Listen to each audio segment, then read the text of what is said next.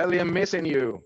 I know, I've been missing you guys too. It's so weird because after you get used to doing this every day and then you have a few days off, it's almost Ellie, I'm missing you. it's almost it's not depressing, it's just kind of like sad, like, oh my gosh, everybody's not with me today and we're not spending time together, so it's almost sad, but I call it empty. I call it empty. Empty, yeah.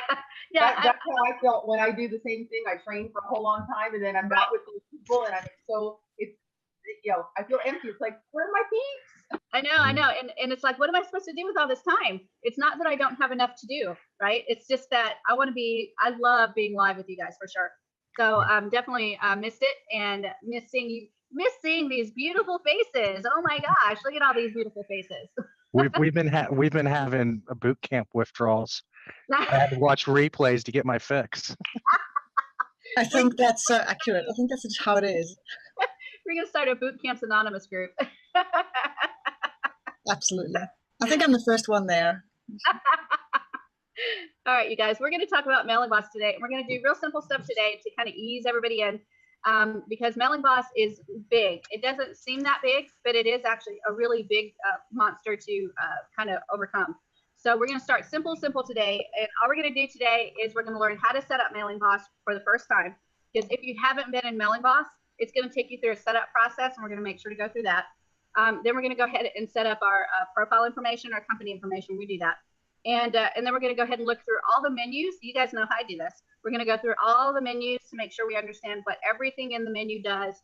There's several different menus in Mailing Boss, so we're going to go through all that. And then after that, we'll go ahead and call it a day.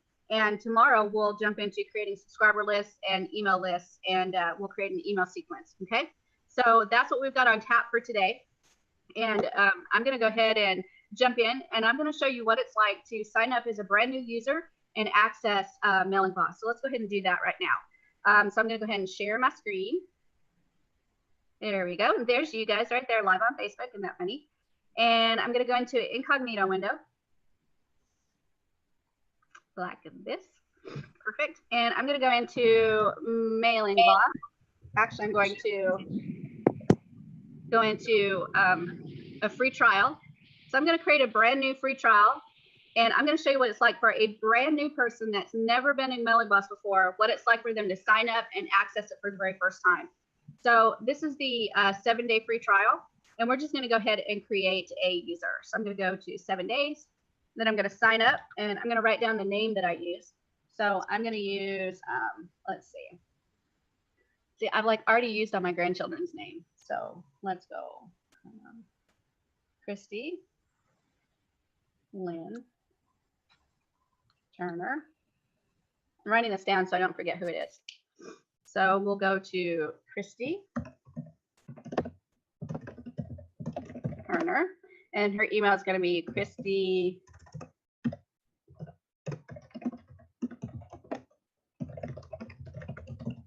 and let me write that down. Christy Lynn at builderalldiva.com, and then her password is a secret.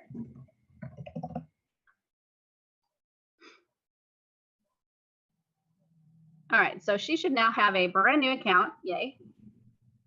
And and it takes me into this area right here. We'll go. That's my personal welcome page. So I'm going to go to Builderall login. So there's my virtual office. And there we go. So now Christy Lynn has a brand new account. So this is a brand new account. She is, everything is clean. Nothing's been done to this account. So I'm going to show you what it's like for them to go into Mailing Boss for the first time. And to do that, I just go into the Mailing Boss area. So there's Mailing Boss right there. This is how we access it. So I'm going to click that. And then I'm going to go ahead and access Mailing Boss. Before I do, I want to talk to you a little bit about what Mailing Boss actually is before we get into too many details about how to set it up, because a lot of people don't know exactly what Mailing Boss is or what it does. So all Mailing Boss is a way to set up emails so you can automatically send them out to whoever signs up for your subscriber list. So when you have people that sign up and they get added to Mailing Boss to your subscriber list, you can actually set it up so that emails go out automatically without you having to manually send them out. For example, I may have 7 emails that I want to get sent out automatically every time somebody joins Builderall. So I can set it up so that I create those 7 emails, and then I put them into the Mailing Boss system, and I set it up so that every 2 days, those emails send out. So when a person signs up, they'll get a welcome email the very first thing, right when they sign up. Then 2 days later, they'll get another email sent out. 2 days later, they'll get another email sent out. And 2 days later, they get another email sent out. That's called an autoresponder. You might have heard that word before. It's called an autoresponder because it automatically responds to the person signing up for your list based on the day that they signed up. So you can imagine, let's say that Phoenix signed up today. So she's going to get her welcome email message today, and then she'll get the next email message 2 days later. So if she signs up today on Tuesday, she'll get her second email on Thursday. But if Dominic signs up on Wednesday, he's going to get his welcome email message right away, but he won't get the second email message until Friday because it's based on what day he signed up. So that's the cool thing about it, is it's all automated. It all goes out automatically. All you do is set up your emails right when you create the list. And then when people start signing up, they get these emails sent to them automatically. Now, do you have to limit the number of emails you send out? No. If you want an autoresponder to go out 100 days, you can have an autoresponder go out 100 days. I don't suggest that because you'll make your people really tired, right? They'll be getting emails from you every day, and they'll be like, oh my God, I'm not getting another email from Shelly Turner. Are you serious? So you get them tired. So you don't want to create an email list that's just going to bombard them, especially if you're bombarding them with stuff that you're selling, right? If you're adding value, I can see maybe setting up an email list that might have a quote or something that goes out every day or every other day or once a week or something like that. But I cannot see you selling every single day. And I have someone that's on my list right now, that my email list, that sends me an email every day selling stuff. And I keep saying I'm going to unsubscribe from that list, but her emails are entertaining. So that's really the only reason why I keep allowing that list to send me emails, because I think that her emails are entertaining enough. I haven't bought a single thing from her, but her emails are funny. So that's the only reason I keep them going. So think about when you're making these lists, think about your users, and then think about yourself and what you want, right? Do you want an email every day? Do you want 10 emails a day? Absolutely not. Think about working hard to not make your people list weary, so that they keep getting emails and they're like, I'm going to consider leaving this list because it's too many. Also, when you're sending out your emails, do it in a way that you create value along with maybe promoting. So what I always do is the welcome email is always just welcome. Oh my gosh, I'm so glad to see you on our list. We're so excited to have you. Blah, blah, blah. My name is Shelly Turner and I'm the Builderall Diva and blah, blah, blah, blah, blah. So I'm going to talk a little bit about myself and maybe add some value. The second email, I'm going to add some value again. Don't hit them with an offer until the third email.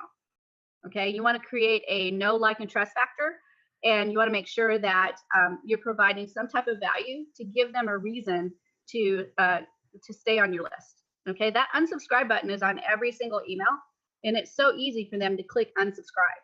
So you want to make sure that you're giving them a reason to stay on that list. Okay, so give value, value, promote, value, value, promote, value, value, promote.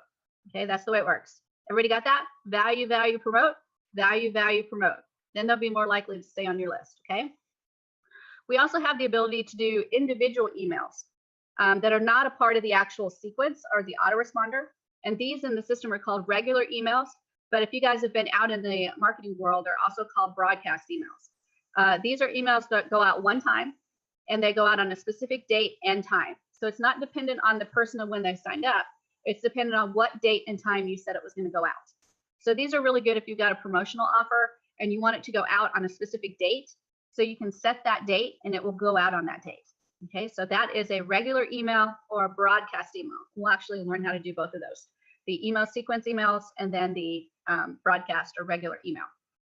Okay, so that's the value of Mailing Boss. It is an automated system that helps you to get your emails out to your subscribers so that they're automated and you don't have to send them out individually. It's all automated in the system.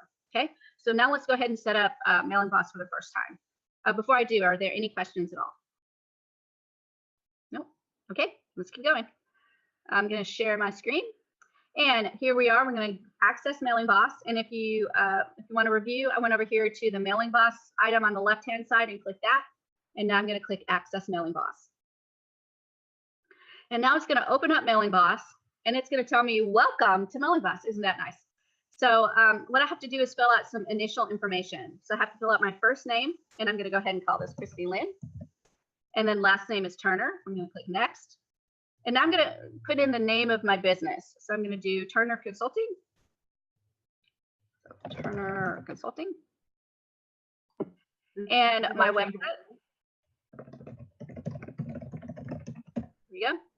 And the default sending address, we're going to say it's Christy, if I can spell it. It's all changeable later. Kelly? Yes, all this is changeable later, and I'll actually show you where you can go in and change all this stuff. Also, this is your default information. Okay, so this is really important to remember. This is your default information. So if you don't change a subscriber list, if you don't change the information on each subscriber list, it's going to go to the default information, and it's going to use this information. But I'm going to show you where you can go in and change it for each subscriber list. So you're not locked into only this information for every list that you're sending out. Okay, you can actually change it for each and every list that you create. So one of the things that I do is no reply at default.com. One of the things that I do is right here where it says default reply to address. A lot of times I will put, most of the time, actually all the time, I put no reply at builderalldiva.com or whatever email I'm using. The no reply, I actually put that in there to let them know that I'm not going to be answering that email. One of the hardest things I have, and I know a lot of people have, is if you have a lot of domains and you have a ton of email, you're going to have email coming in from every single direction. You're like, oh my gosh, you got to check that email and that email and that email and that email. And if you, my poor phone has probably at least 20 email addresses that it goes out and gets and brings back for me. And that's too many. And that's even using this system. So instead of setting up different emails for the reply to email, I just set up no reply to let the people know that this is going to be an email address that I'm not going to reply to. So if they try to send me an email by hitting reply, it's going to come up as no reply so that they know there's no reply that's going to happen. We're not going to get this email address. We're not going to look at it. It's a no reply email address. So that's the way I do it. So I don't have to have all these different emails that I'm checking. And to me, that's really important because if you're going to have a different domain email for each subscriber list, you don't want to go and check every single domain's reply to email. It's going to just be too much work. But if you put one single reply, like let's say Shelly at teamawesome.com or something like that, well, that's going to be a different domain than what you had over here as the default sending email address, and it doesn't look very professional. So I just put no reply and then at the domain that I'm using for this subscriber list, and that works perfectly because then I never have to check that email. In fact, I don't even create an email address with that email. That way it's lost in cyberspace and it never gets delivered. So I never have to worry about it. And then I'll set up a support email address on the website that I'm working with so that then I can actually check the support email if I need to, but not here at the reply to. So this is the default information for Mailing Boss. I'm going to click next. And now it wants an address. So I'm going to put in my address. This is my actual address. If you guys want to send me birthday presents and Christmas presents, that's okay. And then I'm going to go ahead and choose my country. And last time I checked, I was in the United States, although I just recently got back from London, which was really cool. All right, so there's my physical mailing address. And then I'm going to click next. And now I've set everything up so that I'm ready to start using a Mailing Boss. I'm going to go ahead and look at your eyeballs again and make sure you understand what we set up so far. That is the default information. And it's also very, very important that you set up that information at the beginning, because it's going to go back to that information if you don't set it up for each subscriber list, and it's going to pull in that default information. Now, the company information that we set up, where I put my physical mailing address and city, state, zip, and country, all of that is going to be taken and combined and put into every single email, and it's going to have the company address in there for you. And that is required by something called the CAN-SPAM Act. So if you're in the United States and you're sending out emails, it's a requirement to put your company name and your company address information in there. So you want to make sure it's valid information. Now, I always put my physical mailing address. And so far, I've never had a stalker. I know it's shocking, but I was telling somebody the other day, I have never had a stalker, and that sounds really fun. I think I'd want a stalker if they go ahead and bring me gifts if they stalk. That would be cool. But I want to just tell you that it's not a worry of mine that somebody's going to come and stalk me at my address. And you have to give an address, a physical address for these emails. And if you don't want to give a physical address as in your home, then go and get a post office box or something like that. But you have to have an address. There are places you can go in every single state that has post office boxes that you can purchase, and they will handle your mail for you. There's some that will even not just receive your mail and then you can go and get it, but they'll actually package your mail and send it to you if you're not close to that post office box. So these services are not that expensive, and they are, like I said, in every single state. I think the closest to me is about an hour away that they provide that service, because we're in Mississippi, which is the last mile, right? We get things last here in Mississippi. But I'm sure that there's something like that near you guys, a monthly service you can pay for, so they can receive your email, and then they'll even package your email and send it to you, so you don't have to go to where that box is, okay? But always have a valid physical address. That's important because it is a law that you have to put your company information and address on there, okay? So now let's keep going. The next thing we're going to do is actually talk about the menus and what all the things mean inside of Mailing Boss. I'm going to go ahead and share my screen again. And we're going to go ahead and go through the menus. I always start, for some reason, on the top right-hand side. I really don't know why, but top right is my favorite, I guess. So on the top right-hand side, this area right here where it says out, that is actually to log out of the system. And you don't really need to, because you're logged into Builderall. So all that you have to do really to get out of Mailing Boss is close the window when you're done. The next one is this little circle with the eye in it. This is information. And if you look at it, it will tell you what your sending quota is, how many lists you have, how many campaigns you have, how many total subscribers you have. And then if something has changed, you can click the refresh button and it will refresh it all for you. For those that have the $29.90 account, the $49.90 account, and then ambassadors, I believe you're unlimited as far as subscribers, and your sending quota is unlimited, your lists are unlimited, and your campaigns are unlimited. And that's because we at Builderall love the word unlimited. So there's unlimited on these for the $29.90 and the $49.90 accounts and the ambassador accounts. If you're a $9.90 account, you have a limit of, I believe, 100 subscribers. Okay. And then the next item right here where it says, hello, Chrissy Lynn Turner. This is where you can change your information if you need to. And this is the default information. You're not changing it in a subscriber list. You're changing the default information. So if I click this, I can actually go into my profile. And this is where I put my first name, my last name, the email. I can choose the time zone. And right here, I'm going to go ahead and choose Chicago, because that is my time zone. So let me see if I can find it. Let's see, I am Chicago. Oh my gosh. So it's way down here, I think, in the like bottom. Or maybe I passed it, I don't know. So they're specific, yay. And I went all the way to the bottom. So I probably passed it somewhere. But you can choose your, we'll just say you can choose your time zone on +6, I think, or +5. Hold on, you guys, let me find it. Well, wherever I'm at, I'm not sure, but we'll pretend like I found it and I can change my time zone. Your language is English, and if you want, you can pick something different, but mine is definitely English. I don't speak any of the other languages very well at all. Spanish, I speak a little bit. French, it goes as far as saying croissant, and that's about it. German, definitely not. Greek, definitely not. So my language is going to definitely be English. And then lead score. This is lead score is what happens when a person opens your email or they click a link. So you can set what the score is that they get. So on the lead score, this first one, points for opening the campaign.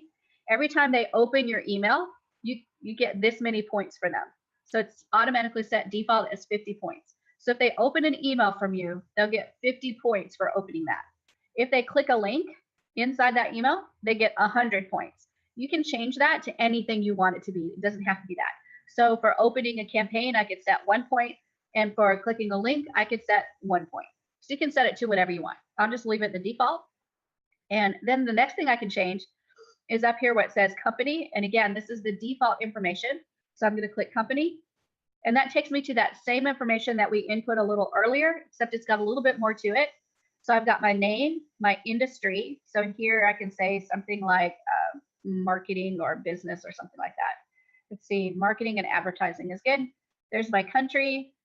Zone, I think, is for when you are outside of the US and you've got different areas. Oh, for US, it actually breaks it down to state. Yay. So I'm going to say I'm in the great state of Mississippi. And there's my address. And then it's got an area for another line for address. And then the zone name. And for this, I've got MS for Mississippi. And then my website. And I'm just going to say www.christylynn.com. And then I've got city and zip code. And then I can put my phone number in there, my fax number in there. And then if you've got the VAT for the European nations, if you've got that number, you can put that in there. And then, of course, the from email and the reply to email. And again, that reply to is no reply at builderalldiva.com. So once I put all that in, I just click Save Changes. And now I've got all of my default information saved and ready to go. So if you do not change these on your subscriber list, this is the information that's going to be pulled forward, is your default information. And so now I'm going to go to this menu right here. And the first item we have is workflow.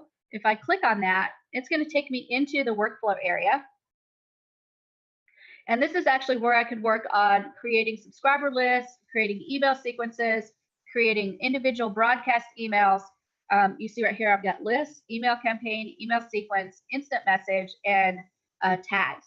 So there's a lot of neat things I can do in the workflow area. We're not going to go into too much detail today because we're going to do workflows probably in day 3. But to get back to the regular Mailing Boss screen, I can either click back to Mailing Boss, or I can click this little white icon right here. Anywhere I am, if I want to go back to the very beginning, I can just click that white icon and it will take me all the way back to the first page. So workflows is just a great way to do everything that you want to do inside Mailing Boss, but in a graphical user interface so that you can kind of see it in a picture form, which is really cool. And then right here, I've got campaigns.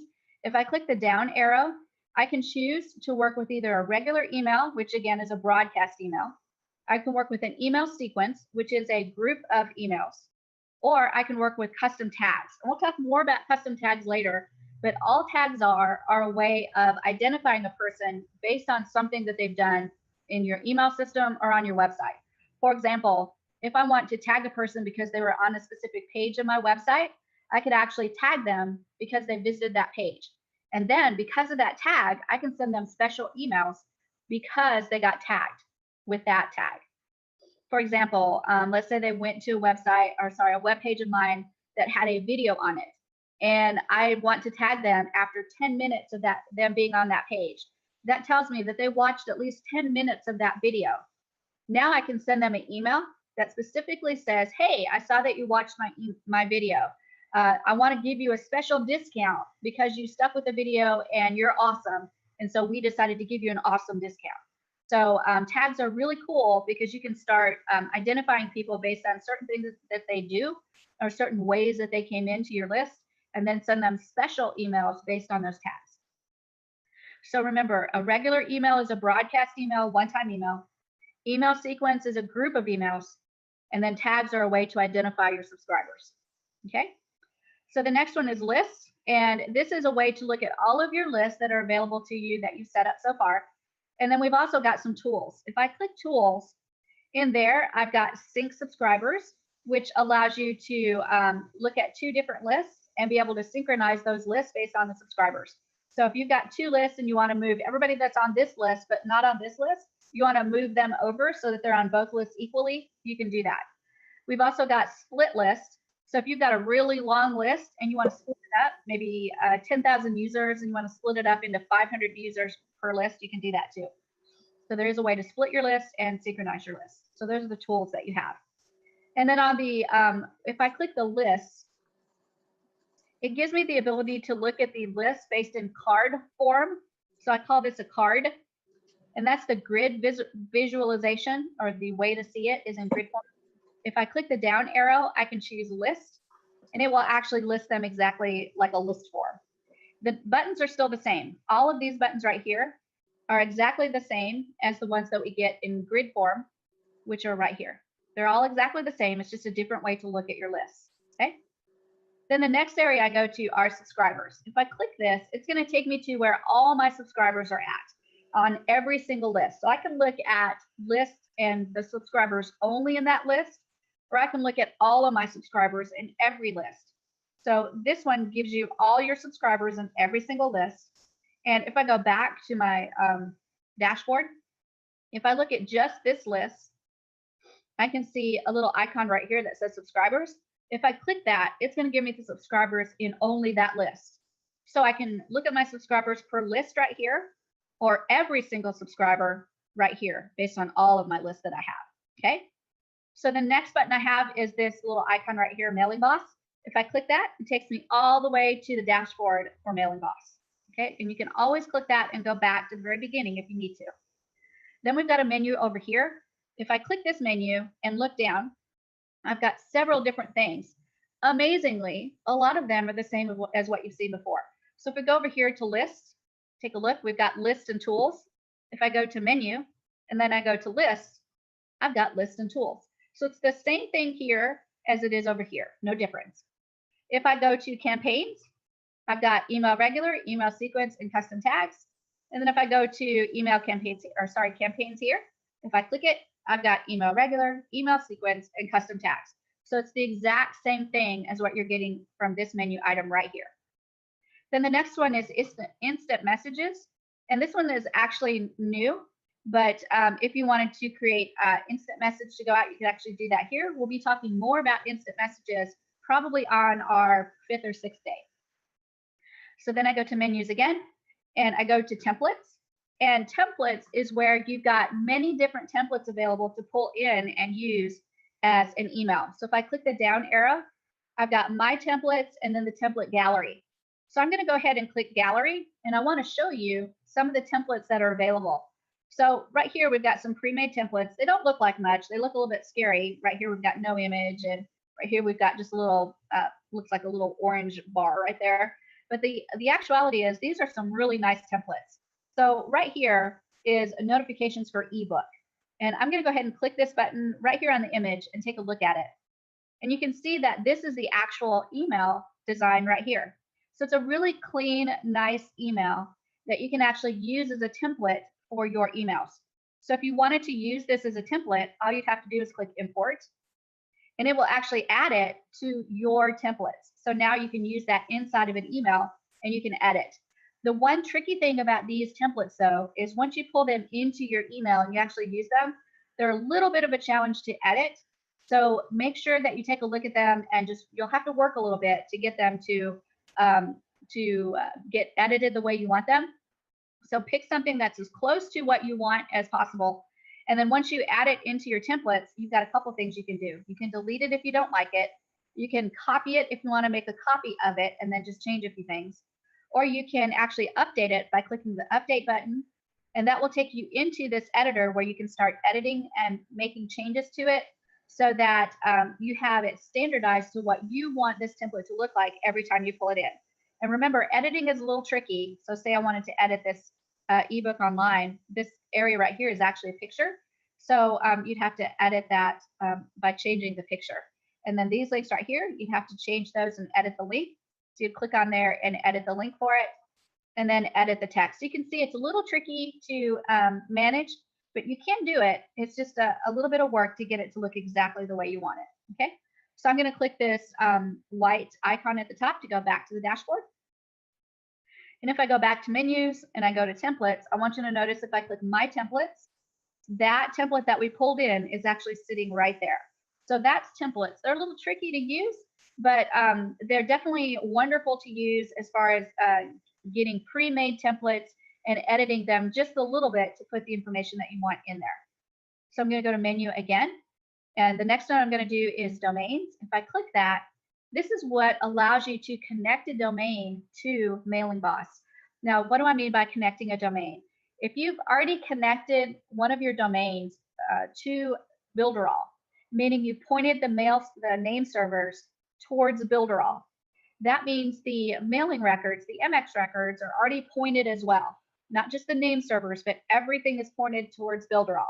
So all you have to do is add a new domain in there, and it will actually verify on its own. But if you've actually made it so that your name servers are not pointed towards Builderall, you're using something like Cloudflare or something like that, then you'll have to do a couple of other steps. So I'm going to show you what you need to do. I'm going to go to create new, and we'll say the domain is Christy, let me spell it right, ChristyLynn.com. So I've added my domain name in there, and then I'm going to click Save Changes. And if the name servers for ChristyLynn.com are not pointed to Builderall, then you have to actually go into wherever ChristyLynn.com is at, wherever that domain is located. And you're going to go in and change some of the records on your DNS server. You'll go in and add these text records, and it tells you exactly what to do. So this is just a regular text record. So you have to go into the DNS settings and change this, but you're going to add 3 new records, and they're all text records. So you'll add this one, then you'll add this one, and then you'll add this one. So you'll have to read the instructions really carefully, but you'll add these records to your DNS settings, and then your records will be pointing towards MailingBoss to be able to handle the email for this domain. Okay, so you have to do that if your name servers are not pointed towards Builderall. If your name servers are pointed towards Builderall, you do not have to do this step. It will verify on its own. Okay, all you have to do is click Verify DNS Records, and it will actually do it all on its own. Okay, let me go back. There we go. Shelley, Yeah, go ahead. so if you have your domain like with a big place, like one of my main domains was with HostGator, and I wasn't sure how to do that, I called HostGator support, and in 3 minutes they did it for me. Great. So if somebody's confused about it, they can just call whoever is hosting their site, and they'll help them with it. Yeah, it can be confusing, especially when you're talking about DNS records and you're not real knowledgeable Yeah, about it. I'm techie, and I couldn't figure it out, and I just called them, and literally in 3 minutes they had it done for me. Yeah, HostGator will do it. GoDaddy will do it. It is a little bit tricky and a little bit hairy to understand if you've never done DNS records before. We're So- not all computer geeks like you. So do like Bonnie said and contact the support. And most times they will be glad to help you, because it really does only take a couple seconds to do it. And you can give them this information and they'll just lickety-split do it for you. Okay, because if you don't understand, they do understand, and they can actually get it for you. All right, let's jump in. Oh, another Shelley, question. I did Go ahead. contact GoDaddy to do that, and they will not do it for you, but they walk you through it. They Good. no longer will do it for you. I guess they've run into problems. So, but they will step by step. So I messed it all up and they fixed it all, and then we fixed it back, made it proper. So that's how GoDaddy works now. And the other question is SMTP. We can't use this as a regular email, like just sending out back and forth, correct? Like, I know we can, set up a special email to go out to a special list, but like if you and I wanted to talk, I was using that domain. I can't use it like a Gmail account, for example, or a Outlook or something, correct? Any of the emails that you create while you're inside of MailingBoss, you can actually really create those, and just go to your domain and click that little email button and create those as a valid email. And then you can send and receive from Rainloop. So anything that you use inside MailingBoss, you can create those emails and then send and receive using Rainloop. But if you want to send and receive using a third-party client like Gmail, you can do the SMTP settings. So you can send and receive from Gmail, even though you're sending via that domain. So SMTP. There's going to be a class on that. I will give you that information for sure. We'll talk about the SMTP settings when we go through Rainloop, and I'll explain how to set that up. For example, on my phone, wherever my phone is, I can't believe my phone is not like within arm's reach, but I've set it up on my phone so that certain email addresses that I've set up through the dashboard, right? So I go to my domain, click the email icon, which I'll be showing you how to do that, and then create those email addresses. I can actually SMTP those into my phone and actually receive and send using those email addresses. And it looks like I'm sending from that email address, even though I'm doing it on my phone and not in RainLoop. But only your phone, not a desktop. You can do that on desktop too, but you'll have to use a third-party email client like Oh, Gmail or Outlook or something like that. You know, Okay, thank you. I look forward to that. Alrighty, no problem. No problem. It's very exciting what you can do. I'll also show you how to quickly get to your email when we do all the email setup stuff so that you can access RainLoop. We'll do all of that together, okay? All right, you guys, let's go ahead and continue with the menu. So I'm going to go to share. Ooh. Hello. There we go. It's okay, I got that, sorry. Awesome. All right, I'm going to go to share my screen. And so we've talked about the verifying domains, and let me cover that one more time for you, okay? Just to make absolutely sure you've got it. I know some of you are like, oh my God, Shelly, I've got it, but I want to make sure. So if you have your name servers pointed towards Builderall already, all you do is create new and then click verify, and it will verify by itself. If you do not have your name servers pointed towards Builderall, then you have to get those new text records, go into where you've got your domain hosted, and go into the DNS settings and add those new text records into your registrar or your domain, and then click verify. And typically that takes like 24 to 48 hours for that to take hold and then validate. Okay, so that's how you do the domains. The next one is API keys. And if I click here, you'll see that I've got an API URL, which is fantastic. And then I'll generate some new keys. And these keys are really important because now every single time that I connect my mailing boss to my website, it needs those keys to be able to connect. And it's got a public key and a private key. When we go through the setup using an opt-in box, I'll show you where those keys are at so that if you ever get disconnected for any reason, you can put those back in. Yeah, does somebody have a question? No? Okay, good. Oh, not good that you don't have a question, just good. All right, so those keys are really important because it's not going to connect to Mailing Boss unless you have the keys. And inside of Builderall, it automatically goes in and gets your keys for you. But every once in a while, there's a disconnect and you have to re-put your keys in. So this is where you'll find those, is your public key and your private key. And again, when I go through and set up an opt-in form for you, I'll show you exactly where to find that at. So if you ever get stuck and you're not connected to Mailing Boss correctly, you can check your keys. Okay, so those are the API keys. Hey, Shetty, can you just refresh it? This one? Oh, when you're connecting to Mailing Boss? No, I don't know what happens, but every once in a while when you do that opt-in form, it just kind of goes crazy and loses the keys. And so a lot of people don't understand how to go back and make sure to put those keys in. So I'm going to show you, that's one of the troubleshooting steps, is to just check your keys and make sure you've got your keys. Okay, Phoenix?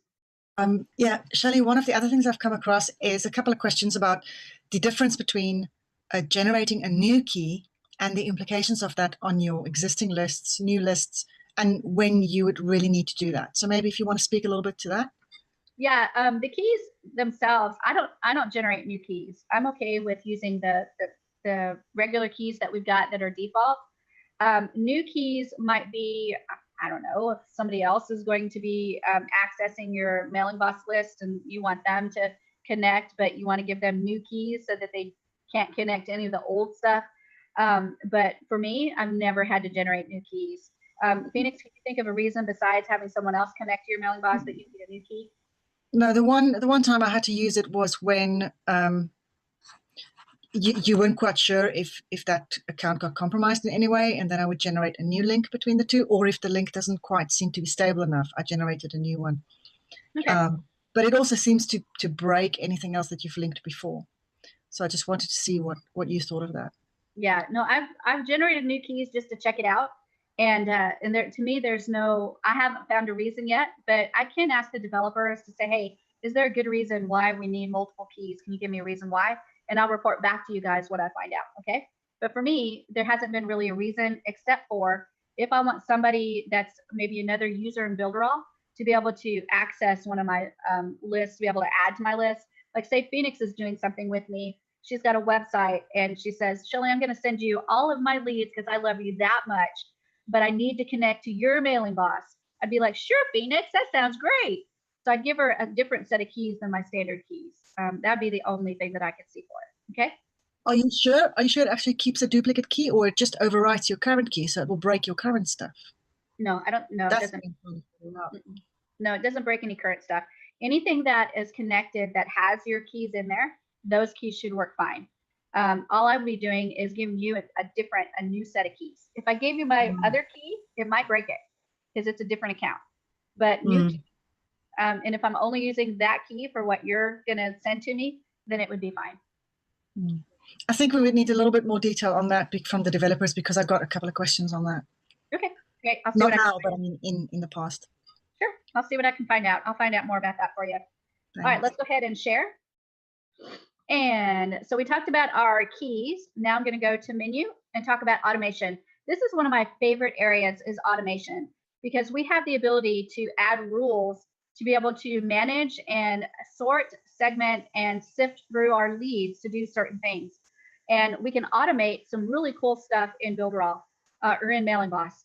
So right here, I can add new rules. So I'm going to click Add Rule. And these are the triggers that trigger these rules to happen. So I've got when a user subscribes, when a user unsubscribes, when they click a link, when they don't click a link, when they open a campaign, or when they don't open a campaign.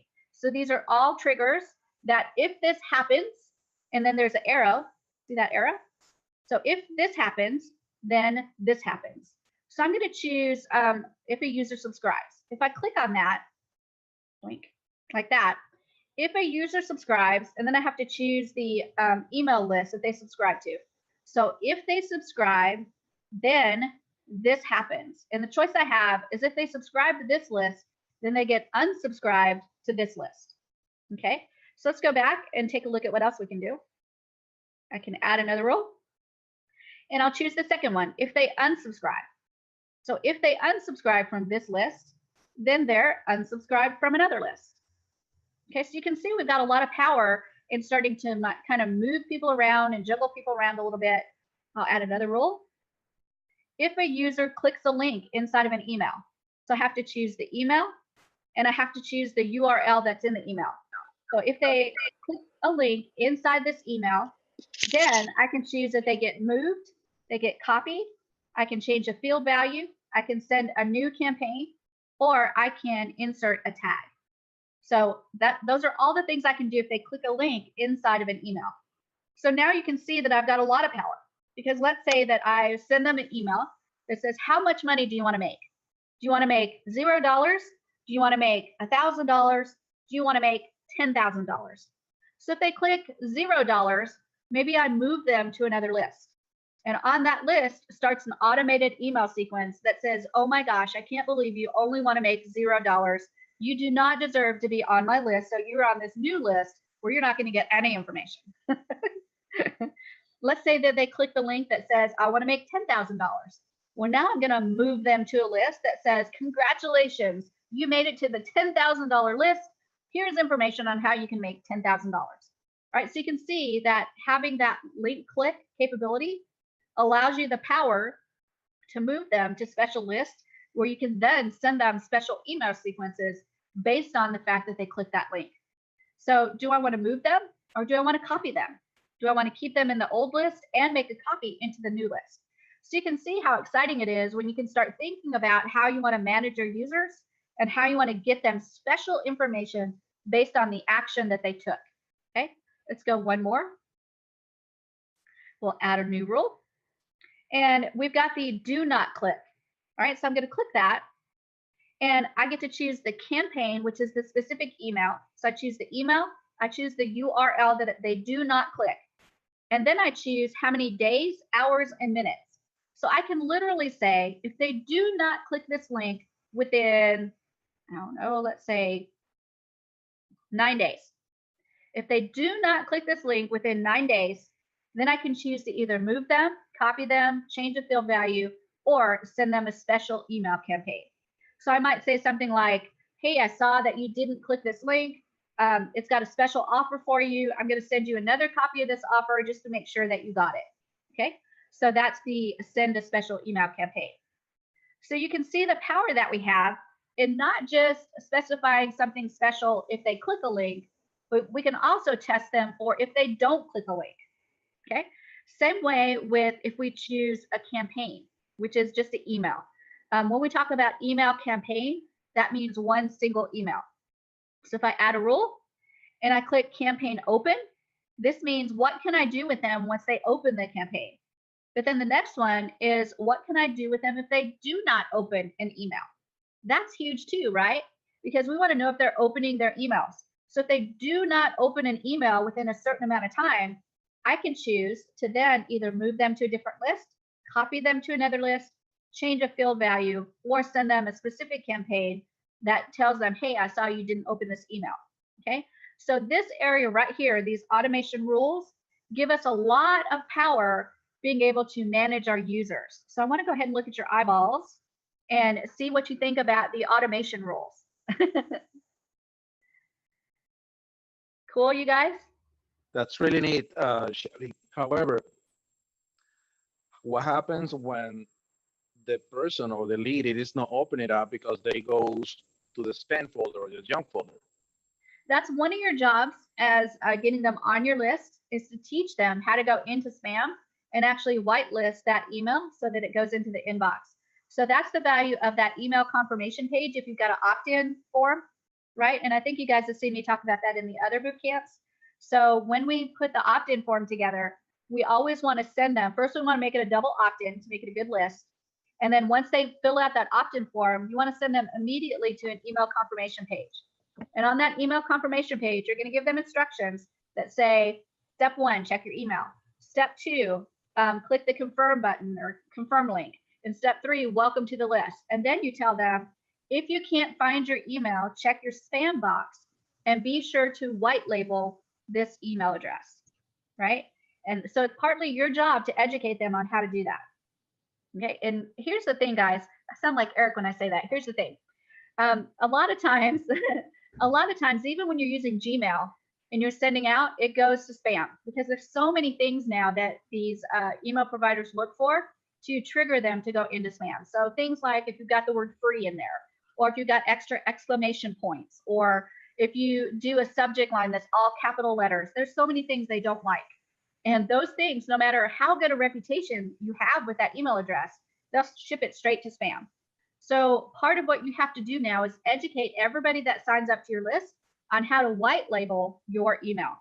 Once they white label your email, your reputation actually increases and you'll have a better chance of getting into the inbox the next time. Okay, and we'll talk more about that on probably the 6th day of the boot camp.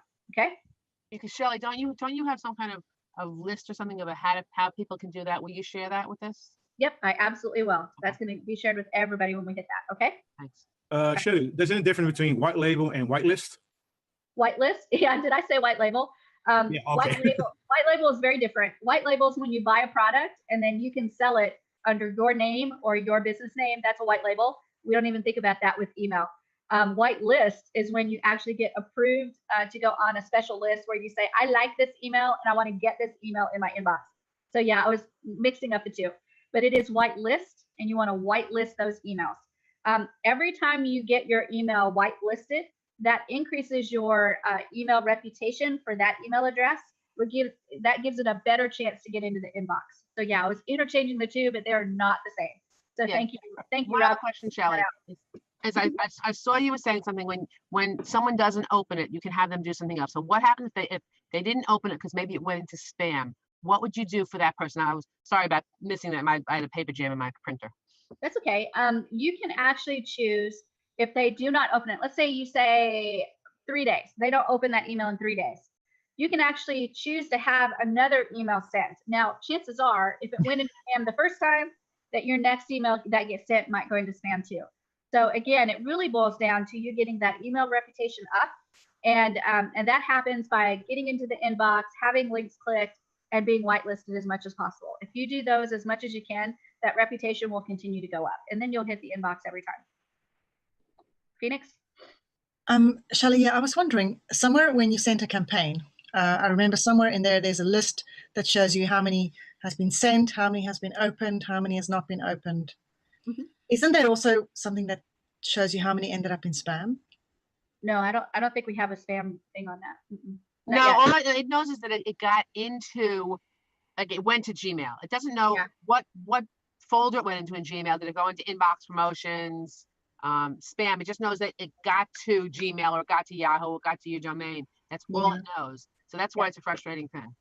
Yeah. There's no indicator of spam. It just tells you, did it get delivered or did it bounce? And that's really the only two that you get. And we'll look at that data later. Okay. Kelly? Yep. Karen?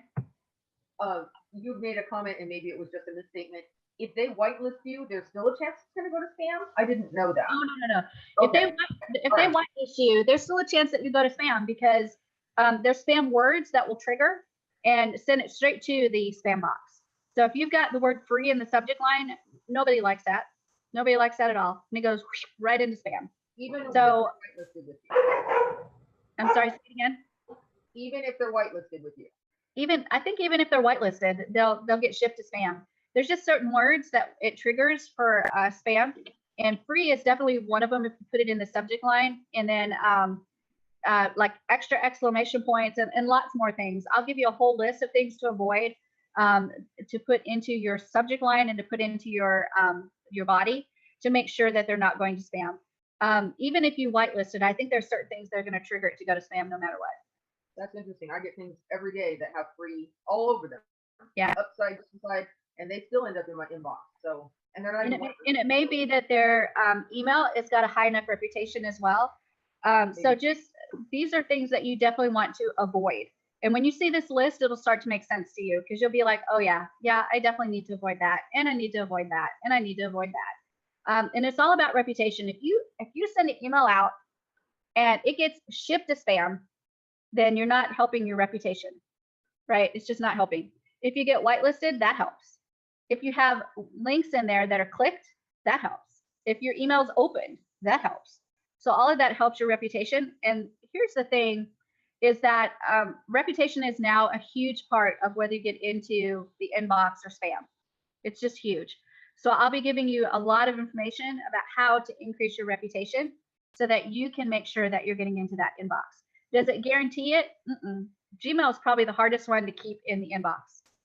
They've got just algorithms that they run all the time that are very strict, and it's just super hard. So where everything else I get into the inbox pretty easily, Gmail is the one that I fight to stay in the inbox. And I've been whitelisted and still sent to spam. wow. I've whitelisted myself and got sent to spam. So, Question. Dominic.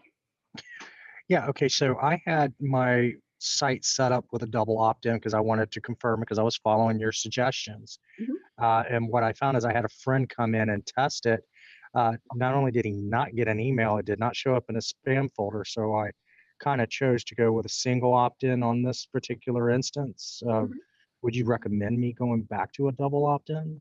I'd keep working with that double opt-in if at all possible. And the reason is, and we'll go through this when we go through setting up a subscriber list, but double opt-ins are going to be a cleaner list. Right now, a single opt-in, they can put a fake email in every day, every day, all day, right? And so what you're going to get is people that sign up just to see if they can get your whatever you're giving them for free without really giving you their real email address. How do I know this? I do it all the time, right? I test people all the time. If I see something online, I'm like, ooh, I want that free ebook, or ooh, I want that schedule, or ooh, I want that report. I'll first try it with a fake email address, and you'll be stunned how many times I get all the way through and to that lead magnet for free. And I put in, Wonder Woman at dccomics.com or Batman at gotham.com, right? They're not real emails. And that means that you've just given away this free item, and you were supposed to be giving it away in exchange for a real name and a real email address. So that double opt-in actually helps to be able to keep that from happening. So you definitely want to try that as if you can possibly get it to work. Now, what email did he have, Dominic? Did he have like Gmail? It was a Yahoo. Really? It was a Yahoo. It was a Yahoo. Pretty lenient. I tested it with my actually several of my Gmails because I have more than one, and I had no problem. But I consistently heard from friends who were testing my website, and it's just to enter in my website to buy from me. I'm not really, it's a bunch of affiliate links. Yeah.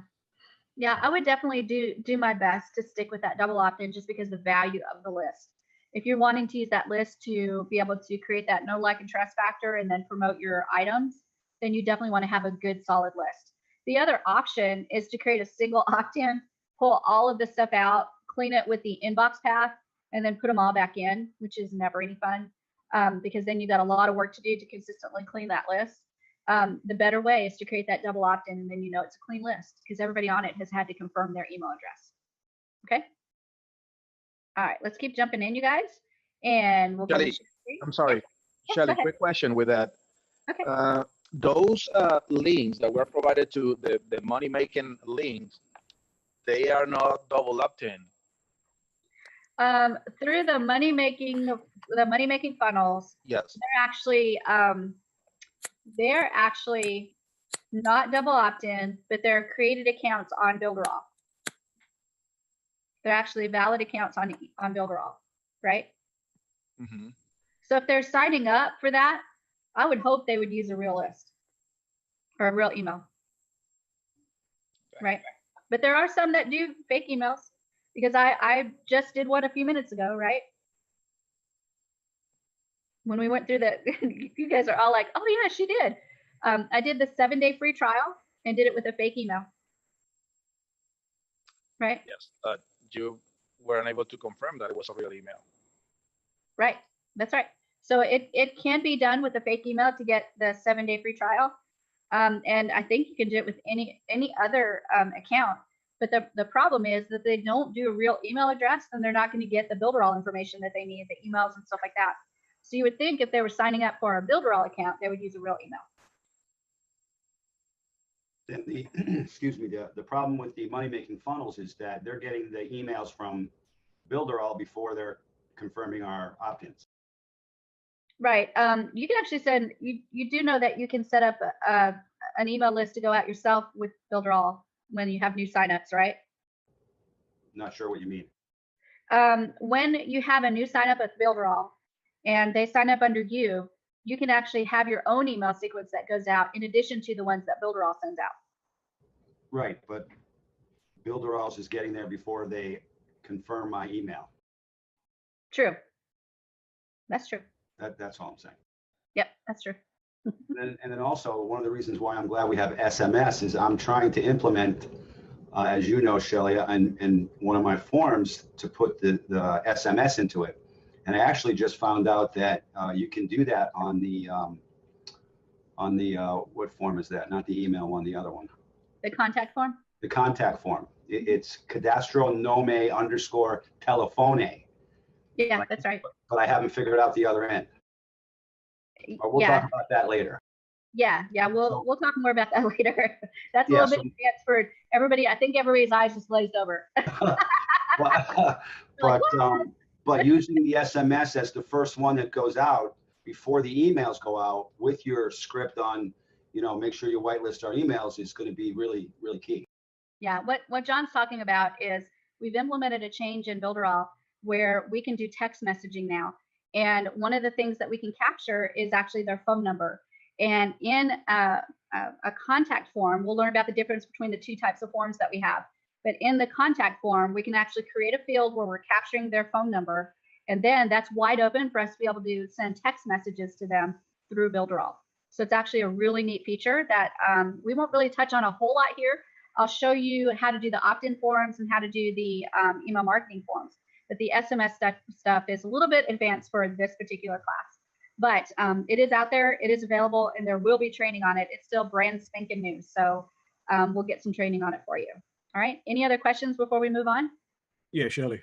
Okay, go ahead, Ron. I believe the double opt-in is supposed to be a norm now, right? Because if we're dealing with the European area, you must have a double opt-in. So it should be a norm. Yeah, it should be. But let me tell you something. When I first started, if I did single opt-in because it was just easier. right? It was just like, just do a single opt-in. I'm kind of like Dominic. If I'm running into issues, I'm just going to do a single opt-in and just let it rip.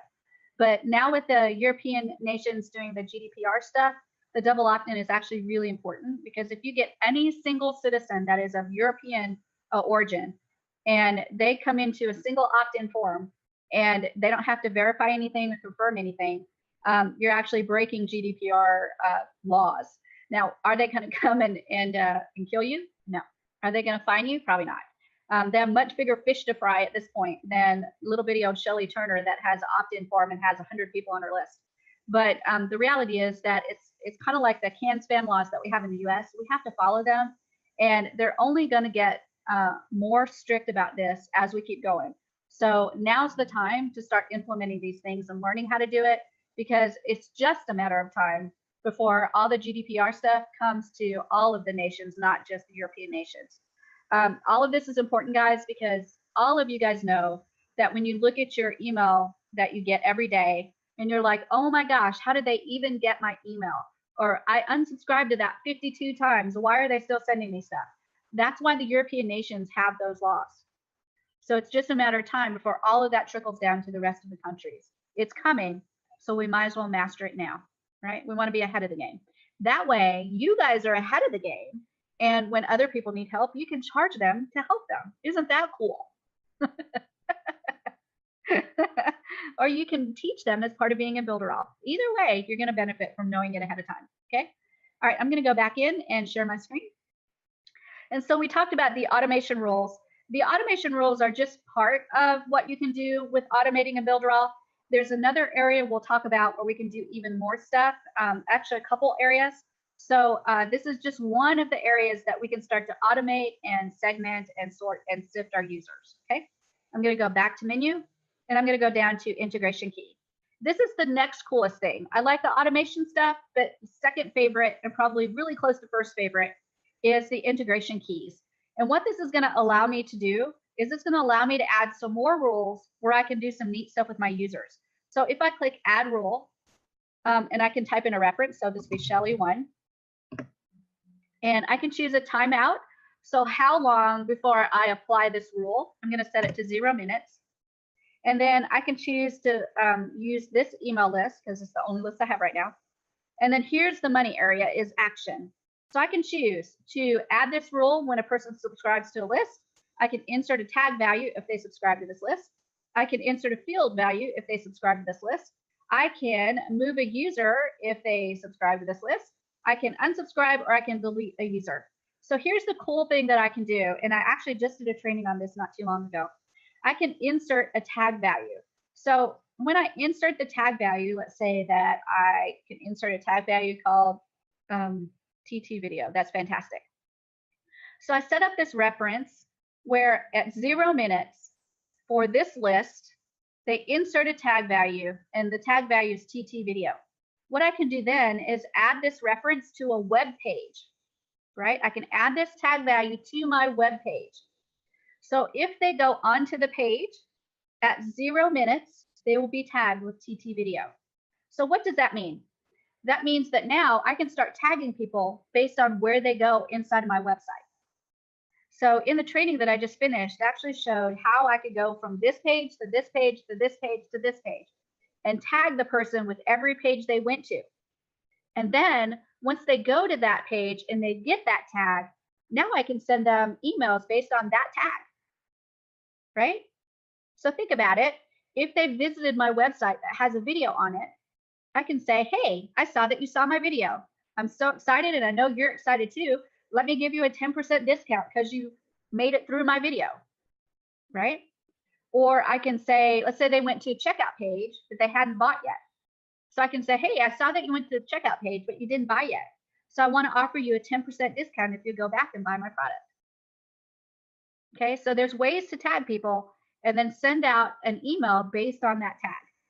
So that, again, gives you a lot of power to start managing your list and start sorting people according to what they've done so that you can send out special emails. Okay, those tags are actually really cool. So any questions about that? Yes, Karen, are you willing to, or could you put the replay of that video that you did in more detail below this replay? It's in the business community area. If you guys are Builderall business owners, let me show you how you can get to it. I'm going to share my screen.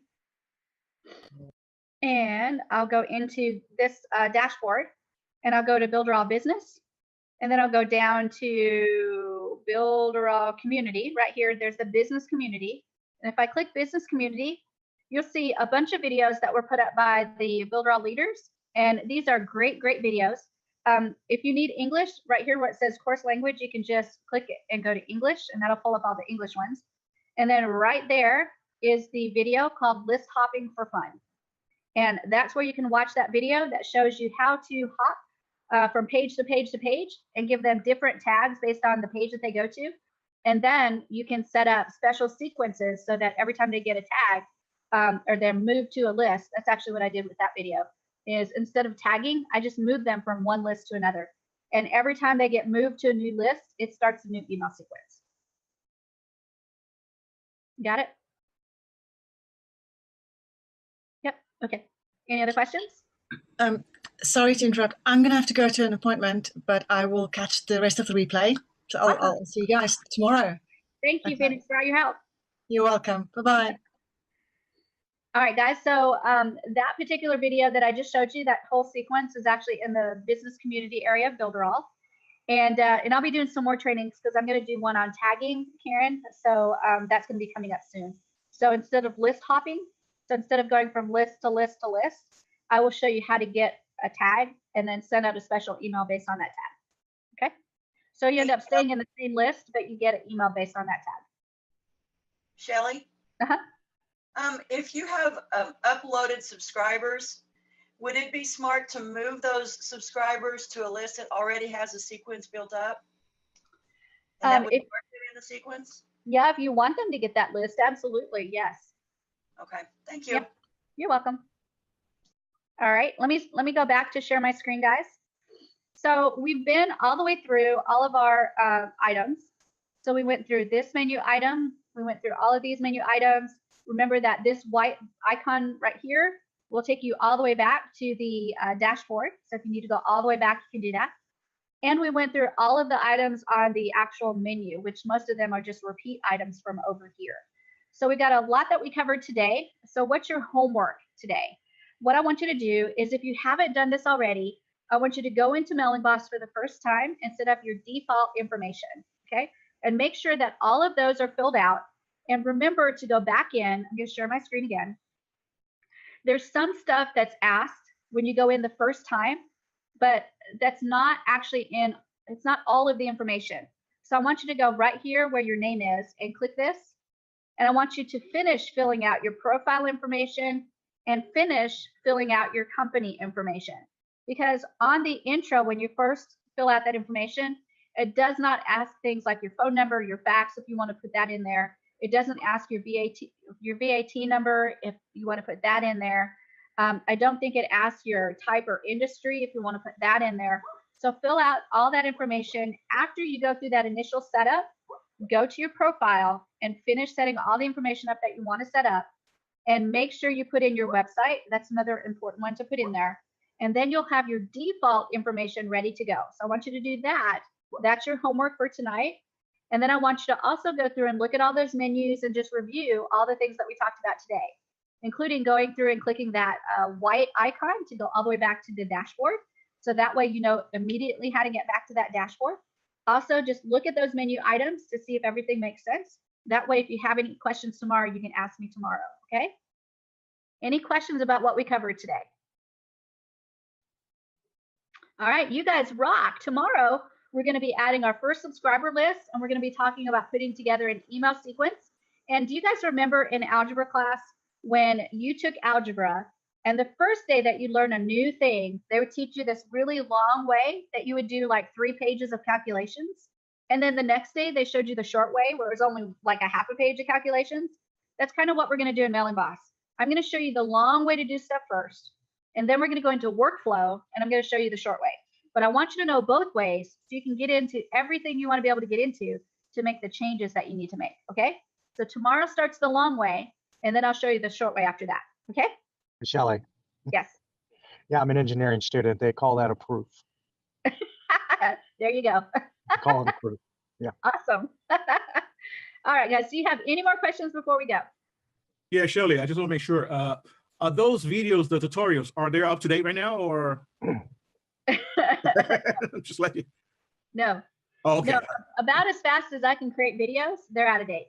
So I'm I'm chasing my tail, definitely doing videos.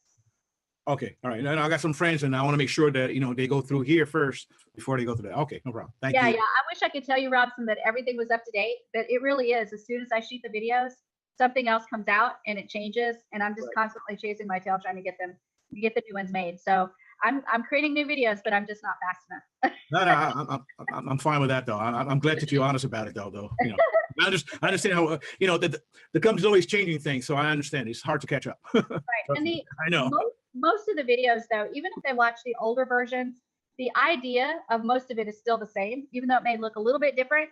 There are some people that can't handle the way it looks different, but most people, they can get the gist of the idea, and from that video, be able to take what's in there and kind of deal with it with the changes that have been made. So there's just a couple exceptions to that, like the membership areas. They're drastically different in how you set that up now. So that would be one that doesn't match the video at all. But many videos, even though it's changed a little bit, you can still get the gist of the idea and still be able to manage. Okay. And I promise I'm working on updating videos as fast as I can. Shelley, you noticed I changed halfway through because I was in the car. I noticed. I had to go to the dentist this morning. But the last day of our last boot camp, my water heater totally went out. Oh no. Oh my gosh. And because it's underneath the kitchen sink, where they put it, and we remodeled the house, it took me 11 days to get someone to come in and. Oh my gosh, that's crazy. Well, let me tell you, your teeth are beautiful. Karen. You mentioned, speaking of outdated videos, I don't know if this is current or not. You talked about a Monday, which I couldn't get to. I guess it was out on Sunday night, so it said it had been moved. But there is really a Monday training morning early for specific. Then you also mentioned a Wednesday, and I know about Tuesday night. I'm not sure how to get to that one, but I'll figure it out by tonight. And then a Wednesday morning, is that still happening? It's still happening. Yep. The only exception is when I'm on the road. Oh, where do I find that one? The Wednesday. I typically post that in all the groups, like just before it starts. So, and I think I go live to the Builderall English group because it's a tools video on how to use the tools. So the Monday group goes live in the Builderall Business Facebook group. The Wednesday morning training goes live in the Builderall English group, which is just the users group. The Tuesday night, it goes live to YouTube now, to the Builderall USA YouTube channel. And then, of course, we got our ambassador meeting on Friday, which goes live into the ambassador Facebook group. And I think that's all. And all of those are listed on the event calendar. And they all should have the location too. Let's take a look and make sure that they have the location. So hang on a second, we'll look together. So if I go down to the event calendar, which on the left-hand side, right here is the event calendar. I'm going to click that. And on the event calendar, we'll wait for it to load. There we go. And it is March the 26th. So right here is today's date. So yesterday, the Builderall business meeting, the location is on the dashboard. Right, that's where that goes, is to the dashboard. And then the boot camp, we actually had to push it back a day because of my travel. But Wednesday, the live marketing training, and it's live in the Builderall English Facebook group. And a boot camp again, and then ambassador meeting in the Builderall Leaders Facebook group. So it should have all the locations in there, the time that they start, and what they are. So hopefully that'll help you. Speaking of ambassadors, any news about him possibly opening that back up again? Ambassador will actually be completely closed down to new members as of July the 4th, tentatively. The new 3.0 is going to be tentatively set for July the 4th. So, and if you want to become an ambassador, now's the time to become an ambassador, because how do you do that? You'll have to contact the person above you. The only way to come in as an ambassador is the person above you must be an ambassador. If they are not, then you can tell them, hey, I'm interested in becoming an ambassador. Will you become an ambassador so that I can become an ambassador? If they are not, then there's not a lot of options because we're not supposed to advertise for ambassador across team lines. So if you are on somebody else's team, I can't tell you to come to my team and be an ambassador. That's against the rules. So contact the person above you and find out if they're an ambassador. And if they're not, just tell them, hey, I'd really like to be an ambassador. Will you become an ambassador so that I can become an ambassador? Okay. So they have to recommend you? Yes, you have to be invited to be an ambassador. So if my upline is an ambassador, currently he can invite me because he said he had 2 tokens. And Yes. he used those. Does that change? Just talk to him about it and just find out if he's able to give you a token. Okay, thank you. You're welcome. David. Shelley, as you know, I'm just using it as a tool at the moment, right? Mhm. Would I be able to sign up for the ambassador as a tool user, or do I have to go for the business? You'd probably be able to go straight to ambassador because it's okay. You can skip the Builderall business part. It is $100 a month, so it's going to be a little bit higher amount, Okay. but you're going to get a better commission structure. And again, Okay. that program is going to be gone as of July the 4th. There's Right, not a and- whole lot of information I can give to you guys because it's not supposed to be really a public release Yeah. program, right? Yeah. But definitely contact your sponsor. And again, if they're not an ambassador, you guys have a lot of power that you don't understand you have. Because as a person that wants to be an ambassador, you can say, hey, I really want to be an ambassador. Will you upgrade to ambassador and then sign me up as an ambassador? See, I don't know who my sponsor is, you see. You can Well, find out. You can I find out. know that Neville is, Taylor, he's my sponsor. So he would be the one that I contact, right? Yes, and you tell him, I'm interested in being an ambassador. I would like to get one of your tokens. And then be just as nice as you can, send them chocolates through the mail, whatever it takes, and talk to them about becoming an ambassador. But remember, ultimately, it's their decision whether they upgrade you to ambassador or not. It has to be by invitation. So you have to convince them that you are ready to be an ambassador. Ambassador means that you're all in for Builderall, right? That's what that means. If you're not all in for Builderall, don't ask them. Another thing too is not all ambassadors is it's a program that's been finished a long time ago. Like this is the tail end where it's finally like it's just over. Like there's not even any talk about it. There were 2 tokens per ambassador. So even though you may ask the person above you or they may ask the person above you, however it may go in the line, is they may not always have those tokens because there's only 2. So just maybe want to mention that so that no one gets upset at somebody if they don't have the capacity because it's an old program. That's all. Yeah, and there's a lot of people, you guys, that really want to tell you yes, but if they don't have the tokens, they don't have the tokens. And they've only been given 2. So the reality is if they've already used their 2, they may not have a token available to give you. So we're late to the party. You're late to the party. But it's not because it's intentional. It is because it's supposed to be a very limited program and it's only by invitation. So again, you want to make sure that if you're talking to your upline, that you give them a reason that they want to give you that token. See, I don't know who to talk to. David, if you don't know who your sponsor is, contact support and you can find out who your sponsor is. Okay. Right. Okay, dokie. David, Thank you. David, just open up the Builderall business. In the bottom there, it should say you have been sponsored by whoever. It's right there. You see, I don't have the business yet. Oh, you don't have the business. Okay. No, I'm just the tool. I'm just using the tool. You can go to your. You can you should be able to message through your. I mean, I don't have just a non-business account, but you still should have your account information under your profile, and there should be a way to send messages to your sponsor. And oh, that's right, Greg. Let me share my screen and see if we can see that, so we can show that to David. All right, here I am, and here's my profile, account info,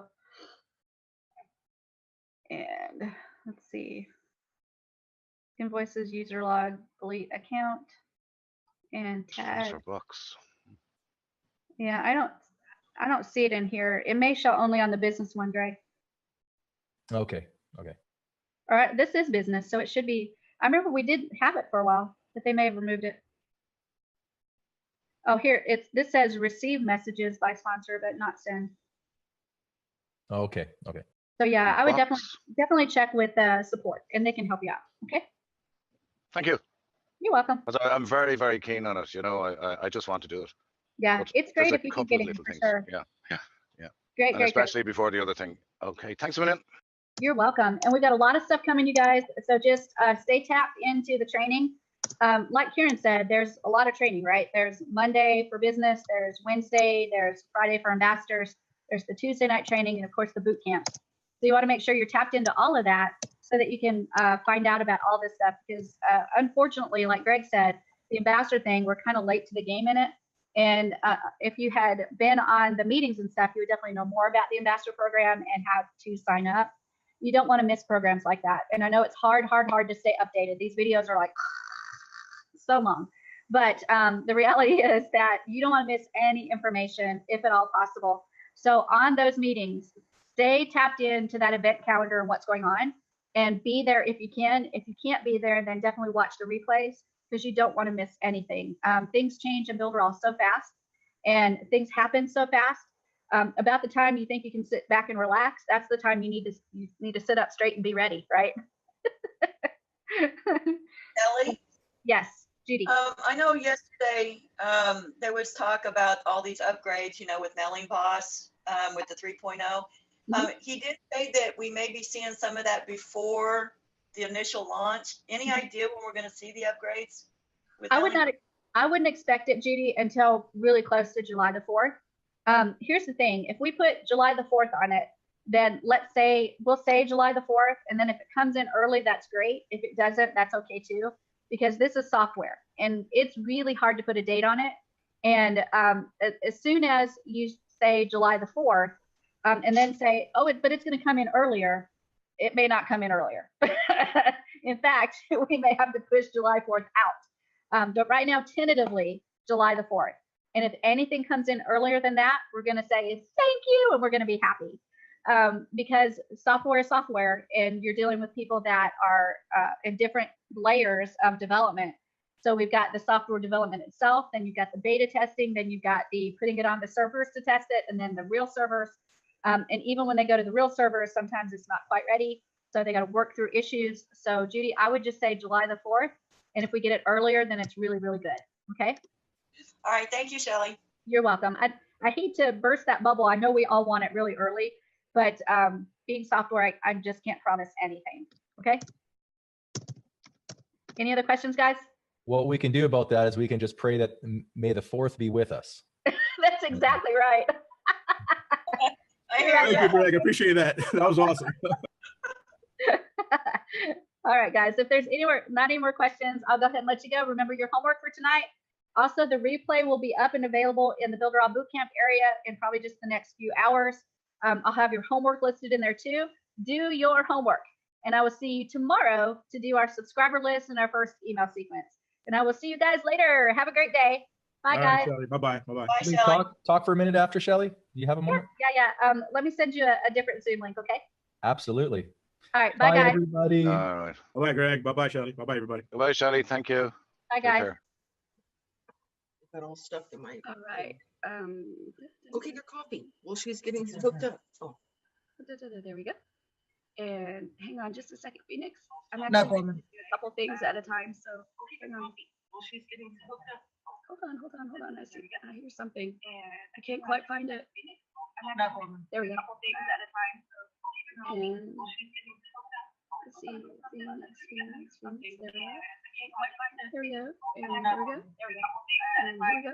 And I'll mute that. Oh my gosh, I think I finally got it. So we are officially live on YouTube. And it's actually funny, when I go live to YouTube, I can't exactly tell when I'm live. It doesn't say, Shazam, you are live at this moment. So there's always that window of about 10 or 15 seconds where I'm live and I don't know it. So it's fabulous to watch those first 15 seconds because I'm always doing the same thing. I'm going, are we live? I'm not sure if we're live. I think we're live.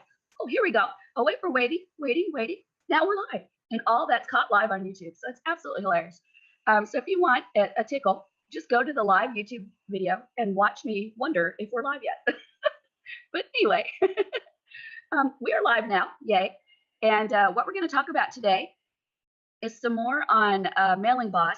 And specifically today, we're going to go over how to set up a subscriber list. And then we may get time to start setting up our first email sequence. And I did explain to you guys yesterday, but I'll explain it again, that we're going to actually go through what I call the algebra method. Okay. And what that means, if you guys remember when we went to algebra class in high school, now they actually teach algebra in junior high. But in high school, when I took it, I'm older than dirt. But when I took it in high school, they taught you like this really long method first, right? Where you're like doing 3 pages of calculations and you go home and you write all these problems out. And it's like, oh my gosh, this is ridiculous. I could have made a mistake all the way on the first page, which is going to cause a mistake all the way on the end. And it's just really crazy.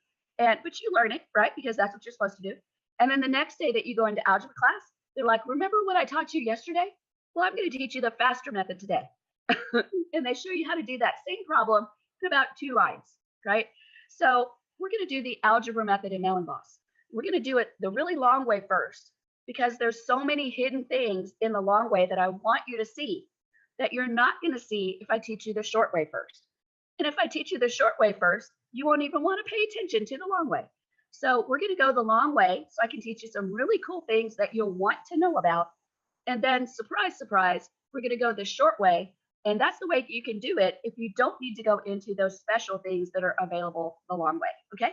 So just wanted to clarify that for you, because we will do the long way and then the short way. So you don't have to go, oh my gosh, Shelly, you could have done the long way, the short way, and we could have been done with this boot camp in 2 days. No, we're going to do the long way so you know all the ins and outs about Mailing Boss, so you can be that Mailing Boss master that you've always wanted to be. So let's go ahead and get started. Do you guys have any questions before we start?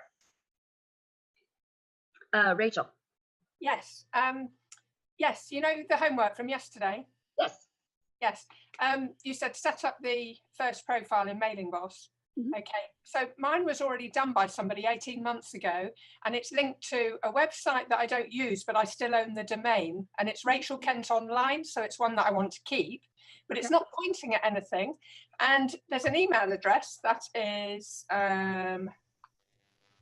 info@Rachel Kent Online, and that's the from email address, and there's a reply email address which I've changed to no reply at Rachel Kent Online, but I don't understand where it's not connecting to anything at the moment. And the website that I've just got set up on Builderall is called doneforyouvideos.co.uk, which I want to point to Builderall.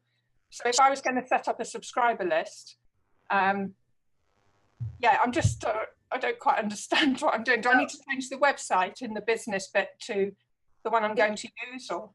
Is the confusion about the actual email address and how to set up that specific email address?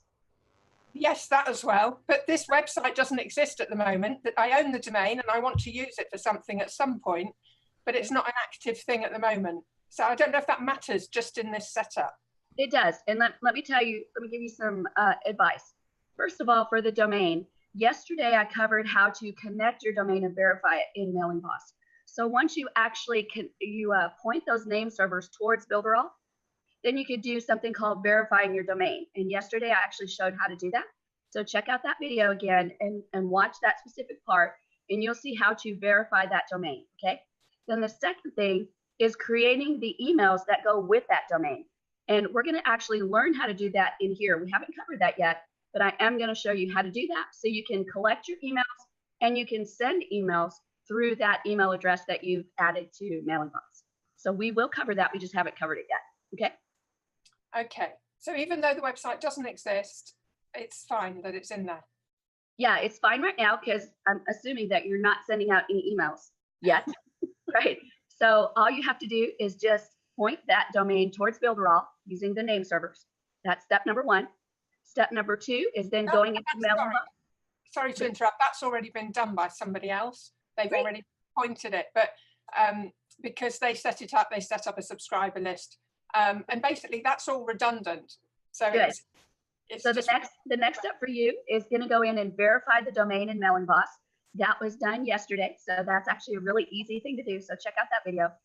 And then the next thing to do is actually build your website on Builderall and publish it so that you can create those emails. And we'll learn how to do that in this class. We haven't done it yet, but we will be learning how to do that. Okay. Thank you. You are so welcome. I can't wait to teach you now. I'm like dying to jump into that, but we're going to try to stay on task, and we'll do subscriber lists today. And we will definitely learn how to create those emails and get them working for you in Mailing Boss. So it's actually really exciting. I've got so much to teach you guys. It's actually hard for me to not teach like 6 hours straight. All right. Any other questions? Those were great questions, Rachel. Thank you. Roberto. Shelly, hello, and hello, everyone. Hi. Shelly, I was able to create a email sequence on the workflow. Now, my issue is how to go, where can I get those email edited so I can change the information and it's going to be sending out? When you click on the email, there's the little icon to edit. You can click right on that item in workflow and choose, I think, update email or something like that. It's one of the choices that show up, and you can edit straight from there. If you cannot figure it out from just kind of clicking and testing it out, we'll cover that. When we go over workflows, I'm going to show you exactly how to do that. Okay. Okay, awesome. Thank you. So no worries. If you can't figure it out by clicking, I will show you. Yes, I know how to go to the workflow and get every one of them, clicking on that little icon, which is like an email or envelope. I click on it, but I thought that it was a place when I can see the email and actually get it edited from there. Yeah, you have to click right on the email. You know, it's got the sequence 1, 2, 3, 4, 5 emails, and you click right on the email and actually choose, I think, email update or something like that, and it will take you into the editor where you can update it. Shelly. Dominic. I think I know what he's talking about. You have to pause it. If you have it going, it won't let you edit the email. You have to pause it first if it's active. That's true. That's true. If it's an active email, it won't let you edit it while it's active. So you do have to pause it first, and then you can edit all you want to. But then you have to remember to activate it. Okay. Thank you. Good point, Dominic. And we'll actually, again, cover that when we hit workflow. So if you don't quite get it now, I promise I will do my best to make sure you get it when we cover that. Okay. Awesome. Thank you. I know you're the best. Thank you. Any other questions, you guys? All right, you guys are doing fabulous. The actual video from yesterday is posted up and ready to go. Also, I wanted to let you know that the Monday webinar that is under weekly webinars in the dashboard, that should be available to you now. Karen, were you able to jump in and see it? Yes? Okay, fabulous. I'm so glad. So if you missed that Monday webinar, jump on there and watch it for sure, because there's valuable information about some of the changes that are coming to Builderall. And one of the most important things you can do is stay tapped into what's happening, because if you missed that webinar, you missed a lot. No doubt about it. You missed a lot. So go back to your dashboard and go into a weekly webinar. It's under Builderall Business, and then weekly webinar. And I think it's a little over an hour. So it does take a little bit of time to watch, but you don't want to miss it because it's got fabulous information about what's coming to Builderall. And you want to be ready, especially if you're a Builderall business owner, because this is going to give you a leg up and understand what's coming. So when you talk to new people that are coming in, you can say, oh my gosh, you don't even know what's coming. You've got to join now because you're grandfathered in, and the stuff that's coming is going to be amazing. It's so worth it. Jump in and get in now while you can, and get in for the price you can. So you want to be able to leverage that information to be able to build your team. So definitely take advantage of that weekly webinar area.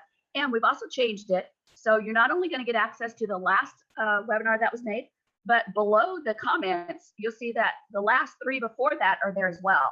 So if you missed those, go ahead and check those out, because again, if you miss a single week, you miss a lot in Builderall. So go back and check them out. Karen? Can't get there now. You could last night, but you can't now. Page.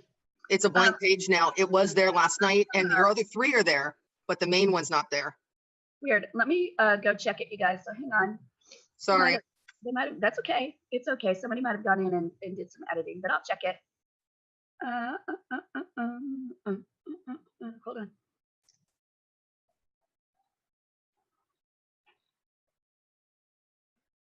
Oh, it's just, you're right. It's just not even there at all.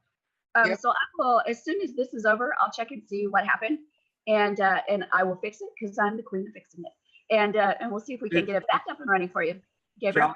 Yeah, there is an arrow right to the right, all the way on the top. Click on that arrow. Here, let me show you. Yeah, but it doesn't go. The arrow all the way to the right. All the way to the right. You see that arrow right there? Pointing down, right there. Here's your videos. Yeah, what she's talking about is the replay right here. I had the last one that we did right here, and it's not showing.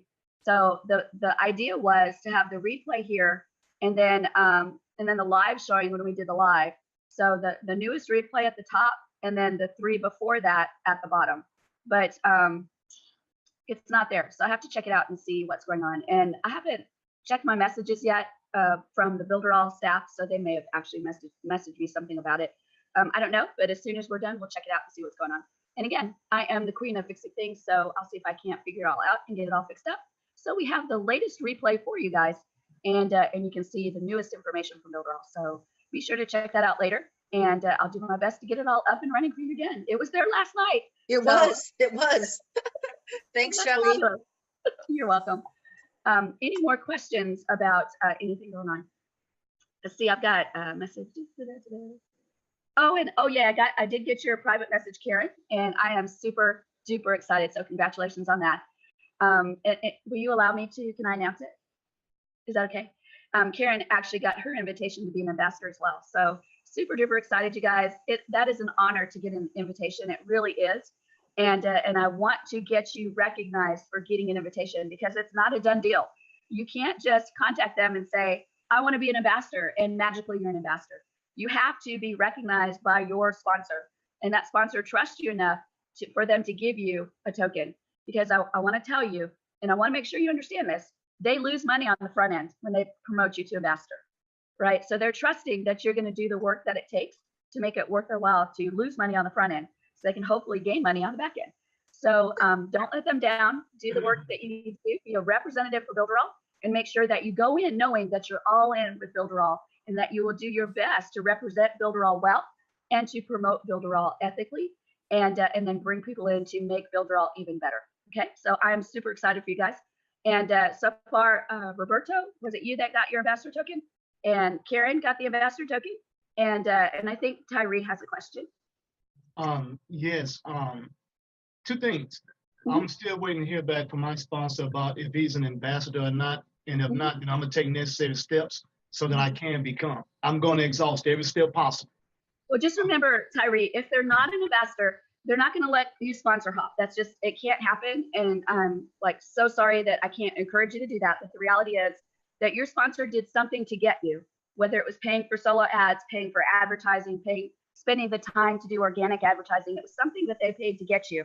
So they can't lose you, right? So what I would encourage you to do is once you do contact them and you start talking back and forth, if they are not an ambassador, say, hey, I really want to upgrade to ambassador. If you upgrade to ambassador right now, I will slide right in under you with your first token. That may be the exact encouragement they need to go ahead and upgrade. Well, I'm going to definitely do that. I sure am. Fantastic. The other question I had was when we log into our back office, there's a little drop-down menu about where we get a badge about being a business owner or anything like that. How can we get those? Who do we see to get those badges? Those are actually done inside the Builderall business community. And let me kind of share my screen and I'll show you where those badges come from. So if I'm in the Builderall dashboard and I go to Builderall business and then I go to business community, okay, I'm going to click on that button. And this takes me into an area that actually has courses, e-learning courses that were made by the leaders in Builderall. And anybody can do this, and you can do it as well. When you do this, it automatically moves you into leader status because you are providing your training and your knowledge to other people in Builderall. So I'm going to change the course language to English, and it's going to show me all the English courses. It kind of sneaked in there with a Spanish one right there. But anyway, you can see this one right here. This is one that I did, and it's called List Hopping for Fun. This was actually a really fun one for me to put together because I was highly medicated when I made it. But notice the badges right here. So it's got that I'm an ambassador. It's got another badge that calls me a business pro badge, and then a network top leader badge, and then network builder badge, and network leader badge. So when you submit these, they're going to give you these badges based on the course that you've created, where you are in the system, all these neat things. And then you can take these badges and right click and save image as, and then you can use those badges in your advertising. And as you can see, I've got my ambassador badge here. I've got my certified partner badge here. And then I actually had a badge made by the team that was for my Builderall team called Team Awesome. So they actually made me a badge for my team as well. So I put those into my image for my course.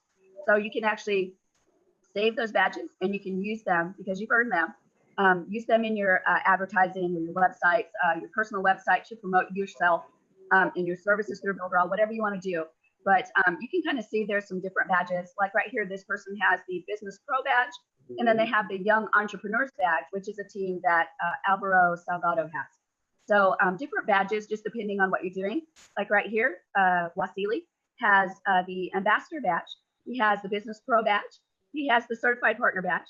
He has Digital Marketing badge, Network Builder. So you can see that all of these are badges that he's going to be able to actually take and use on anything that he wants to support him in his Builderall stuff. So to get those badges, create a course with your knowledge. And let me remind you guys, I've probably said this before, but I want to say it again. All of you guys have knowledge you can share. I'm looking at the eyeballs of every single person that has their camera on. See, I have two stuff. Yep, all of you have stuff you can share. So get your content made, whether it's text content, video content, audio content, doesn't matter. Get it all ready. And then put it into an e-learning course. And then there's an option inside of the e-learning course to add it in the Builderall business community. Click that option. It will go to support. They will take a look at it to make sure there's nothing bad going on, like you're not promoting porn or something like that. But once they check it, make sure everything's okay, they'll approve it. And Shazam, you've got a new course inside that business community. You're going to have some badges. Grab those badges and use them for yourself to promote yourself. It's actually that easy. It's not even hard. So it can be a course on about digital marketing or any other course as long as it's a legitimate course? Yep. I would say that even if you want to do a course on underwater basket weaving, you could do that, but it's not going to be very helpful inside the business community. So you want to focus on anything business related that's going to help Builderall business people, right? So if you know, y'all, it can be as easy. Let me tell you how easy this can be, right? When I first started promoting Builderall, I've told you this story a million times, but I'm going to tell you again. I started doing really simple videos that were things like how to do Control-C and Control-V for copy and paste, because I found out a lot of people don't even know that exists. So I did a simple video on how to do that, right? And that's my kitty. I had to move my kitty over. Anyway, I made those videos, right? Simple videos. I made another simple video about how to save websites to your bookmark toolbar so you can get there faster. I made simple videos on how to do organic Facebook marketing that a lot of people actually didn't know how to do. I could put all of those videos that are simple things, but I could put all of them into a course on the e-learning environment and say simple tips and tricks to help you master your business quickly. And then put that up as an e-learning course. And it's ready to go. And you'd be shocked how many people would probably rave about that training because it has exactly what they need to help them do things they didn't know they could do before. And again, it's simple stuff. So when I tell you, you guys have skills to do this, you do. You all do. You know something that somebody else doesn't know that's business related that you can put into an e-learning course, add to that business community, and then get your badges. How many videos should we do? I would say maybe 3 minimum. Maybe 15, 20 minutes long? I wouldn't do them that long, 5 or 10 minutes. Really? Oh, no. Cool. I know I have a great idea, and I'm going to charge Dominic $300 for it. One on how to use the incognito button. There you go. But you all have talents, and I before I actually start the training, I want you to understand, you guys, every one of you have so much power. And all you have to do is just have a little bit of confidence to put it into an e-learning course. And I promise you, there's nobody, not a single person is going to come in and go, oh my God, that sucks. Why'd you put that in there? You're not going to do that. In fact, there'll be people that will contact you and say, that was like better than sliced bread. Thank you for putting that up. So you all have talents. Get them in an e-learning course, get them in the business community, share your talents with the business community and get those badges. And then you can use them on your websites and for self-promotion. Okay. Shelley, I got a question for you. For many years, I did work with disability issues and the language and the terminology. Would that be a good course to put up there? It might be. You need to do it from a business perspective. So think about. Oh yeah, because remember the term handicapped? Do you know where it comes from? I don't think so. The beginning of the 20th century when they would take the cap in hand and ask for money. Ah, okay. So there's that's the term that everyone refers to people with disabilities with. Yeah, well, and it's funny because that's changed over the years because I remember it used to be crippled and then it was handicapped. I think now it's like Disability. challenged, right? Like no, it's disability is the terminology. Yeah, That's, so it might not be a bad idea to do something like that, but do it from a business perspective. So approach it from a perspective that's going to be valuable to a business owner. well, like the perspective of if you're working with someone with a disability or you're recruiting someone with a disability, it's important to understand, instead of saying wheelchair bound, someone who uses a wheelchair. More language, but a little bit more appropriate. Right, and another thing that you might do, Davida, is you might approach it from the standpoint of a website too, because when you build a website, oh, I've already got that. Disability rights advocate. One of the things you can do is actually make it accessible for people that have sight impairments or they're visually impaired. You can actually help them look at your website by doing some really simple things to make it accessible for them. So Davida would probably be a perfect person to do a simple training on that and put that training up on the business community so that everybody can see how to make it accessible to people that have visual impairments. So Davida, that would be a great training for up on the business community. Okay. Does that make sense, you guys? Yeah, it's really cool, isn't it? Builderall is the gift that keeps giving. Go ahead, Dominic. A quick question. What if two Builderall members team up and put together a training video? Would both get a badge? It's going to be only the person that posts it because you can only post it from one account. So yeah, I think that might be a challenge for sure. But don't let that stop you, because just commit if you work with someone that you'll do 2 courses together. One gets to post one of them and one gets to post the other one. And then you can share the badges between the 2 of you. I think that would be the best option. Does that sound good? Does that work? Absolutely. Okay, good. Yes, absolutely. And I'm never going to live down that incognito window ever. I see it's coming for you. You know, we are a family, and family tends to kind of hold those things over people, right? All right, guys, now let's talk about, if there's not any more questions, if you do have a question, jump in, but let's talk about what we're going to learn today. Today, we're going to go through the subscriber list and how to set it up. I'm going to go through some advanced settings, and some of the things that I covered today, they're going to kind of go in one ear and out the other, because you're going to be so focused on the subscriber list, you don't see the power that I'm teaching you in some of these little bitty things that are hiding. So I want you to like earmark this video so you can go back and watch it again, because there's things in there, and I'm going to try to point some of them out. I'm going to say, all right, earmark this part because you're going to want to see this again, because you're going to forget what some of these things do. And then when you run into the problem, you're going to go, how do I fix this? And if we earmark it, you'll be able to find it really fast. Okay, so I'll tell you, tuck this in the back of your brain, earmark it. This is important. You're going to see this later and need it. And definitely do whatever it is that you want to do to remember that thing that you're going to see later show up. Okay. Everybody, press your record buttons now. That's right. So anyway, let's go ahead and jump in and we'll get started. So I'm going to go. We're going to make sure I don't have any other questions. Let's see. I got Kieran's. Judy missed it last night. But the video for it is actually, for the Tuesday night training, is up on the Builderall USA YouTube channel. So you should be able to access it there. And I think it's public. So just go to all videos and it should show up there. And then let's see, everything else I think I've answered. So let's go ahead and get started with adding a subscriber list. Oh my gosh, this is so fun. So I'm going to go to share my screen. And I'm already logged into my account. I'm in Christy Lynn. That's the brand new account that we set up yesterday. And we're going to go ahead and go into MailingBoss to get us started. So all I do to do that is go into right here on the dashboard. I'm going to click MailingBoss Autoresponder, and it's going to open up a new page. And then for there, I'm going to click MailingBoss. I want you to notice before I do that if I scroll down, there's about a bazillion videos on MailingBoss. And when I say a bazillion, why do I say a bazillion? Because I did most of those videos, so I know how many there are. So check those out. There's a video for almost everything you could do in MailingBoss. And these are the short quickie videos that show you really quickly how to do something. So you can see in this video, if I press play, it actually is a minute and a half. So there's not a lot of time that you have to spend learning how to do very, very specific tasks. The only thing I want to warn you about is I think every single video I did starts with, I'm Shelley Turner with the Builderall team. So I may make you sick to your stomach. You've heard that for like the 50th time. But the information, I promise, is actually really good. So check those videos out. They will definitely help you as you are continuing to learn about MailingBoss. But I'm going to go ahead and click Access MailingBoss. And we'll go right into Mailing Boss. And this is the dashboard and the home page for Mailing Boss, the main page for Mailing Boss. And from here, I can actually start a brand new subscriber list. So I can start it using this little box right here. It's actually that easy, right?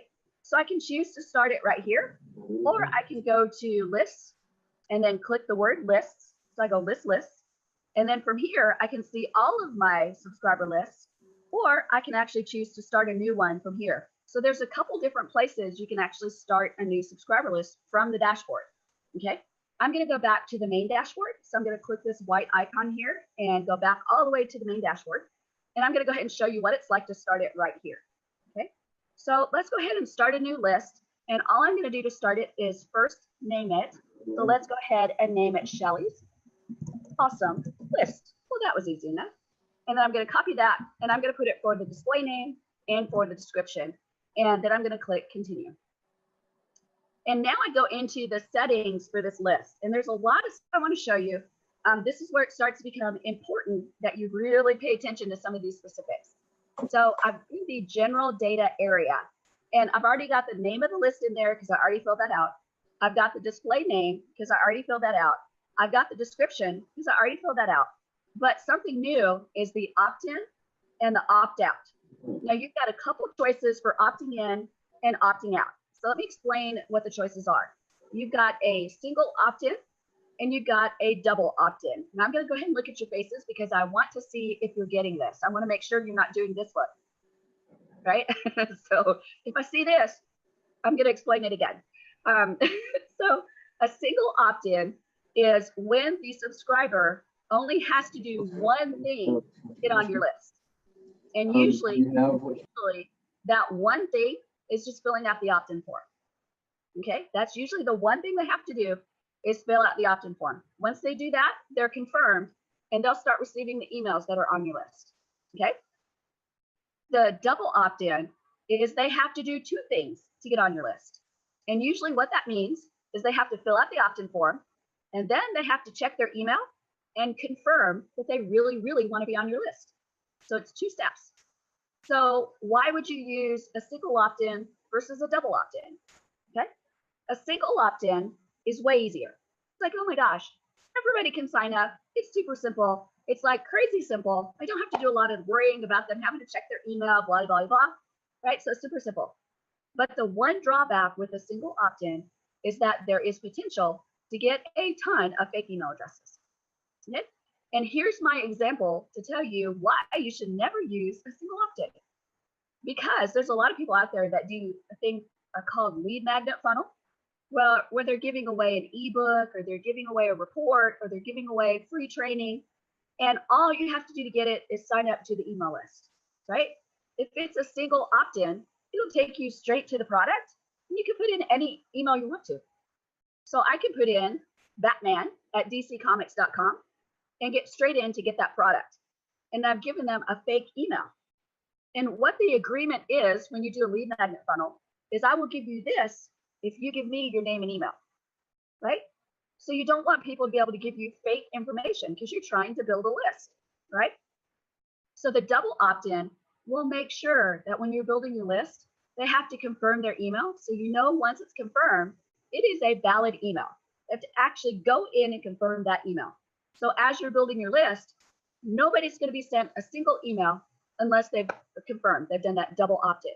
You've got a much better list. You've got a better chance for the emails to arrive to a valid email address. You've got a much better chance that people will open your email, and you've got a much better chance that people will actually click the links. Why is this important? Because we're trying to get our email to go into the inbox and not spam, right? The more emails you send out that bounce, the more emails you send out that are never opened, the more emails you send out that no link is ever clicked, you are not helping your reputation rate, right? You have a reputation score that's attached to these emails. If you've got a better open rate, you've got a better link click rate. I can't say that very well, but a link click rate. So open rate, link click, that's going to help your reputation. Also, if the user's whitelist, not white label, but whitelist your email, that actually increases your reputation.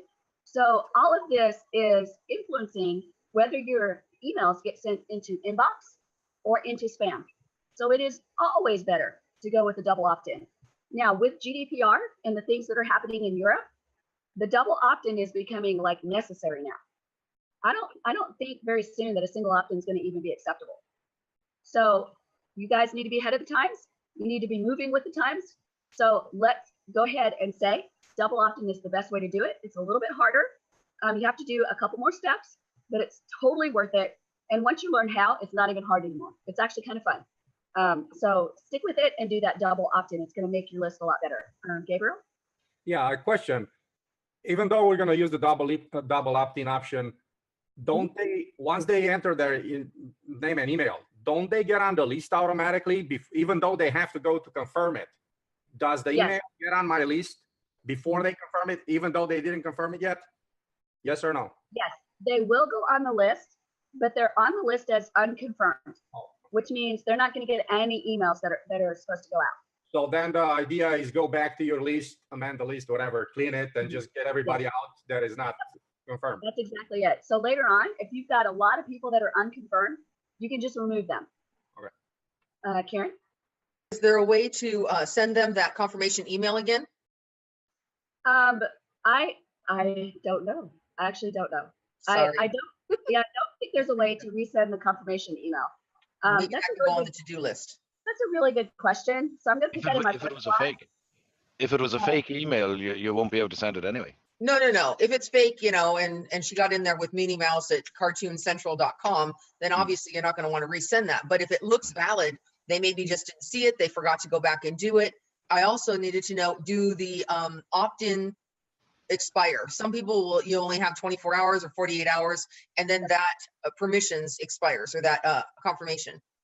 No, the opt-in, as far as confirmation, that never expires. So if they joined your list that didn't confirm yet, and then a year later they saw that email and they went, oh gosh, I got to confirm. And they click the link. As long as they're still on your list, you haven't cleaned them off as unconfirmed, they'll actually come in as confirmed. It's quite funny, but yeah, by that time you'll probably have cleaned your list and you won't have any more unconfirmed on there. Would you not recommend, Shelley, that we go in and confirm them? I found where you can actually confirm somebody. Nope, you can. You can actually go in there to all the people that are unconfirmed and one by one confirm them. Don't do that. Number one, it's if you have anybody from the European nations, that's illegal. You're not allowed to do that. They have to confirm their email address. That's part of the GDPR stuff. And number two, if they haven't gone in and checked their email and confirmed themselves, you don't need to do that for them. That needs to be their choice, not your choice, right? So I would not manually confirm that. Gotcha. Okay. But that is why I'd like to resend. So, because some people delete it by mistake and they have it auto delete, it doesn't stay in their trash or whatever. So I would like to do that. So thank you. I will absolutely post that to the developers. I think we've had that question before, but I don't remember ever actually submitting it to the developers. So I will submit that to them again and see if I can get an answer on it. Okay. Shelley, just a suggestion. There is a software, another service out there. It's called Xverify, but it uses a Java code that you have to embed into your opt-in page, and automatically they get a pop-up saying, hey, the email you entered is an invalid address. Enter in a good email. So that gives them, if they put a fake email, they're not going to go farther anywhere. They cannot pass that page. You know what I mean? If you would, can you do me a favor, Gabriel? And can you put the link to that in the chat so that everybody here on the live can actually access it? And then say the name of it again so that anybody listening that's not on the live can actually check it out. It's called Xverify. Xverify.com. I just put it in the chat. So fabulous. So it's the letter X and then the word verify.com. So check that out if you are interested in adding that to your website. So thank you very much, Gabriel, for sharing that. I appreciate it.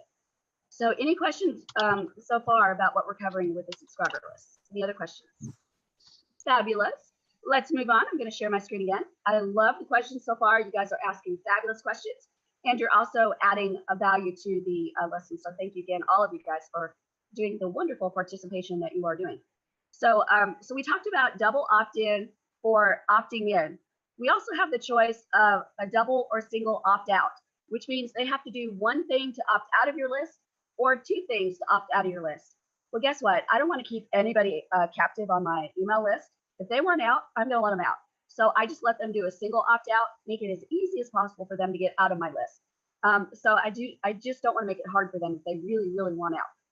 So typically in all of my lists, I'll do a double opt-in and then a single opt-out to make it really easy, okay?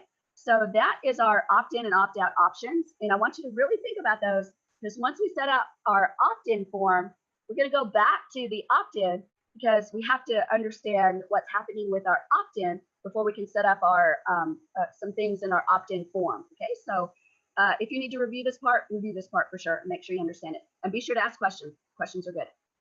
The next field is tags. Now, we don't have any tags set up here, but tags are a way to kind of put stickers on people to identify them in a certain way so that later on we can send emails to only those people that have certain tags.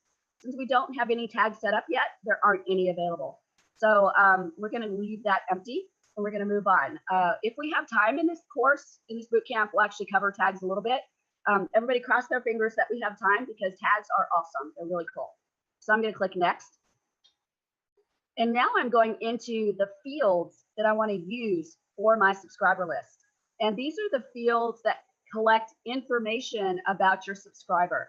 So by default, you have to include the email field. It's not going to let you delete that one ever. But you have a lot of choices on what else you want to add.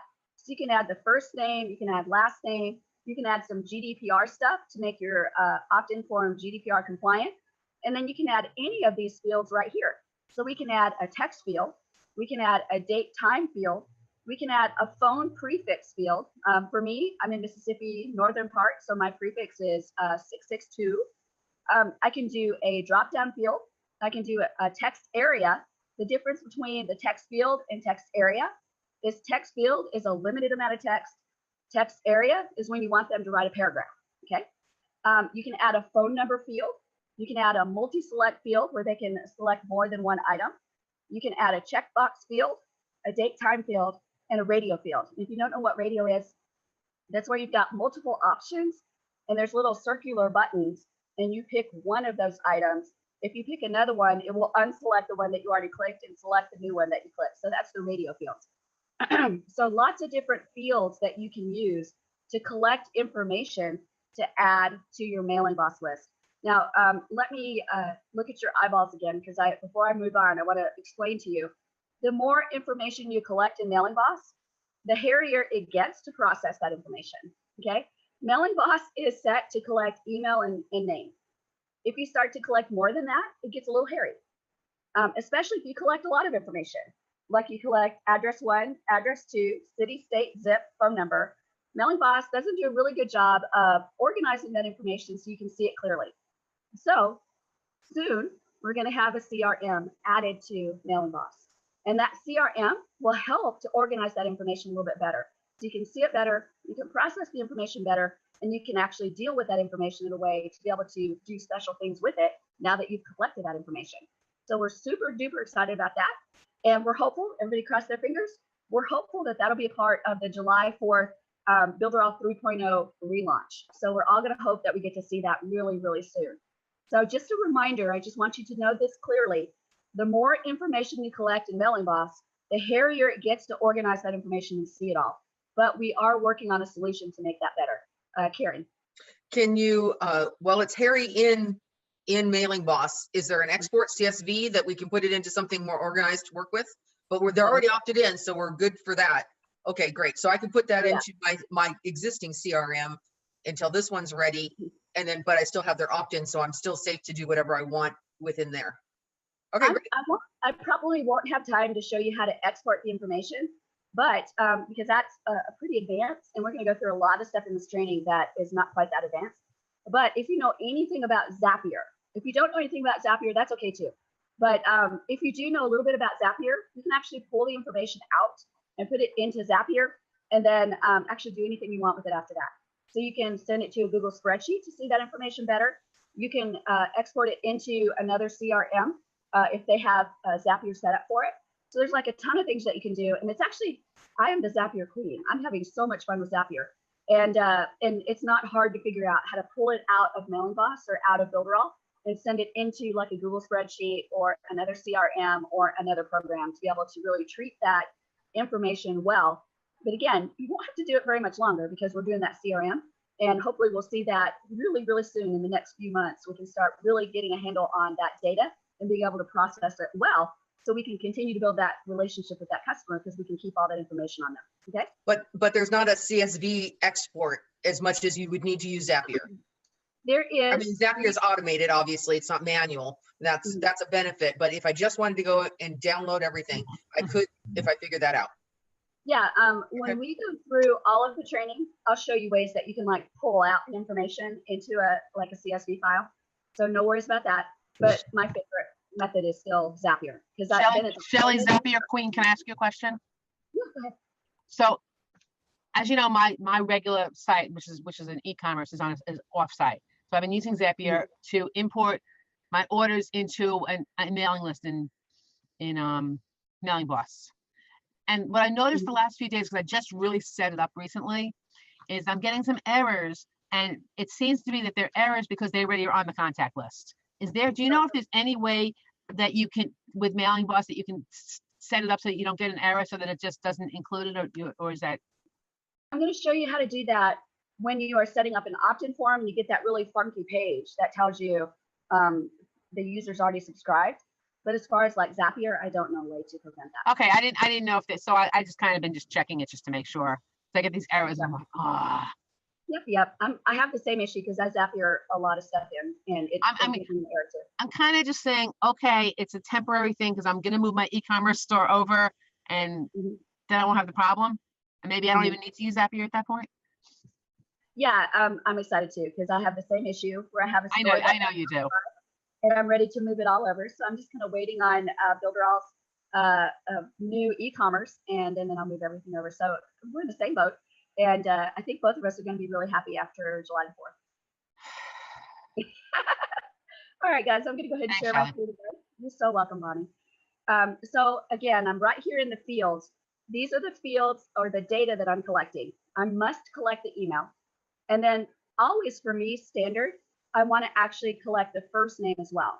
Those are the very least I want to collect for me, is the first first name and email. And why do I want to collect the first name? Why can't I just collect the email? If I'm doing just the email list, why do I need the first name too? I love the first name because when I send out emails to them, I can put the first name tag in there and call them out by name when I send that email. So I can say, hello, Shelly, instead of hello, friend.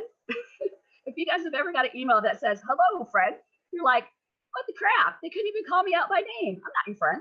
So you want to make it personal every opportunity that you get. And Mailing Boss lets you do that by allowing you to add that first name tag into the emails so you can call them out by name. So definitely pull in that first name field so you can use it in your emails. So I always do. So those are the two minimum that I'm going to collect as far as data for my subscriber list. You can do any more that you want to, but these two for me are standard. So I'm going to go ahead and scroll down, and I'm going to click Save Changes. And so it saved all my changes. And now what it's going to do is take me through all the stock, S-T-O-C-K, all the stock emails and stock pages that it has for me. These are the default emails and the default pages that show up if I do not set up my own pages in my own emails. So for example, when somebody subscribes to my list and it's a double opt-in, they'll actually get this exact email that says, please click here to confirm your subscription. That is a stock email. This is the default. I have the ability right now to change this to say anything I want to. I can add these elements in here to make it pretty. I can change any of the wording here. The only thing I need to make sure stays in there is that click here, because if you don't have it, they cannot click there to confirm. You need to make sure that the subscribe URL, that's a tag right there. When you see these brackets, that's a tag. So it's going to automatically put the subscribe URL in there for you. And then you need to absolutely make sure that the company name information stays there because of the canned spam laws.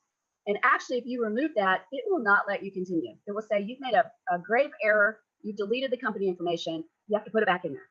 Okay, so don't delete the company name. Don't delete the subscribe URL. And do not remove the click here. The list name, you can remove that because I may have a wacky name for my list and I don't want them to see that list name. So you can remove that and put in whatever you want. Okay. You can also change the subject. So if you want to change it to Shelly from Team Awesome tells you how to confirm your email, right? Or something like that. So you can change it to whatever you want as far as the subject, and then change the information here. Just remember to keep the important things, which are the click here, subscribe URL, and company name, okay? Once you make the changes that you want for the confirmation email, you're going to click Save and Next. And then once you go through there, it's going to take you to another stock page this time. The last one was a stock email. This one is a stock page. So if you do not make your own pending subscribe page, this is the one that will show up. And you'll see me typically call this an email confirmation page. And this is the page that tells them, don't forget to confirm your email address. Step 1, check your email. Step 2, click confirm here. Step 3, welcome to the list, right? So you're giving them instructions by creating that email confirmation page. So you can create that, and then this page will not show up. If you do not create this page, then this page will show up, and it is a butt ugly page. So don't use this page, make your own. It's too easy to make your own, okay? So I'm just gonna go ahead and click Save and Next. And then the next thing it shows us is the unsubscribe confirm email, unsubscribe confirm email. So if they unsubscribe to your list, which every single email that you send out will have an unsubscribe URL, that's part of the CAN-SPAM Act. If they click that, then they're going to get an email that says, please click here to unsubscribe from your list.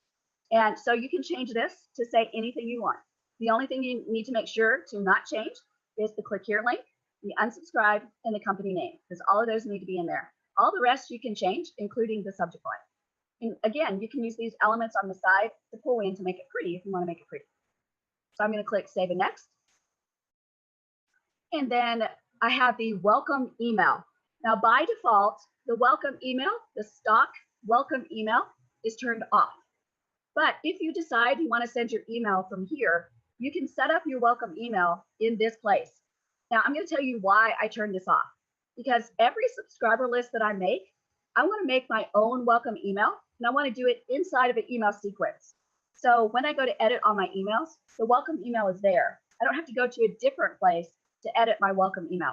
So by default, this is actually off. When I go through the subscriber list settings, if you want to turn it on, I will show you how to turn it on. So you can use the welcome email in the stock emails if you want to. You don't have to, but you can choose to actually use the stock welcome email if you'd like to.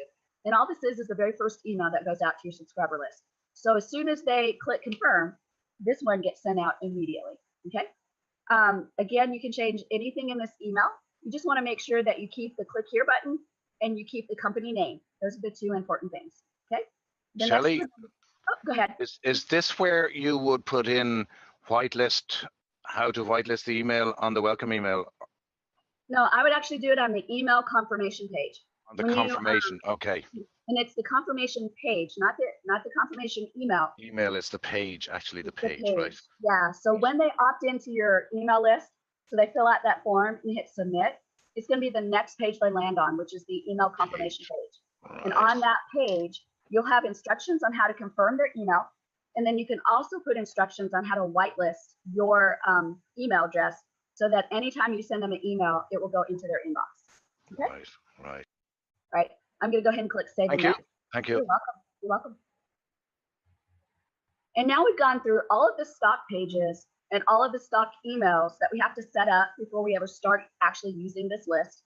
And if you ever want to go back to those to edit them, they're right here in the pages area. If you click that button, here they all are. And there's actually more than what we've already seen.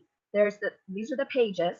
So this is the subscribe form page, the pending subscribe, the subscribe confirm, update profile. So you can see there's a lot of pages that you can configure if you want to use them. And then of course, there's a lot of stock emails. These are the automatic emails that go out. So the subscribe confirm email, the unsubscribe confirm email, the welcome email, which is by default turned off, and then the subscribe confirmed approval email. There's actually a way you can set it up so that nobody's actually confirmed until you approve them.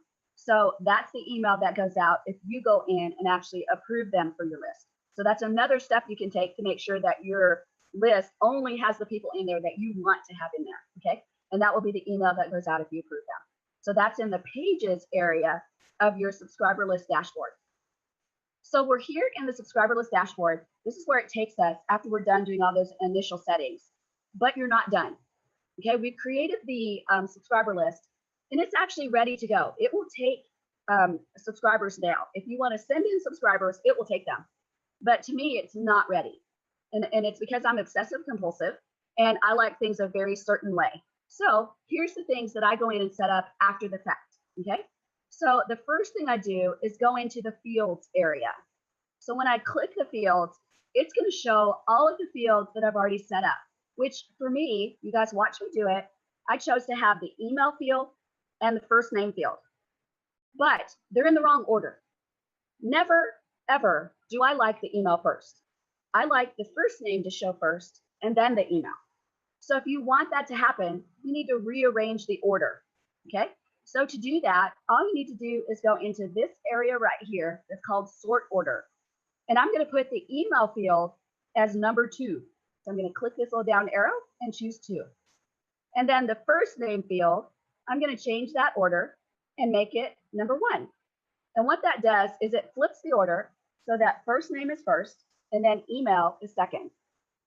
The other thing I'm going to do is I'm going to make sure that both of these fields are required, right? So the email field is required. That means they have to fill out this field or they're not going to be able to go forward. But the first name by default is not required. But I'm insistent that I want a first name because I want to be able to call them by name on their emails. So I'm going to change that to yes. So now it's going to be a required field. And now, because I've set everything the way I want it, so first name field is going to be first in the sort order.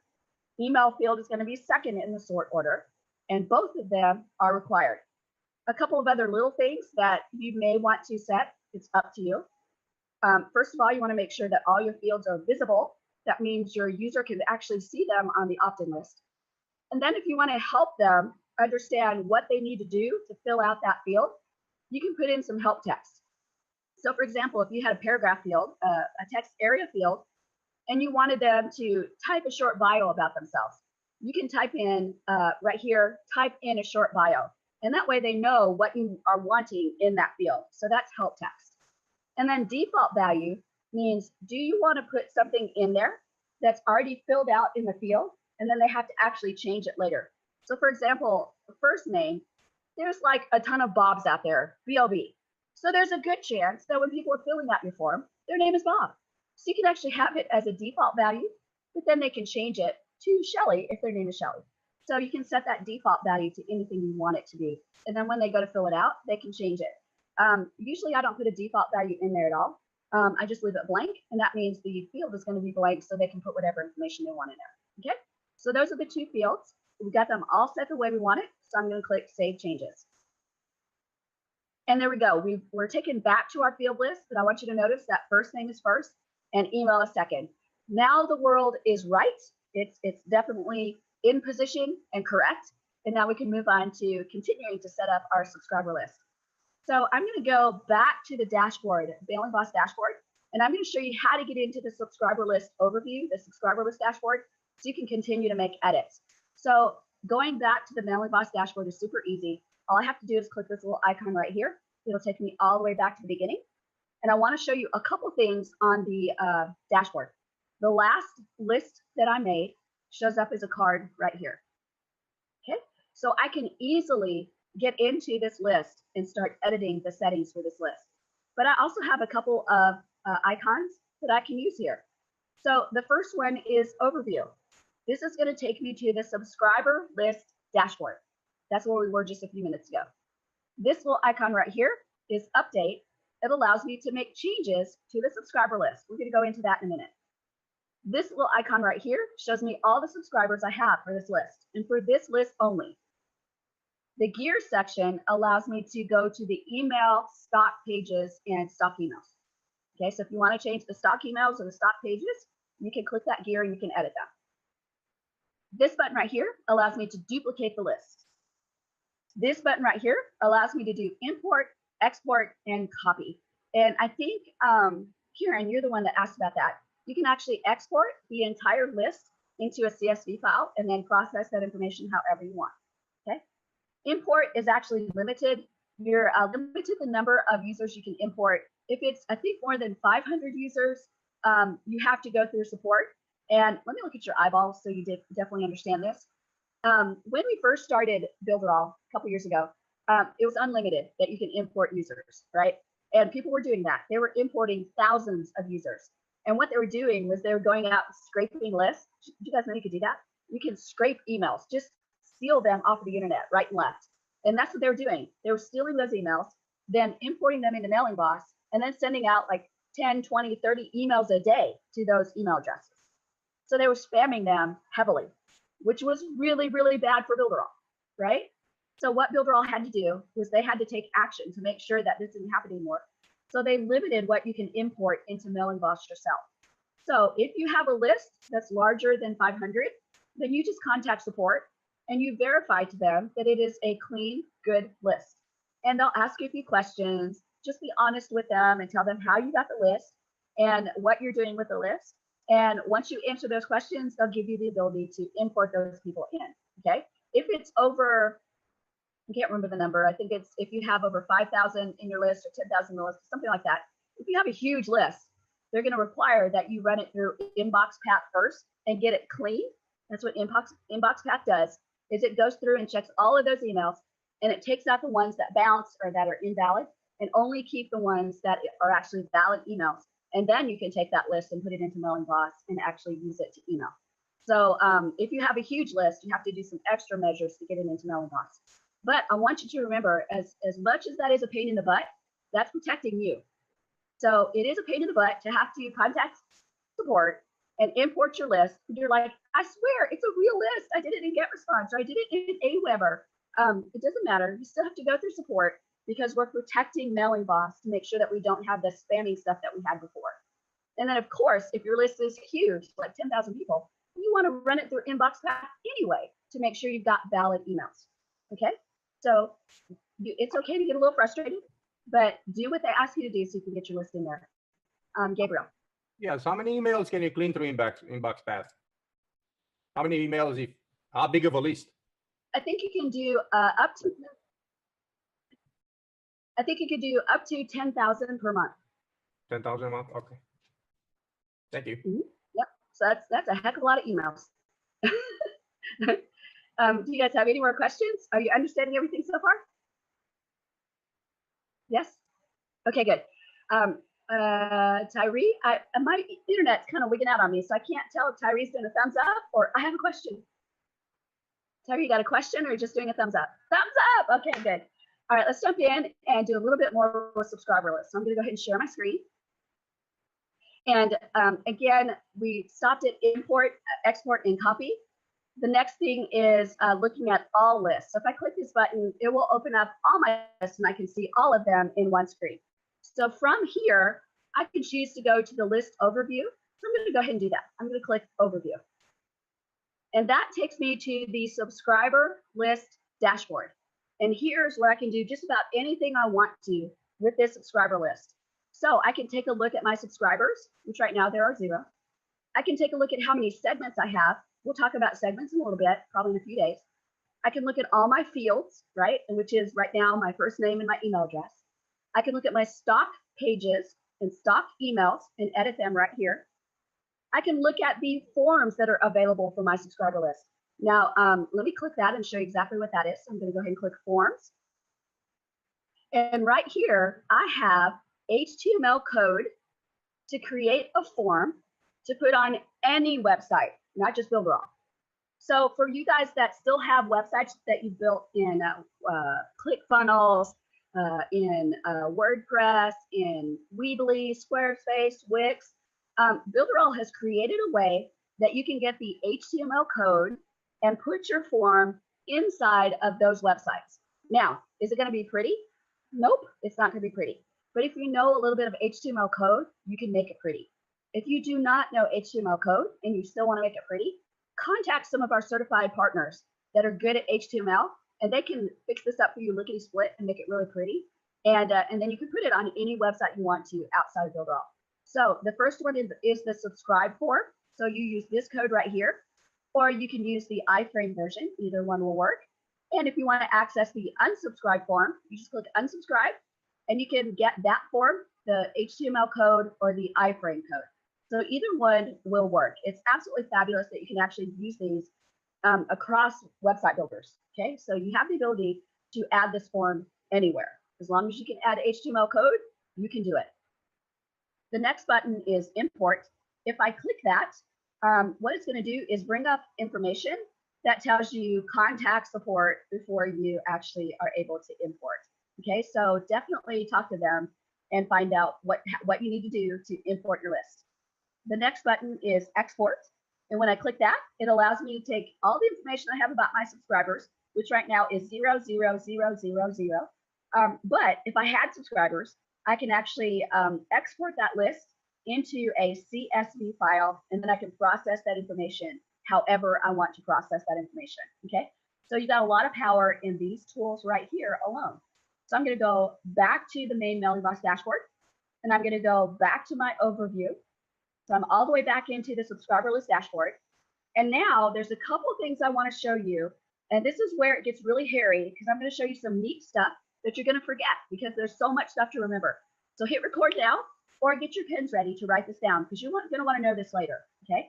So what I'm going to do is I'm going to go to quick links and I'm going to go all the way down to where it says update list.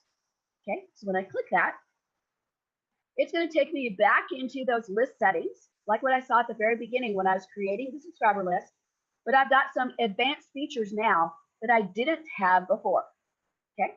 One of those advanced features is down here, and it's called magically advanced. So I'm going to click advanced and scroll down, and we're going to take a look at what we can do in this advanced area. So first of all, I can change whether my list is double opt-in or double opt-out, or single opt-out or double opt-out.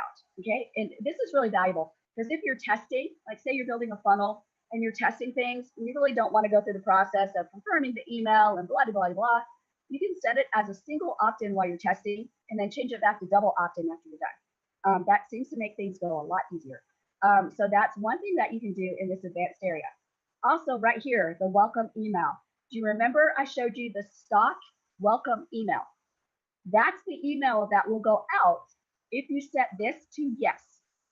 If you set it to no, that stock welcome email will not go out, and you can set that welcome email in your in your email sequence that you set up for your subscriber list. So if I set up 7 emails to go out, the first email will be my welcome email.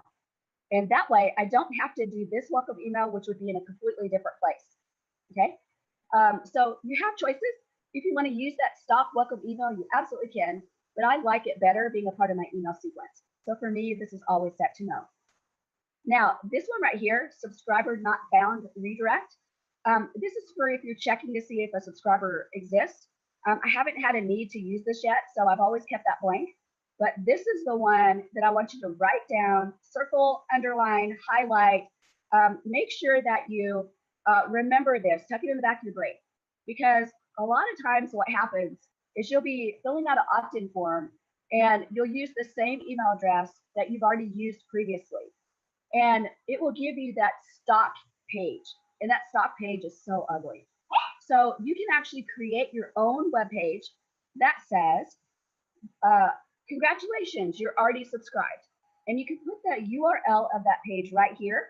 And that way, if they fill out the opt-in form and they're already on your list, it will go to that page and say, congratulations, you're already subscribed. Okay, so that is an important page because if they try to subscribe again and then they get that butt ugly stock page, it doesn't look professional. It doesn't match your website. But if you create a page that matches the colors of your website and the design of your website, and then you put the URL in here and they actually try to opt in a second time, they'll just get sent to your pretty page that matches your website. So it's all about creating that consistency throughout your website. Okay, so definitely underline, circle, highlight, and copy that because that's when you'll want to know about later. You may not think about it again after today's training, but you will run into that problem where you're testing a funnel and you use the same email and it takes you to that stupid stock page. What you'll need to do is create a subscriber already exists page and then send them to that by creating that URL right here. Okay. Also, you have the ability to approve people that sign up to your list. And that's being really strict. But if you want to really be strict about your website, you can do that. And to do that, all you do is change this from no to yes. And then you can manually go in there. And even though they may be confirmed, they won't receive anything until you approve them. Okay. I've never said that because I do not want to have to go in there and manually approve anyone. The whole thing about using Builderall is to automate things. And that's not an automated method. So don't use it unless there's a definite reason for you to use that. And then we've got the from name. And I want you to notice that the from name, from email, and reply to email are all the stock information that I set up when I set up my default information when I first set up Mailing Boss. So this is my default information. If I want my default information to be different, you have to change it here. And this is where you change it. You're going to add your from name, whatever you want it to be. Your from email. You have to make sure that this email is verified in a Mailing Boss so that it can send from this email. And then your reply to, and remember to use no reply at, and then your domain that you're using. Okay. So this is where you set up that information if you want it to be different than your default information. I'm going to take a look at your eyeballs to make sure you know that. Everybody understand that? Okay. So for any campaign that we send out, we can set up different domains, different emails in that particular area. You can actually go into each individual email and change that information too, but I don't suggest that. That's a lot of work. I would suggest changing it at the subscriber level, and then every email that goes out for that subscriber list goes out with the same information. It is a pain in the butt to go into each email and change it. And let me give you another clue. Do this, change this default information. If you want it to be different, change it before you add your email sequence. Everybody listen to me? Yeah. Change it before you add your email sequence. Write that down. That's really important because what's going to happen is if you do not change it before you change your email sequence, it's going to grab that default information and put it in there for you. And then you'll change it on the subscriber list, but your email sequence will be wrong. Okay, so change it before you add your email sequence so that your email sequence has the right information. Okay, how do I know this? How do I know this? Because we did this wrong, right? We had it all set, and we were doing some solo ads for my team, and I about 10 people, I guess, 10 or 15 people signed up to do solo ads all together as a group. And so we did the email list for them, the email sequence. Mark Hayden actually is fabulous with solo ads, and he manually went in and created, I think it was either 5 or 7 emails that were all different for each person. So you can imagine 10 people, 7 emails. That's 70 individual emails that he created, right? So we went in and told everybody to create a subscriber list, and then we would send them their emails for them, right? What we failed to do is tell them, make sure in your default information for your subscriber list that you have the exact email that you want to use. So they didn't know that. We didn't know, we didn't think to tell them. And so when those emails got sent in, they just took the default of whatever their subscriber list was at that moment. So even if we went in and changed it later, all the emails were already set and good to go. So we had to go back in and manually go through all 70 of those emails and change the default from and reply to email address. So listen to me now and hear me later. Do this before you create your email sequence so that all your emails get the right from email and reply to email. Okay? Got it? Okay, good. There is a question in the chat you might want to check from Judy. Oh, okay. Judy says, if we want to read the Builderall blogs, it is a membership site. So do we have to pay for it to be able to watch them? Is it incorporated? I'm not sure I understand, Judy. If you want to read the Builderall blogs, it is a membership site. Are you talking about the blog that's on Builderall.com? If you go into the Builderall blog, when you go in there to read it, it's got a pop-up and it says you have to pay for it. It's a membership site. Oh, let me take a look at it because it's not supposed to. So hold on just a second, you guys. I'm going to double check that because it's something Wendell put out. I think that's his site. Yeah, I think that's right. I think you're right there. Yeah. No, it's not the one that he just put there for everybody. Oh, right. So let me click the blog. It takes a minute to load because I have like 50 million windows open. So come on, baby. You can load. You can do it. Let's do it. Let's go. Mama needs a new pair of shoes. Load, load, load. Hey, Shelly. While you're waiting for that to load, I had a question. I set my website up as like a membership site because you have to be 18 to enter the site. I had my wife's sister-in-law contacted me because she forgot her password. Is there any way in Mailing Boss to send them like, click this link and change your password? Is that going to be covered? It won't be covered in this training because that's actually on the website itself. It's not okay. It's not a part of Mailing Boss. So that will be covered when we do membership sites. I'm not sure when that is on the schedule, but when we do membership sites, I will take you in and show you exactly how to go in and change those settings. Okay. Awesome. Thank you. All right, here's the Builderall blog, and Builderall blog itself is not going to a membership site. So what you were looking at, Judy, might have been actually something that Wendell created, and he's actually giving away his 99 book PLR product, which is fabulous. So all you have to do is message him and say that you registered, and he'll go in and approve you so that you can log in. Okay, so just message Wendell and let him know that you've registered, and he'll go in manually and approve you. And make sure to say that you're part of the boot camp. Okay, got it? Okay, good. Any other questions so far? It's for someone else who's a member. We're having messages backwards and forwards while we're in here. Oh, awesome. Hopefully they're good messages. Any other questions so far about what we're covering with subscriber lists? Hey, Shelley. John, yes. On the redirect, you're creating a page on your website, correct? That's correct. Thank you. Yeah, what will happen, John, is if you do not, it will go to the stock page. And the stock page, I cannot express to you enough, it is butt ugly.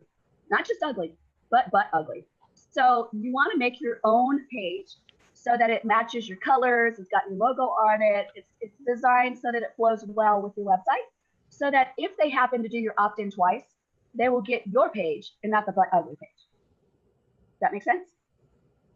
Yeah, all the stock pages are butt ugly. That's just the way it is. All right, so let's go ahead and go back to our subscriber settings. And we're going to look some more. So I'm going to go back into Mailing Boss. And we're still in just the advanced settings of our subscriber list. So remember, this is the area that you want to change before you put your email sequence together. Okay. Then you can actually put the default subject line for your emails. But don't do that because you want each of your emails to be different. So you can just leave that blank. And then this one, create tag with list field values. I always set that to no. You want complete control over your tags. And if you start playing with tags and you set tags to start setting up in obscure places like this, you will never find those tags to disable them if you don't need them. I just actually spent a couple hours the other day with one of our Builderall people. She had, one of the things we dealt with was a random tag that was showing up. She goes, I don't even know where this tag is coming from. So we had to really do like 10 layers of looking to find out where that tag was at. This is one of those obscure areas.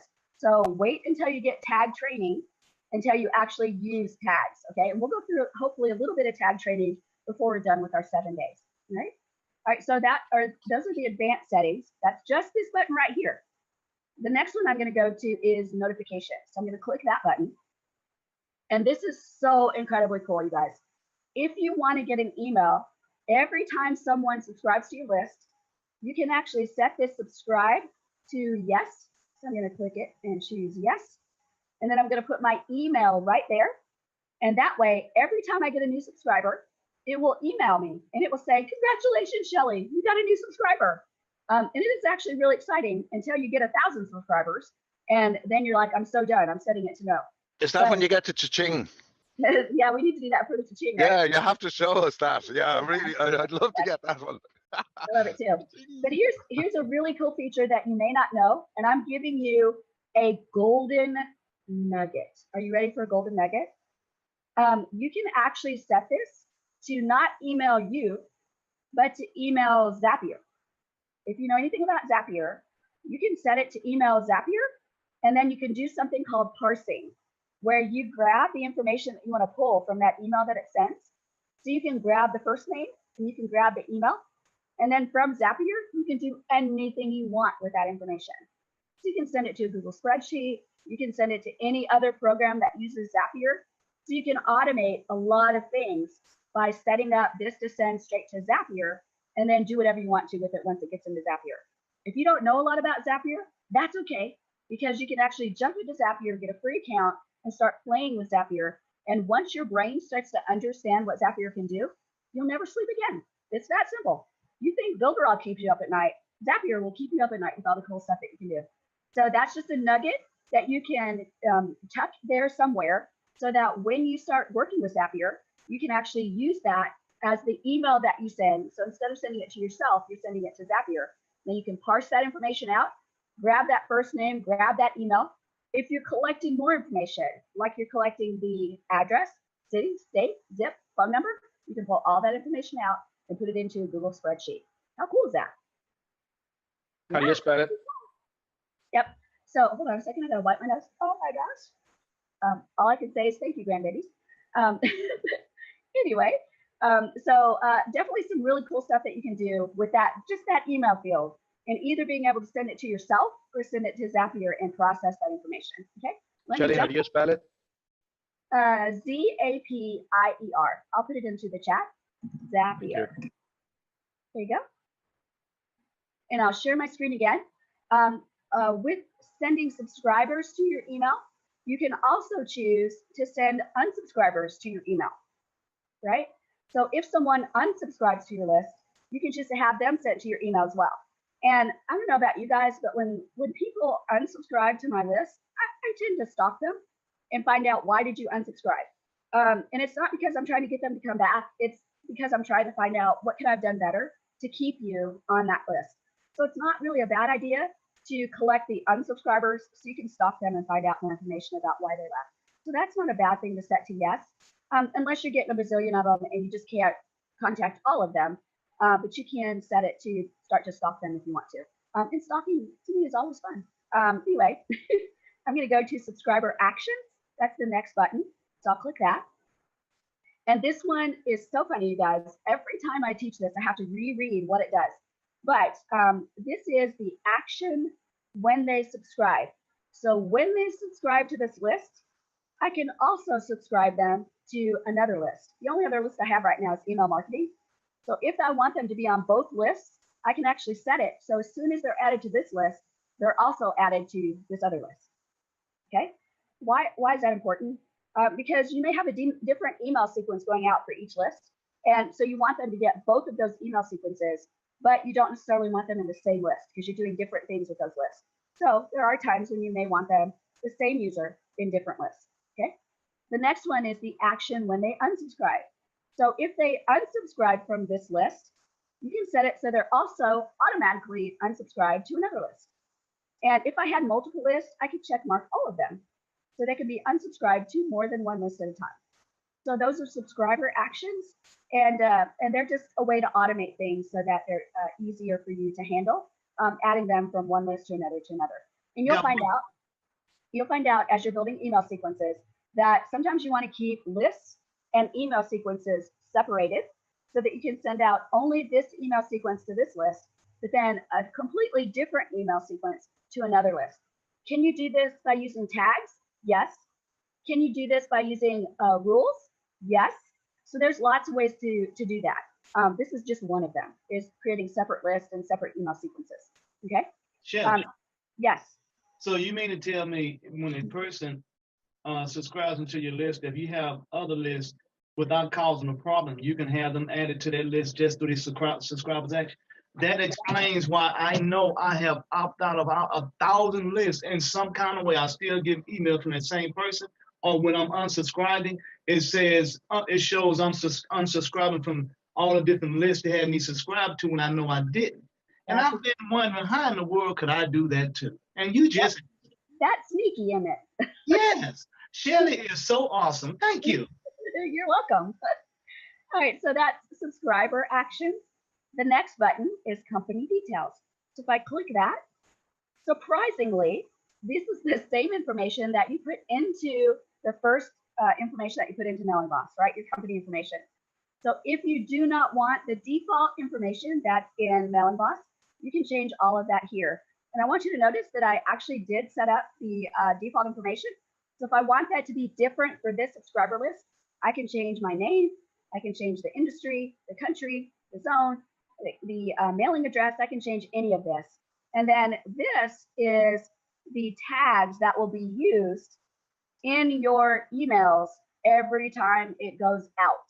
This information will be sent with every single email. And why does it do that? Because of the key and spam law. You have to have your company information in there. And it has to be a valid address. So you can either use your physical mailing address of your home, which I do. Again, I've never had a stalker.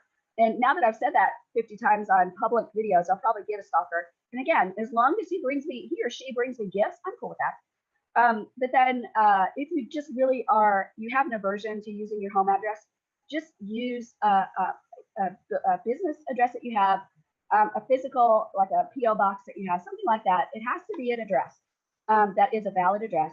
And there are places that you can purchase a PO box and it will physically receive the mail for you. And you can either choose to go get it or have them send it to you. So there are solutions if you do not want to use your home address. May I say something, Shelly? Yeah, go ahead. I was checking, and I'm glad you brought that up because I've been doing some address shopping over the past 2 weeks.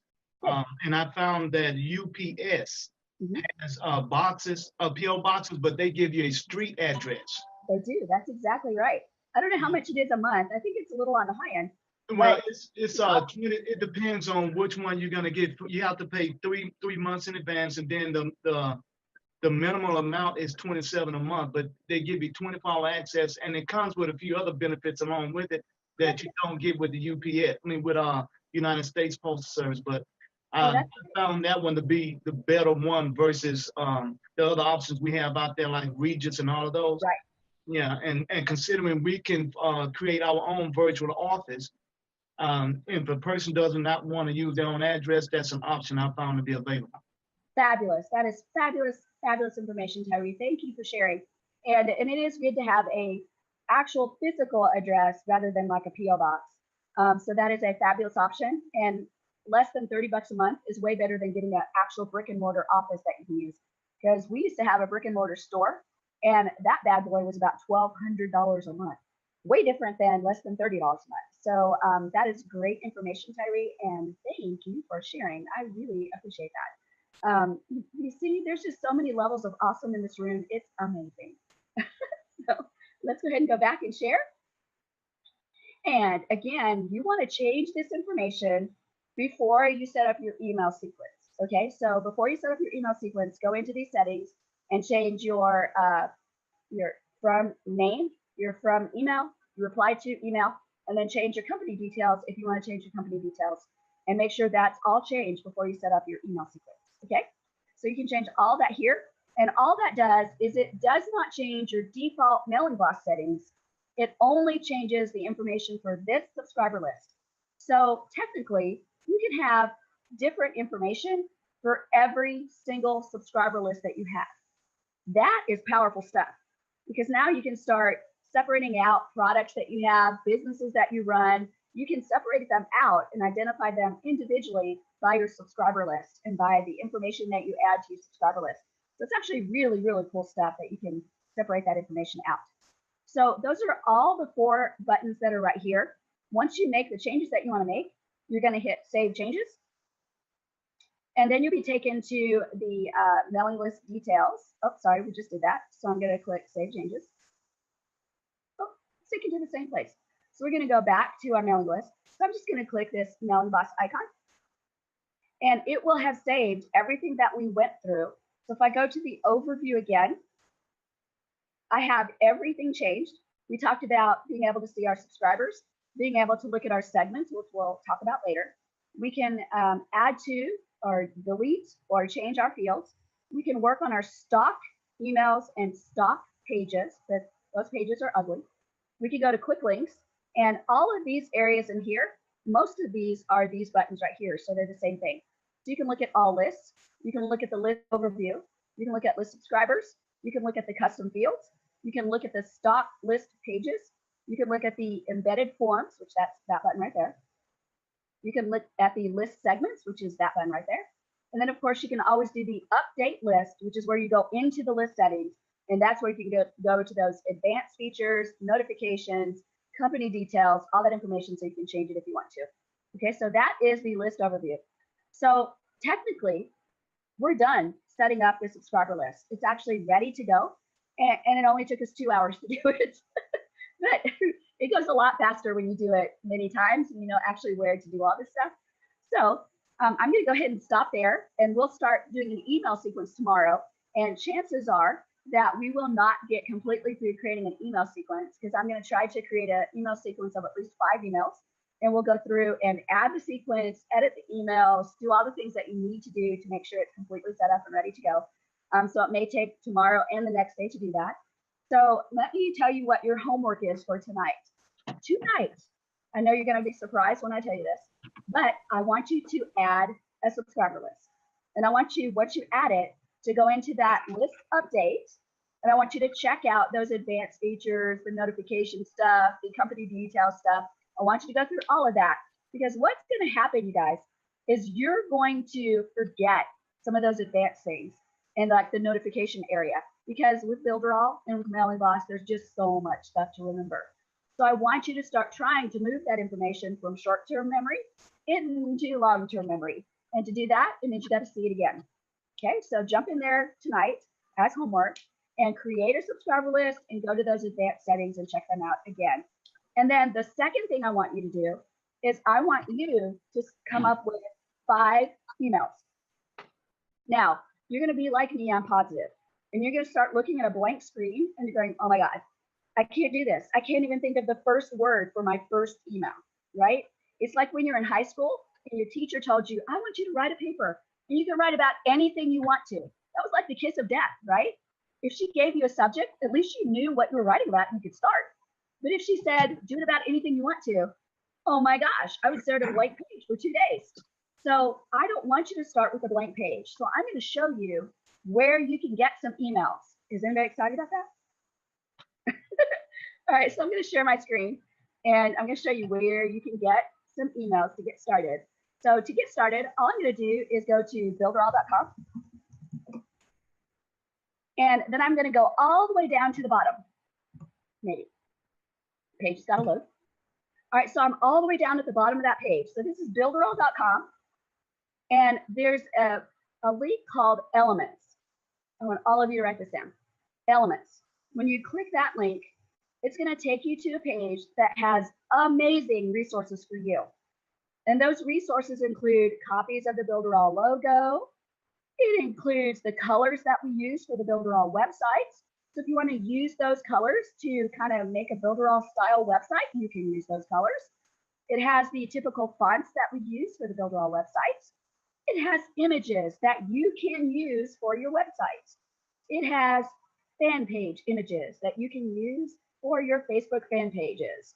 It has YouTube covers, YouTube banners that you can use if you want to create a YouTube channel.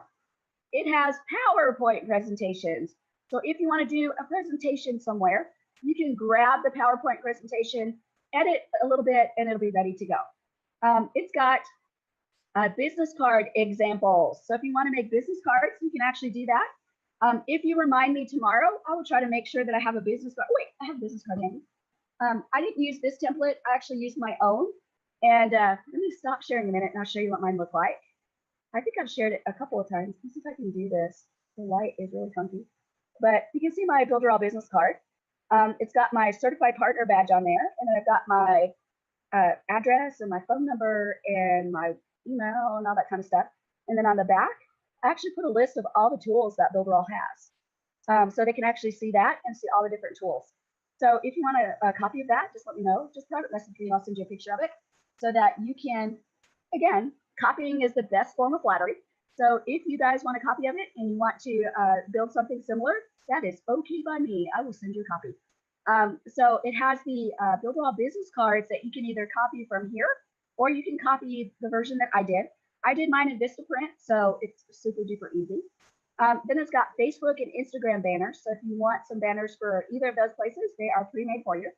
It's got flyers. I've actually used these. I've done live training at our local library. In fact, when I did the training, it was standing room only. There were so many people that responded to the free training that we didn't have enough chairs. And so there were literally people just standing all in the room for like 2 hours as I was explaining Builderall and how to use it to start your own business. So it is a great way to meet new people, get people signed up with Builderall, and get them started. And usually your local library will allow you to do it for free, as long as you're not charging them anything to get them started. So Builderall has that 7-day free plan, so you can absolutely do that. Set up a live training, use these flyers, edit it just a little bit, and you're ready to put those out and get your live training going. It's also got some shared images, and these are fabulous. You can download these and use them anywhere you want to. And then here we go. Here's the money item. Here's email swipes. And here's one that's for a 5-week email. I think it's one going out a week. And then this one is a 7-day email sequence. So you can grab either one of these, both of these, it doesn't matter. Just grab them and use them as a starting point.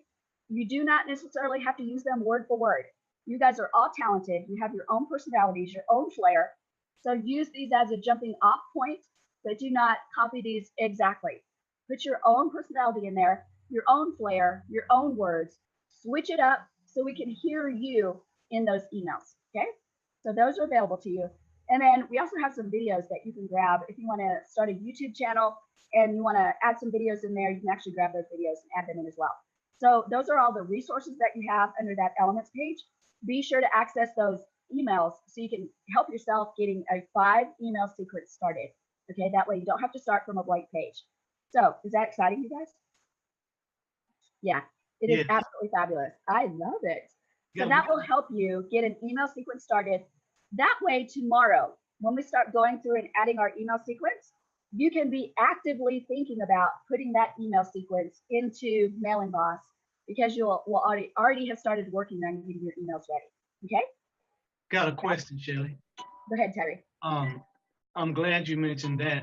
I was showing where we can get the emails from, because I know there's training in Builderall Business to teach you how to do emails, or they could possibly go to a script generator, but that right there saved me. My first question I have is in the back office where we have like emails that we can send out, like, how, where in the back where it gives you a format that you can follow for 365 days or something like that, where it has emails. Yeah. Is that available only for business accounts, or is it also available for $29.90 accounts? They actually removed it. It is no longer on the dashboard at all. So they're revamping that, and I'm not positive they're going to bring it back, but here's hoping that they will bring it back, because that was actually a really valuable tool. But I think there's still a link out there. You can access it. Just post in Facebook. Does anybody have the link to the 30-day daily task and the 365 resource? And somebody will post it for you. Dominic has it. Yeah. So what I would suggest is, Tyree, post in the Facebook group one of them that you need that resource, and then it's already there. I'm sorry to interrupt you, Shelly. It's already on the support group in Facebook. I have answered to this question at least 3 times last 3 weeks. Yeah, so because you should be able to find the links there. Awesome. So Arlise answered that already. So you can actually go into the Builderall support group and do a search and just type it like 365. And type that. Pull up that answer and you can find it. If you just cannot find it, it's impossible to find, repost, tag Dominic, and Dominic will post it. And the good thing is that if you do that, it will help everybody. Yes. Actually, in support, if you search my name, you'll find it. And somebody from Builderall gave me a Google Doc, and it's got a ton of stuff. It's got all the stock videos. It's got just tons of content.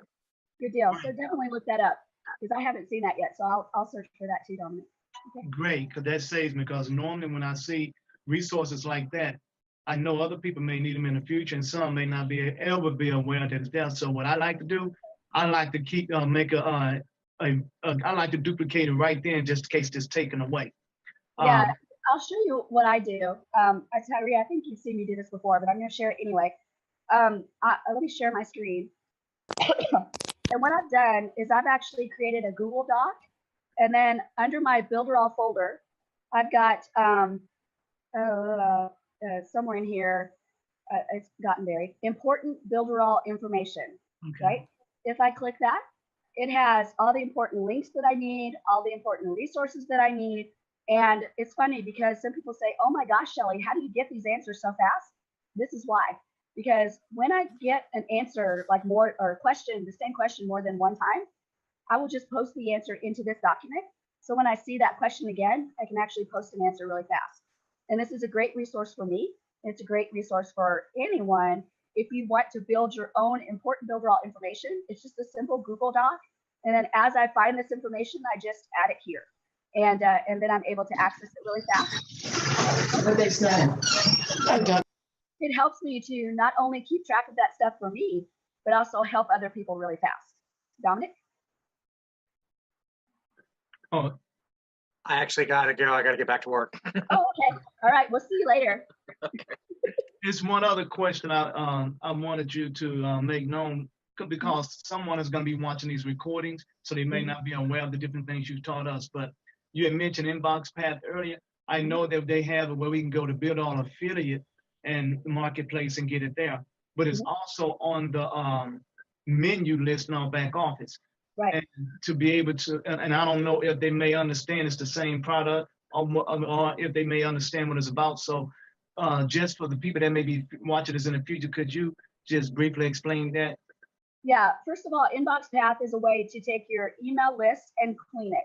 And that's do for important, because you want clean, valid emails on your list so that when your emails are sent out, they hit that inbox, they are open, and the links that are in there are clicked. All that's going to increase your reputation to better allow you to get into that inbox. So Inbox Path allows you to clean that list to make sure that it's as good as it can be, okay? You can buy Inbox Path directly from your dashboard. If you go into your links on the left-hand side, I think it's special programs or special training or something like that. When you click it, Inbox Path is there, and you can buy it from there. But my suggestion is go to the Builderall Marketplace and apply to become an affiliate so that you can sell it, but you can also buy it from yourself and get like a refund on whatever commission you're going to get for selling it. So check that out on the Builderall Marketplace and apply to become an affiliate, and then buy it under your own affiliate link. Okay, Arlie? Yes, Shelly. Hello, how you doing? First, it's great. been a I while. miss you. I miss you guys. I can imagine how it's been so long since I've listened to you, and finally I made it. I mean, a bit late, but finally I could join. I just want to tell you how important the teaching you just made. It's been the second or the third time I've been listening, and I just realized that I was not even aware of half of what you just shared again. So just to give you, thank you so much for everything. The information is so precious, and I'm sending everyone I know from support to your teaching, because I told them that I'm not going to solve the whole process in just chatbots, chatbotting like this. And I think people need just to take the time to understand there is just a way to do things in the right way. But it's very important to take the step-by-steps and come and listen and taking the time to understand the way to do things, because support is just trying to solve things, but we are not like teaching as you do. And sometimes the people doesn't have the mindset to understand the way to go to be able to create a simple list, which looks like simple, but not that simple in a way. Right. So this video especially is so precious. Really, thank you. You give me all the back to my brain, all the boxes where they are for. And thank you so much. This is You're welcome so much. I enjoy this so much. And I love Belly Boss. So it actually almost breaks my heart when I see people post in some of the groups, I hate Belly Boss. It's like, oh my gosh, no, Belly Boss is awesome. Yeah, I've learned the hard way, Mailing Boss, from the people who were asking me questions, and I was like, why do you have those problems? I don't have those problems. Yeah. And just because people just don't do the thing in the right order, like what you were saying about the email. If you don't put it before creating the list, then forget it. After you have to go through the whole email list and go inside, and I've been doing it for people, they could not even find it. Yep, it's great. Maybe you have to show them where to find inside the mail to be able to change it, because it's another story. But been there, done that, got the t-shirt. Yeah, I've learned it from the questions, but it's the hardest way. The best way is to learn it straight from you, because then you can help others. There you go. And another thing, Arlie, is this training has gone like 2 hours. So these are really long videos. So one of the ways to help yourself get through these videos and not go crazy is you can get a Google Chrome extension. And I never remember the name of this Google Chrome extension. I got it from Yeah, of all the things I remember, I never remember the name of this. I just call it the video speeder upper. But I don't know what the speed controller, video speed controller. Video speed controller, fabulous. That's the name of it. My way to use these videos, Shelly, for people. That's the only way I can find something. Exactly. So get that Google Chrome extension and install it. And what that allows you to do is take a video like this that's 2 hours long and speed it up so you can find what you're looking for. It doesn't do like a Mickey Mouse voice. It actually does the voice pretty well, so it's not like completely distorted. But you can actually speed it up to 1.5 times faster, 2 times faster, 3 times faster, and you can get through the junk that you don't need to get to the stuff that you need a lot faster. And then you can slow it down once you get to that place that you're looking for. Because this one is jam-packed with stuff, right? Today's lesson was jam-packed. And it's also got stuff that I promise you're going to forget. And it's not because you're stupid. It's not because you're slow. It's not because of anything, except there's so much to learn. And you just can't retain it all. So that's why I wanted to definitely tell you guys, mark this one down, because you're going to come up to that butt ugly page at some point that says user already exists. And you're going to go, oh my God, how do I fix this? And I want that little bitty thing in the back of the brain going, wait a minute, I think Shelly showed us how to fix that. Let me go back to that video that she told us 15 times to say. I'm sending people on this bootcamp every single day. I send it like, please guys, go listen to the teaching, because it's not by writing tons of emails that we're gonna solve the whole understanding of the, and it's so the way to do it. And honestly, I've done this by chat and by pictures, and even by pictures and doing the arrows, click here, click there, click there. It's still hard to understand for them. And so it's really important to try to go through the training. I completely agree. So I'm happy that I step out from this support training just to listen to you, because it's more valuable stuff than listening to question. People doesn't even understand the question they're asking. I'm serious. I'm telling you. Most of them, they're like trying to figure out a question. Please make it like in English first and make it has a sense, because sometimes the question is like. I deal with that too. It's actually a lot of fun. Trying to figure it out. Yeah, because people are speaking from their mind, you know, so you feel like you know what they are talking about, but you're not able to get it. Yeah. So. It's like a Rubik's Cube where you're just trying to spin it a certain way to make sense out of it. What? Yep. Yeah, so thank you so much. I have every kind of Rubik's Cube. So I'm the queen of Rubik's Cubes. So if you have a Rubik's Cube that you need figured out, just send it to me. I'll do it for you. Phoenix, I think you might have had a question, and then I'll do David. Yeah, I just wanted to add a comment to what Aurelie was saying. Now, you might have seen a couple of us pop in here who's actually been through about 4 months of certified training with Shelly, right? So that is 2 hours per day, teaching like this for 4 months solid. All right. Now, Aurelie and I was in there. Bonnie was in there as well. And we are still in here learning about Mailing Boss, because it just takes some time to get your head around it. It's as simple as that, like anything else. So don't feel too worried if you go through the videos a couple of times. We've been through some advanced intensive training, and we are still sitting here learning about Mailing Boss so that we can teach others or, troubleshoot for other people. So just hang in there. All right. Fabulous. Definitely good words of advice. I love it, Phoenix. Thank you. You're welcome. David. Yeah, I was just going to make one comment and ask you a question. The one comment is, out of all the many thousands in Builderall, we've got 15 participants here. What are they doing? Why can't they do they not want to learn? Aurelie, I absolutely agree with you 100% there. Then this education is priceless for us. It's just priceless. And I cannot figure why people's brains are not coming in and saying, oh gosh, I'll go in and I'll learn. This is all for business. This is all to help us along in our business. We're getting it for free. Some of these so-called gurus, and I'll put it in inverted commas, charge so much money for this. I had one on to me there last year. He wanted to do a thing. Oh, I'll get one of my students to talk to you, blah, blah, blah, blah. Do you know how much he wanted? 10 grand. I said, bye-bye. But there are people there and they're doing this. So you're saying I could charge 10,000? Oh no, yeah, right. Yeah, I'll get Mr. Biggers back. And I say, yeah, the incognito window. Yeah, but okay, that's the point. The point. I know, and well done. But the point is, education is key to your business. It is. And everybody should realize that. Everybody. Now, the other thing, just a quick question on the elements there that you showed us. Right? Mm-hmm. Are they all editable?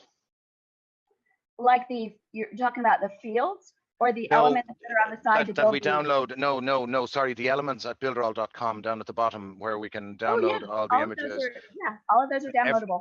Every single one of them are editable though once we download them.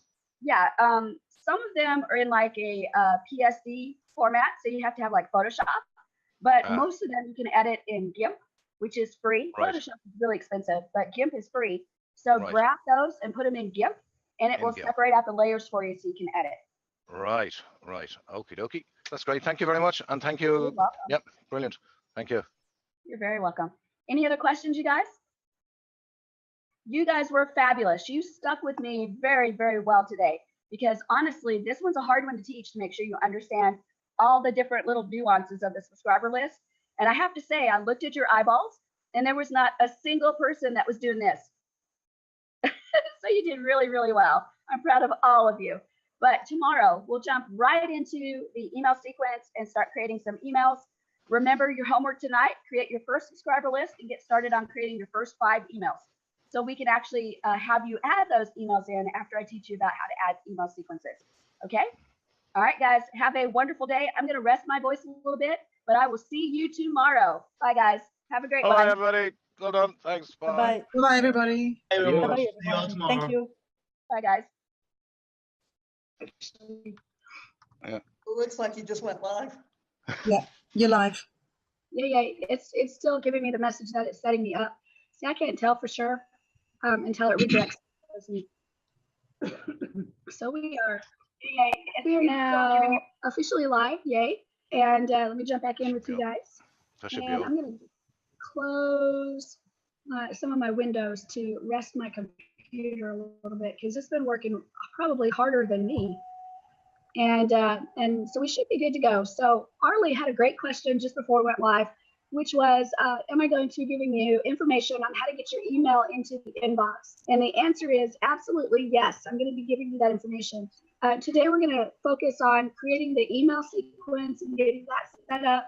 And then we're going to go through the email to make sure you understand how you can change some things inside the email too. And then after that, we're going to tackle how to get those emails into the inbox. But all of that's really relative. I mean, as much as I know and as good as I am, guess what? The Builderall Diva actually gets mail into the spam box as well. So it's not just a given that you can just snap your fingers, do a couple little things, and shazam, you're in the inbox. It's a little bit tricky. And to me, Gmail is the hardest one to get into the inbox. They just seem to ship things to spam pretty easily. And so it's a challenge to go through and figure out everything that you need to do. And I have a pretty good inbox rate, so that's really good. So we'll go through some of the things that I do, and I'll try to help you as much as you can. But definitely stay educated, because what's happening in the email world right now is what's happening in the internet world. Is everybody is becoming more strict. They're becoming more careful about what they do online, what they expect online, what they let you do online. And we know that GDPR has hit the European nations already. And then, of course, in the US, we've been having the canned spam laws. So they're getting more strict about the things that you can do online, and email is a part of that. So this whole thing of shipping things to the spam box is because there's just so many freaking spammers out there. They're all over. They're just driving everybody crazy. And I can't remember who was saying it the other day on one of the trainings, but they were saying, you know, they'd unsubscribe from one email, but when they took them to unsubscribe, they were subscribed to 20 email lists, and they had to check all of them off. And it's because there's people out there that are just adding them to lists without their permission. So there's going to be more laws about that, which makes it harder for us as marketers. That's just the long and short of it. So the important thing that I'm trying to get across to you is that whatever I teach you in this class is going to be good, but it's for this moment, this moment in time. The next moment, it may be a little different, and you may have to learn something new, or you may have to change the way you do things a little bit to be able to get into that inbox, because I guarantee you it's just going to get more strict. You're going to have to learn new methods and new things to be able to get that email into the inbox. But I will definitely share everything that I know and do my best to help you navigate the system to get them into the inbox. So do you guys have any questions before I start today? Yeah, I can add something to what you were saying. Is I've realized that people are a bit bored to receive that way emails as well. So I think it's even harder today to do inboxing that it used to be. So I think now the marketing thing is moving, as I am connected to many other groups. And now we are talking a lot about chatbot, more instantaneous, talk with people.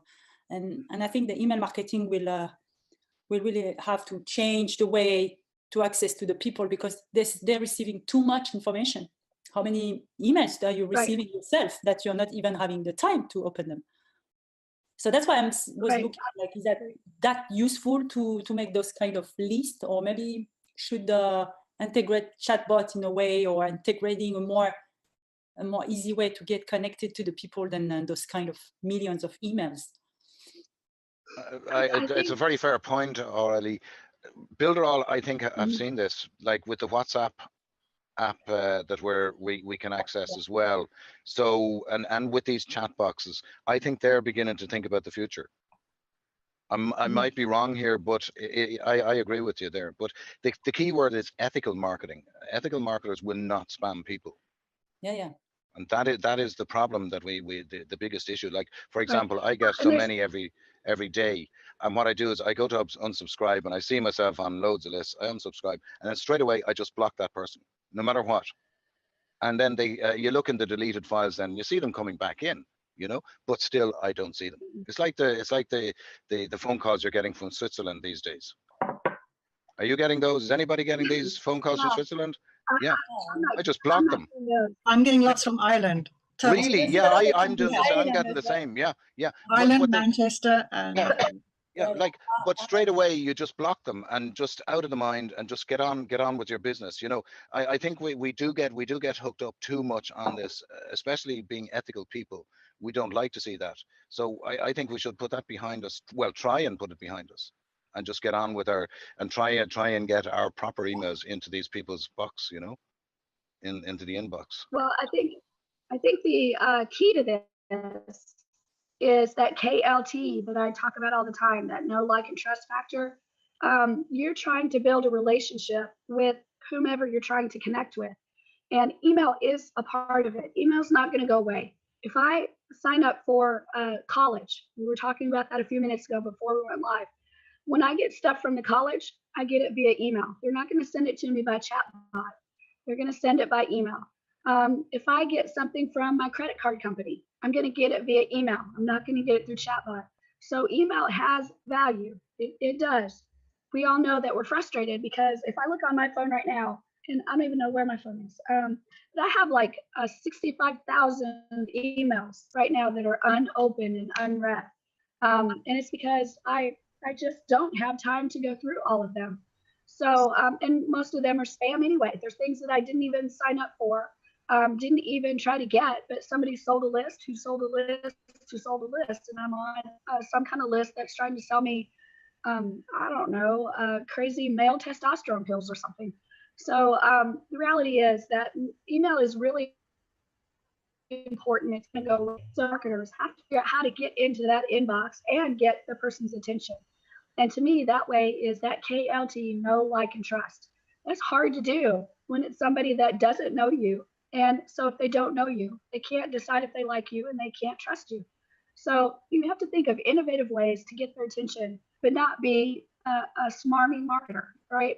And I do have smarmy marketers that I get emails from, and they'll say things like, just click here and you can get your commission check right away. Well, I'm a marketer, so I know that's a marketing technique. But someone that's not a marketer, that doesn't know that as kind of a disruptive marketing, is going to click on there, and they're going to get frustrated because they go to a sales page that shows them something that they're trying to sell them. So, there's the users out there are being jaded. They're getting frustrated, and they actually need someone like us that can go in and be straightforward and say, hey, this is Shelly from Builderall. Wanted to send you a short message. That's so inobtrusive. It's so not disruptive. It's so not smarmy. And if they click to open it, they're going to find my personality, my flair, my genuineness, my authenticity in that email. And that's either going to resonate with them or not. But to me, the name of the game is to be authentic and try to go for that know, like, and trust factor to get them to open your email and actually participate in whatever you're offering in that email. It's hard to do. It's not easy. You're still going to have a low percentage, like everybody else, of open rates and click-through rates, because email marketing is a really low success rate to get people in unless you've got a really warm list. But the reality is email's not going to go away. So it behooves you to learn it so that you can take advantage of it and use it in your business. And it's going to be used in conjunction with chatbots and websites and mobile apps, all those other tools that you can use. Email is a part of it. And without it, if you decide, well, email just not for me, you're missing out on a method of marketing that once you develop that warm list, it does have a value. So that's kind of my take on it. What do you guys think? Yeah, absolutely, 100% agree. I am trying something at the moment. I don't know whether anybody else is trying this. We all have Zoom, I presume, yeah? Oh, I'm a poet and I didn't know it. Right, we all have a personal meeting room in Zoom. Yeah. What I've done is I've put a link to that personal room. When I have my computer on and I'm working, I have it up on my contact page.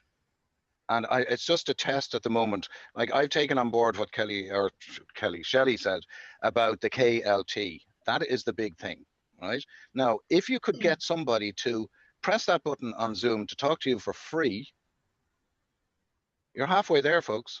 And then you just have a quick chat with them. They can see you, you can see them. If they're genuine, if they're really genuine people and interested, they will make that free phone call or the free, hit the free button, you know, and then have a chat and then work on the KLT and then say, listen, if you have any further questions, just sign up there and, you know, have a bit of a chat with them, have a bit of crack, bit of fun, bit of enjoyment, you know, show them who you are.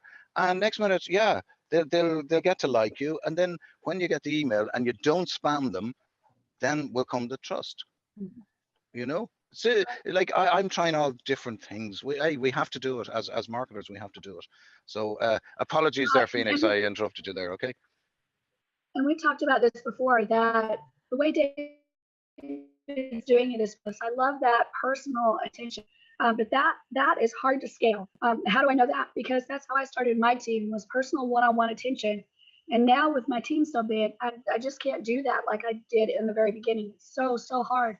And I have so many people that's how I started with them. So they now expect it and they get like almost offended if I can't go one-on-one with them immediately. And it's not that I don't want to, it's that my business is so much bigger now that one-on-one is really difficult. So the one-on-one is fabulous and the personal attention is fabulous, but to scale that is super duper hard. So we can start that way, but to keep working and scaling, I'm in the process of figuring out how to do it and still create a know, like, and trust factor. I don't have to do it necessarily one-on-one. So that translates into group meetings, group trainings, and then offering things like Skype support so I can chat with them instead of having to meet with them one-on-one. I can do a chat way faster than I can do setting up a personal meeting. But all those are things that have to happen in your business. You will go through the same thing as you build, where you learn how to do certain things and you're like, oh my gosh, this is working great. But then when you start to scale, you realize, oops, that's not possible anymore. I have to switch up a bit, because for me, my team is not just wide, but now it's really, really deep. And to get to everyone individually is almost impossible. So as you learn this business, as you grow, you'll continue to learn new ways to do things. But Shelley, the people who are underneath you, yes, but when they are growing their team, they should be copying you and doing exactly what you're doing, helping their teams. So you shouldn't have to help somebody five down from you. But some people expect that you should do that. That should not happen. They're like, your team are getting great training. They should be able to do that and say, right, I'll take over and I look after my team, right? Like if whatever team I decide to join, right, I will say to that person, listen, I am not going to be putting pressure on you, right? I am not going to be putting pressure on you. I will copy you, whatever you're doing, and relate it to my people so as they will do the same way as me. Like, teach them, in other words, as well, right? But an awful lot of people don't want to do that. All they want to do is make the money the easiest way, without the work and a bit of heart into it, you know? So that's where I'm standing, you know? Yeah, but you also get those people, David, though, that they don't have that confidence to actually be the leader. And it's funny because when we were at Everest, build it into them. We had the VIP. Right. Well, we had the VIP meeting, and I've done this with my team before. We had the VIP meeting, and you could see people in that meeting that were just kind of sitting and kind of looking down and maybe just kind of soaking it in rather than sitting up straight and really taking it in. And I felt the urge. So I did it, right? I don't have a whole lot of filter in me sometimes, but I took the urge to stand up and I said, look, you guys, you are in a VIP meeting. You are in a very special meeting that has very special information that not everybody else is privy to. And you are sitting with the CEO, Eric Salgado. So guess what? You are leaders. Don't wait for somebody to tell you you're a leader. You already are a leader. So take that back with you and start leading. And I've done this with my team as well. You are a leader. You're doing the steps that you need to do to be a leader. So take it, run with it, be a leader. Everyone here is a leader. Some people that, right. But there's some people that actually somehow they're waiting for someone to give them a special badge that they need to wear. No. A special crown. But that's the real millennial sort of way now, you know. But everybody here is taking action, and we are here for a reason, because we want to learn about Builderall. We want to learn about the tool, number one, and then about the business. Like, and yeah, I'm sorry, I just, you know, people are people, and the world over, and respect to each and every person here. I have to say that for taking the action, and we're all going to go places together. Rant over. That's right. I think the difference is what you're seeing is that you've got people who think like entrepreneurs, and you got people who think like workers. And the workers are looking for someone else to be the leader, whereas the entrepreneurs take it on and they do the leadership. That's true. That's true. I think Phoenix wanted to say something as well. Yeah. Phoenix has been trying to say something for a while. I've got two questions and a comment. First of all, my comment is really when I was sitting there in that VIP meeting, and I was sitting right next to Eric, and I really felt so small at one stage, and because I was sitting in between Bilal, Jamil, and Eric. Okay, these are two very very big people. And I kid you not, like when Charlie stood up and when Charlie looks you in the eyeballs in person, you really have to listen. It's very different from on Zoom, but even more so in person. And she stood up and she said, you look at me, you are a leader. Take it, own it, take this responsibility. And we had a couple of people there, and I could actually just see them kind of sit up a little bit, and then that was very important. Yep. Yeah.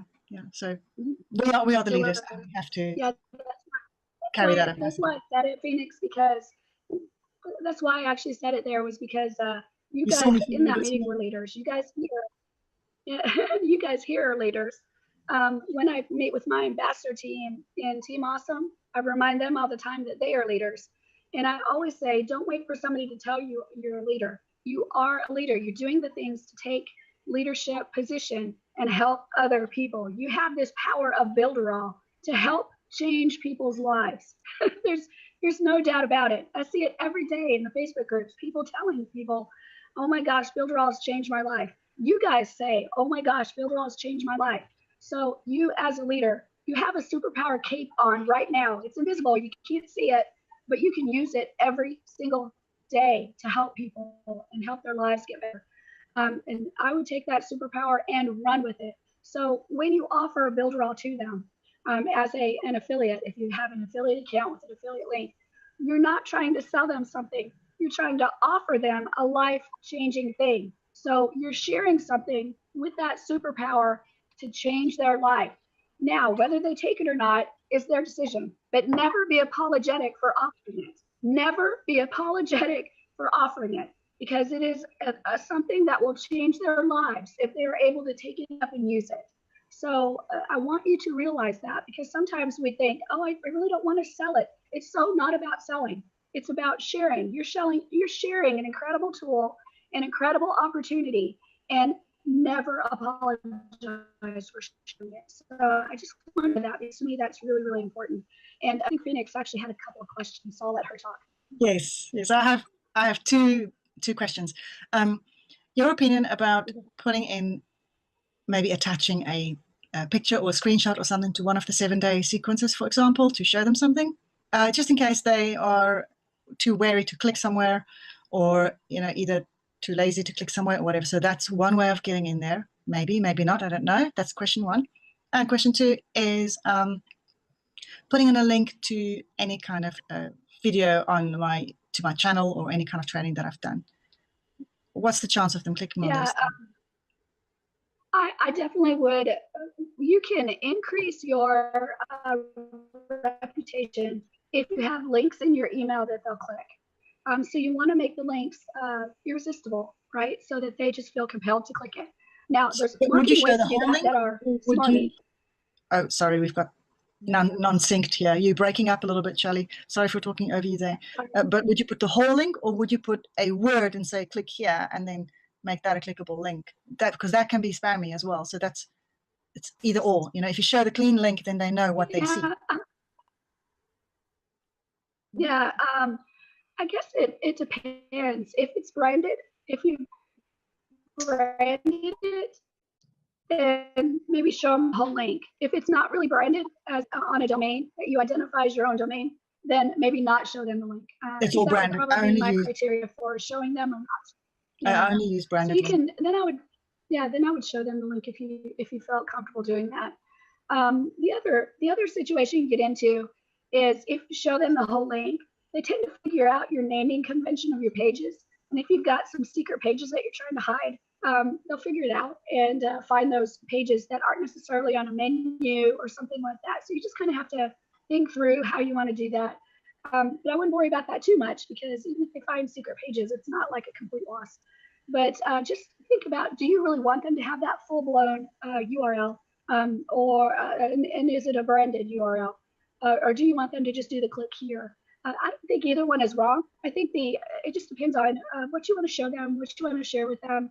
But definitely do not ever share a link unless the full URL, unless it's branded. And they'll see it anyway. If they click here, they'll see it. So it doesn't matter. But that would be the only criteria I would have is it branded or not to show them. Did that answer the question? Yeah, that answers the second question very nicely. Thank you so much. You are breaking up quite a lot. Right. Then the first question was attaching a image or a photo or screenshot of something that you think might be pertinent to whatever you're writing about. Yeah, absolutely. If you want to put some type of image in there, put your logo in there, put an image almost like an infographic or something, all of that is fine. Just remember that you don't want to overload email with images or video or anything like that. People most of the time access email on their phone now.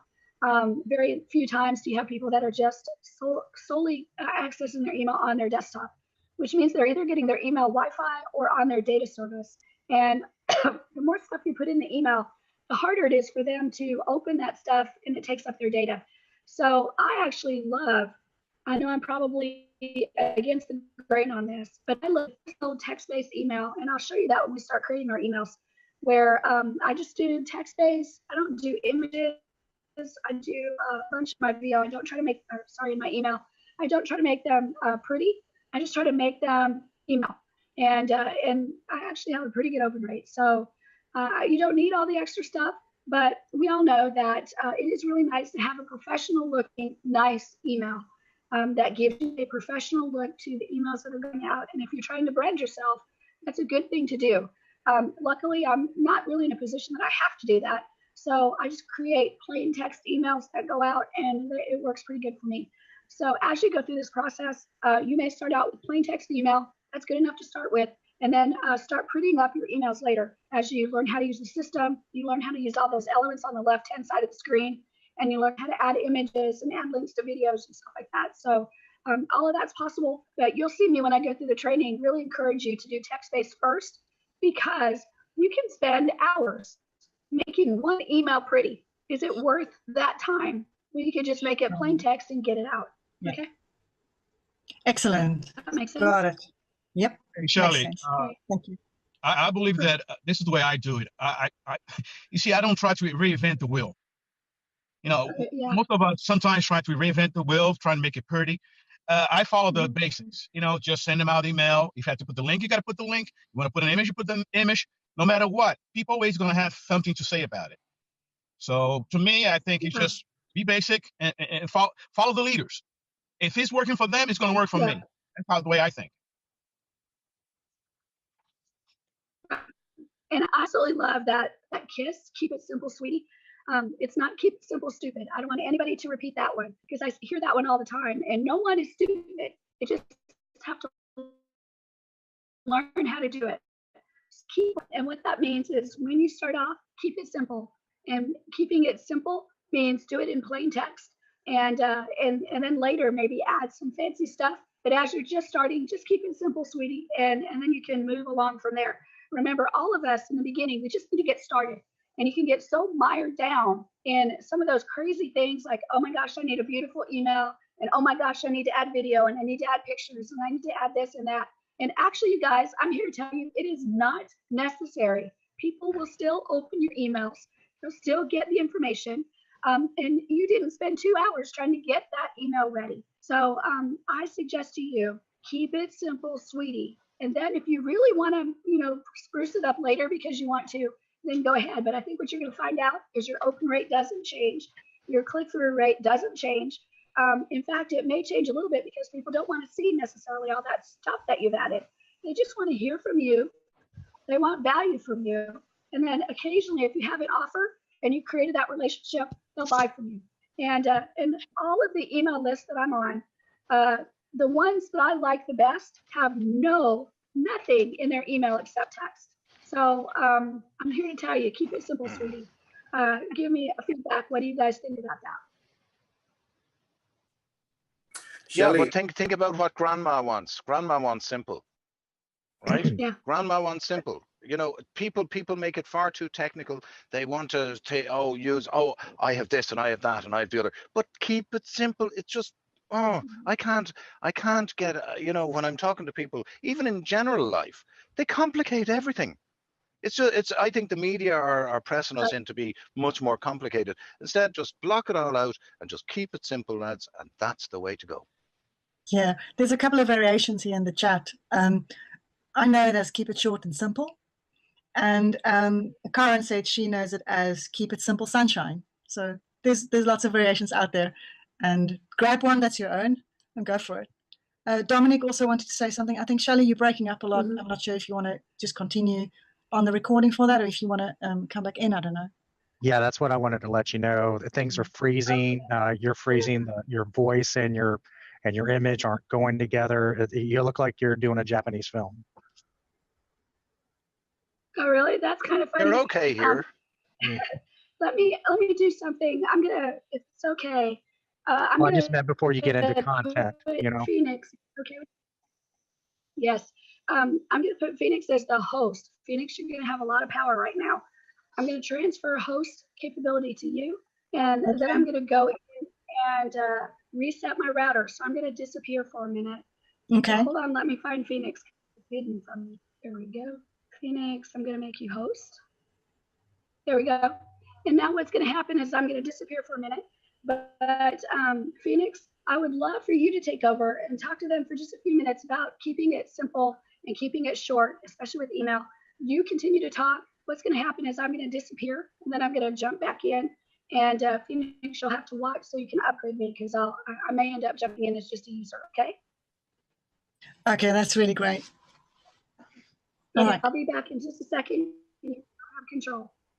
Good. I'll keep my eye. Oh no, my voice is going. Oh my goodness! With the transfer comes the voice, the voice trouble. Okay.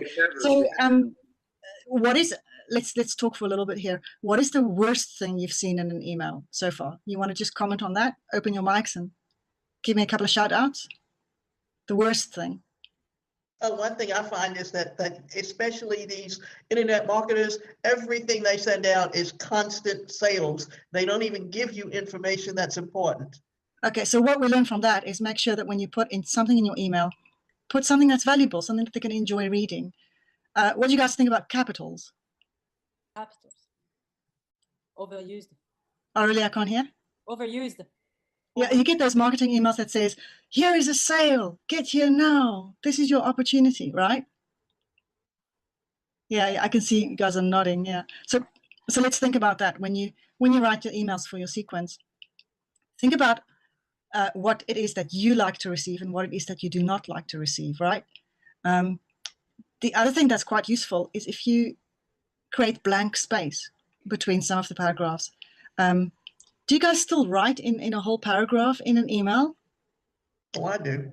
You do? Gabrielle, you don't do that. How about you, Judy? Do you still write it as a paragraph? What do you mean? It depends on what I'm writing.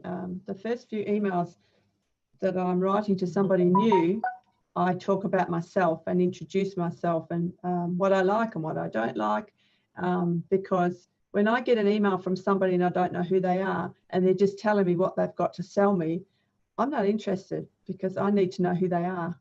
So it comes back to the like, know and trust. So the first few emails, I might just put a bit of my story or, you know, hi, we haven't connected before and this is who I am.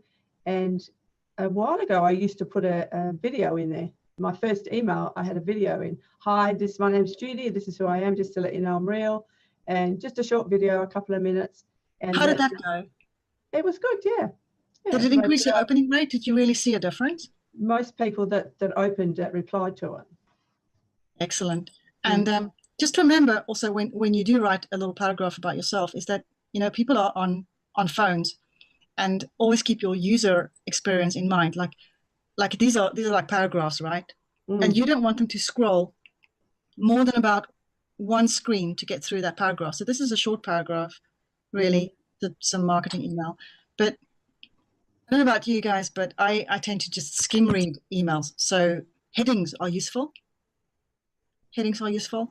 What else do you really hate in emails? Tell me.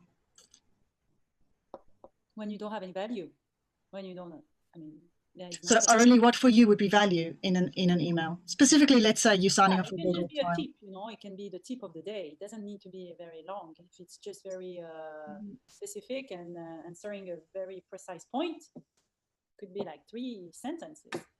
So a very precise point, a very specific tip, can be really or useful, or just saying something for people who are looking for that, especially this, then you can do this, this, and this. It can be really... You're very soft. I can't hear you very well. And, you know, don't need always to make a...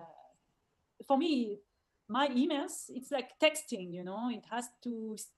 We don't have time to read. So in my case, I'm not a long writer. Maybe it's because I'm not an easy writer, but I'm always writing for the spot. Why do I write this email? And then I make it, give it to them straight, you know? Don't turn around like... So there's value. It's like, hey, I'm so-and-so, I'm writing to you because XYZ. And I go heading, I thought this might be useful for you, da-da-da, or I wanted to tell you a bit more about... Because you know, it depends languages that in my language, Latin word, we are way too long. We are just to say go, we are explaining why you should go. So just go, you know. And I realized this in the Latin word, we love talking, we love speaking, we love explaining, but sometimes so I'm trying to get rid of all these things and try to sensitize more and getting close to the point of the mail, because otherwise it's... Yes, lost. What do you do for your email footers? Sorry, Davida, you had a question? What I was going to say was, as a professional speaker, you're taught to only make 3 points in a speech because that's all people want to hear. And why not do that as in your letters too? Is just make 3 points, because beyond that, they're going to lose interest. Yeah, absolutely. So let me just bring Shelley back in here. And then the last thing I wanted to mention to you is also, have you thought about the footer? What comes after your name when I say, talk to you soon, Phoenix? There is a little very good space after your footer. And we forget about that footer. Now, some people put too much stuff in there. They put links and this, that, and the other, and some people put nothing. So what you can put in there is what I've put in, well, what I put in mine, for example, is like, I'm trying to grow my YouTube channel, right? Because it's so small. It's like a secret channel at the moment. You can't even find it. That's how small it is. So but Shelley was the first one to find it. So she's got the crown for the first one on my channel to subscribe. I'll find it. Don't worry. so at the bottom of it, it's just like, see if you can go find my secret YouTube channel. It's really small. And I'm going to post about this, that, and the other. So I think one tip that I can give is in your emails after your name, put one thing in there. It can be something like come join my group. It can be here is the latest. By the way, here's the blog I wrote last week. It can be just your website, but just use that space wisely. Or if you want to leave it blank, you can leave it blank. So what do you guys do? Let me hear a little bit, and then we'll hand over to Shali, I think. I think I have tried this footer. It's so hard to manage it because the typo, the size of things come in crazy, and if you start to change this part, you never know what you will like. You never get it right. Experience of this footer. I do that just literally as a text, just text. I don't even build it in the email builder. It's just plain text. But you have already the mandatory company info, so it's taking a lot of space already, all this information. And then you have to have the unsubscribe link, and then you have already many things, the legal things that has to be into it. So, but I put it just under my name, like 2 lines under my name. So it's not in the footer, like when we go through the email creation, I'll show you. I'm sure Phoenix will share where she puts it exactly. Can you use timestamp in Mailing Boss at all? No. What did you ask? Timestamp. Timestamp. Timestamp. What do you want a timestamp? Yeah. No, it's the thing that you can add to a Google, a Gmail account, right? It's times. I think it's called timestamp, isn't it? And you can put in a little card underneath your name with all your details. Oh, it's like a signature.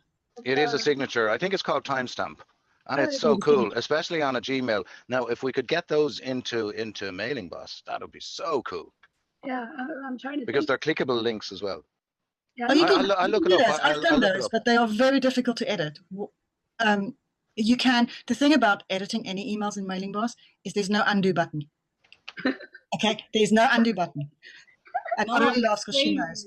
So once you start editing the signature, where you've got the clickable link and all that, make sure that you either are ready to do it over a few times, and then you can just get it right first time around. But they can be done, David. They can be done. All right, so I think I'm actually now officially live instead of being all strobe lighty. So thank you. Number one, thank you, Phoenix, for taking up for me like on the fly. That was fabulous. You're very welcome. We had a good discussion about things we hate. A round of applause, a round of applause. You guys know that? A round of applause. Round of applause. There you go. Very good. Thank you. That is greatly appreciated. And now we are like an hour into this. We still haven't done the email training. So let's jump into the email training. So I'm going to go ahead and share my screen, and we're going to start jumping into Mailing Boss. So I'm going to go share my screen, and hopefully everything will act right today. But we're going to go into our Christy Lynn account that we created brand new, and I'm going to sign in. And today we're going to talk about how to add an email sequence. That's what we're going to focus on today. And I'm going to work just a little bit longer because my voice is just about done, and I've got 2 more trainings to do today. So I'm going to go to my Mailing Boss right here on the left-hand side. And then I'm going to go right here to Access Mailing Boss. And if you remember, we added a subscriber list yesterday. That was called Shelly's Awesome List. And I want to add some emails as a sequence into that list. But before we do that, I want to make sure we define a few things, because you're going to hear me say several times email sequence, email campaign, and a regular email. So I want to make sure you know what all those are. So get your pen out and get ready. An email campaign is one single email. That's what an email campaign is. So right here, where it says create a new campaign, that means I'm creating one new email. I'm not creating a collection of emails. I'm creating one new email. And then if I say email sequence, I'm actually creating a collection of emails. That means I'm going to have 1 or more emails inside that sequence. Okay. If I say a regular email, that's the same thing as what's known as a broadcast email, where it's a one-time email that I send out on a specific date at a specific time. Those 3 things are very important to understand, because if I say I'm doing an email sequence, that means it's probably more than 1 email that I'm working with. If I say an email campaign, that's 1 email. If I say a regular or broadcast email, That means I'm sending out one email on a specific date and a specific time. Okay, everybody got that? Thumbs up if you got that. Okay, those are really important because as you work through the system, you'll see these words and it's important for you to understand what they are. So right here, if I click email regular, that means I'm creating one email to go out at one date at one time. Okay, that's what I'm doing if I choose that. If I choose email sequence, that means I'm creating a collection of emails that are all going to go out based on whatever time the person joined the list. So they may go out 2 days after they join the list, 3 days after they join the list, 4 days after they join the list. And it's multiple emails that are going to go out based on when they join the list. Okay. So those are really important things to remember, and it will help you to navigate this system. So let's go ahead and talk about creating a new email sequence. And remember, the sequence is a collection of emails. So I'm going to create 5 new emails. And I'm going to show you this long way to do it first because we're doing the algebra method. So to do that, all I'm going to do is click campaigns. And then I'm going to go to email sequence and click that. And right here in this area, I do not have any email sequences at all right now. So I have to click this button that says create new. Just a quick question, Shelly, if I may ask you. Sure, go ahead. In the sequence email, I have many times this question. Do we have a way to use a template or the template for only for the... No, you can use a template, but you have to go into each individual email. And I'll actually show you how to do that. That's part of this training, but it's kind of later down the line. Okay. Thank you. You're welcome. So all I've done is clicked create new so far. And now I need to just name what my email sequence is. But let me give you a hint. Always try to name your sequence something related to the list that it's attached to. So you can have that relationship there. If you just say email sequence list, email sequence 1, you don't know just by what it's connected to. And that causes you to have to go into some settings to try to remember where it's connected. So for this one, I would say something like Shelly's awesome list email sequence number 1. All right. So what that tells me, guys, is that I'm connected to Shelly's awesome list. And this is my email sequence number 1. That way, when I see the name of the sequence, I know what it's connected to, and I know it's the first email sequence that's going to go out. Right? This is actually really important because once you get a lot of these going, you won't be able to find these things very easily if they're not named according to what list they're connected to. Okay, so connect them back to your list by putting the list name in the name of the sequence. It will save you a lot of time. It will save you a lot of headache. And you're probably going to come back to me at some point and say, thank you, Shelly, that really helped me a lot because I wish somebody had told me to do that in the very beginning. All right, so definitely try to name your sequences based on the list they're connected to. And then the next thing is, what list is it attached to? So if I click this button and go to choose, I can choose for it to be connected to Shelly's awesome list or email marketing. I'm going to choose Shelly's awesome list. And then we don't have any segments here that are set up, but and we won't connect to any segments. But you can choose some segments that are default. Well, if we have time, we'll talk about segments and how you can use segments to send to only certain people. Right now, we're just going to leave that blank. And then here's an important feature that you need to look at very carefully. This one says send to future subscribers only or send to current and future subscribers. Now, for me, in this list, there are no subscribers. So it's okay to choose future subscribers only. But if you've actually got some subscribers in here already that are confirmed and you want them to get this sequence, then you can choose current and future subscribers. That way it will kind of backtrack. But what it does is, let me look at your faces because I want to make sure you get this. What it does is, let's say it's a 7 email sequence or a 10 email sequence. Let's make it fun. Let's make it a 50 email sequence. And then you say, send it to all current and future subscribers. What it'll do is take all 50 of those emails. And if they've already passed the dates that they were supposed to get these emails, it'll send all of them at once. Have you guys ever seen in Builderall where you get like 10 emails at a time? Have you ever seen that? That's because yeah, it happened to me once or twice. It's like, Yeah, that's because when they set up the email, they accidentally selected all current and future subscribers. So it sent all of the emails in that sequence instead of like maybe just one or whatever it was supposed to do. So be careful with that one, because your list people might kill you if you send them 50 emails at once. But that's what that means. So I'm going to go ahead and share my screen. And I'm going to set it. Shelley, I think Gabrielle had a question. Yeah, can I ask a question? But when you're setting that, isn't that, if I'm setting that today, doesn't that sequence start from today? Why would people get the other? I mean, do you put a date on it or something? Because I'm creating it right now. So why would people get 10 emails from my existing subscriber list? No, it goes back all the way to the date they joined the list. Oh, so they go back to, because they joined a year ago. So now they, oh my. Yeah. Okay. I think that they're getting it because they had subscribed a year ago. What I don't understand is why they're not just getting the first one and they're getting all of them at one time. Because I want you to think about this a minute. We'll say I set the first one to be the welcome email to send out immediately. Right. And then the second one to send 2 days later. And the third one to send out 4 days later. Okay. Oh, because they've been in for a year. There you go. So they've been in 2 days and they've been in 4 days. So it's a little bit tricky how it works. It will just bombard you with emails. So just be careful with that one. And you can click that, just send it to all future subscribers, and you'll cover anybody that comes to your list in the future. Right? That's a tricky one. And we've actually on Builderall seen the results of picking that all current and future subscribers, because it'll send every email on that list just boom out all at one time. Okay. All right, let me go ahead and share my screen again. And so we've set up those first few things. I'm going to go ahead and click Save and Edit. And now what it does is it takes me into the area where I can start editing my emails that I want to work with. Now, I want to look at your eyeballs again, because this one to me is really important. This is the email editor light version. Everybody get that?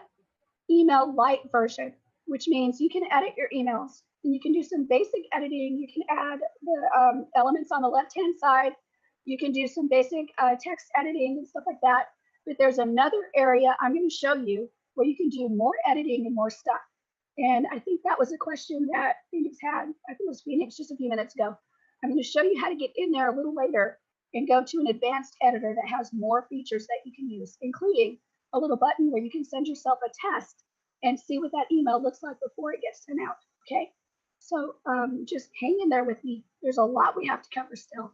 So I'm going to go ahead and share my screen. So on the left-hand side here, we've got multiple elements that we can use to add to the email. And I can kind of get that out of the way by clicking this little arrow right here, because it's always in the way. So I'm going to move it. And now what I see is some information about the single email that's in this sequence right now. It automatically drops in for you the first email. And I want you to notice this is super duper incredibly important. See this button right here? It says activate. What that means is this current email message is paused. It is currently paused. That means it ain't never, ever, ever going to send. It's just not going to send. The only time an email message will send is if you click activate and you activate the email. Now, this is important because there's a lot of people that create their email sequence and then they just assume that they are supposed to be sending out and don't understand the activate button. And what's happening is their email is paused. It is not actually activated and ready to go out. Also, if you want to edit your email, you have to pause it. It's not going to let you edit if it's not paused. And that makes sense, right? If the computer needs to grab your email and send it, you can't be editing the email. So you have to pause your email, make your edits, and then activate your email. Okay, so those are two important things that you have to remember. It's not going to send the email unless it's activated, and you cannot edit the email unless it's paused. Everybody got that? Yes. Okay, good. So I'm going to share my screen again. And now I'm going to start editing this welcome email. And here's the email campaign. And you can name this anything you want to. But again, I would actually go back to naming it after the list that it's going out for. So I'd say Shelly's awesome list email number 1. And I might actually put it sequence number 1. email number one. And I want you to notice what I'm identifying. I'm identifying the list that it's a part of, the sequence that it's in, and the email number that it is. And then I can even add welcome email. So now I know a lot about this list. I know that it's, a lot about this email. I know it's on Shelly's awesome list. I know it's attached to sequence number one. It's email number one, which is the welcome email. So I have a lot of information about this email from my campaign name. And remember, campaign means one email. Okay, so this one email is attached to this list. It's in this sequence, and it's email number one. That's, again, super important, you guys. You're going to get lost in the shuffle if you don't name these things according to what they're attached to. And then I have the subject line right here. I can change that to anything I want to. So I'm going to say Shelly wants, spell it right, wants to welcome you to the list. Oh, there we go. Shelly wants to welcome you to the list. And now right here, I can edit any of this text. And to edit, all I need to do is click there. And I can highlight, and I can delete text by just hitting the delete button. I can start typing. There we go. And also, if you notice, once I clicked in there, I had a toolbar appear right here. And I also had a toolbar appear right here. Now, one of the things that you can do is you can make changes to an entire section. So this paragraph is considered a section. So for this section, I can actually move it. So I can actually highlight and move it by clicking that little move icon, right? So I can move it all around. I can also click this source button. When I go into the source, it takes me into the code source for that paragraph. And if you know HTML, you can actually edit that yourself. You don't have to do it in the editor. If I click in there again, I've got the plus button, which means I can copy this section. So I just click that button and it copies the whole section. And then if I click into the section again, I can click the X button and it deletes that whole section. And then it says, are you really, really sure? And you click OK, and it deletes that section. So these items right here affect the entire section. Now, if I highlight an area, I can go over here and edit where I've highlighted. So I can bold it, I can italicize, I can underline, I can strike through, I can click this little button to change the colors, and then click OK. So now that text is actually red. I can change the size of the font, go with 18. I can choose to clean any formatting.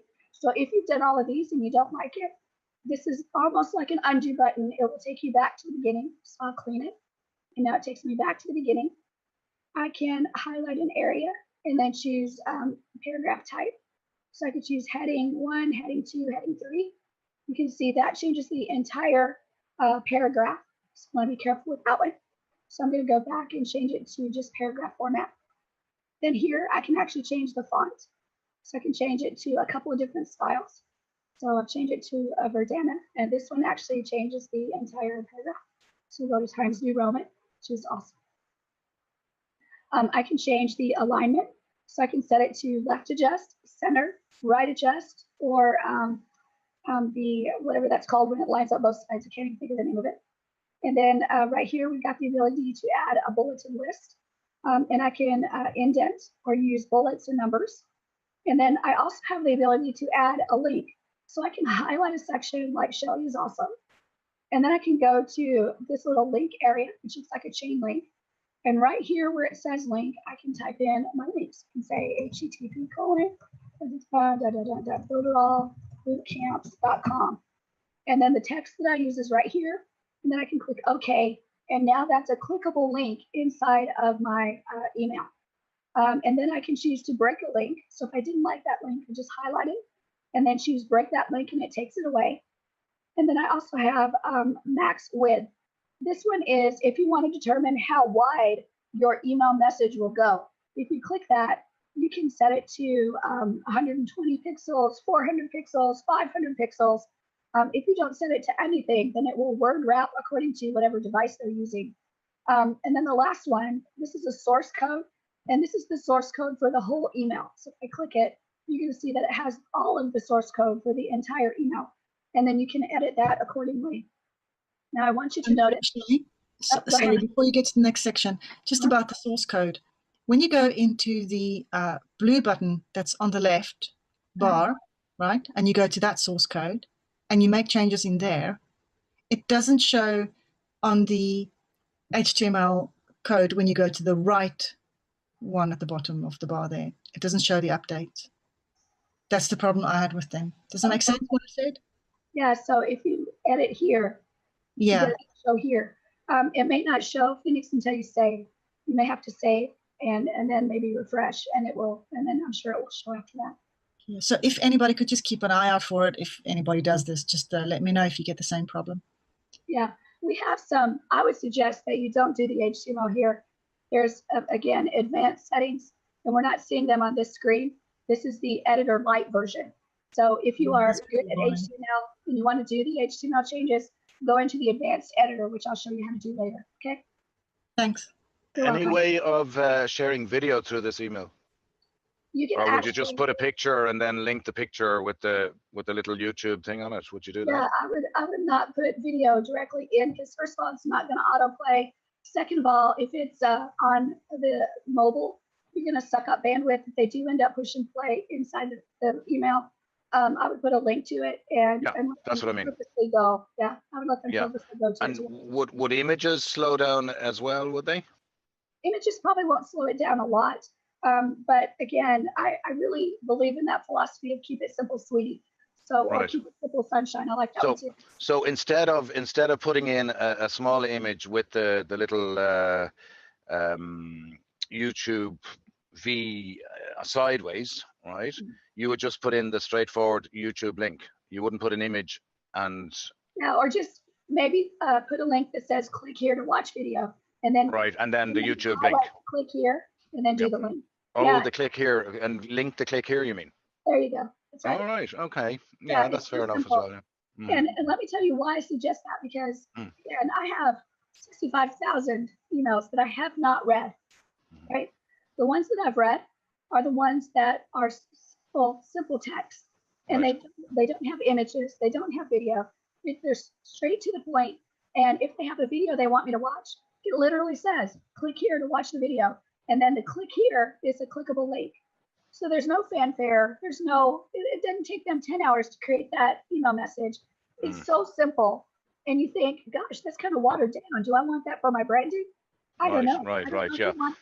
I don't know if you want that for your branding, but for me, if I'm going to create a 7 email sequence and it takes me an hour, want it quick. It's going to take me 7 hours to get 7 emails ready. Yeah. But it's plain text, and I'm doing a click here and a link. It's like really, really fast. Yeah. So you have to. Time is money. Here. You're talking a beginner, right? And they're struggling to get everything started, and there's so much to do. So for me, my personal preference is keep it simple. But you may hear the gurus that are saying, oh, no. Yeah. You need a header on your email. You need a footer on your email. It has to match the design of your website. I'm here to tell you, you do not need it. You really don't. You need to, more importantly, create a relationship with the people that are on your email. Absolutely. And while I'm talking about that, do you have any figures on font? Like what font is the best, and is it just a basic font like Verdana or Garamond, or would you use Times Roman? The ones that they listed are the best. They're going to load the most common. So you pick one of those fonts. There's only about 5 or 6 of them. So pick one of those that you like and use that consistently throughout your emails, and you're good to go. Excellent. Okay? Thank you. You're welcome. For both. You're absolutely welcome. So the next thing you can do is work on this area right here. Now, my suggestion is that you do not touch this at all. Don't touch it. If you do, I'm going to come running over there and bump you on the head, because you need all of this in your email. And if you take it out, it won't let you save the email. No, but can I say something about this part? Because I've been fighting with this area, I don't like this URL, like this line coming. It's awful, I have to say. And I'm very attached to the prettiness of my eyes. Yes. And I hate it. I mean, I look ways to just get out because So I'm you don't sorry, like to see all these letters which had no sense, meaning, and it makes like so wild. I mean, and then if you have the idea of changing the size of the thing, it's finished. The email is just out. You have to restart over because it just doesn't manage even style, even size, even policies, even whatever. It's very true. You don't have a lot of control over that one. And unfortunately, you can't take it out and then put it in a different way because it just won't let you save the email. So I find a way to take out this subscription URL to put unsubscribe, and then if they want, they can click on it. You know, that's all because I hate to have. I mean, I like things in looking nice. It's my problem. I need it looks good. You know. Yeah, I did the same. You grab that long unsubscribe link, you copy it, and then you go back and you edit it. But woe to you if you do something wrong. You're going to start over. Yeah, I start over many times. It will not be happy if you do that. So just my suggestion is, to me, that's kind of an advanced thing, right, Arlie, right, Phoenix? My suggestion right now, if you're just learning, is keep it simple. Don't change it right now. Yeah, don't change it, guys. It's a nightmare. I'm telling you. I have to restart like 10 times those emails. Yeah. And it will make you cry. Don't cry. There's no crying in Builderall. So keep that area the same because it's required anyway. So don't take it out. When you get to play a little bit, and it's not like a real email sequence, that is like depending on you getting it done so you can get this information out, play a little bit and see what you can do in changing it because there are things you can do. But for now, keep it simple. Don't change that unsubscribe. Don't change that company information because it will make you cry if you break it. Because like I said, it is required. And if the system doesn't see it, it won't let you save the email. And then you cry and nobody wants to cry. So I'm going to share my screen again. And I want to show you a couple of things that you can do that are actually pretty cool. And that is you can actually personalize this email. And anytime you can do that, it's actually really good. So I'm going to go ahead and type in at the very top, welcome. And I'm going to put a space and a comma and then enter. And then I'm going to put my cursor right here in front of that comma. And what I'm going to do is I'm going to go into the available tags and I'm going to click. And these are the available tags that you can add to your email. So you see that wonderful unsubscribe URL. So if you accidentally delete it, you can put it back in. Your company full address, if you accidentally delete it, you can put it back in. The unsubscribe link, update profile, there's all kinds of great stuff.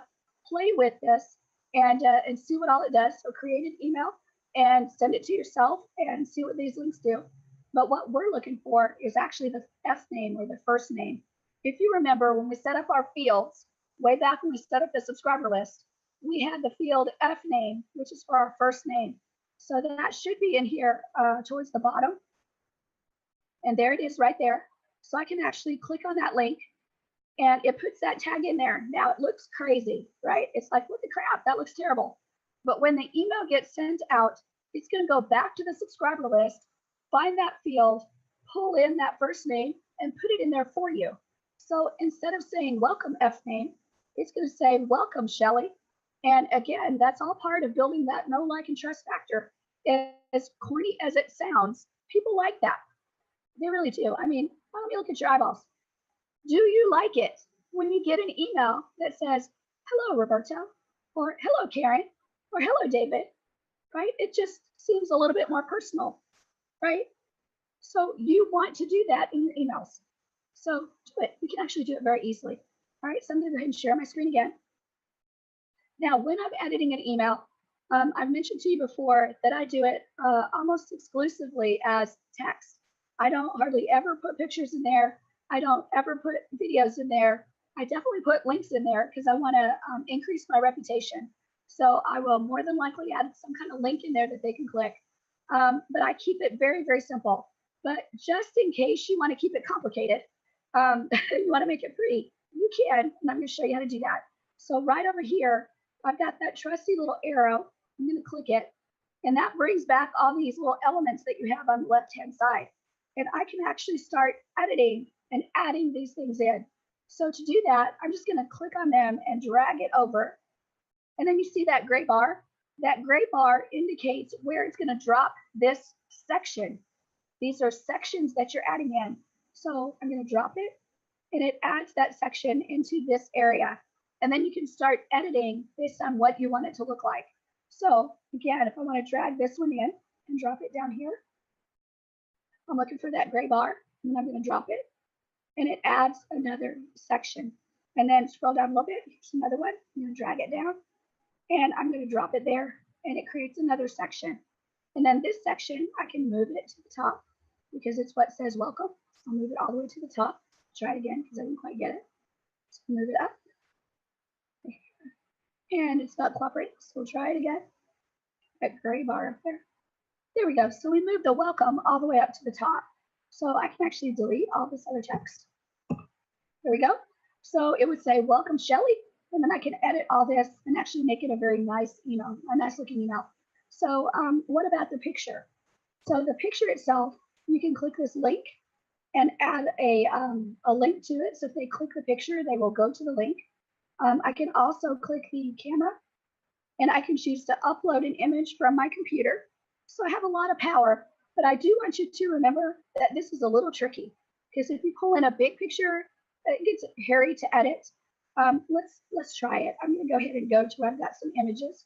So I'm going to Builderall, and I'll go to graphics, and I'll pull in a random picture. See this one right here, and I'll click open. And I want you to notice what happens. It didn't pull in the whole picture. So I can click and drag it. I can make it smaller. Let's see if I can zoom out a little bit. So you can see that it gets a little hairy when you're trying to edit. And there's not a lot of power that you have in making it look exactly like you want it to look. But if you do happen to get it exactly like you want it, you just click OK. And of course, there it is. So you'll have to play with it a little bit. And sometimes you just don't like what you did. And if you don't like it, you click on that section, you delete it, you add it back in and choose another photograph.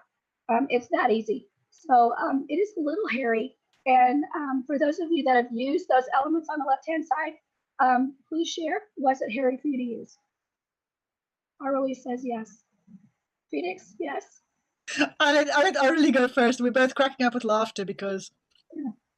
Yeah, it's a little bit hairy to use. I'm hoping that with the new mailing blast, we get a little bit easier way of pulling in these elements. But again, you're going to spend so much time working with these little elements that it'll suck away the time. And you could have done 10 emails for the time that it took you to do one to make it pretty.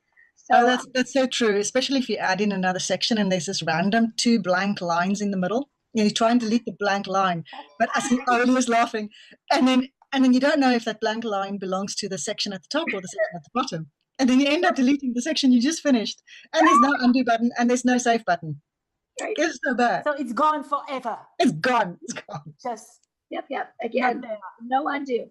And just to get rid of a blank line. So sometimes you have a section, big blank space, and a section. And I have not found it in the code, and I have not found it in between them. Sometimes I get it right, but every now and again I get it really wrong, and then the whole section is gone. So that's heavy. Like, crap it all. I'm turning off the computer and taking a nap. That's the way to love mailing blast. That's the way to learn how to love it, because there is no other way around to be to enjoy this moment, like to make it brilliant. Just do the text. Just do the text. Don't. Yeah, just even text. Just try to make like the same polish, the same size letter. Yeah, no. Spacing. Wow. Yeah. Good luck. Yeah, so that's why I keep saying, just keep it simple, sweetie, and play with all this on a not real email, and get good at it on a playground type situation rather than using live emails, because you will go crazy. But that's why here's one tip. One very important tip. Yeah. Write your email in a text document first, or save it on your draft as an email in your client. Then copy the paragraphs and go and play around in this editor. Do not try and write it in there natively. When you lose it, it's gone.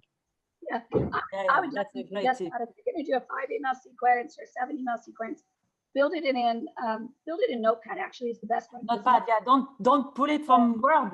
No, not from Word. No. Yeah, because it'll pull crazy mind-blowing experience. It's text editor, a plain .txt file, no formatting, as simple as possible. Absolutely. Notepad or notes on Mac or whatever. Yeah, as long as it's a text file, so you can copy and paste it, and it brings no formatting with it. So it can take on the formatting of whatever the settings are in your Mailing Boss email. And that way you won't have to fight with the formatting, because they're right. A lot of times if you pull it in from Word, it'll be so wacky, because it'll be like big font, little bitty font, big font, little bitty font. And then when you try to highlight it all and make it all the same, then it really whacks out. So do it in the text editor for sure. Yeah. And then when you look at it on mobile, you're just going to go, I can't do this. Yeah, so that's a really good tip for sure. Dominic? Yeah, back when we did the lead magnet and you had us do the 7-day sequence, I ran into all these problems you're talking about. Yes. Yep. Unfortunately, Dominic, I didn't have the time in that boot camp to do all of this. So yeah, these are really good tips. And Dominic, That's why I'm cracking up over here. I could not have taught us that in the other boot camp. Yes. Oh, Yeah, but definitely something else good, write these like, down. you can save as well a template once you have written and made the frame like you like. Yep. Absolutely. Then you can save it and you can reuse it again the same, well, changing the text, but you can use the same. And we'll go into templates later. I'll show how to do those advanced settings and go into templates. Yeah, but then I need to learn from templates then. Yeah. Templates are good. Yeah, templates are good to set up the format that you want to pull in. So we'll definitely go through that as well. Yeah. But for single email, it's perfect. But for yes, that's right. That's absolutely right. So let's say that you've got everything formatted the way that you want it. I'm going to move this bar out of the way, and let's go back to this area right here. So let's say that I'm done. This is my welcome email. It's beautiful. It's awesome. I love every single bit of it. Now we can actually go down here and add some custom tags. So this is really similar to what we did just a few minutes ago. And I'm just going to click randomly in an area and put my cursor right there. We're going to take a look at these custom tags. So when I click on this, we've got F name and email. I've not used these because I've only done the available tags. I'm not entirely sure how these work differently than the available tags, but I think it just goes to what exactly the fields are that you have in your email list, or sorry, in your subscriber list. So whatever fields you make available, you create in the subscriber list, they're going to show up right here. So you can use those. And it's like, they've got curly brackets instead of the square brackets. Yeah, so that just means it's going to go into specifically. So that's different. Yeah, but it goes into that subscriber list. And then somebody's got feedback. Okay, I've got it. Okay, good, thank you. And then auto funnel tags, if you click on that, these are the auto funnel tags that are in Mailing Boss. So if this person, sorry, not Mailing Boss, but Builderall.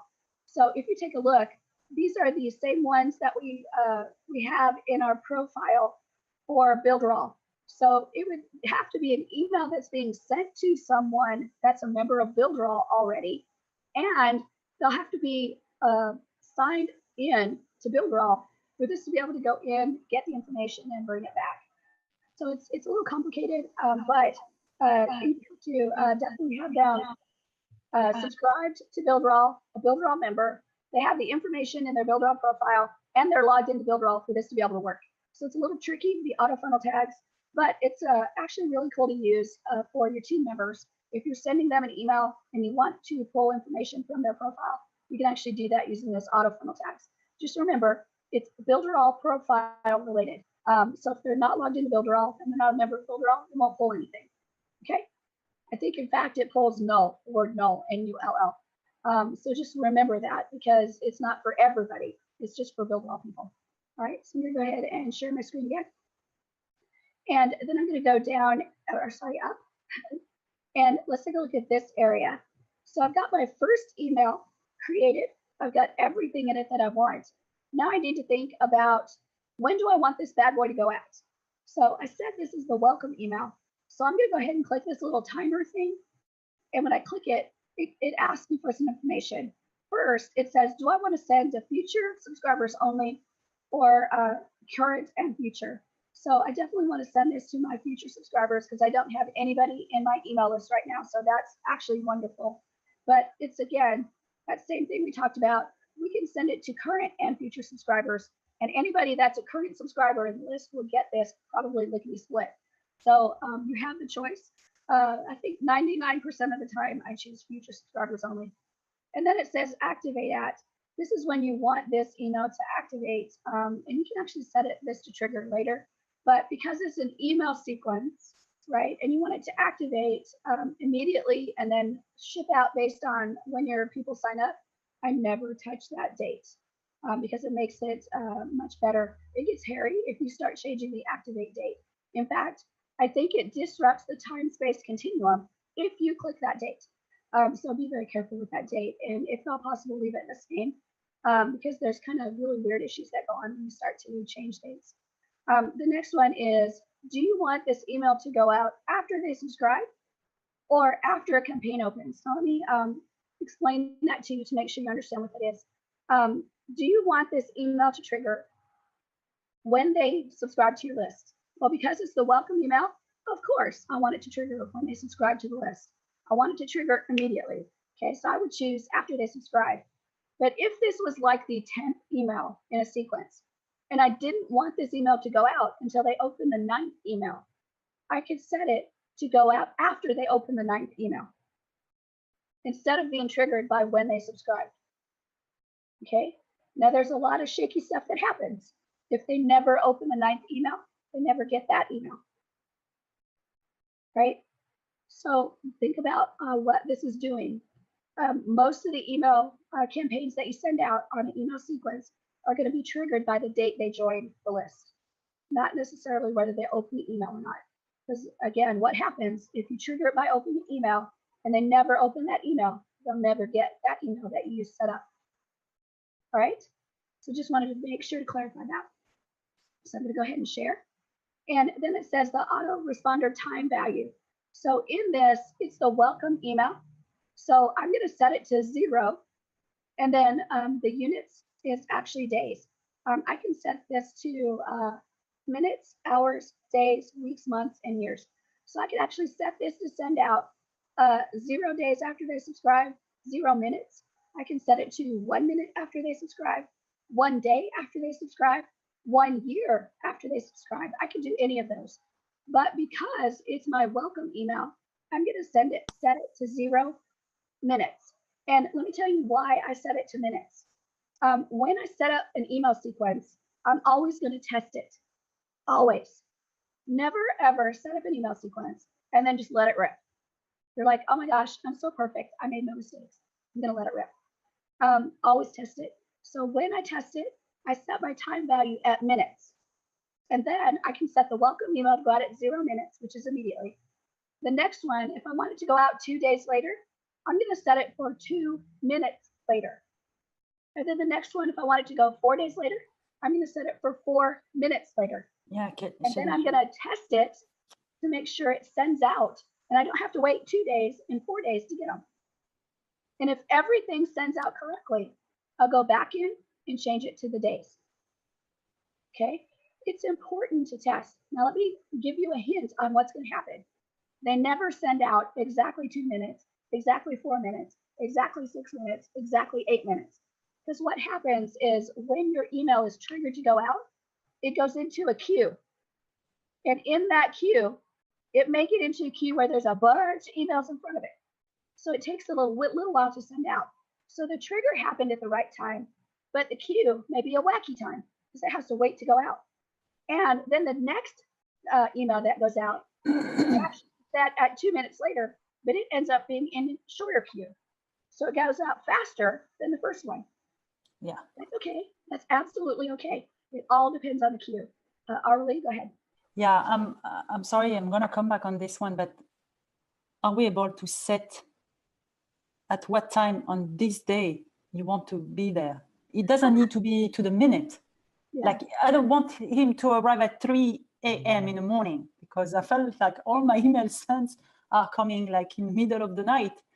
Yeah. And I wish I can set like by 9 or 10 in the morning that I can say, okay, even if it's at 9 and it's coming at 9:30, who cares? But it's the 9 hour, you know? Yeah. Now it's not what's happening. The mail is gone, but yeah. What time? Don't ask me. I mean, we talked about that in Certified Partner, and in Certified Partner, I did not have a clear answer, and I still actually don't have a clear answer. I think I'd set that question to the developer that does Mailing Boss, and I haven't gotten an answer on that one yet. So that's another one. I'm going to write that down on my list, Harley, and actually do my best to chase that answer down again. I know. I'm sorry. So, it's okay. Okay. Just feel like my emails always come at the wrong timing regarding of the period of the day. And as you were showing this window, I'm going to try now, because I know that you just said to not touch this, but I think I'm going to change at least the hour to 10. And if it has to come out like automatically, maybe it will stick to that time. Possibly. I can't tell you. Because if this time is set to in the morning, whatever the time you set the mail, it has to fix to some rules and somehow. When we were trying to figure this out in the first certified partner, it was interesting, because if we set that time and then the email was supposed to send, but it was after that time, it would like wait till the next day to send. It was actually really, really confusing. And I'm still actually confused, and I couldn't give them in certified partner a good answer. If you can mandate exactly what time it should go out. And again, Yeah, like you are, it doesn't mean like you want it to go exactly that minute. No, I mean, okay. But you would like them to start putting them in queue maybe at 8 o'clock in the morning or 9 o'clock in the morning. Yeah. In the hour of the 8, I mean, it can be 60 minutes in 1 hour. Right. You know, so I will put that question out there again to the developers and see if I can get a good answer. And if I get an answer, I will share it to everyone, right? Because it is an important thing to know. But for now, please don't mess with that time until I have a good answer of what happens, because it did cause a lot of confusion before in the first certified partner. Yeah, and I don't have a lot of clarity to give you good instructions right now to make sure that if you change it, it's going to be an effective thing to change. It may cause more confusion. So for now, don't touch it. Let me give you good instructions, okay? Unless you're testing. If you're testing, test it. I wanted to test it. I'm not going to. Yeah, but if you're doing like a live list, don't change that date until we have good instructions on what it will do. Okay. Okay. Shelley, that depends. That also depends on your time zone. That's the other. You know, like it's 1:45 here in the morning.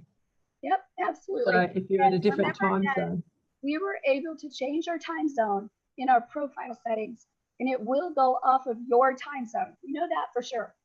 Okay. Whatever date you send will go off of your time zone that you set for Mailing Boss. Okay, so that'll work. Know that, okay? But the idea of sending it to make it hit that queue at 8 o'clock is still a little bit of a confusion.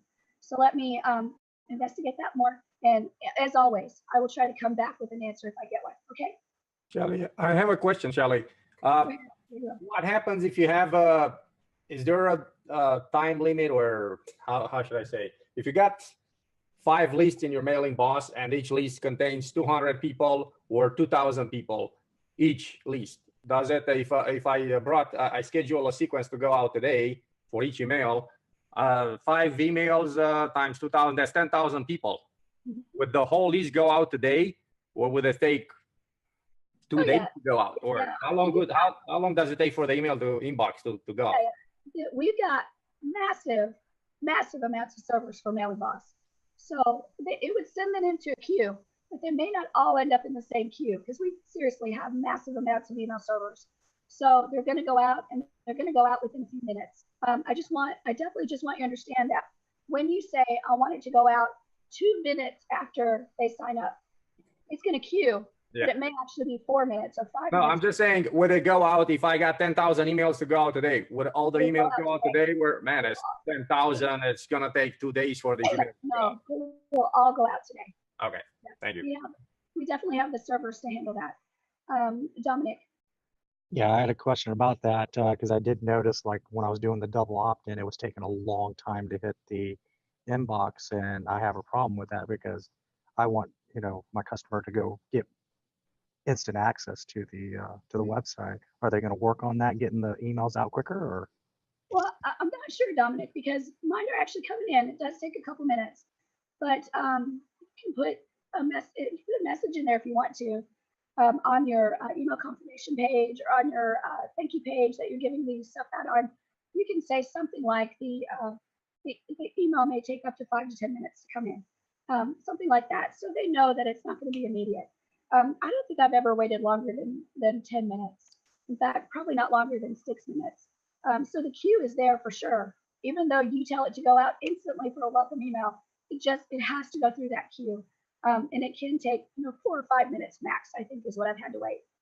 Okay, does that make sense? So maybe pad it a little bit, Dominic, and don't say 3 minutes or 5 minutes. Say something like up to 5 to 10 minutes. So then when it does come in at 5 minutes, you're golden. You look great. Okay. All right, and that's part of my philosophy is under promise, and over deliver, right? So go the deep end and pat it a little bit so that when it comes in under what you said, they're happy. Okay, all right. Let me go to share my screen again. And so we've talked about all of these fields. And once I've set these campaign options to what I want, I'm going to go ahead and click Save Changes. Now, I want you to notice that when I go back and look at this, I still have Activate. So this email is not activated. It's still paused. It is not going to send. It's not ready to send. So one of the last things I need to do is actually activate this email. So I can click the word activate, and it's going to go through and activate the email just like this. And I'll move that panel over again because it's always in the way. Now it says pause. So that tells me that's currently activated. And if I want to change anything now, I need to pause it so it will accept the changes. So now what I'm going to do is I'm going to click, actually what I'm going to do is show you how to add another email before I click save. So to add a second email into the sequence, all I have to do is click add email. And it's going to go through and add a new email for me. It puts those elements in the way again, so you can click them out of the way. And here's a new email sequence that I'm going to work on. And I'm now editing that email sequence. And if I want to make sure, I can click right on it to make sure I'm on that email sequence. Whoops, it took me back one. Let me go ahead and get back there. Sorry, guys. I clicked it too early. There we go. And it actually added another one for me. Let me delete that one. Hold on. Okay, good. Now that we're playing with all the buttons. So I'm in this second email sequence, and I can again change the email sequence, or sorry, the campaign name. And remember, campaign is a single email. So I'm changing the name of this single email. So I'm going to keep it Shelly's Awesome List, sequence number 1, email number 2. There we go. And if there's something special in that email that makes it important to remember what's in that email, just in parentheses, put maybe ebook offer. So you can remember what is actually in that email. Okay. Then you've got your subject, which you can change. And Shelly says, you really need this book. So that's the subject. And now you can go in and do exactly what you did with the first email. Go ahead and change up everything to make it look the way you want. You can do the available tags, custom tags, funnel tags, all those things you want to add in. And then once you're done, you can actually go ahead and change the time that you want it to go out. This would be email number 2. So I have to decide when I want it to go out. But for testing purposes, actually I want to set it for 2 minutes. Okay, so that's what I always do when I set up my email sequence for the first time. I'm not worried about the actual day I want them to go out yet. I just want to set them about 2 minutes apart so I can test them that I really do get them in my email box. And I'm testing to see if they go in my inbox as well, so that I can check and see if I have any wonky words in there or something like that. So I, again, set it to send future subscribers. I don't touch the date. I set it for after they subscribe for 2 minutes and then save my changes. And it's going to go ahead and reload my page. Puts the elements in the way again. So I'll move them. And then it puts it in the order. If you'll notice, it put that first one that goes out first. It put that email first. And then it put the one that goes second as the second email in the list. So it actually puts them in the order of how fast they're going out. And it says activate. So I'm going to go ahead and click activate and set it to activate. So now I've just created 2 emails and I've set them to activate. So if anybody joined my list right now, they would actually get the first email immediately and the second email is somewhere around 2 minutes later. Okay, so this email sequence is actually ready to go. So all I need to do now is kind of scroll down and click done. When I click done, it's going to take all this information and set it all up. And then it's going to give me some basic information about my list. Well, of course, nobody's on my list yet. Nobody's opened any emails yet. Nobody's clicked any links yet. Nobody's unsubscribed yet. So all of my numbers are zeros. But this is where you're going to actually get information about your email list. So you can actually see how many have been sent, how many of this email have been sent, how many of the second email have been sent, how many have been opened, clicked, and how many unsubscribed. And then there's a few more little analytics information right here. I will be showing you how to go back to this information and check it so that you can keep tabs on what's happening to your list. But so far, we've actually gone through setting up an email sequence. And this is the long way to do it, definitely. But what I want you to do now, this is like all I wanted to show you today. So let me stop sharing. And this is the long way around for sure. There's actually a faster way to do this. But what I want you to do today is actually take those 5 emails that you're supposed to create for homework. If you don't have them, that's okay. You can create them. Put them in a text document so that there's no formatting there. And I want you to go in and at least create 1 email in an email sequence. It would be better if you create 2. It would be fabulous if you create 5. Tomorrow, what we're going to do is actually go in back into this email sequence, and I'm going to show you the advanced editor and show you what you can do in that advanced editor to edit these emails to do even more with the emails. All right. Today you saw the light version of the editor. Tomorrow you're going to see an advanced version of the editor. We have to go in a little bit different way to get to that. Okay. So everybody clear what you need to do? Got it. So homework is get your 5 emails, put them in there as an email sequence. You'll get a gold star sticker right there if you get that done for tomorrow. And then tomorrow we will go into the advanced settings. Any questions before I go? Yeah, Shelly, I have a question. On the dashboard, the clicks, does that mean the clicks, the links that were clicked in the email, or what does the clicks mean on the dashboard? Hold on, let me take a look at it. The dashboard, right there. Yeah, these are links that are clicked. If you put a link in there, it will register that as a click. Oh, okay, great, thank you. And that's actually really important because links that are in your email, if they click them, you'll get higher reputation. So it's actually fabulous. So when I tell you to make the 2 first emails as KLT, no like trust, you want to put links in there to take them either to your company website to talk more about your company or you, or to put a link in there to a free ebook, or to put a link in there to a free video training on YouTube. But it's got to be something that they'll want to click. And then when they do, it increases your reputation and you have a better chance of getting into the inbox. So those 2 first emails are critical to creating that know, like, and trust value and increasing your reputation. Shelley, can you go back in and show us where you got the list? So if we need to put the F name in and all of that. Oh, where I got the tags? Yeah, the tag. Oh, in the tags. Yeah, it's available tags. Yes. So all you need to do is right below where your email body is, there's just some blue letters that say available tags, and you can click there. But I actually will show you that again tomorrow. You see it in the advanced editor too. Okay. Okay.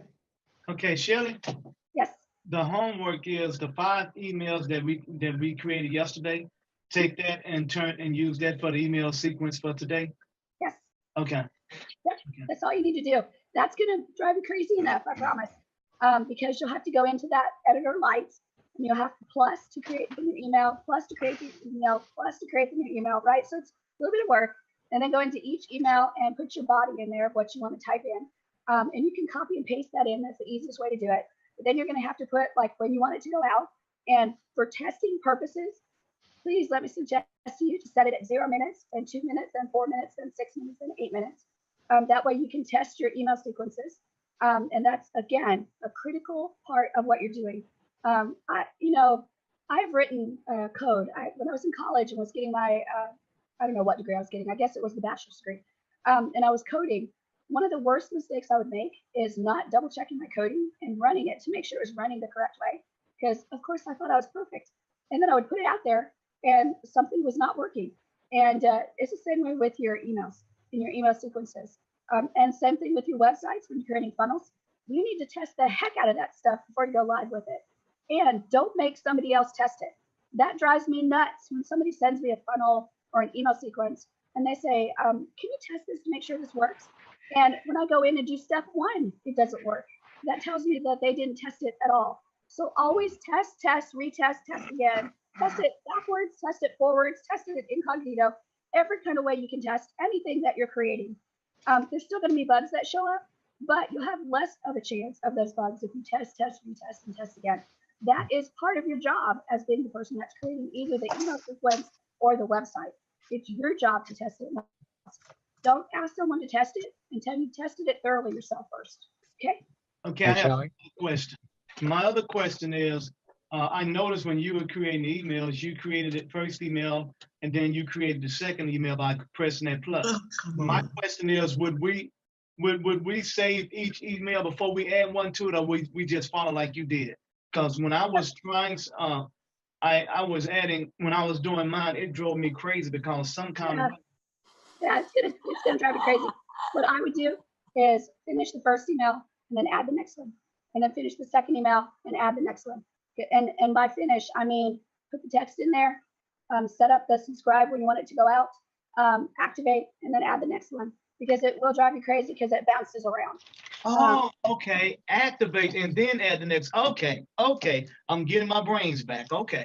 It'll absolutely drive you nuts. So yes, it did. Work completely on one email, get it done, and then click add email and do the next one, and then add email and the next one, right? And then when all that's done, then you go down to the bottom and click done, and then you're actually done. Thank you. It'll drive you nuts. It did. Hey, Shelley. Yeah, Dominic. Hey, and don't forget, after you've test and retested your websites or whatever, come into the test dummies and have us test it for you too. Oh, that's right. Test Dummies, Dominic has a Facebook group, and it's actually fabulous. If you'll put your link in there for your funnel or something like that, they'll actually test it for you, and it's fabulous because you can get feedback right away on if something is working correctly or not. So definitely take advantage of that, because new eyes on something is great, and definitely take advantage of those new eyes. It's kind of similar to editing your own paper. If you've ever written your own paper, you know what you wanted to say, but another person reading it is like, yeah, that's like Greek. I don't understand anything you said. You need to redo that. So always have somebody outside of your own zone test it as well. But before you send it to Test Dummies, you test it first. That's the most important thing. And one more thing, before you post anything in that test dummy group, I will check the mobile build first. I will. And I will shame you if it's not right. And so before you send it to anybody for testing, please, 90% of the posts that go up there is, oh, the mobile is not right. And they go, here. You know, you're wasting everybody's time. That's exactly right. And something else, don't send it to support to do the job. No. Okay, so just please, before you want anybody to look at it, check your mobile. And there is a bit of a known issue at the moment on Samsung's or Android. I don't know if it's been sorted out yet, Arlie. When you fill in a form on the iPhone, it will display fine, but if you fill it in on a Android, it goes a bit wacky. So that's a known issue. There's also a known issue with the Facebook Messenger. So if you put a link inside Facebook Messenger, it renders the website, the mobile version of the website, wackadelic. And they are working as diligently as they can on that. But I had a lovely person that jumped into the Facebook group that was clearly very angry because they had clicked the link, I think, to go to the boot camps, and the mobile version was really wacky. And he was like, how can you trust somebody that's teaching you when they can't even get it right? And the reality is, it may have been the style of the phone they were using, or it could have been that they clicked it out of Facebook Messenger and it rendered it wacky. But sometimes there's things that are even out of my control that cannot manage. Yeah, that's true. Sometimes shit happens, you know? Yeah. That's right. That's it. So you always do your best, and the mobile version is always a chance. You know this. The mobile version is always a chance. Shelley, when it comes to that, I really got angry with that guy, whoever that guy. I'm not gonna mention his name though. But the problem with people sometimes they don't come like we are right now. We're studying. Here. Become better on the particular, whatever we're learning right now. And some people, they just think that, oh, it's not working on mine. Oh, let's blame someone else. And that's not right. And I don't like that. That's why I respond the way I had to respond, because I don't think. I saw a couple bang on, Robson. Jumped right in, and I was like, ooh, this is a little scary. But still treat them with love, because they're starting a business just like you are. And they don't know what they don't know. They don't know me. Nothing. They don't know me, so that's obvious. No, but just nothing, I'm telling you. I mean, sometimes they don't know nothing, and they come and start asking millions of questions. Yeah, I know. And you know what? We still have to treat them with love, because hopefully we can get them from this place. No matter how aggressive they are, Yeah, absolutely. And I've treated people like that as well as I could. and they're still mean and they're still ugly. So karma's going to get them. But there have been those people, and I don't have to see it. Remember this, you guys, you don't have to see it. But I have treated those guys that are just really ugly with love, and they come along and then they change. They're your best friend after. They change their tune. I've done it. I can tell you loads of stories. Yeah. Yeah. So Don't send them to as support. hard as it is, don't jump in and kill them, except if you're killing them with kindness, because they just don't know what they don't know yet. Absolutely. Can I just make one quick comment, Shelley, about this training has been magnificent, right? And it brought me, I used to put all my effort into my website. I didn't really think of the email. But what I've learned from this last couple of days is that we must put in the same time into our email as we are into our website, and put the same sort of study and same care into that email. Right? I didn't think that. I just thought, yeah, the fucking email, what the fuck, you know? But now I realize that, wow, this is a big, major part of the business, because what I was trying to do is always trying to get on directly with the people. Actually, you don't need a website. You just need a list, you know. That's true. Well, so people say, yeah, so people say. Yeah. Just Or your like- YouTube channel. Is that right, Phoenix? Right. Your YouTube channel. My secret. My secret. Wherever it is. Secret YouTube, right?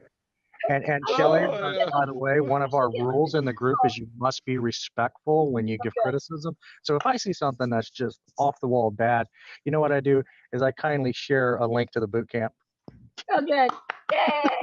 No, I share this link all the day. I mean, all time long. And I haven't seen them here. I was expecting some of them here tonight.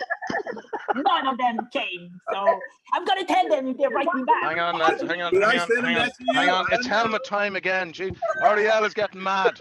I'm ready for you, Ariel. No, people are asking really weird questions sometimes. Yep. I understand, because I get it all day too. You can imagine with me being so visible, I get probably a lot of the questions that you get, and I direct them to the boot camp too. In fact, I had a very seasoned partner that asked the me a French question, one. and I said, "Well, if you'd have been on the boot camp yesterday, you'd have gotten the answer." So yeah, it's okay. They'll either be here or they won't. They'll either get the training or they won't. But hopefully, the reality is that we've got all of this live on YouTube, so we'll have some visitors there. We've got it as replay, so they'll be able to see it there. It'll all be available for them. So if they need it, it is actually there. And the one thing that I can see with Builderall is it's so big that there's so much training that it's really hard to nail down which direction to go for training. And it's just hard. And we've tried our best to organize it. Yeah, but you have to take half of them. They are out of date, you know. So absolutely. So earn your time and effort searching for one single video which is not outdated. I mean, even if you go into the boot camp, you don't know what day what was said anymore. I know, it's crazy. So I said, guys, look into this and tell me if you find anything. Right, absolutely. I mean, now I throw the thing. It's like, just teach yourself and come back after. Yeah, and that's why I think the boot camp is so valuable, because each of those little individual short tutorials are great. There's nothing wrong with them. But it's hard to find the exact short tutorial you need. And then it's not necessarily going to answer the full picture of what you need, right? So to me, as much as I hate doing 2-hour videos, because I know people don't want to watch 2 hours, the reality is I can get you specific information and tips and tricks that you need as you're going through this process. And even then, I must say, I've been working with some people, and they often struggle to figure out how it all links up. So you can do the whole lead magnet funnel, you can do the whole sales funnel bootcamp, and you can do the whole email funnel bootcamp and all that. But sometimes they just really don't know how to link all the bigger things up with each other. Well, and to piggyback on what you're saying, Phoenix, remember yesterday when we went through the subscriber list training, and I said, tuck this in the back of your brain because you will see it. And that's that repeat subscriber, right? We all run into it. It's just that that's such an insignificant thing when you're covering it and learning it, right? You're like, oh, I haven't seen it yet. I can't relate it to anything. So it gets in there, but it gets lost in the shuffle. And now, 3 months later, when that crazy butt ugly page shows up, you're like, what the crap? How's that happening? And why? How can even though you learned it, it was so insignificant at that moment that it's tucked away in there somewhere, kind of buried. So, and that's all this stuff about Mailing Boss. And that's why I tried to point that out to you and say, hey, you will see this, you will need it, tuck it somewhere in there so you can find it again. And that's kind of I'm all one of of the those law. people, though. I'll have to watch this 3 or 4 times now before I actually grasp it. Yep, yeah, I You know. know, I understand the whole concept, but it's to actually get that, and that's why you're saying about the test, because Yep, absolutely. you're gonna feck it up if, initially, Yeah, you know, and then we get it right, you know. Yep. Roberto, I think you got a question. Yes, Shelly, I have a question. The question that I texted you, it is about this. I put together my 7 sequence of email for the business funnel links, for the funnel money-making funnels, because I want to start, you know, doing solo ads. Right. I got my emails and I tested it. Now when someone signs in, it goes straight to the steps how to get started. But the lead, it is not taken to confirm the email. It goes straight. So I checked. They are not going to be receiving the sequence because they didn't confirm the email. Right. How can I get that fixed? Because I did it for myself before doing it, and it's not working. And not only that, but the person, okay, he gets an email to confirm the email after that person is going through the steps. Yeah. When they click on that email, it's taken to that ugly page of, yes, you have been confirmed. So I want to change all that. How can that be done? So send them directly to the email confirmation page first. How can I move it? I don't have access to those links, do we? Yeah, you can set up a custom thank you page. Have you seen that yet, Roberto, the custom thank you page? Yes, I see that we have a new way. I mean, we have a way to place a new link for the welcome page. So you can send them to a custom thank you page, and you can set that custom thank you page to verify or confirm your email, and then give them instructions on how to do that. And then you can have a button on there that takes them to the next page that you want them to go to. So if I do it that way, they are not going to be taken straight to that actual page. Right. It's going to be actually. And they'll get instructions from you. Then they'll get instructions from you. You won't be able to access this information until you confirm your email. Okay. Have you done it, Robson? Yeah, I always do email confirmation now because I do all double opt-ins. Now my money-making funnels, I have them going to a different. I'm not sure how you got it set up because if they're joining Builderall, I'm actually sending their email straight into a mailing boss list, and I think it's a single opt-in. I don't have them double opt-in if they're being signing up with Builderall. They wouldn't get the sequence if they are not confirmed. Right. If you do it as a let me show you what I'm talking about. Another thing besides that, is that they actually get some emails. It seems to be that there are automatic emails from Builderall, but they show to be a spam. On my website, on my email, shows to be a spam. This is an spam email, so it shows your email. Those are coming into my inbox fine. So I'm not sure why they're showing up as spam on yours, but I would definitely maybe screenshot that and send it to support so I can get it to the developers. Because the developers need to look at that to see why it's going to spam. But I think what's happening in your mailing list is you've got your subscriber list set up as a double opt-in for those that are automatically coming in from signing up for the money-making funnels. Just change that list to single opt-in because they're already opting into Builderall. So you don't really have to have them as double opt-in for your list. Okay. Okay. Once you set that as single opt-in, then you'll be fine. All right. So maybe. Yes, I want to get that working real fast. I need to see the money coming in. I know, right? I'm with you on that one. Can I ask something similar to this question? Maybe it will come to complete my understanding. If you want to move a list which is outside Builderall, like outside of Mailing Boss, without the import, okay? Let's say that this import doesn't exist. Is there a way, like, to say, okay, how can I make them come in a natural way into this new list inside Mailing Boss? Is there a way to make them move? there's a way to do that, and that is through Zapier. You can actually create a Google spreadsheet and then connect the Google spreadsheet to post the information to Builderall. It's a little tricky. I won't go into the specifics here, but you add the person to the Google spreadsheet. It sees that there's a new row. It takes that information and sends it straight into Mailing Boss. And we do have a Builderall Zap that you can do that. And you can also set it to add it and label them as confirmed. So how can I look to have more detail about that? Where to look? Probably the best place to look is the webhooks training that I did. It will teach you how to do a webhook from the checkout, but it's still teaching you about Zapier and what happens with Zapier. And you can use that information to actually kind of learn how to do that. So if you just look up Builderall webhooks, you'll see my in training. YouTube. Or you can go to the training dashboard and there's a webhooks category and you'll see all the videos. Yeah, I don't think they're in order though. I think they put them in the wrong order. So, but it's Zapier, which is the external service. Okay. Yeah, and it's, great. Zapier is free. I think if you have up to 3 actions, it's free for you. So yeah, I think that's plenty of actions to get that done. Oh, okay, that's great. Just to have a way to search, direction to search. Great. And I'm the Zapier queen. So hopefully soon I'll have time to actually do some Zapier training because it is fabulous that you can pull out of Builderall, put it anywhere you want to put it, and then actually put it back into Builderall if you want to. Okay. So some really cool stuff. Last question, Shelly, for me. The token that you provided for me to be able to upgrade to ambassador, how long do I have to actually do it? It does it expire? No, it doesn't expire. And I think I saw yesterday that you just renewed. Did you just renew? Yes.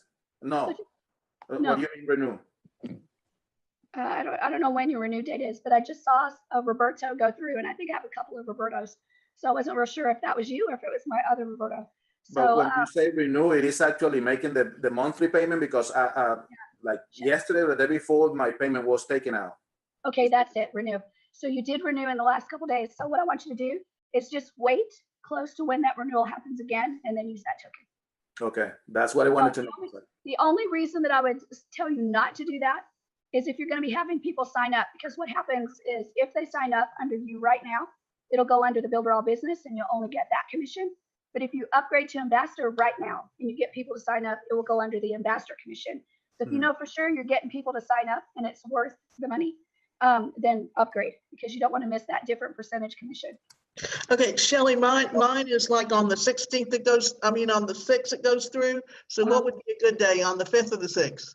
I do it probably 2 days before that date. 2 days before, so on the 4th. Had it 3 days before. 3 days before. That way you'll be sure. Yeah, that way you'll be sure it won't hit, and you'll be able to upgrade just before that renewal happens. Okay. Everybody okay? Yeah, Shelly. Yes. On that on the upgrade, when I upgraded last night, I still had like 15 more days to go, but I didn't want to wait. I didn't want to miss out. I don't know how to go about getting a badge or anything like that, but I do want to tell you thank you because when I upgraded, it opened up me to receive the training all the way from basic to advanced. Yes. So I didn't have to do the sales just yet. And that training from the basic, intermediate, and advanced, that's a $997 or more course itself. Right. Yes. So and then I also found that it says when you make 25 sales, then you get additional training. So that's motivation. Okay. So I do want to thank you, and I'm going to be recommending to other people to get that and that ambassador upgrade before it goes away. Because I know you said it may go away July the 4th or something like that, but I have experienced in the past when I waited a week later, we decided to change, we're going to cancel it now. So I didn't want to wait. Yeah, just remember that, and this is what I tried to warn you about, Tyree, is that, and I didn't want to like burst your bubble or anything. I don't want to burst anybody's bubble, but the ambassador program is by invitation only. So it does not guarantee your position if you contact your sponsor and say, hey, I want to be an ambassador. There's a little bit of luck that has to be involved. There's a little bit of you being seen as worthy of getting that ambassador token because they really do have a limited amount of ambassador tokens. It is not a guarantee. You have to be seen as the right kind of person. Now, does that mean if you don't get an ambassador token that you should just quit because you're not seen as a good person? No, absolutely not. It's just that I just want to warn you that not everybody gets to be an ambassador. It's not that easy, and it is an elite group. Let me say that again. It is an elite group, and not everybody gets this trophy, right? I hate to say that, but not everybody gets it. Yes. So you can No, fly. but some of them are ambassadors and not making the business as well. You know, I've seen a lot now from my That's right. perspective. So what's So it's happening? not about having the trophy; it's about doing the business. And That's even if you exactly don't have, even if you don't have the ambassadors, what I'm saying to people, just do the job. You will. I mean, it's not only about money; it's the person you become. So That's definitely, exactly right.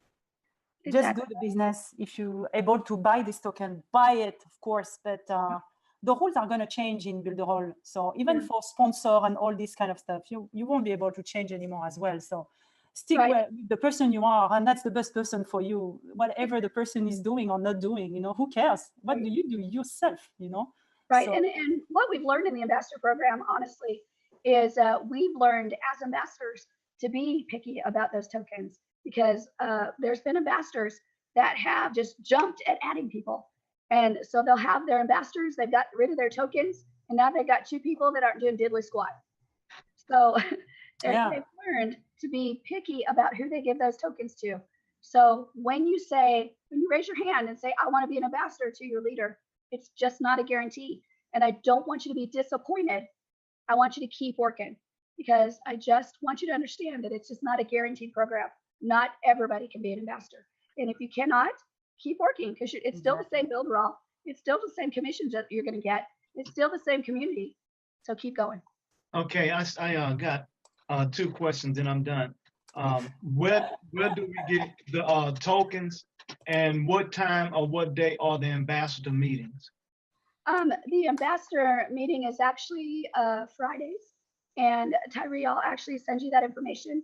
And then your tokens, that I'm not sure of, because a while back they said that new ambassadors were not going to get tokens. So it may be that you, as an ambassador being new, you may not be able to get tokens to add ambassadors. Okay, that's yeah, so I'm not positive about that, but privately, I will talk to you more about that. And why am I doing this privately? Because the ambassador program is actually a private program. There's not supposed to be like a public announcement of it and public information about it. Again, it's an elite program, and you can get in only by invitation. So to get too much information out there about the ambassador program will cause a flood of people wanting to be an ambassador. And the reality is that we're not set up to do that, because it is an elite program. So I'm not trying to be deceptive or deceiving or trying to keep stuff from people. It's just that we have to limit how much information we put out there, because again, not everybody can become an ambassador. Well, I understand, because my sponsor, you know, he responded to me right away, but that's because he understands my activity. But he did let me know the importance and the prestige of this. So I just want to go about doing everything the right way, and I don't want to be in violation of anything. And that's the other reason why I was asking about how we get a badge, because as Ariel said, it makes you a different person. I already understand the importance of Builderall, but when you said that this ambassador opportunity is going to be eliminated soon, that really put notification on the prestiginess of this opportunity.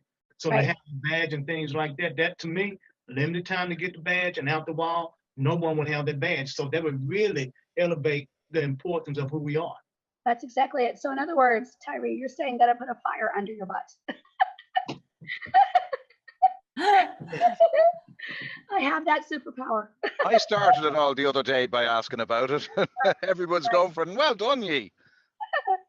Very well done. Well, I'm excited about all the ones that have become ambassadors, the ones that are working on it, and I will definitely play a part and welcome you to the team, because it is, like I said, an elite team.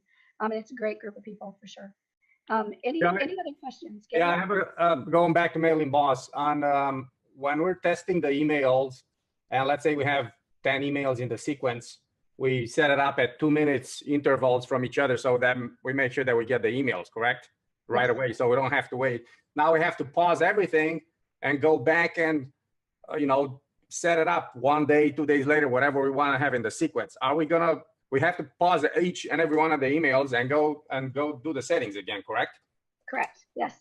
Or is it going to mess up anything else in the, or just deal with that with the interval, whatever, and just click save and activate, correct? There you go. You just pause it, and then you'll click the date thingy and change it, and then click save, and it will go through that save and like reload, and then it will have activated that one. Then you go down to the next one, the next one, and the next one, and then when all of them are done, you click the word done at the bottom, and it's all done. You've changed all of them. So don't click done until you change all of them, correct? Correct. All right. If you click done, it's going to take you to that analytics page, right?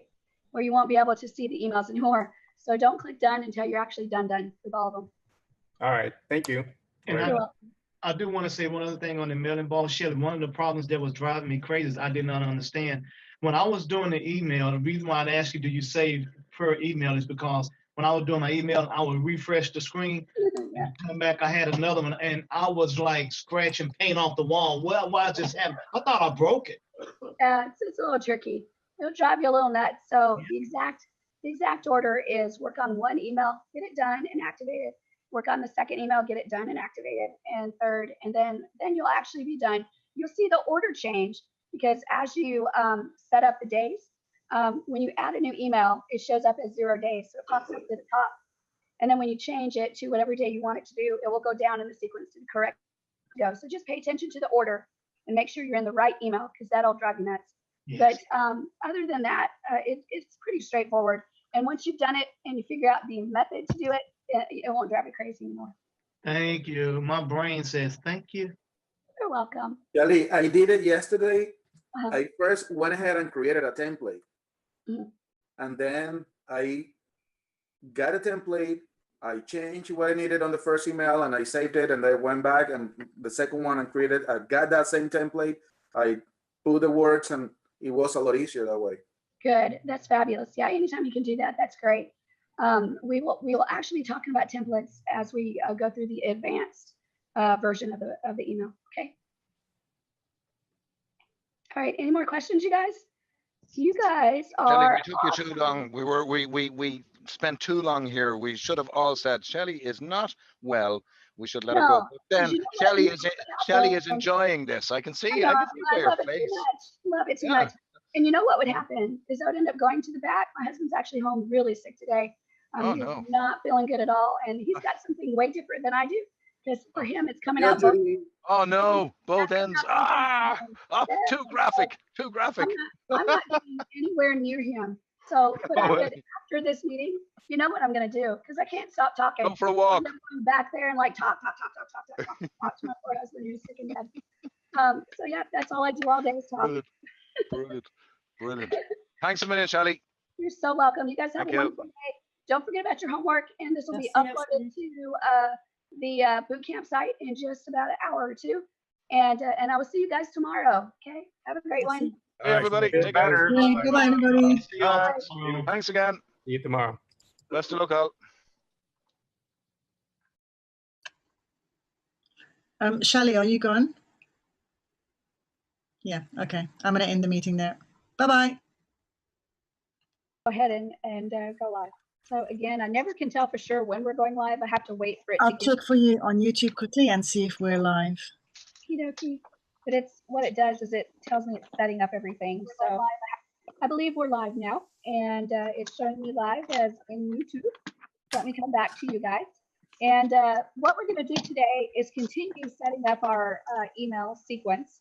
And I asked you guys yesterday if you could go and either create brand new 5 emails or go into the elements page of Builderall, and there's some pre-made email sequences there that you could actually grab and go in and get. Either way, we're going to actually jump in today and continue to set up our email sequence. And then I'm going to show you some things about email sequences and then email campaigns. So an email sequence is a collection of email campaigns. Email campaign is one single email. And then a regular email is the same as a broadcast email, which is a one-time email going out on a specific date at a specific time. Now, there's a couple things that I wanted to make absolutely sure that I had correct for you guys, because Mailing Boss sometimes can be like one of those things where you thought you knew, but you really didn't know. So I went in and talked to the developers yesterday, and I said, I just want to verify this thing, and I want to verify this thing, and I want to verify this thing. So let me tell you what I verified, okay? And Arlie, you may be one that definitely wants to hear this, wherever Arlie may be.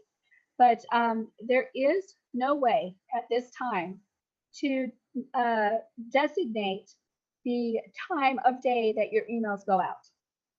I thought I knew that for sure, but I wanted to ask the developers.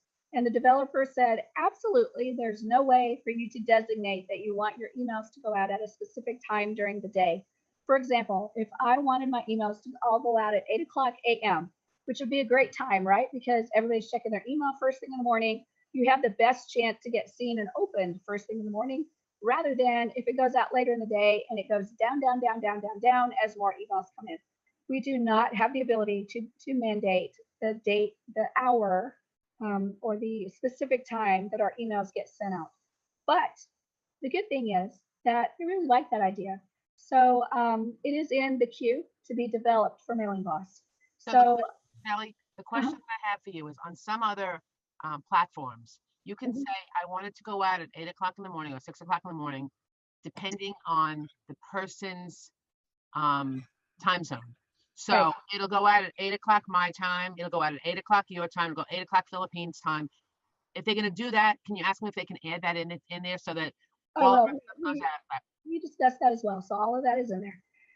And so that's on the platform to be submitted for, to be added to the system. The reality is, though, that list of things that's on there to be done is actually very, very long. And that item that we asked for is down on the list. So you will not see it tomorrow. You may not see it next month. You may not see it in 3 months. I don't know what the time period for it is, but I do know without a doubt it is on the list, because I made sure. I was like, make sure this is on the list because we want it. And if we don't get it, we're going to revolt. So it is on the list and they will be working on it for us.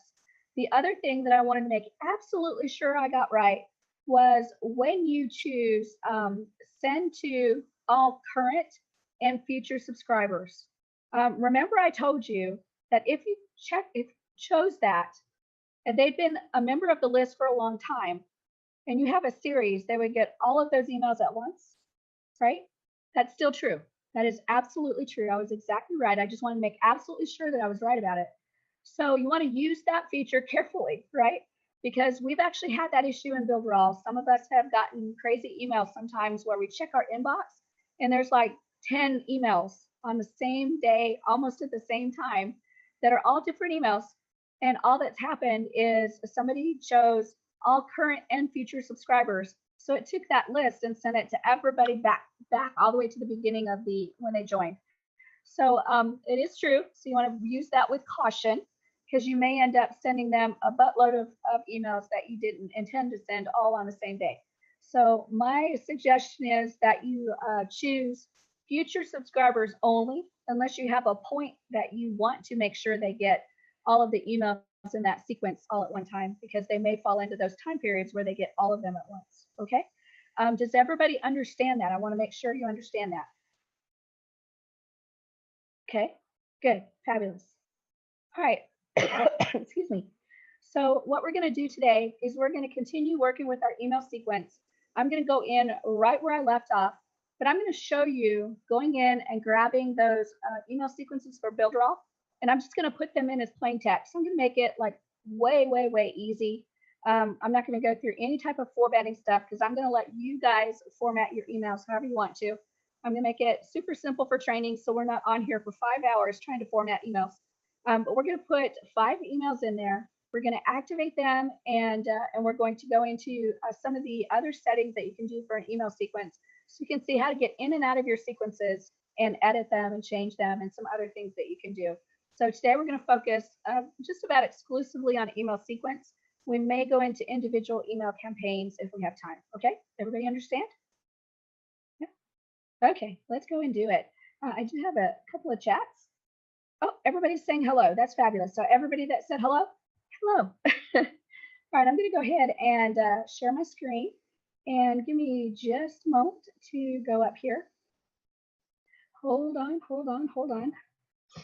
Because I just came off that meeting, I'm not quite as prepared as I normally am. So give me just a moment and share my screen. And the first thing I'm going to do is I'm going to actually go to the Builderall website. So I'm going to go to builderall.com, just like this. And then I'm going to go all the way to the bottom of the page. And I'm going to take a look at that area that I was telling you about that's called Elements right here. And that is a resource page for anybody in Builderall. And it has images and it has the logo. It has lots of neat things that you can download and use for your business. So if I click on that, it's going to open up the page. Now, let me warn you that it's opening up 5 of those pages at a time when you click that button. So I've already submitted that to support and they're working on fixing that for me. So no worries, they're going to get it fixed. But until then, you have 5 different windows you can use to access this information. But all you have to do on the Elements page is scroll down, and towards the bottom of that page, I'm going to move this window out of the way a little bit. Towards the bottom of the page, we've got emails. There we are right there. So I'm going to grab the email swipes for affiliates, and I'm going to do a 5-week email series. I'm assuming that's 5 emails. So I'm going to go ahead and download them. So I'm going to click the download button, and here we go. It's thinking about it and loading them. It's sending me to Dropbox, and we'll take a look at what shows up. And we're waiting, and we're waiting. I think my computer's like, you're doing way too much with me. It's just too much. I'm going to work slow. So let me click out of some of my windows because I have way too many element windows open. And then we'll see how this one's doing. Still loading. So what I'm going to do is while that one's loading, I'm going to go down and click the other one and see if it gives me something a little faster. So I've got the 7-day loading and the 5-day loading. So this one can't be reached, and the other one can't be reached. Oh, there we go. So right here, we've got the emails for, I believe this is the 5-week. So I'm going to click to open it. And here we've got the actual emails. So week 1, so I'm just going to call this email 1. We'll take this one right here, and then week 2, and should have week 3, and week 4, and see if we got week 5. Then we got week 5. So I've got 5 emails in there. And I'm going to go ahead and use those to add into Mailing Boss, into our trusty little email sequence that we've been building together. So I'm going to go ahead and go back into Builderall, and I'm going to go into Christy Lynn's account. If you remember, that's the account that we created. So let me see if I can click in here. My computer is like really struggling right now. Here we go. Oops. Christy Lynn, and we'll sign in. And then I'm going to go to Mailing Boss. And I'm going to click Access Mailing Boss. And that's going to take me into the Mailing Boss dashboard. And there's my Shelly's Awesome list. And I'm working in my sequence. So I'm going to go to Campaigns, and then I'm going to go to Email Sequence. And right here, I've got that trusty little sequence we've been working on. So all I'm going to do is go over to here where it says, I think I'm going to go to Sequence Campaigns, and I'm going to click the Gears button. And that's going to take me right in to edit all of these emails. So let me go back and do that again. I'm going to show you exactly how I got in that to edit all of them at the same time. So I went into Campaigns, and I chose Email Sequence. Then under Email Sequence, I chose the gear, and that takes me into all of the campaigns in that sequence. And so then I've got my editor open, and this is the editor light. I still have not shown you how to go into the advanced editor yet. But here I can edit all of my emails at the same time. So I'm going to start editing with emails. So I'm going to click this first one right here, which is technically the welcome email, maybe, I guess. I'm going to click on that one. Have you got to pause that first before you edit, or can you edit while it's actually up? This in here, it lets you edit on the fly. On the fly, if you go right. in, yeah, if you go into a different area, it won't let you edit on the fly. But in here, you're actually allowed to edit on the fly. But just be careful with that for sure. Thank you. You're welcome. But Ellie, can I ask you one quick question? See absolutely. See how that welcome is like dropped down by an inch? Is there a way to make it so that when you look at your email, it doesn't have this big space at the top? I've keep trying and I can't seem to figure it out. I don't know. Let me see if I can. I don't know if this will delete the whole section. So let me. It does. Well, I've tried that several times. Eventually, I went into the code as well, and it's potluck with that. Just sometimes you can delete one of those blank lines, and sometimes just not. all I did was just add it to this section. So I just deleted the section. Or you can add it to the next section. Yeah. Yeah. Yep. That's all. But you just kind of have to play with it a little bit. It's a stinker for sure, and it takes a little bit sometimes to figure it all out. Maybe that could be a suggestion that our emails can start at the top instead of an inch down. Yeah, that would be. The problem with doing that is then you're going to run into mobile and other device adaptability. You need that buffer at the top. Really? Yeah, because it wasn't there before, and then when you put it on a phone, it cuts off the sides and it cuts off the top. So I think that's why they put that in there. Yeah, probably so. What I'm going to do though is I'm going to go ahead and just delete my sections, because remember, I'm just going to go with the plain text, and all I'm going to do is copy in the text from the email samples. So I'm starting right here. Let me see if I can maybe add in a plain text. So here we go. I'll add that right there. Fabulous. And I don't know if I can delete that. No, of course not. And I can backspace. No, of course not.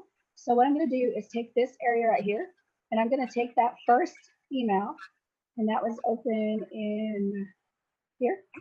So here's my subject. I can choose any of these subject lines. So I'll just choose, I guess, this one right here, SAS, and I'll copy it, and then I'll jump back over to my mailing boss and paste it into the subject line. So that's my first subject line. I'm gonna go back over there, and I will highlight and drag through. And we'll do this right here, signature, yay, like this. And I'll go back into MailinPost and I'll highlight this one and paste. And notice that it didn't take the formatting. So I have to go ahead and do the formatting myself. So I have to enter here and do this right here. And I have to look and see how it's formatted. So after the going on question, so going on is an enter. Here we go. And then after promotion from Builderall, there's an enter. And then after tools you need to succeed online, so we've got right there, here's an enter. And then we've got ongoing residual income. So let's see. I'm going to have to do some spacing here. It didn't pull in spacing as well. So you may have to do some editing. That's okay. Then there's completely paid off is the next one. So completely paid off. Then let's do this. There we go. And then after that, it's XXX and signature. All right, so obviously what you're going to have to do ahead of time is make sure that you go through and edit, because if you notice just copying that over, there's actually some weird spacing going on, like right here. It needs a space between those words. Oops. And right here, it needs a space. Right here, it needs a space. Right here, it needs a space. So you're not going to get out of editing. I'm sorry to tell you, you're not going to get out of editing. So make sure you're looking at your emails carefully to cover anything that is spelled wrong or the spacing is wrong or anything like that. So it's going to take you a minute. And let me explain to you something that you need to clearly understand. And that is never send an email out without checking it first. Because you never know what's in there. And it may say something in there that doesn't resonate with you, right? It says something that's wacky and doesn't resonate with you. So read it carefully, put your own flair in, put your own spin on it. Whatever you do, make sure you're double checking it all to catch spelling errors, grammatical errors, spacing errors, and I'm seeing them just all over the place. But double, triple, and quadruple check it to make sure you've got it, okay? That's just, that's the teacher in me, I guess, telling you to just be careful with all of that. You should also tell them that they shouldn't have this accessible anymore because it's an old promotion and it should be down. Yeah, absolutely. And that's something I was just going to say, Bonnie, is this is talking about the money side of Builderall. And that's something that's actually changing. We just talked about it today on the affiliate meeting, but that will be changing, and we will not be able to promote the money side of Builderall, just the tool side of Builderall. So this email sequence will actually be coming down. So just be ready to not use this particular sequence for real, because we don't want to promote the money side of Builderall. And you'll be hearing more about that later. And let me look at your eyeballs to make sure that you get this. is on Monday, when we do our Builderall business meeting, you want to make sure you are there. Do not miss it. And if you miss it, I'm going to come get you and I'm going to drag you by your toenails and make you watch Monday's webinar because it's really important stuff that you need to know. And it's important to know this so that you can make sure you're promoting Builderall correctly and you're following all the laws that we need to follow to make Builderall compliant with the laws in every single country. So you don't want to miss it. You definitely want to be there. I could give you all of the information today, but we're not going to do that. We're going to make you go to the affiliate meeting and get everything straight from the horse's mouth. Eric said that of himself. So be there or be square. That's kind of how it works, isn't it? But thank you, Bonnie, for pointing that out. I'm going to go ahead and share my screen again. And so I put my subject line in there, and then I copied in my email. And I'm going to go ahead and pretend like I put my affiliate link in there, and then my signature. So I'll say Shelly Turner. Oops, Turner. Builderall. There we go. So I've got my whole message in there, and then I've got my available tags, of course, and I've got my FNAME tag in there, so I'm happy with that. I don't want to add any of the elements in there. Again, I'm just on plain text. So everything to me looks great. So I'm going to go ahead and say that this one is actually done. I actually like that, and it looks fabulous to me. So I'm going to call this one done. So I'm going to click done, and I want you to see what happens. Is this going to take me into my summary information? But what it's done is it's definitely saved that first email for me. And so now I'm just going to go back and click edit this sequence. And I'm going to choose to go ahead and jump into that second one and edit this one. So I'm going to go ahead and click it. Oops, and let me do it again. Edit the sequence. And go back. It takes me to email sequence one, email number 2. This is the one I want to edit. So now I'm going to go in and change the subject line for email number 2. So let me scroll down. And here's my subject lines. And I'm just going to go ahead and grab one of these. So I'll say, ever heard of affiliate marketing? Remember, these will not fly with a new Builderall, but because these are pre-made, we're just going to use these for today. So there's my subject line. Now I have to get rid of all my extra sections that I don't want. So I'll go ahead and delete them. There we go. And okay, and I've still got this first section right here. So I'm going to jump in and grab the body of it. And scroll down, scroll down, scroll down. Oh my gosh, we have a lot of body here. So let me copy all of it. And what I may do is see if it works to move it to Notepad first and paste it. Nope, I don't like it. So I'm just going to paste it directly in there and we will edit. So I'm going to go back to Mailing Boss. And I've highlighted this area here, just like this. And I'm going to click paste. And I don't think I got it all. So let me try this again. Oh, that's weird. I did get it all, but it's really weirdly formatted. So let me look at it and see what on earth. Holy cow, it did it in the wrong order and everything.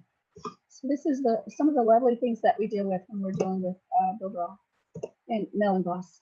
So I've deleted everything. I've gone in and grabbed the email swipe. I'm going to make sure I got all of it. Shelley, I think it's because you're pulling it in from a Word document. Yeah. That's often the problem.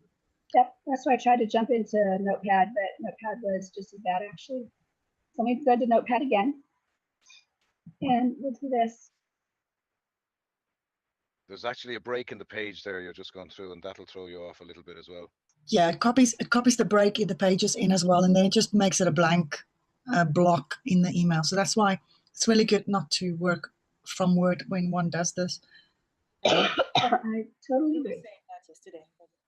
Yeah, we were students in pieces. So let's go from here to here and see if we can grab that. So we'll do that like this. Oh my gosh, there we go. And then we'll go from here. I find it's always much easier to take your stuff, throw it into Notepad, and then put it on because it formats so much better. Yeah, it was just not formatting even when I was putting it in Notepad. So it's not, Shelley, you're going to tear your hair out if you work out of a document. Yeah. It's just not worth it.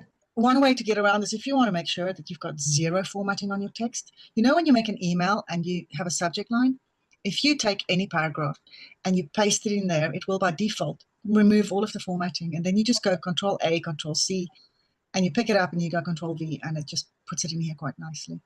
It's a fast workaround, but You're taking the break there. It's going to go weird, yeah. Maybe stop it. When you're copying and pasting, stop before the line. Okay. It's tricky, isn't it, you guys? Yeah, by experience, I have to save the notepad document. Mm-hmm. Let's try this. Let's try this because we're very creative people. I'm gonna go like right to here. Keep her going, keep her going, go on, keep her going a little bit more, a little bit more. Where's the break? Go on, it's below the let's briefly cover Hold on. paragraph.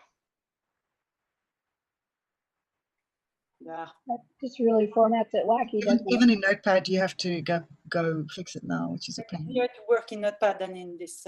What's it like in OneNote?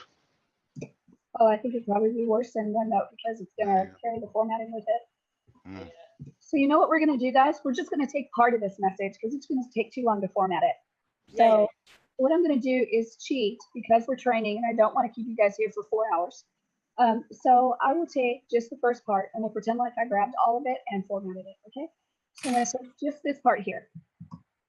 We'll put in and I'll highlight all of this and we'll get just like that. And we'll pretend like that is fantabulous.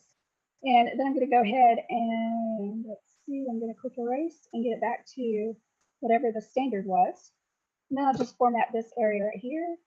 And let's see if we can get this right here. I'm gonna go hi. And back this up. And we'll do that right there. And it's so weird because it's formatting as one line. And then I'll put a comma there. And then I'm gonna go down to my available tags. First I'm gonna delete this. And I'll put my cursor there and I'll go to available tags and I'll go down to F name. Remember, we can pull that F name in. I'm gonna find F name and click it. And Shazam, whoop, 10 like that is perfect. We'll do that. Really good. And then we'll go Shelly, Turner, Builderall, So if I could just mention something. Okay.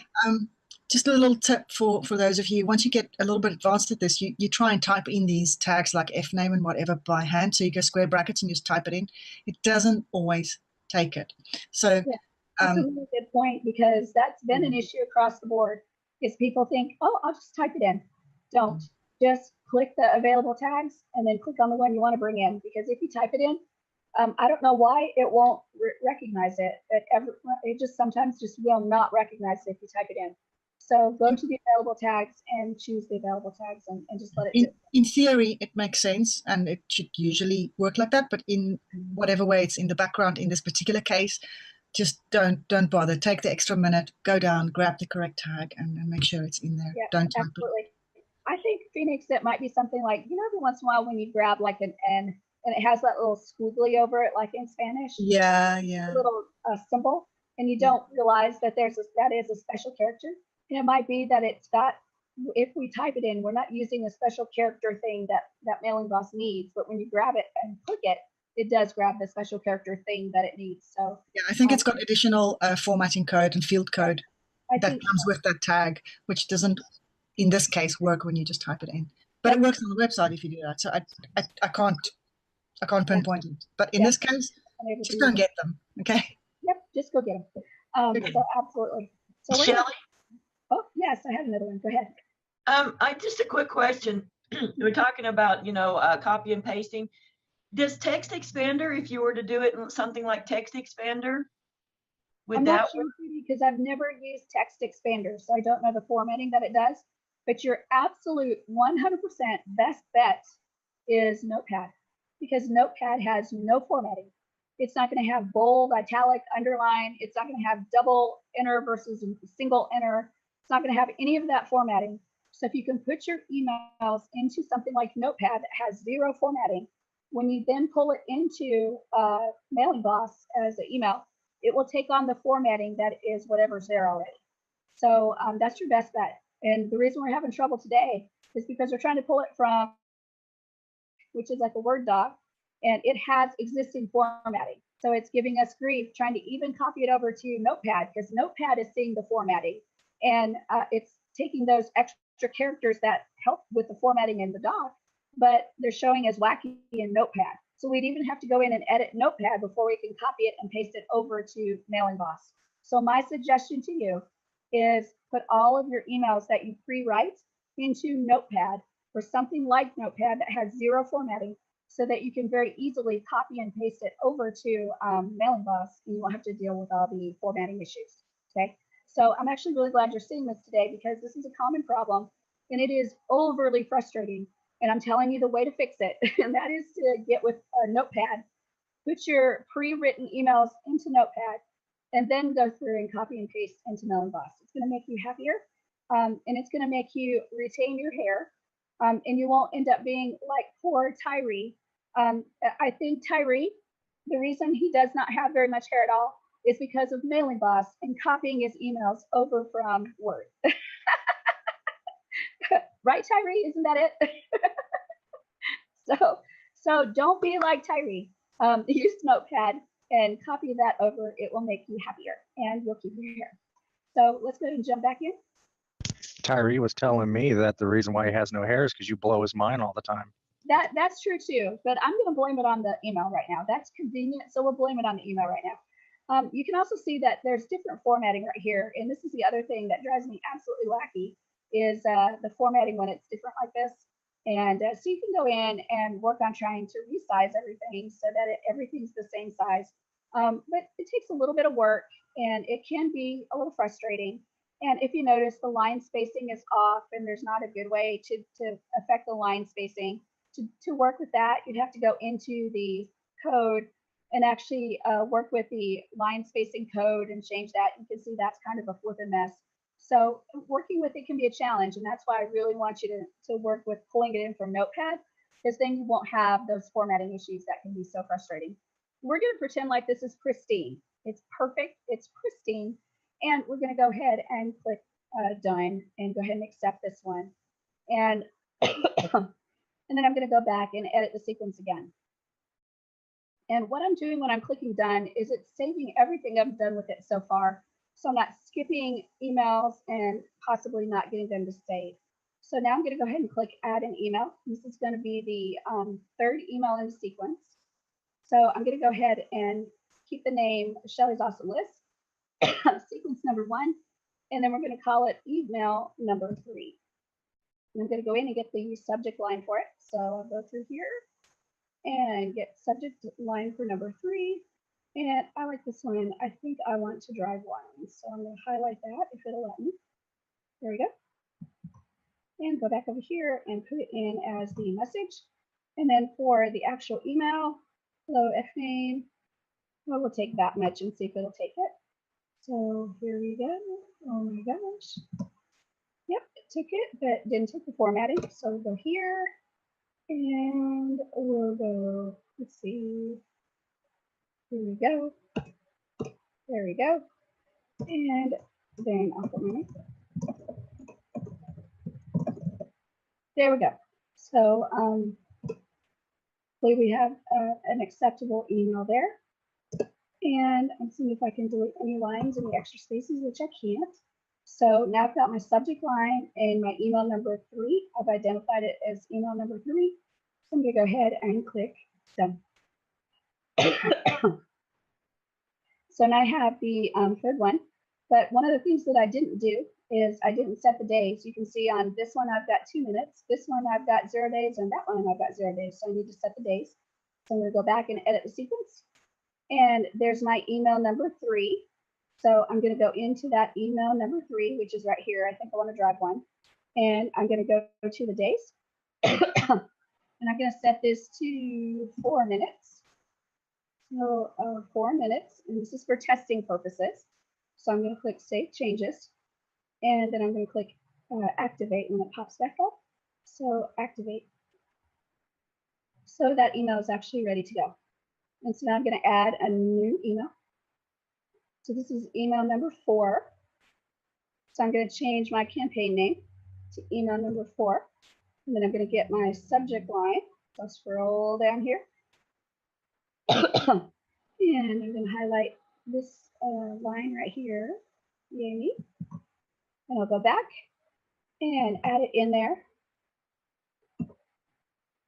And weird, it's got carriage returns. So we'll get rid of those carriage returns. There we go. And then I'll go back over here and we'll take just a little bit of this message, maybe to there. And we will highlight and replace. Well, while you're doing that, Shelly, I'm going to share with you.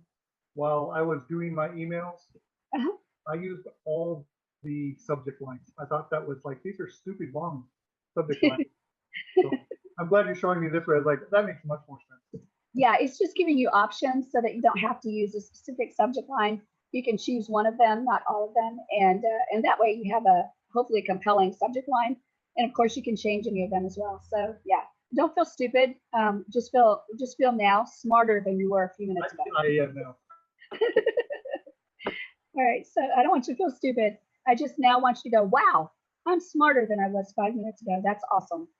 So anyway, I've got my email done, and I'm going to go ahead and click done. And of course, then I'm going to have to go back into the sequence. So I'm going to edit the sequence again. And Shelly, are you feeling okay? I'm doing okay. I promise. You sure? If I start to feel yucky, You're I'll not tell just you. putting it on now. Nope, I promise. If I Okay. start to feel Good. yucky, I'll tell you.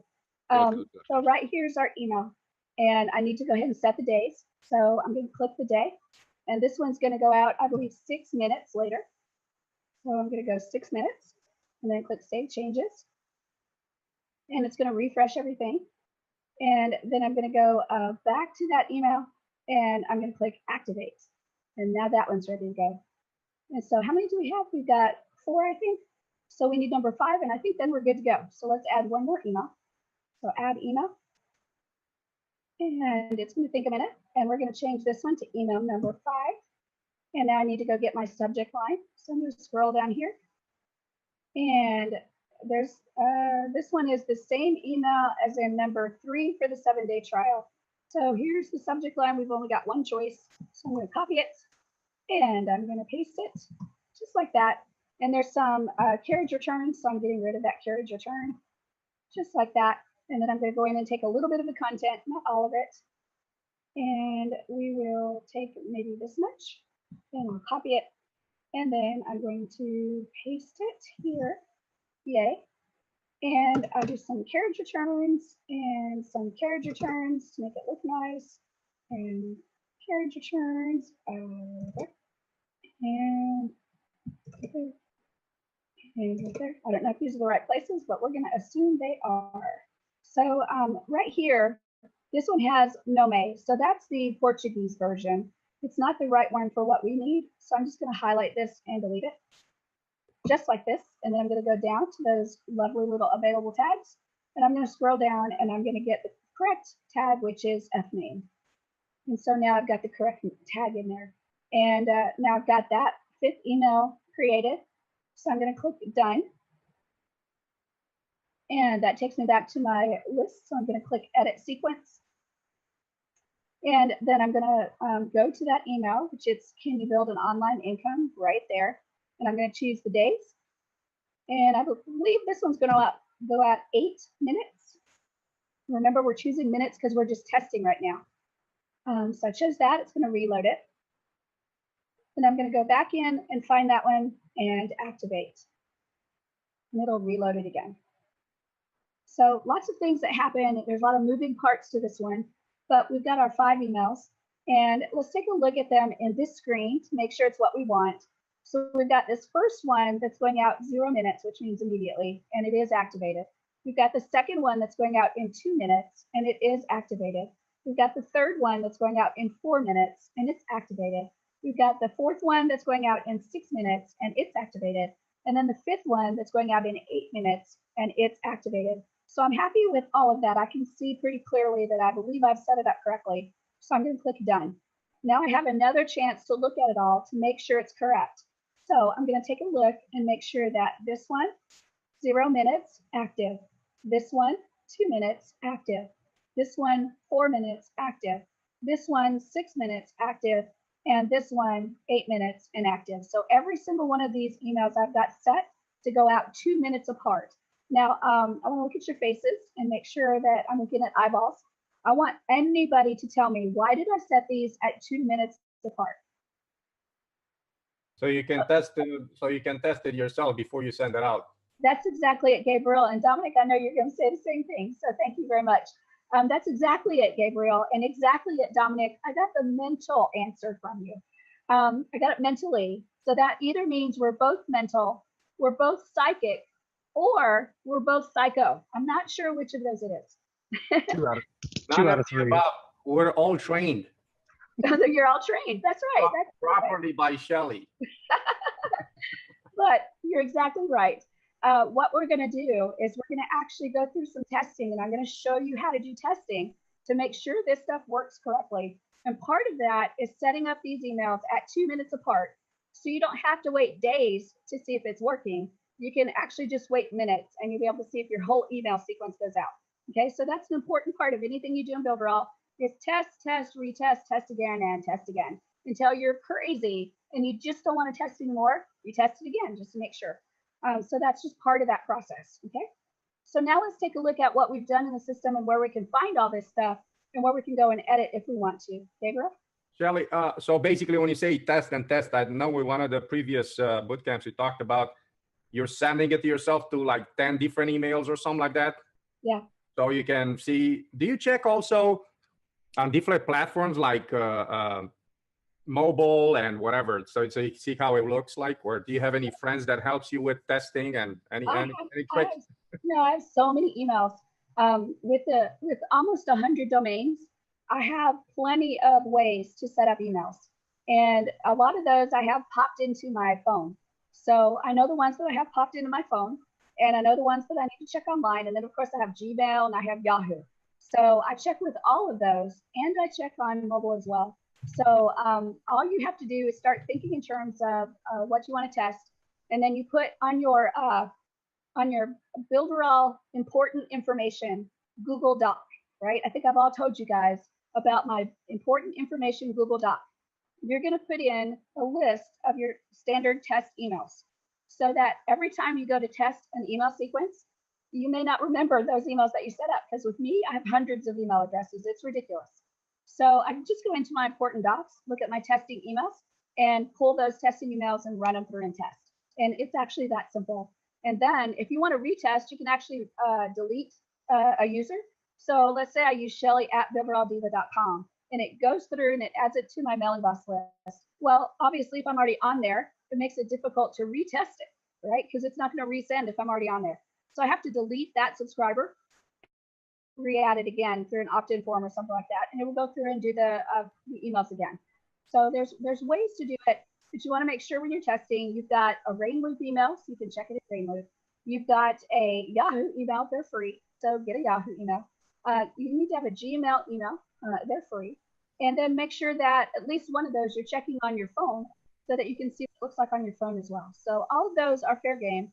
And then I have one Rainloop account that has many, many, many test emails so that I can run through and test a bunch of times and see what happens when I test a bunch of times. Do you also test against inboxing, make sure that your inbox you're not, and then if so, does it mean that if you're inboxing, everyone else will be inboxing? You know, no, it doesn't mean everybody else is going to inbox, because it's each provider has different rules to get into that inbox. And Gmail is the hardest to get in. So if I'm sending to Gmail, Gmail just is kind of sneaky. It'll send it to spam when every other provider is going to the inbox.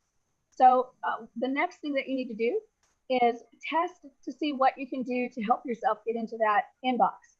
And Barbie Figueroa had a wonderful, fantastic post where she was explaining how she, the process that she went through to work through getting it out of the spam folder and into the inbox folder.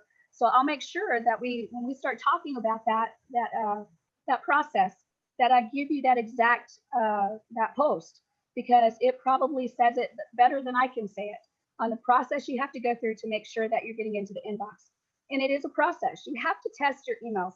And guys, there's so many people that they get so mad that their emails going into spam, but they never stop to look at that email, to really think about that email in terms of spam. and they don't think about the fact that it's got the word free in there, which is an automatic trigger into spam. They don't think about certain words or the overuse of exclamation points, or there's some words you go, once you see it on the spam list, you're like, oh yeah, that makes sense. But otherwise, you don't know that that's a trigger word that's going to send it to spam. So it is a process of you learning the right words to use in your emails. And it's also a process of getting your reputation up. And this is why I have so many test emails as well, so that I can get that email into a test and then open the email in test and then click a link in that email. All of that increases my reputation. So I have a better chance of getting into that inbox. Dominic? Yeah, you mentioned Ring Loop. Is that how we access our business emails? Because I've set up several, and when I press the button, it doesn't take me to any email. Yeah, Dominic, when we get to that part, we're just about there because we're going to have to check. Oh, okay, great. We're going to cover that. Awesome. We are absolutely going to cover that. I'm going to show you how to get your email, and I'm also going to show you how you can get it outside of email Ring Loop, how you can move it over into another email client. So Nice. all of that we'll cover once we cover how to do email sequences and then regular emails. Okay. So You no rock. worries, we'll get there. You rock. Tyree.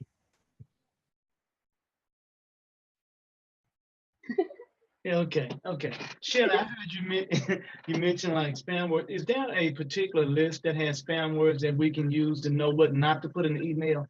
Yep, absolutely. When I start covering that in depth, Okay. I'm going to give you several resources that's going to educate you on spam words and also how to increase your reputation. So no worries about that. I'm going to give you a full coverage of that when we hit it, okay? Shelley is awesome. I am awesome. I hate to delay all of it, because I know you guys, if I could open this up, pull it out, and give it to you in one whack, I would totally do that. But unfortunately, I need my brain. Forget it, Shelley. Too much for everybody to understand what's in your brain. When they figure out how we can download brainwave Shelley, I got several USBs that I can send to you. So, okay. You need more than several USBs for Shelley's mind. Shelley, so when Eric was talking in this other meeting we were in earlier about the reputation. Yeah. So you think that's going to take a couple of weeks for him to get it fixed? Yes, absolutely. What Eric was talking about in our meeting earlier, and this is actually one that I was helping to deal with the developers. We did this, I don't remember what day, but it was the beginning of the week. Somebody mentioned in one of the Facebook groups that Mailing Boss was blocked. It was blacklisted. And so I jumped in, being the Builderall fan that I am, and wanted to investigate more, because obviously if it's blocked, if their IP is blocked, I wanted to know more.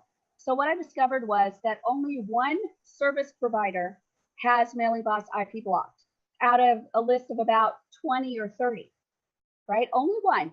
That is not what the guy said. He just said all of Mailing Boss is blocked. So once we discovered exactly which provider was blocked, then we went to that provider and we are communicating with them right now to resolve the problem. So I want to express to you that it's never good to post sometimes those negative things in full generalities like that.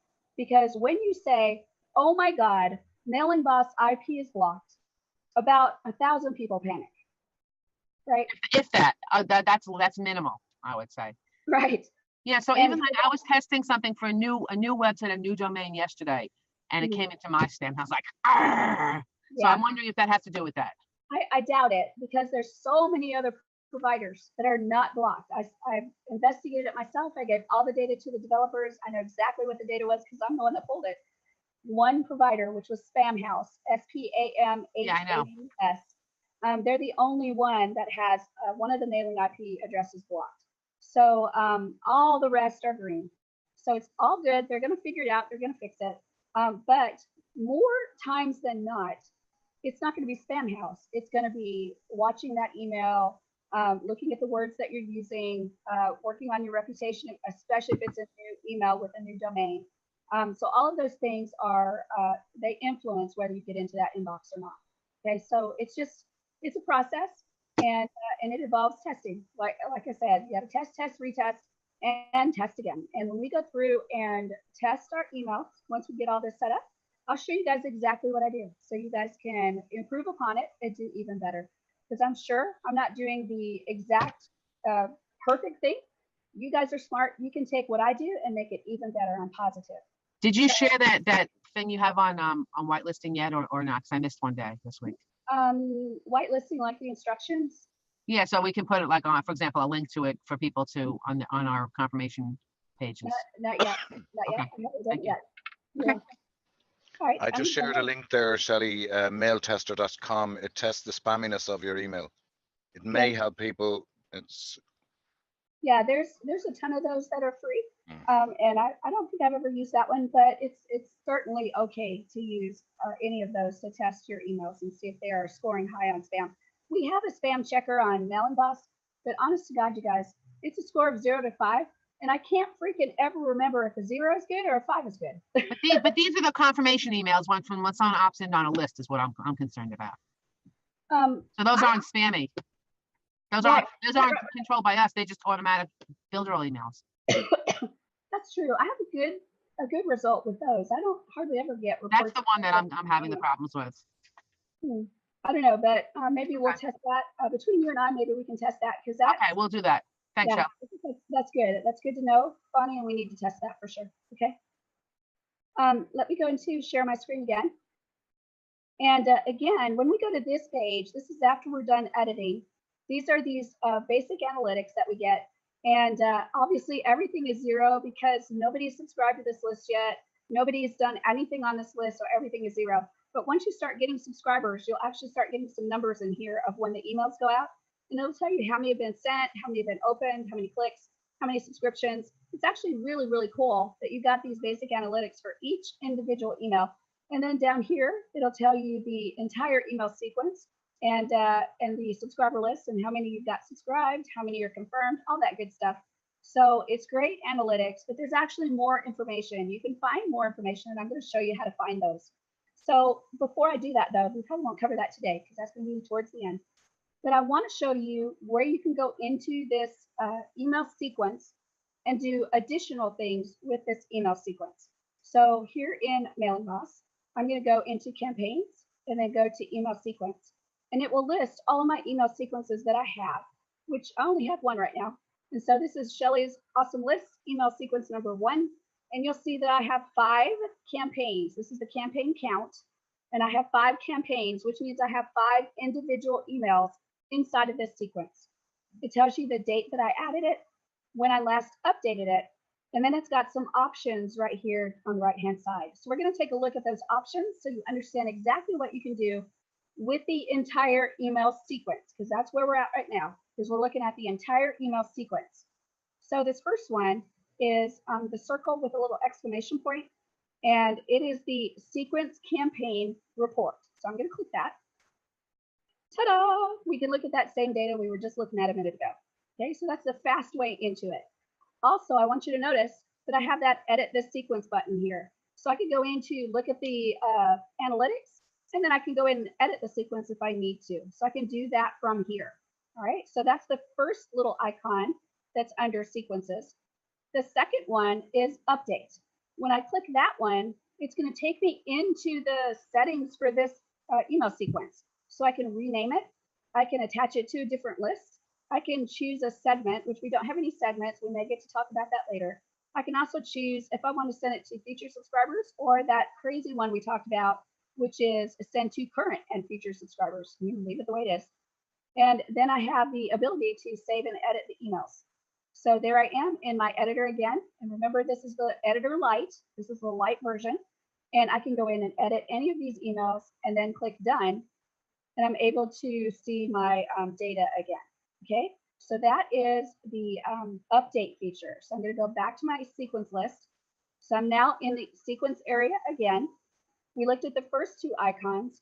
The next one is sequence campaigns. So if I want to go right into the sequence campaigns, which are the individual emails, I can click that button and go straight into editing these emails. And again, this is the email editor light. Okay, this is the simple one. But in this version, I can edit all of them from one screen. Okay, or I can go back to my sequence list and I can click this button right here, which is the delete button. Not going to do it because I don't want to delete the whole sequence. But then the next one is transfer. This one allows you to transfer a complete email sequence from one account to another account. So I'm going to look at your eyeballs because this is fabulous, right? I can pre-set up an email sequence and I can fill out that email sequence with the emails that I want. And then I can call up David and I can say, David, I've got a great email sequence. Do you want it? And if he says yes, I can actually just transfer him a copy of it and he gets a copy, I have a copy, and we're both happy. So it's a really neat feature. Phoenix? First question, can we copy an email? Second question, can I copy a sequence before I transfer it? Because with the website, if you don't copy it and you transfer it, it's gone. Yeah, it's a little bit different here. Let me show you exactly what it does. So I'm going to share my screen. So my first worry will be that it's going to go out of the account completely. Right. If I click this button, transfer, I have the ability to copy it. Yeah, that's where it is. Or transfer. And I believe, it's been a while since I've done this, but I believe when you transfer, it leaves a copy on your computer, on your account. It doesn't do like the website. Are you sure? Are you sure? Not like positive. Copy copies it to you. Transfer sends a copy to the person. But you know what, Phoenix, are you in your account? Yeah, I can go there. Yeah, go there for me. And I'm going to transfer to you. And I want you to private message me your Builderall email. Private message me so that it is private. And then we'll transfer it to you and we'll see if it disappears. If I remember correctly, it just transfers a copy to you. But we'll check it out to make sure. Okay. And also, while she's checking that, when you're transferring the whole sequence, if you embedded links into your sequence, she has to go back and edit, yes, correct, the URLs and everything. She still has to edit the sequence, right? Correct? Yeah. Yeah, you still have to do that, which is for an agency. Remember one thing though, Gabriel, I'm so glad you asked that question, because do you remember going in and editing the emails that we have the auto funnel tags available? Oh yeah. Remember that? So technically, if we had Phoenix setting up her auto funnel tags like the way we want to, we'd have to standardize it. But we could put the auto funnel tags in and it would put that information in automatically. So the auto funnel tags, that's another layer of use, is when you share those emails, it will take the auto funnel tags, go to Phoenix's profile and pull that information in. All right. Charlie, I am in mailing. I need to be in Mailing Boss, is it? Yeah, but send me your Doing it email. I'm sending it to you on Messenger. Oh shoot! Okay, I was watching Zoom. So hold on, let me jump in. Oh, I didn't even think about putting it in the chat. Yeah, that's actually what I was initially asking, but that's okay. Oh, not to problem. I can do that. It's confusion. It's like, just send it to me. It's like, yeah, sure. Like, you have to say which channel these days. Wow. Technology overload. Yeah, we have a lot of sources. If you work on so many channels, you just pick a random one. All right. So, Charlie, I've sent you my account email. All right, fabulous. Now I'm going to do this without sharing my screen, you guys, because I don't want to give away Phoenix's email. Yeah, please don't. So if you don't mind, yeah, but we don't need everybody spamming Phoenix. But I'm going to transfer. I'm putting her email in there, and then I'm going to click yes. And it actually did send it away. So send it back to me. Let's go. I knew it. I knew it. Yep. But I could choose copy instead of transfer. And then I could copy it to you. So when you send it back to me, or actually, I'm going to try and copy it. Yeah, that's a good idea. And then I'll send it back, but I have got nothing yet. Shelly, question. Yeah. You set up an email sequence for a particular mailing list. Can you switch or change or use the same sequence for a different mailing list? Can you change it or can you add it to another mailing list? You can't in that particular version, right? You can assign it to only one mailing list, but you can copy it. You can send a copy to yourself. You can actually use your own email on Builderall and send a copy to yourself and then assign that sequence to another list. It's actually sent me your entire list. It's added your list to my list of lists. It's like, whoa, okay. So I suddenly have your entire list. Can you share your screen with me so I can see exactly what you see? Yeah, of course. The amount of things I've got open. Let's see if this works. Can you share This has your bank account? this has always been a fun thing to test for sure. No, I got to be careful because this is live stuff. Hang on a bit. So you got my subscriber list. I've got your whole. That's good. And then go to campaigns and sequences. So I've got your whole list here. Shelly, I have a question. Sorry. How did you send it? The list. I just did a transfer.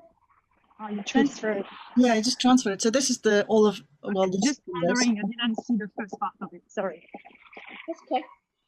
So you only got the Shelly's Awesome list, right? That's the only subscriber list you got? Yeah, judging by the date on this list, yep. Good. And then you got the email sequence that is associated with that. So that's actually really good. The good thing is you can go back into that email sequence and assign it to any one of your lists and then delete the subscriber list that you got from me if you want to. Yeah, so what I've done now is I've copied it. It's not You have to put an email address in there. So my email address is skydivingdiva. But if I want to copy it, but hang on a minute. You have to put an email, and it has to be a Builderall email. So, okay, this was confusing because intuitively I thought I give it a new name here, and then save it, and then like for the websites, and then you send it out. So what I need to do here is. It does not work the same as the websites. So okay, that's very important to learn.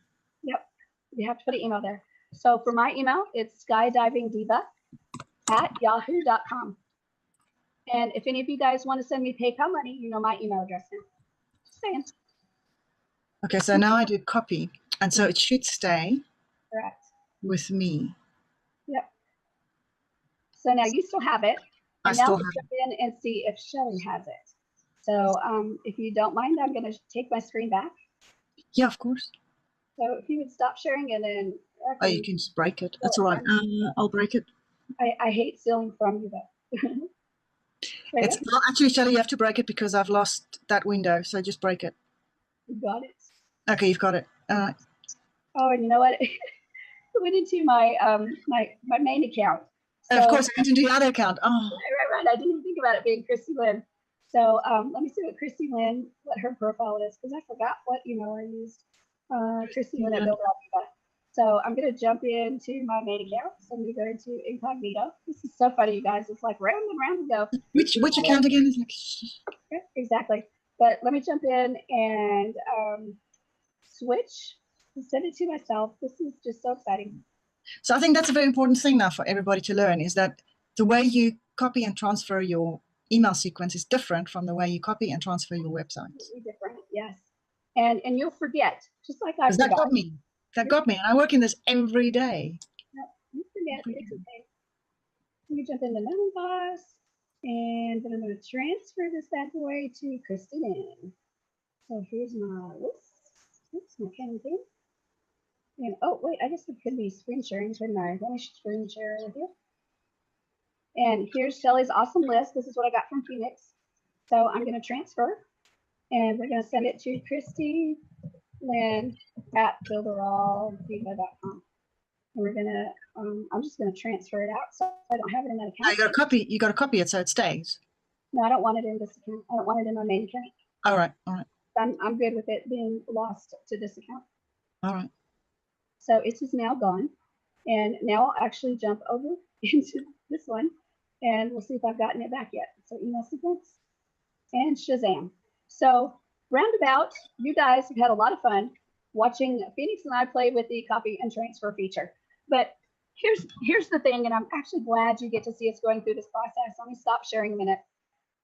There's just no way to remember all the ins and outs of every single thing that happens in Builderall. And what you saw with me saying, I can't remember if transfer keeps it or if copy keeps it, test it, just exactly like we just did, test it. And I love the fact that there's a few of you guys during this boot camp that have teamed up and you're actually working together, and that tickles me. You have no idea how much that tickles me so much. It tickles my tummy so much, way more than my sick tummy does, because what's happening is you guys are working together to be able to test things. And when you work together in pairs or in groups, that's fabulous, because then Willie can call Judy and say, hey, Judy, I just created an email sequence and I tested it, but can you do me a favor and test it really quick and make sure it goes into your inbox and not spam? And Judy, being the lovely person that she is, will jump in and test it and report back. That is the community that we're creating with Builderall. So I love seeing you guys work together and help each other. Now, Willie would never send that to Judy if he hadn't tested it first and he needed new, fresh eyes on it, right? So always test first and then send it out to somebody to test for you afterwards to just get some fresh eyes on it. But that's part of this Builderall community, is actually working together and helping each other. If we continue to do that, this is going to be it's already a fabulous community, but it will make it better than any other community that is online, especially in digital marketing. So hats off and thumbs up to you guys, because you're actually doing a great job working together. And I love seeing that. So let me go ahead and jump into share. And I'm going to take a look at this email sequence. And we've looked at all of these buttons, so we know what all of them mean. Now I want to show you this button right here. Can I ask something, Shelly? Oh, yeah, Sorry. absolutely. Absolutely. Yeah, because I realized that you transferred, but when you're transferring a website which has a list connected to the website into a form, like a marketing form, it does transfer it as well, the whole list which is connected to that website, is it? Yeah, I believe, I haven't done it in a while, but I believe the last report I got was that if you've got a list that's connected to a website, and then you transfer a copy of a website to someone, the subscriber list and the email sequence goes with it. Yes, that's my experience. So the thing you were showing by transferring only the list, it's an option that is only the list can be transferred into Mailing Boss to Mailing Boss. It cannot be transferred to another system. Right, and I've actually used this feature myself with my team. We've created pre-made email sequences, so they've already got their website that they're dealing with. They've already got everything done. All they need is that email sequence, and that's the sequence they're going to send out to their new leads that they get in the system. So they're attaching that list to their main Mailing Boss list that goes out to their new leads in Builderall. So they needed that list, but it didn't have to be attached to a website. They just needed that email. It doesn't need to be attached to a website, but it has to be only to be into Mailing Boss. It cannot be another email marketing system like a different email. Okay, great. Correct. Thanks very much. You're very welcome. The only way that I could say that you'd ever transfer to another email marketing system is you just have to copy and paste the emails into a document, and they go into that new email system, and then copy and paste the sequence in there. That's the fastest way that you could do it out of Mailing Boss, because there's no way to send it to a different marketing. Okay, great, thanks. You're so welcome. That's a good question. So I'm going to share my screen again, and we are currently in email sequences. So let's say that I wanted to go into the email campaigns, which are each individual email. And you can see that we've got 5 individual emails in this sequence. And I want to work on maybe one of them. So I'm going to click Manage Campaigns. So I'm going to click in there. And when I do, I can see each one of these emails that I've got in my sequence. So here is the campaign name. Another reason why it's very important to name these, because if you notice, I can see clearly on the campaign name which subscriber list it's attached to, which sequence it is, and which email it is. When you get a lot of these emails in there, which I have a lot of emails in my main account, a lot of emails, it gets super confusing which subscriber list it's attached to, which sequence in that subscriber list it's attached to, and which email is in that sequence. So please, please, please, the naming convention will help you so much. It took me a long time to figure this out, and this will help you. Okay, so once you have a long list of emails, this is going to help you a lot. Now you can do some filtering. There's a show advanced here, and you can start filtering by campaign name, by type, all that kind of stuff. But you can still help yourself by using this kind of naming convention to help you organize it as well. So here's the list that it's associated with, right? So it's a part of Shelly's awesome list. It's in the status of draft because this was a copy sent in from Phoenix. So I'm going to look at the options that I have available here. under each email campaign. Okay, so we're inside the sequence and we're looking at each individual email in that sequence. So I'm going to take a look at email number 1, and we'll start with this first button, which is overview. So I'm going to click that. We're going to take a look at what it has. And that's just going into the campaign setup information. And I can change the from name, the from email address, the reply to email address. This is the tag for the email that it's going to send to, so you don't want to change that. It's got the subject, so I can actually change that here. I'm going to click advanced, and here we've got some really advanced campaign options. So I can choose to open tracking. I can track the URLs. I can do a JSON feed, which is an advanced programming feed, XML feed, which is like a RSS type feed. I can embed images or not. I can choose to have a plain text email version or not. And then I can actually do a pre-header, which is part of the top part of an email that you hardly ever see unless you want to see it. You have to ask for it. So these are all advanced settings. If you're knowledgeable about this information, you can set this stuff up. If you're not, don't touch it. And then actions against subscribers when they open the campaign.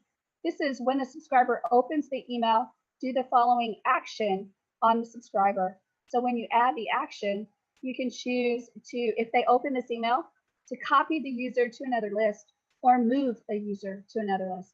If you copy, that means they're going to stay in the original list and be copied over to another list. If you move, that means they're going to be taken out of the first list and put into the second list. But they're technically not taken out.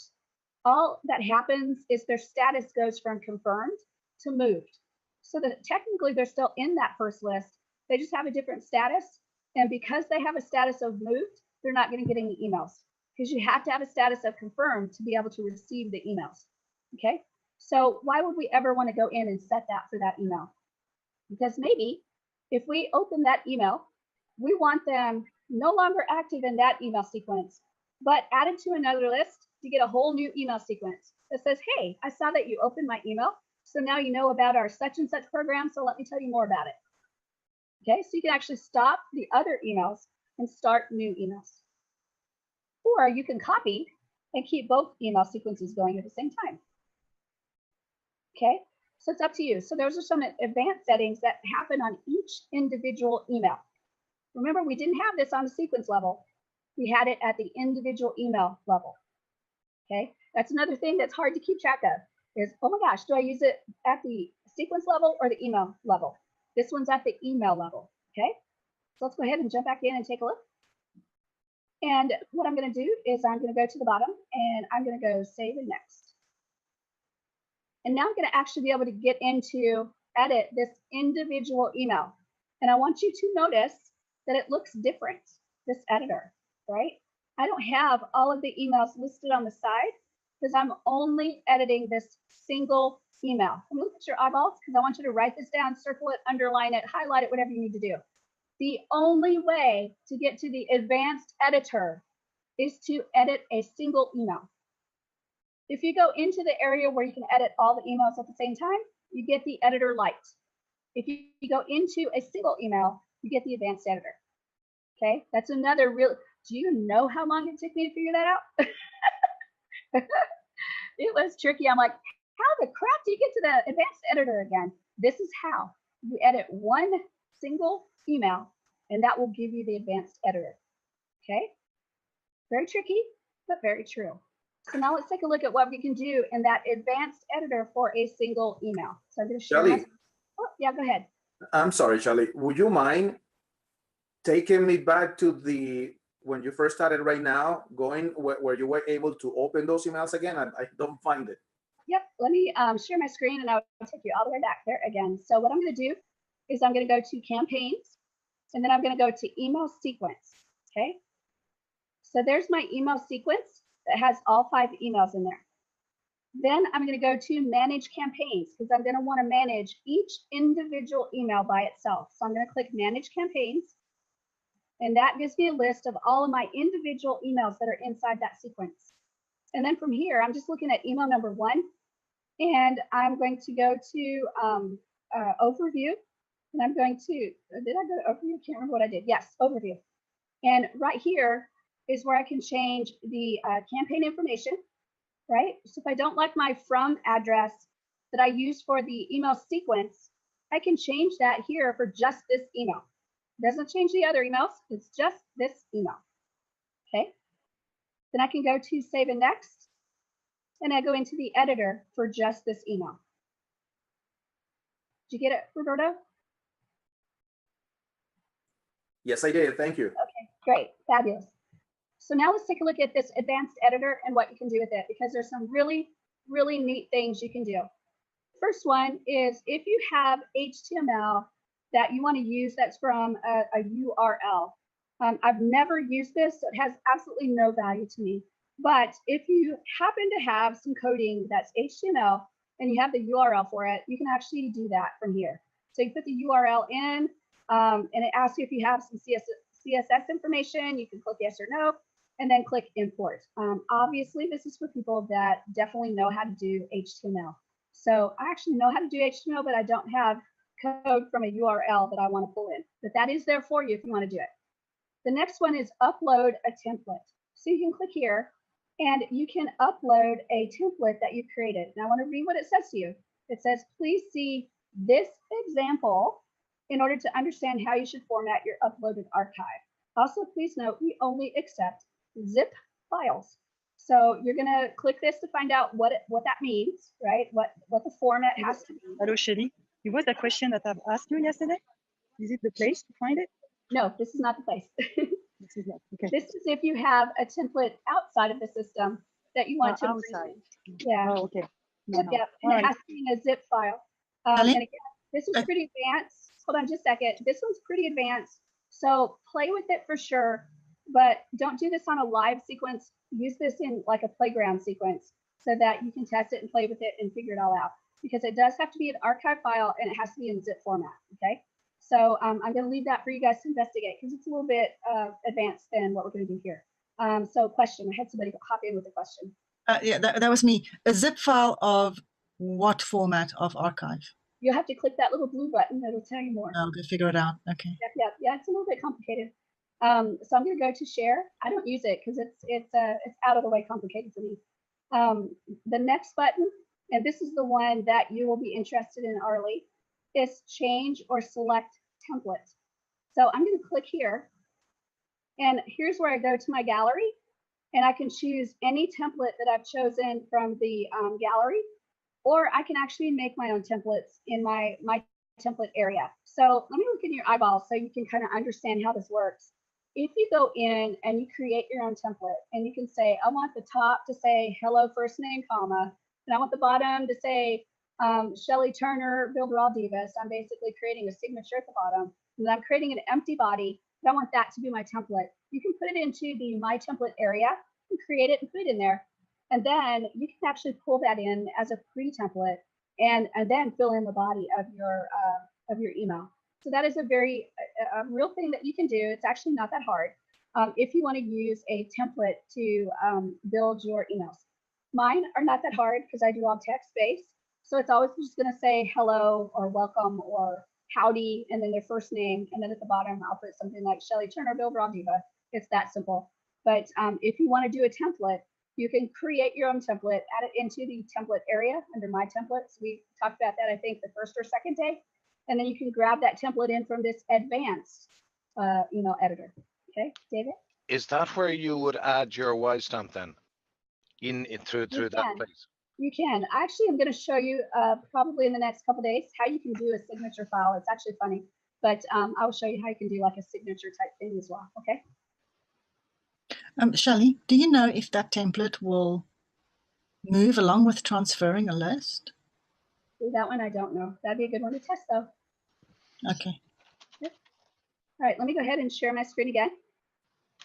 And I'm going to go back and back to my email. And so we talked about change or select template. This one right here, test template, this is going to save you a ton of headache because you can click this button and you can choose to send yourself a copy of this email. So as you're building, if you want to make it look fancy, and some of us do like to make it look fancy, I'm not one, but a lot of you guys are going to be the ones that want to make it look fancy, and that is okay. I will never think anything less of you if you want to make your emails fancy. But if you do, and you're building it and you're like, oh my gosh, I need to see this and what it's going to look like in an email, that advanced editor allows you to send a test email, and you can send it to yourself to see what it's looking like so far. Okay, that is a fabulous tool, and you want to be able to access that. But the only way to do that is in the advanced editor. So you have to go into the individual email to do that. Okay, everybody got it? Okie dokie. So let's go ahead and share again. And I'm going to close this one. And the next one is Google UTM tags. Google UTM tags are a way to manage what's happening in your email and how to create tags via Google to do analytics, to monitor what's happening with your email. Where is it going? What links are clicked, tracking the links, all that good stuff. Google does that. It's an advanced feature for sure, but you can use Google UTM tags to track some analytics in your emails. It's actually pretty cool, but you have to set up Google UTM inside of the Google Developer Console. So it is a little bit of an advanced feature to use in your emails. I won't cover that because it's a little bit advanced, but for you guys that are advanced, it is actually a really neat feature. It is a way to create some analytics for your emails that are above and beyond what Builderall gives you. The next one is right here. It is changed to the HTML editor. Now it says save your work first. That should be in red, bold letters, right? Don't forget to save your work before you go into the HTML editor. So I'm going to go down here, and if I could, I would click save, but my save is not showing because it's because I've been bouncing in and out of it. This is actually a little confused. So I'm going to pretend like I click save. And then I'm going to go up here to change to the HTML editor. When I click that, hopefully it'll load for us. And what it does is it gives me a lot more power to change what this email looks like. Now, remember all the stuff that we had go wrong when we were in that email editor light. When we really struggled to get things to change to the right size, to the right line spacing, all that kind of stuff. Well, you have a lot more power right here to manipulate that because you've got such a huge option right here on your static toolbar, dynamic toolbar.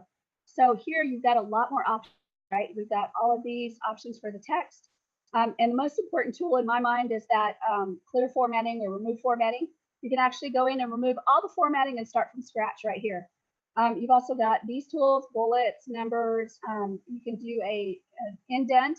You can increase, indent, or decrease. Lots of different things that you can do that you cannot do in even the advanced editor outside of this HTML editor. But here's the thing, is a lot of people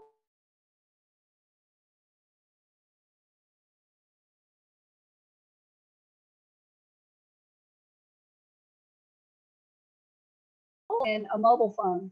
When you open was I frozen? Yeah, oh. Shelley, you've gone before a little bit. Just backtrack about half a paragraph. Okay. So the HTML editor is fabulous. It's absolutely fabulous. But I want you to remember that email is being received on mobile phones a lot more than ever before. And when you do HTML, it eats up bandwidth, one thing, because it's got a lot of stuff that they have to go through as far as settings, HTML settings, to be able to display on their mobile device. And a lot of stuff is natively blocked. Like images may be natively blocked, videos definitely natively blocked. There's a lot of stuff that's natively blocked. So you're going to work hard to make this email pretty by doing all this great stuff with HTML. But then when the person gets it, there's going to be some that's blocked, some of it that you work so hard on that's blocked. So that's one thing I want to warn you about is if, again, you spend too much time on the HTML part of it to make it pretty, it may not have like any effect when they actually receive it. They may get it plain text or just the formatting for the text, but everything else is hidden until they choose to see it. Have you guys done that on your mobile device where you get an email and something's blocked and it says, if you want to see the image, click here, and then it'll go out and get the image and bring it back, right? Yes. So yeah, so that's what's happening is the email providers know and mobile providers know that email, we're getting tons of it every day. You can imagine if we've received every picture, every video, every formatting thing that you put into the email, it would suck up your bandwidth. So a lot of that formatting is blocked. And you can choose to see it in HTML format, but a lot of times you have to specifically click it and say, I want to see the HTML. So the text formatting may be fine, but when you go to extra links to add images or add red text versus black text or underline or italicize, that may not come through. Those HTML settings may be blocked until they choose to see the HTML settings. Okay, so I want to warn you against that. And it goes back to my own preference to just try to make it a simple text. I never go into these HTML settings. It's just too much work for me. And I can make so much money when I have time available to make money. But if I take up that time by making my emails pretty, I'm losing money. So, and to me, it doesn't matter. So, but it's a personal choice. Again, I'm never going to dislike anyone if they have pretty emails. Never. So again, Shelly, this is why, again, just for the sake of this being on recording, because I'm going to watch this with a group of people. It's recommended, highly recommended by an awesome person to just have a plain email with and anything that you want people to see, just hyperlink it to a word in there. Yep. Now, one question I have would say, for instance, if you have you have the text, but you might want to add a red color to it to emphasize click here. Would the color change? I mean, would that affect them receiving an email because it had a different color text? It may or may not. It really depends on, I think, the email provider and then, of course, the device that you're on. But anytime you create a link like that, usually it appears as a little different. Depending on the provider, I can't really say every time it's going to appear blue or it's going to appear underlined, because sometimes it's different depending on how you're receiving it. But usually a hyperlink is shown a little bit differently. There's one exception, and I'm going to show you that exception in a minute, okay? Okay, thank you. Any other questions, you guys? All right, let's go ahead and jump in and share. And I'm in the HTML editor. Let's say that I've made all my changes because I do want my email to be pretty, so I use the HTML editor. Now I'm going to go ahead and make sure I click save, because save is my friend. And then I'm going to go back and change to the other editor. So I'm going to click change, and it takes me back to my other version. Now, here's another important thing that I want you to remember. This right here, this version inside this box, even though it's showing like it's plain text, it still has some formatting, right? When we pull over these elements, they are formatted. And there are people in this world that collect their email as plain text only, meaning I don't want any formatting at all. So to meet the needs of those people, you can actually go ahead and highlight your entire message and copy it, and then go down to show plain text version. And then you can make sure in here, you've got all of your content in here in plain text version. I'm going to scroll down, and it's not letting me scroll deeper, but let me see if I can go down. There we go. So your whole email should be copied into a plain text version that does not show any formatting at all. I'm not even sure if it'll show the URL address, but being a tag, it seems like it would, because that's required. So I'll have to check that, because I have one place that's doing plain text. So I'll check that again. But let me look at your eyeballs. This is for people that when they've chosen to receive their email, they say, I only want my email in plain text. That means when they get it, it's going to strip all formatting. All formatting. Okay? If you don't put a plain text version there, then it's going to take whatever you got inside of the main box, which if you haven't added any pictures or you haven't added a whole lot of color changes and italics and stuff like that, then you should be pretty much okay. But if you want to make sure there's a very nice plain text version that you know is going to work for them, then just recreate your email in the plain text area, and then you know those plain text people are taken care of. There's not many of them, right? There's not many of them, but there are those that don't want any formatting on their email. Could you show again how you did that again, Shelly? I absolutely will. Thank you. Go ahead and share screen. And all I did was down here at the bottom of the main box where you're editing, if you go below that, there's a button. Right now it says hide plain text version, but it did say show plain text version. When I clicked it, it opened up the box so I could recreate my email in plain text. And then this will take no formatting at all. So it won't have bold, it won't have underline, it won't have italics, it won't have pictures, nothing like that. It's just going to do plain text email for you. Okay? That help? Okay, yeah, because when you had copied, I kind of blinked and lost it. But now I Oh, got sorry about that. There you go. What it's going to do for this part is it will have the actual link just completely typed out, and the person can highlight it and then copy it into, they won't be able to click on it, but they'll be able to highlight it and copy it to be able to unsubscribe. And then this tag right here will specifically have your company information, but it won't be clickable. So typically in these plain text emails, nothing is clickable because it strips all formatting completely off. Okay. Okay. What would you, Shelly, what would you use this plain text for? Because there are those very few people in this world that do not want any formatting on their email. I don't have those people in my list. That's good. And if you're doing just a plain text email where you're not like what I do, where I do like no formatting, I literally just put the text in there. So I'm not doing bold stuff. I'm not doing underlined stuff. I'm not doing color changes on the only thing I'm really doing is putting hyperlinks if I want a link in there.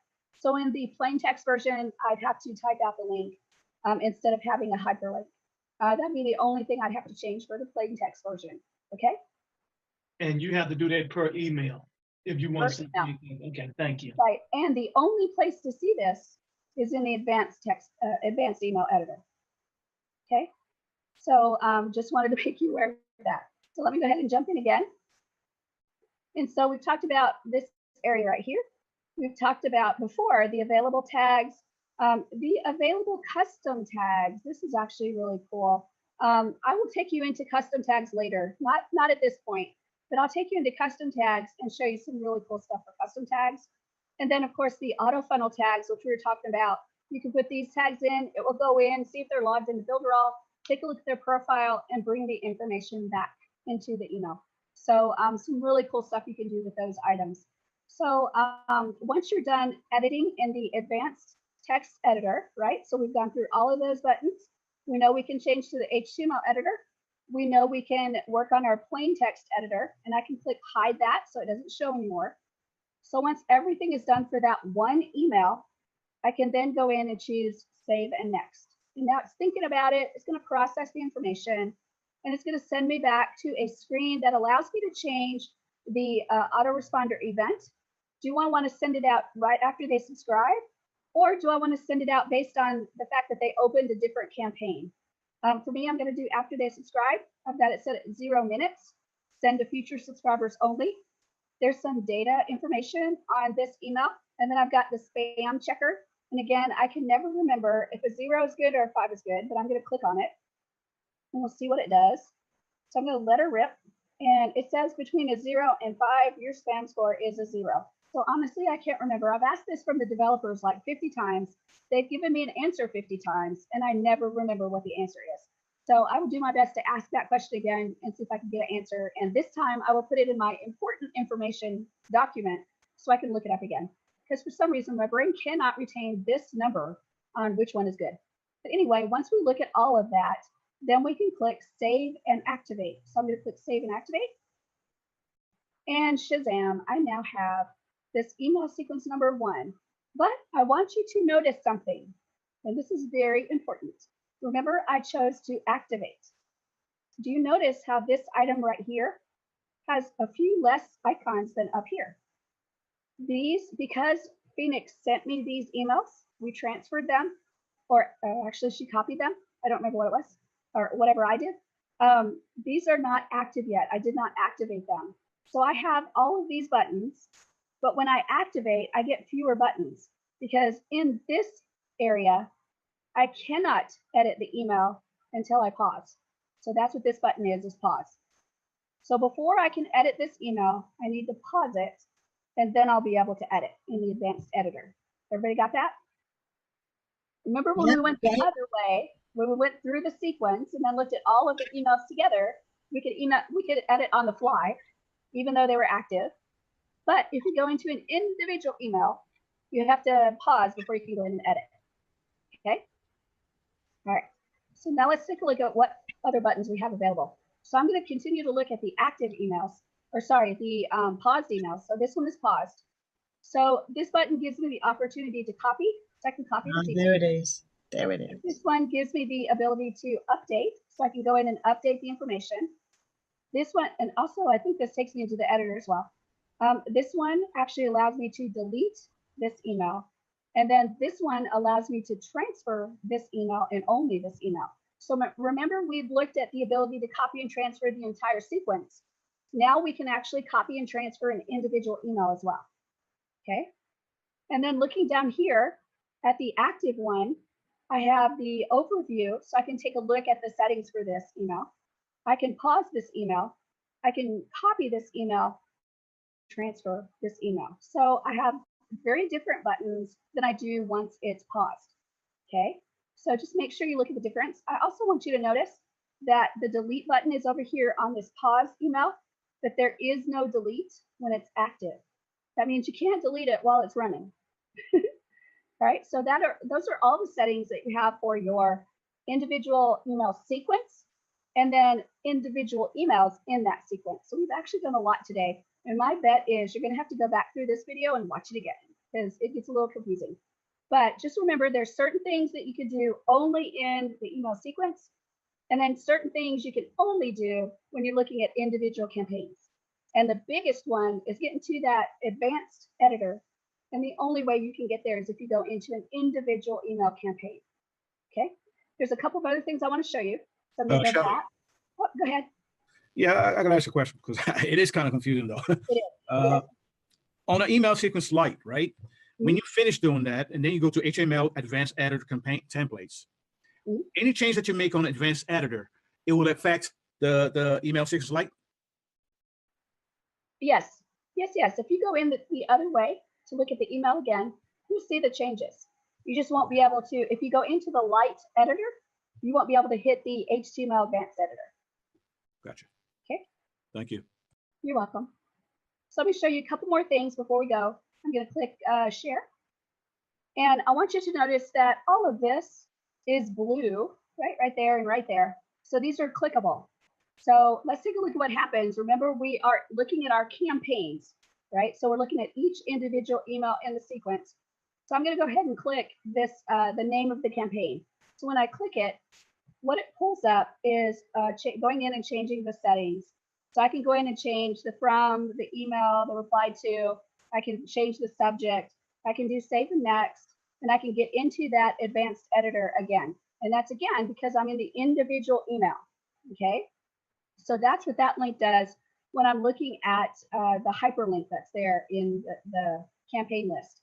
So that's how I got there, was clicking that hyperlink right there. Now, what happens if I click this hyperlink? Let's take a look. I'm going to click it, and it's going to take me into my subscriber list because it was telling me what list it was attached to. So when I clicked it, it took me to the subscriber list dashboard where I can start working inside of the subscriber list. Okay, so it takes me to like a completely different place. So now let's go back. I'm going to go to email sequence again. And if you look at this time, I'm looking at the email sequence, right? So this is all of the campaigns together in the sequence. And this is a clickable link as well. So if I click it, it's going to take me in to all of the emails. And this is the email editor light. So I can actually edit all of the emails at the same time, but I don't get those advanced features that I get if I'm doing one email at a time. Okay, everybody got that so far? Let me go back up a little bit. And I think that's everything I wanted to show you today. Tomorrow, we'll actually go a little bit more into some of the features, some more of the features we can do with email. And then we'll focus on connecting email to a web page using an opt-in form or using a contact form. I'm going to show you both ways. And then we'll talk about getting data and how to look at that data once you get them added into MailingBoss. Okay? Judy. Okay, so I actually played around with all these emails before I did this lesson. So when you were looking at that, I went, oh yeah, I got that. Oh yeah, I got that. Yeah, I saw that. So it wasn't too difficult to get through it. But my question is, so we set up our emails and we've got, say, 5 in the sequence, and then we decide to add more. Can you add more? Do you just go into where it says add another email and tack that on so that you eventually you could get like 7 or 8? There's a couple places that you can add more. It's actually really cool. So I'm going to share my screen, and I'm going to go back to the main dashboard page. And right here, it says create a new campaign. I can add a campaign here, and it will ask me what list do you want to add it to and what sequence do you want to add it to. So I can add it there. That's one place. And then if I go to campaigns and go to email sequence, and I go to manage campaigns, I can actually create a new campaign here, and it's going to ask me what list do you want to add it to, what campaign or sequence do you want to add it to. And then if I want to, I can actually go into the sequence area. Remember we went into here, oops, edit the sequence. And you've got this screen, you can add a new email right here. So there's several different areas that you can add a new email campaign into, and then still make sure it's on the right subscriber list and the correct sequence. So those are probably the most important things to pay attention to. Yeah, and do you have to go somewhere to say that this goes to all subscribers from this point on, or does it already pick it up what you've done? Yeah, you'll be asked that question when you go through the settings. Yeah. Okay. Yeah. Telling the series of emails that you gave us, I think in the lead magnet training, would those be good to use in here also? Yeah, absolutely. Yeah, if you want to use them, you can most definitely use them. The other area that I have not shown you yet is the workflow area. That's going to be a whole different, it's not really a beast, but it's a whole different area to work in. But again, I'm doing the algebra method, which means I'm going to show you the long way first so you know where everything is at. Because if I only showed you the workflow method, you're going to miss all these little bitty areas that are kind of hidden. And I want you to know where all these little bitty areas that are hidden are at, so you can get there and make those changes if you want to. That's because she's a teacher. She needs you to know the whole flow before she gives you the shortcut. That's exactly it. So that's what we're working on. Dominic. Hey, I just want to let you know, I do have a PDF with 100 spam words that I'm be more than happy to send over to you, and you can attach it underneath the boot camp. Unfortunately, I'm on my mobile, not my desktop, so it'll have to be when I get home. That's all right. Send it to me and I will attach it. That's a fabulous resource for sure. Absolutely. Any other questions or comments? So there is a shorter cut on the horizon, and then just go into it, and then you know, just add to it and tweak it as you wish, right? Yes, you're going to be angry at me when I show you workflows. No. We're going to love you more, actually. But I really want you. Hey, I don't know about that. You might want to just watch until you see the workflow lesson, because workflow is amazing. It is amazing. It changed the way I started to work with it. Arlee's the one that is going to say thank you, because Arlee's in support, and a lot of people learn workflow and they don't know how to go in and do some of this little stuff that's kind of hidden, and so they ask support about it. So hopefully this guys will educate you to the point where you ain't going to need support, because you guys are so smart. You know where everything's at. So that's the goal. Any more questions, guys? All right, your homework for tonight is get in there and get those 5 emails added. Bounce between the editor light and the advanced editor. I want you practicing going into the light version and into the advanced version so you can get into everything that you want to get into. And then tomorrow we'll keep going with email sequences and individual emails, and I'll show you a few more things, and then we'll start working on connecting these to a web page, and I'll show you how to do a contact form and an email marketing form, and how to get both of them sending it to MailingBoss, okay? All right, guys, I think that's everything I have for you today. I'm going to rest my voice, and I will see you guys tomorrow. Okay? I won't be here tomorrow, but I'll be here. I'm going to watch the recording as soon as you put it up. Awesome. It won't be the same, I'll watch it. We'll miss you tomorrow. We won't be having the crack. I know, right? I know it. Dang. That's all right. We'll catch up when you come back. Okay. Shelly, thanks a million, and you look after yourself. Get better. I will, and I'll talk to you guys, those that come. I will talk to you tomorrow. Have a great, great day. See you, Bye-bye. everybody. Take Bye. care. Bye. thank you, everybody. Bye-bye. Talk to you later.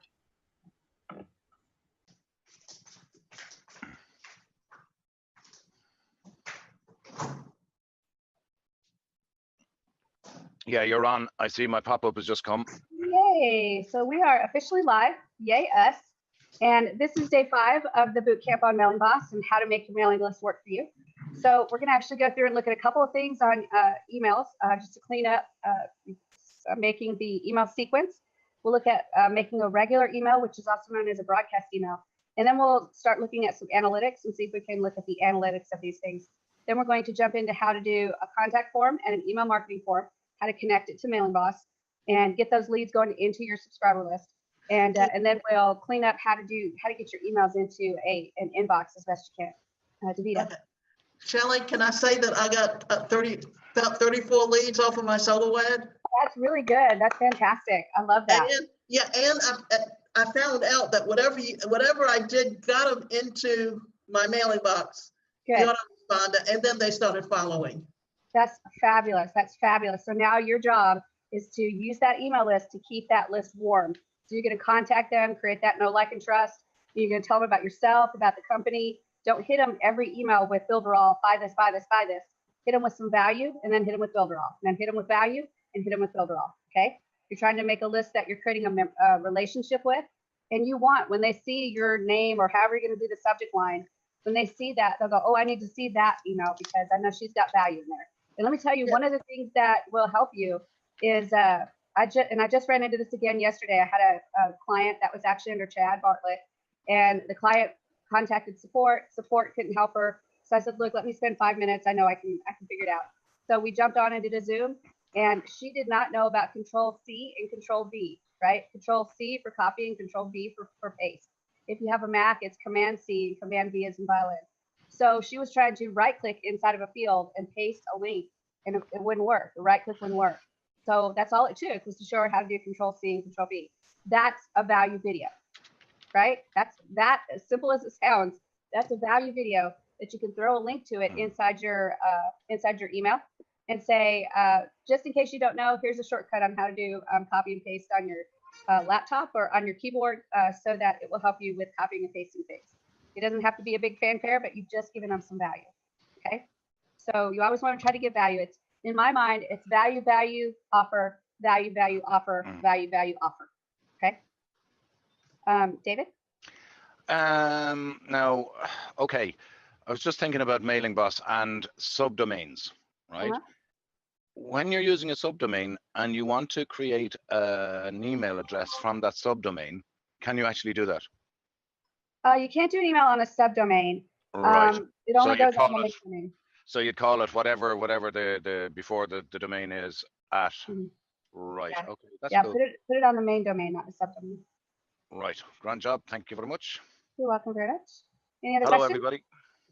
It's great to see you guys on this wonderful, wonderful Sunday. And it's a little bit cloudy for us today, so I'm going to stay inside again and just kind of rest and relax.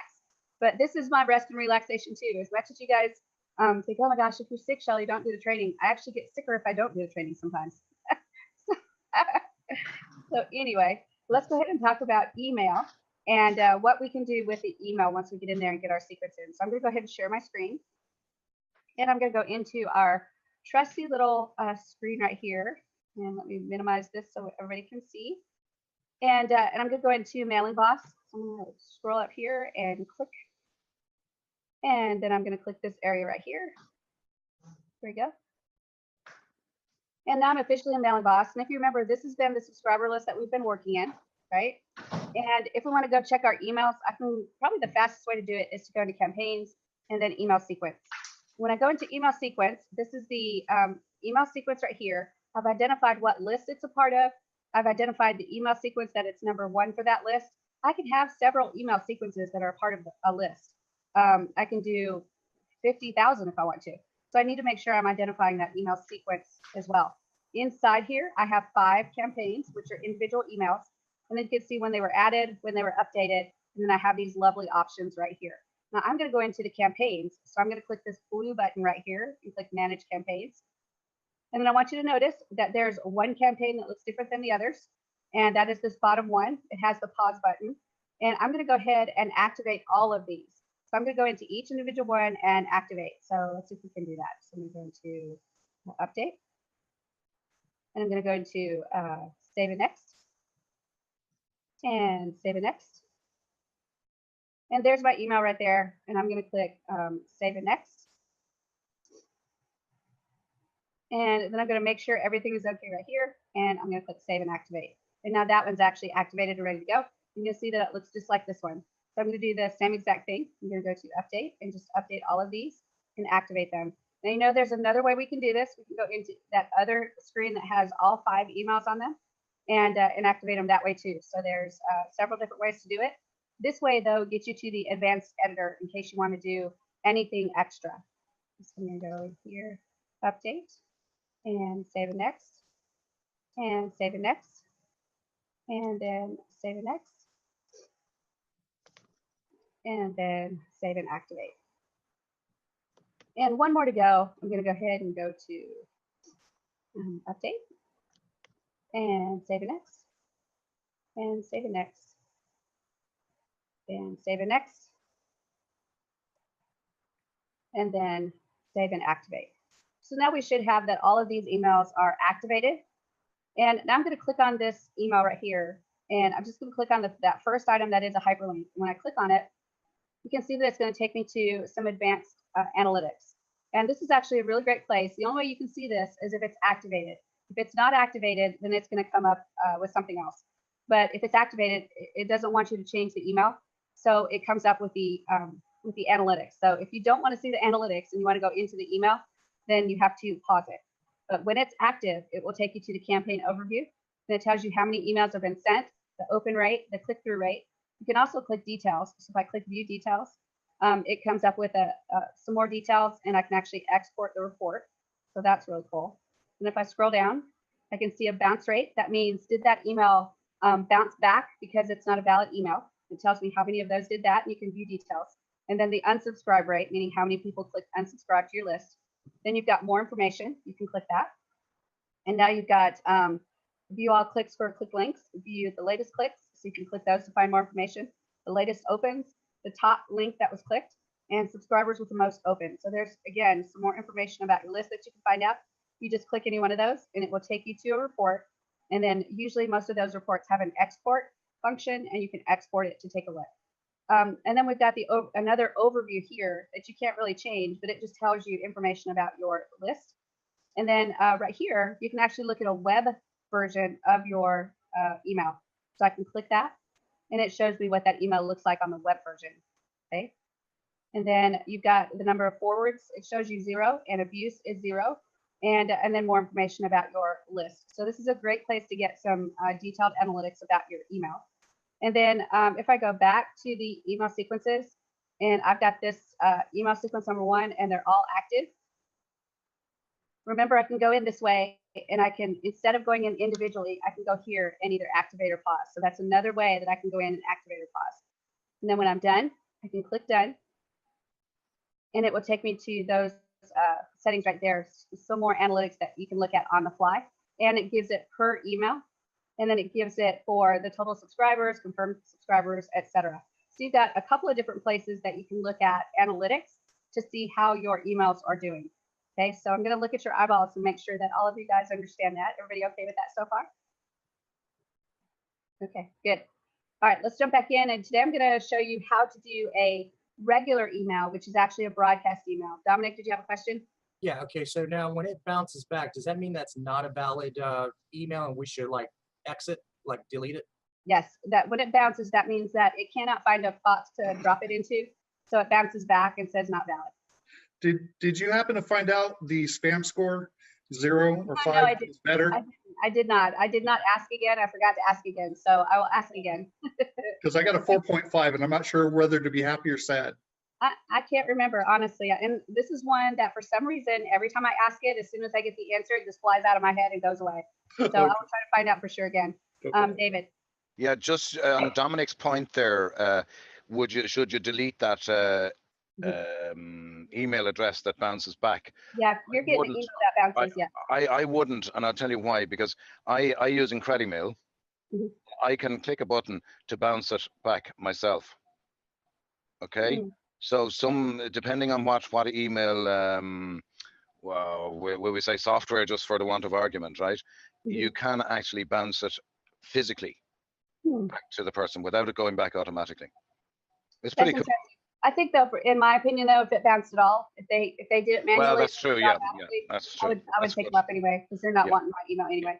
That's good. That's yeah, you're probably right there actually. Thanks a minute. Yeah, and that'll mess up your open rate. It'll mess up your click-through rate, everything. So get them off the list, and that way your all those important numbers will start to go up.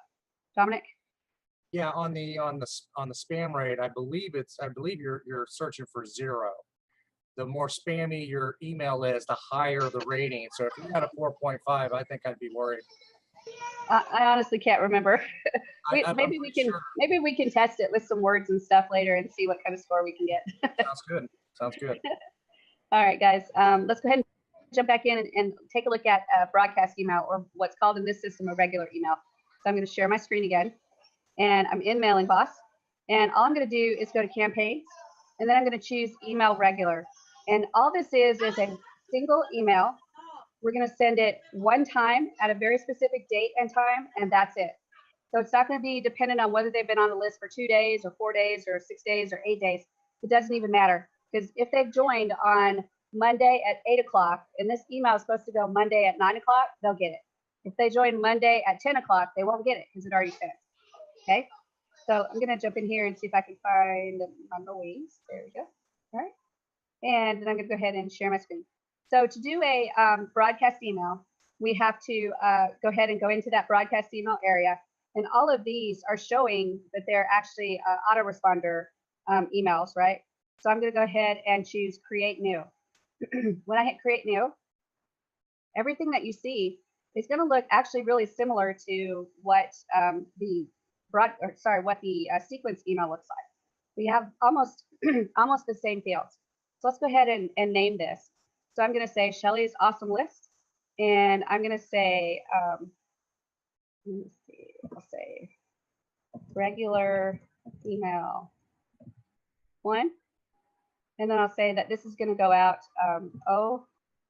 what are we now? Third month, so 03/31/2019. So I'll put my date on it that I want it to go out, and make sure to put as much information as you can in that name, because it will get confusing when you start running into doing automation, segmentation, and working with tags and picking out who you want to send to what.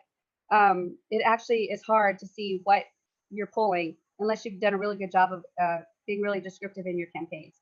So in the type right here, we have a choice of regular or autoresponder. So in this one, we're going to go regular, which means it's a one-time email on a specific date at a specific time.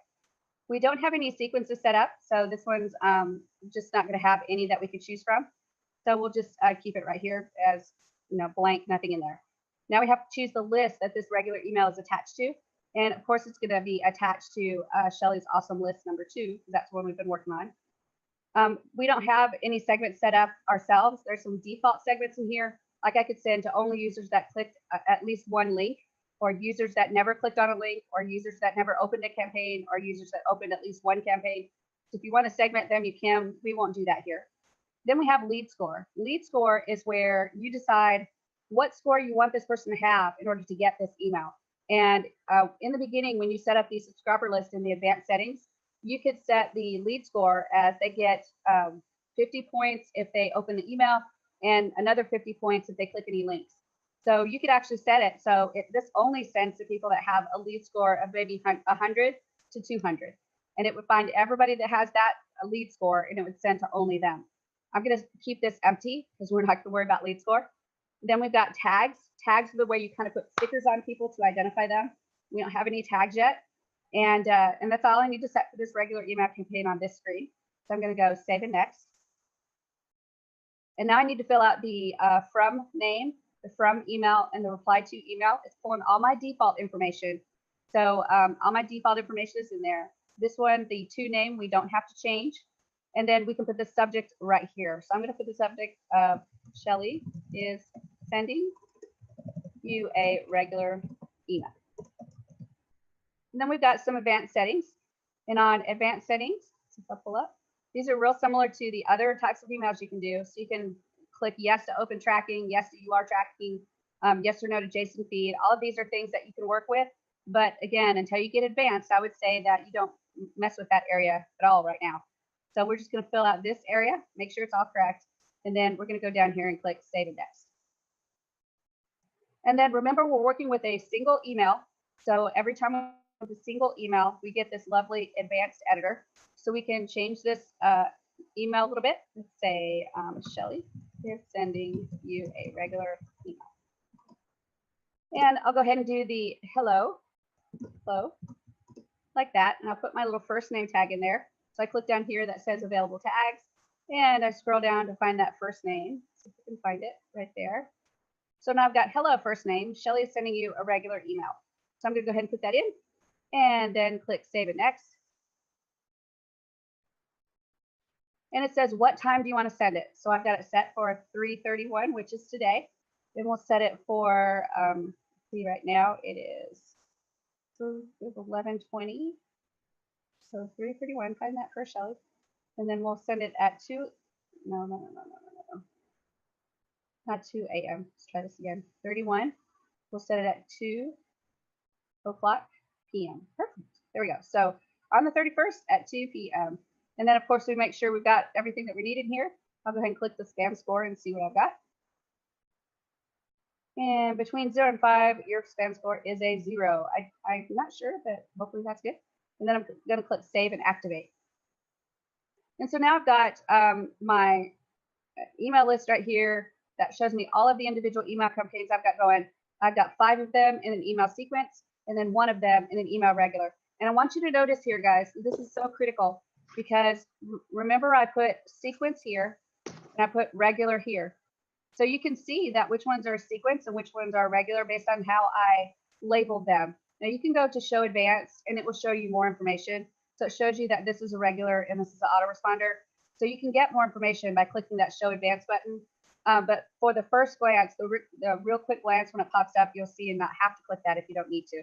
So it's just a way of identifying your emails by naming them and using a naming convention that will help you identify your emails faster and better.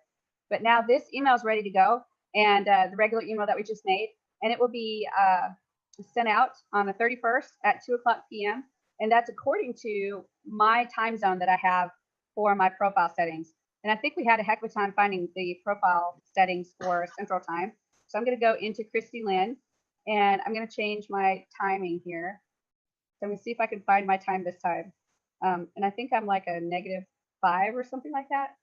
So let me check it out. There's -3, -4. And keep going. And come on, -5. You guys be patient as I find the -5s. See Pacific. I think we're getting closer. North Dakota, that's definitely mountain. Indiana, there it is, America, Chicago. So now I have the correct time in there and I'm going to click save changes. And now what it's going to do is on that broadcast email, anybody that's on my subscriber list on today at 2 o'clock p.m., they will all get this email. Okay, then it's sent and it's done. It won't send again. Okay, got it? So can anybody tell me what the difference is between a sequence and then just a regular email? What's the difference between the two? Anybody got some good ideas on how to explain that? Tyree? Yes. A show email or regular email is one email that you can send out without any additional email attached to that email. You can use it as a broadcast or as a special message. And again, that's one email only about that subject, none attached. A sequence is one or more emails, 1, 2, 3, 4, 5, one or more emails that begins and that continues one after the other about a particular subject, about a way to, again, a particular subject to keep people, to stay connected to people about that which you are speaking with them about on those subjects. Mm-hmm. And remember that the email sequence is going to go automatically based on when the person subscribes. So if I subscribe today, I'm going to get all the same emails that you would get if you subscribe tomorrow, but we both will get them on different days because it's automated based on the day that we sign up. But a regular email, you and me, Tyree, would get the email on the same day at the same time. Right. And each email in the sequence would go out at the time that you set for each one of those emails to go out. Because that's exactly you have a different time, different time for each email. But you can set it separately to go out at different times. Excellent. Very good job. So you guys feel like you're grasping email sequence versus the regular email? You feel comfortable with it? Good job. Good job. I see those thumbs up. Good job, you guys. You guys are awesome. All right. So now that we've looked at the email sequence and the email regular, let's go ahead and throw together a sample web page, a really simple web page. And we're going to see how we can connect to the email list and get people signing up. Okay. So let's go ahead and do a share. And I'll jump into my account, and we're going to just go ahead and create a new site. So I'm going to go to new website, and then I'm going to go down here to blank page. And you'll see there's a lot of blank pages, but I'm going to use the one that's really, really blank, which is right here, the blank layout clean, and I'll click edit.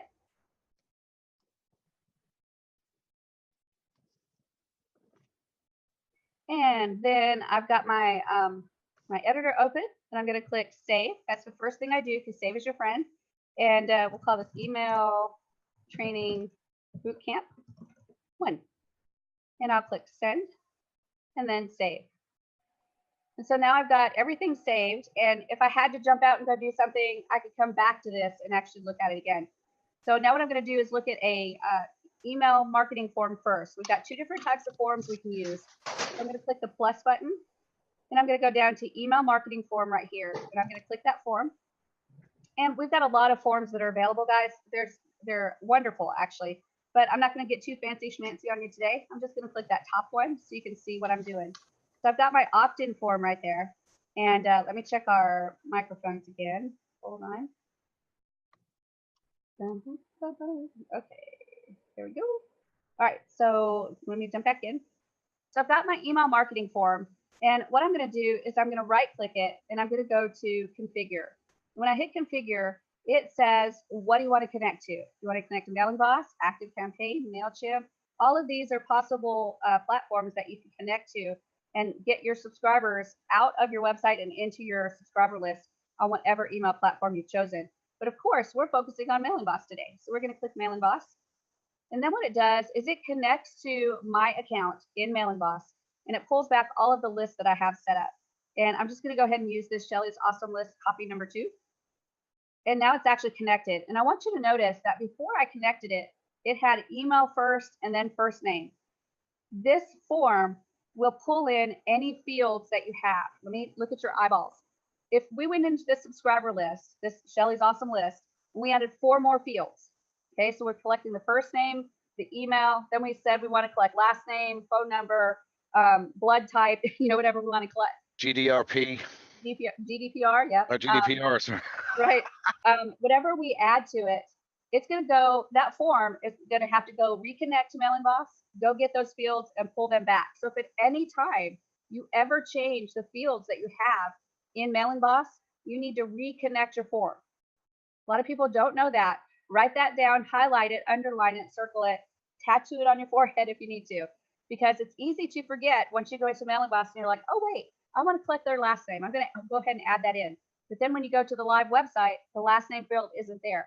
And it's because you haven't gone into that opt-in form and clicked change again or whatever it was, that first one, and connected it to Mailing Boss again. Okay, so make sure you know that because it's a little bit tricky. That's one of those tips and tricks that you get because you are with me. So let's say I'd gone back and added a field to Mailing Boss. All I do is right click and go to configure right here. And I would choose that list again. It's so simple. You just choose it again. And that's all you got to do is click it and it's ready to go. It'll pull in that new field and you'll see it. I also want you to notice that it goes in the same order that I have it in Mailing Boss. That I want to look at your eyeballs again. I do not like the email first. I don't like it to say email and then first name. That just, I don't know why that bothers me. I don't have OCD bad, but I have a bit of it and that bothers me. So what I do is I go into Mailing Boss and make sure the sort order for all the fields are exactly what I want. So that sort order, I'm going to set the first name as number 1 and the email is number 2.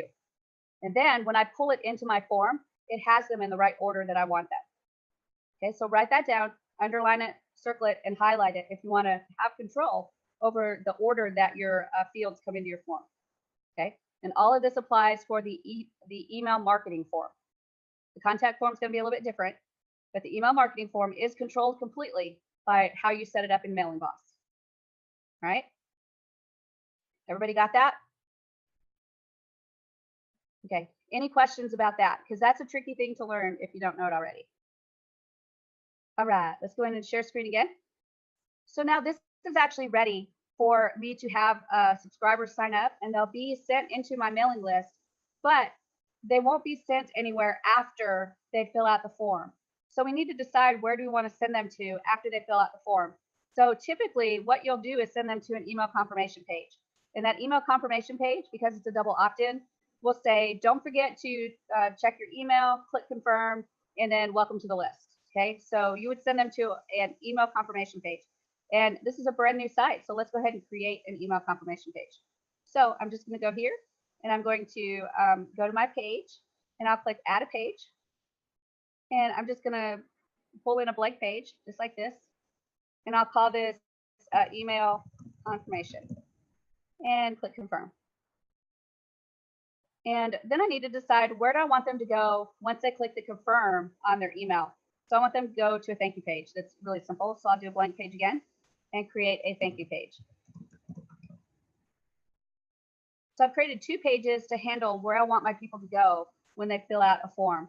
So that's a lot to do, is adding 2 pages. So I'm going to click save, because save is your friend for sure. So you want to continuously save as you go.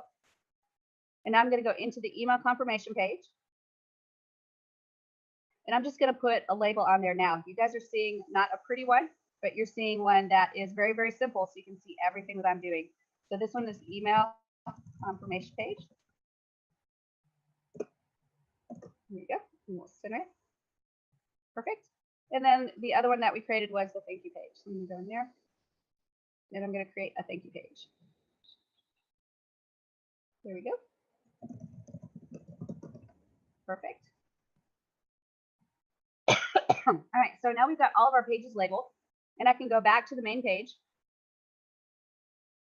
And there's my trusty little opt-in form. And we've already set it up to connect to the Mailing Boss list. Now I'm going to go ahead and set up the pages that will show once I sign up. So I'm going to right click, and I'm going to go to change URL. This is where we're going to set the pages it goes to after the form is filled out. So I'm going to click that. And this one's really important to understand, and this was a hard one for me to figure out. But if you've got a double opt-in list, and you should, all of your lists should be double opt-in if at all possible. So they'll be pending subscribe when they fill out the opt-in form. So where do we send them when we're pending subscribe? We're going to send them to the email confirmation page. So I'm going to click page, and then I'm going to click email confirmation page and OK. Then once they open the email and they click confirm, where do we want them to go? And that one would be the subscription confirmed page, and it would be the thank you page. We want them to go to thank you. So I'm going to click page, and then thank you page, and OK. Now the last one is unsubscribe. You can create an unsubscribe page and have them sent to an unsubscribe page. Click unsubscribe. We won't do that because that's just an extra step. Well, you know what? Let's do it. Let's actually do it. I'm going to click confirm and confirm again. And I'm going to click save because I've done quite a few things. So I want to save what I've got. And now let's do another page. I don't think I've done a new unconfirmed page in here. So we'll add a page. It'll be blank and unconfirmed page. Fabulous. Absolutely fabulous. And then I'm going to add the text there to identify that page, because remember, this is just a skeleton of a website. We're not making it pretty. There we go. Fabulous. And I'll click save to save that page. Anytime we add a page, we want to save as fast as we can, because there's certain things you cannot do if you haven't saved your page. So now I'm going to go back to my home page where my form is at. And I'm going to right click and go to change URL again. And right here under unsubscribe confirmation, I'm going to click no action, and I'm going to choose that unsubscribe page right there. And then confirm. So now we've got every single page we need. I'm going to click save and then save again.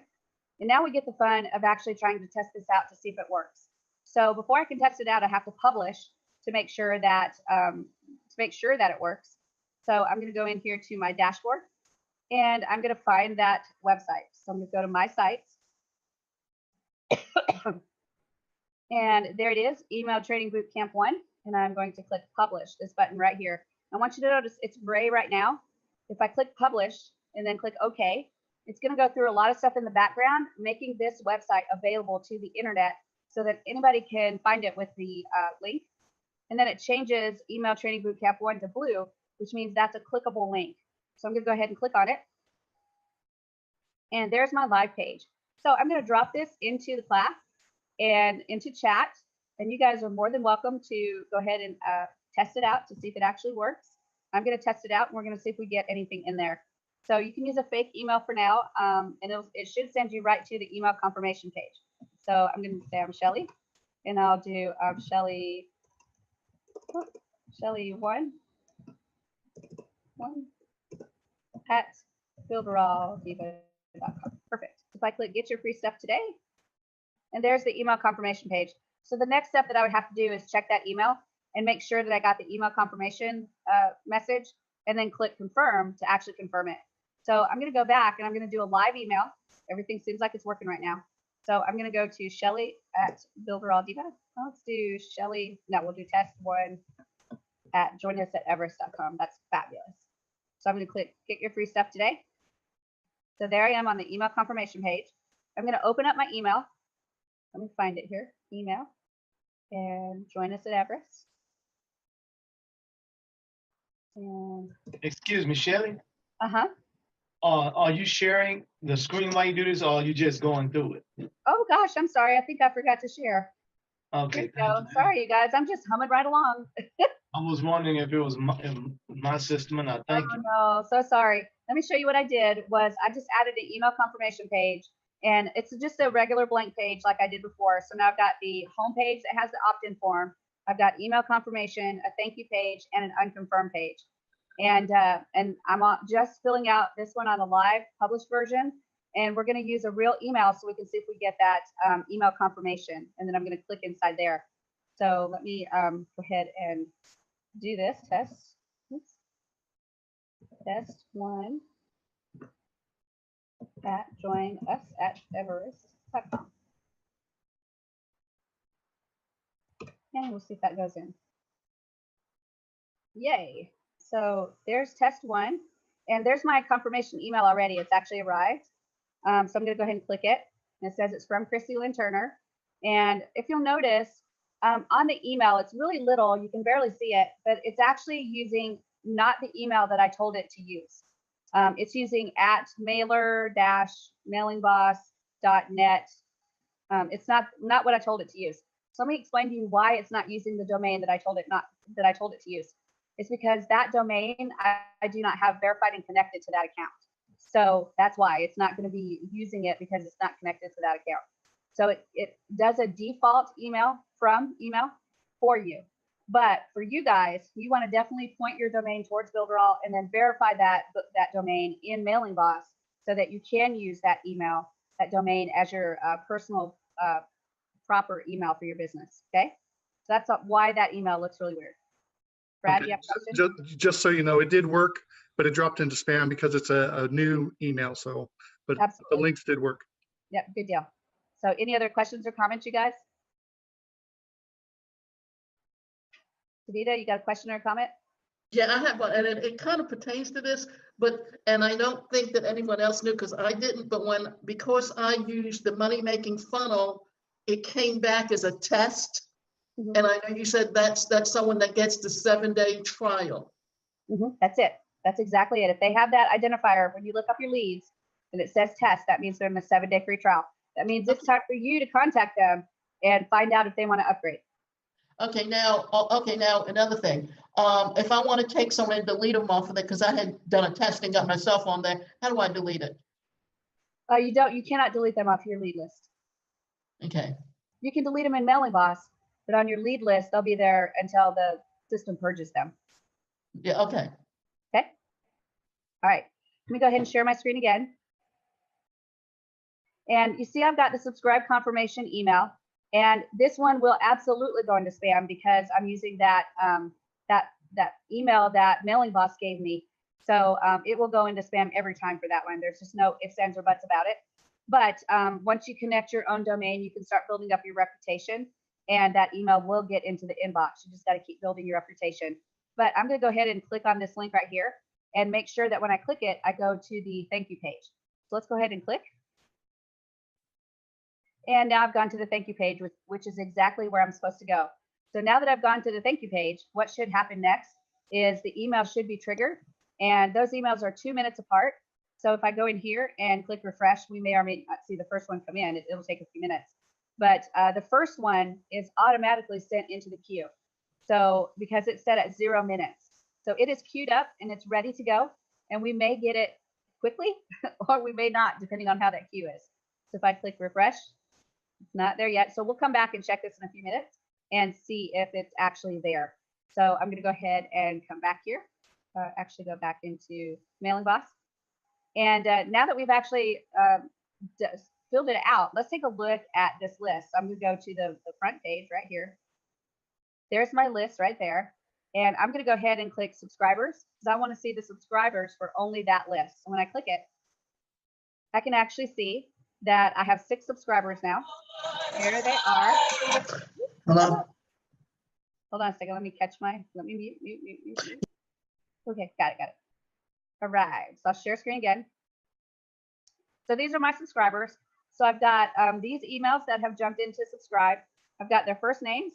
And I want you to notice that I've got 1, 2, 3 confirmed, and then 1, 2, 3 as unconfirmed. So those are people that would have to go back in and actually click that link to be able to confirm their email address. And then they'll end up on the thank you page. Now, this is a great way to deliver like a simple ebook or a report or an infographic or something like that. You can build a list really quickly by putting a opt-in form page together, sending them to the email confirmation page, and then sending them to the thank you page once they confirm. And then you can give them that ebook that you said you would give them. Now, right here, we've got Judy, who's confirmed. So what I'll do is actually click overview, and I'll take a look at Judy, at whoever I'm looking at, I can't remember. But it says her lead score right here. It has the number of lists that she's a member of, how many campaigns she's opened, how many links she's clicked. And of course, she has no tags right now because we haven't been working in tags. So I'm going to go back here. And we'll take a look at Shelly. And here's another thing I want to look at is that was the overview. I want to look at how many emails or what emails I've sent out to this person. So I'm going to look at Shelly and see what email she got. So I'm going to click that. And what it says is I've got from Shelly's awesome list sequence number 1, I got email 5 sent, email 4 sent, email 2 sent, email 1 sent. I have no idea where 3 happened, but it looks like they're all queued to go. So they're all queued to go and ready to go. So let's see if Judy did the same thing. So we'll take a look at Judy and we'll go to the email. And Judy got 1, 2, 4, 5, and 6. So 3 is wigging out somewhere. So we have to take a look at 3. So let's see what's happening with our number 3. So I'm going to go to campaigns and email sequences. And there's my email sequence right there. And I'm going to go ahead and go to manage my campaigns. So there's all my campaigns right there. And it looks like I've got email 1, 2, and I don't have a 3. 4, 5, 6. So it just looks like I don't have a 3. Apparently I lost it somewhere or I skipped or something like that, but I don't have a 3. So that's really weird, but that's why a 3 is not going out. So that's how you can check, right? And it's so funny, you guys, because this is not an uncommon thing to do. People will call and they'll say, oh my gosh, I got this email list done, but the email 3 never seems to send out. And it's up to you to get in there and figure out why. And I've given you a lot of tools to teach you how to bounce between email sequences and email lists and looking to see what sent and what didn't.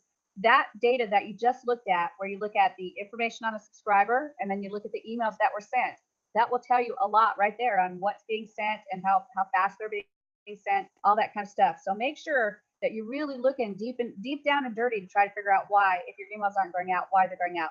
The number 1 reason is definitely they're not activated. The number 2 reason is that they think they're connected to the right list, but they're not connected to the right list. So you have to go in and look at your sequence and make sure your sequence is connected to the right list that you want to send to. So that's another really common mistake. And then you want to just make sure that the emails are there, because like you just saw, I don't have an email number 3, even though I could have swore I made an email number 3. Okay, so let's go ahead and go back and we'll just to let you know, Shelly, I got every single one of your emails.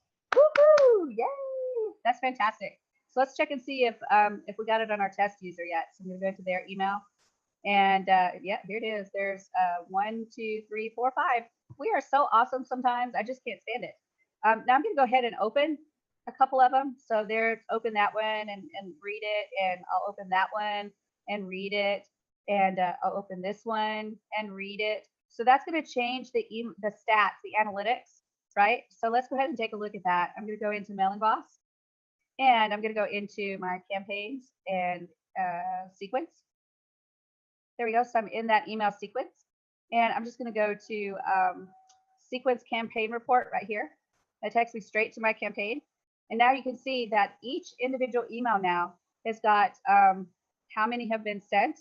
And then it will be updating with how many opens I got. In fact, let me refresh and see if it'll refresh it now. It may take a while for that one as far as open. And then you can see the numbers down here where I've got 6 subscribers, 3 confirmed, and 3 unconfirmed subscribers. So it's starting to keep track of what's happening with my emails right now.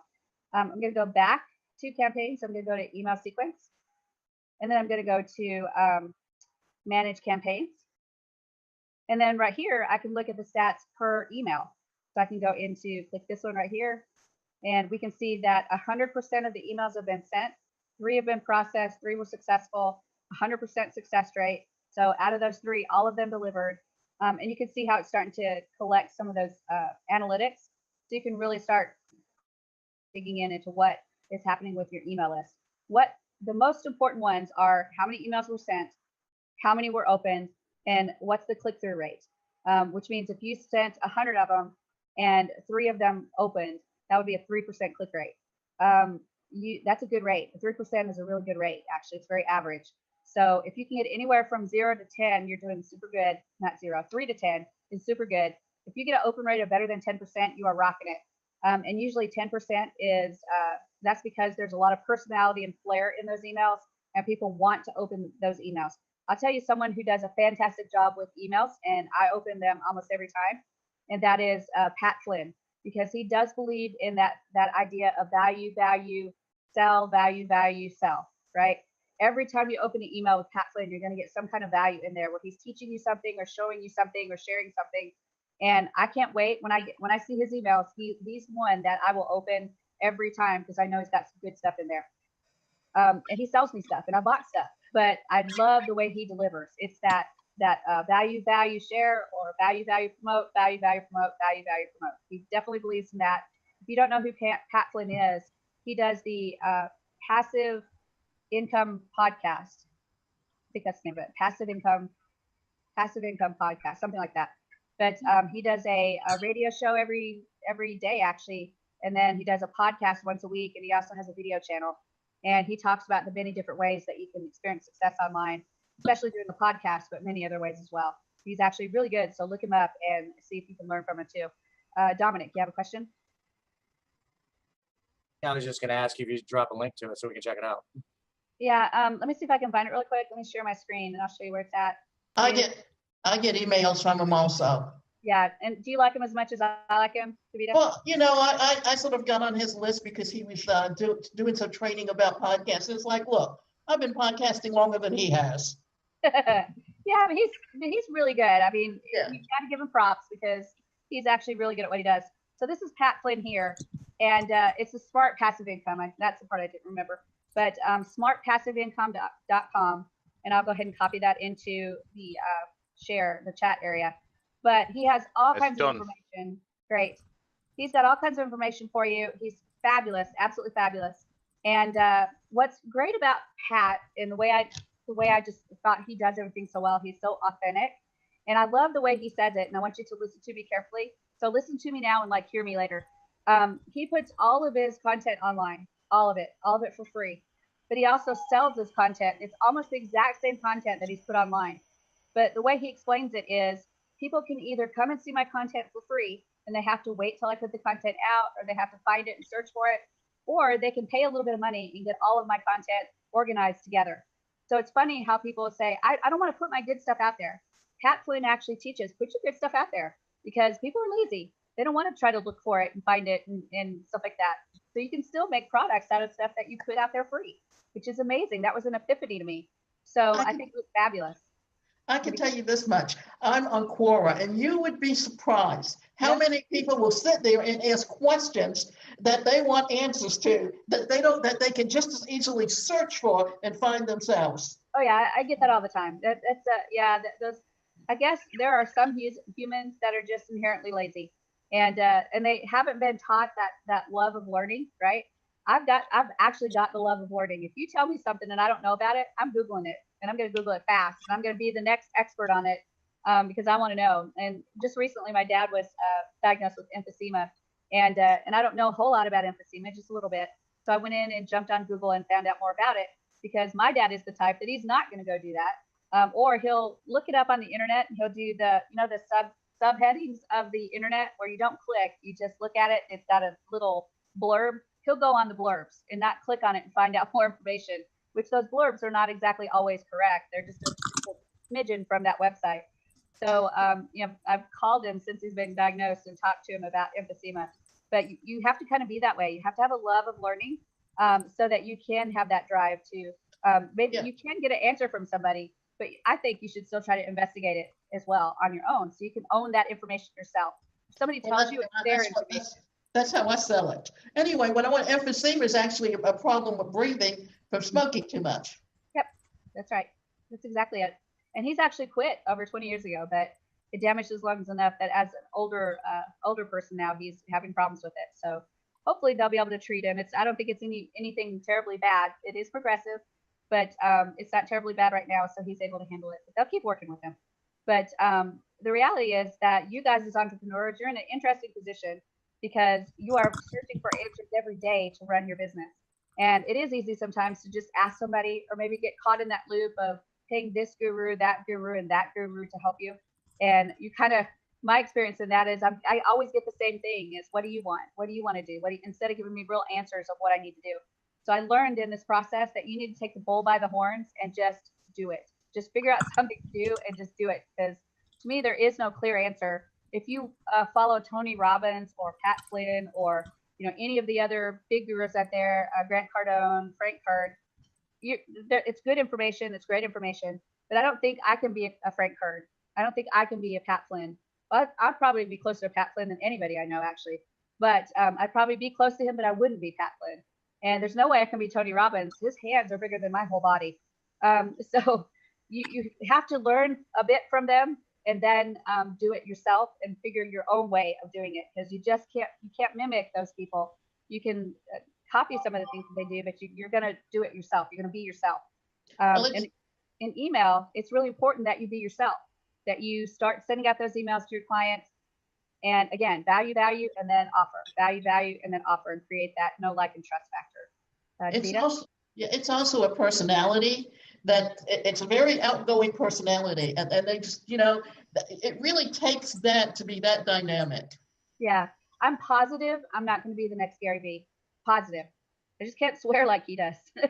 unless my children take me off. If my children take me off bad enough, I might let some fly. But other than that, I just can't quite swear that much. But let me go ahead and share my screen and keep going. But let me jump into Mailing Boss. There we go. And so you guys see that there's some great analytics that you can look at.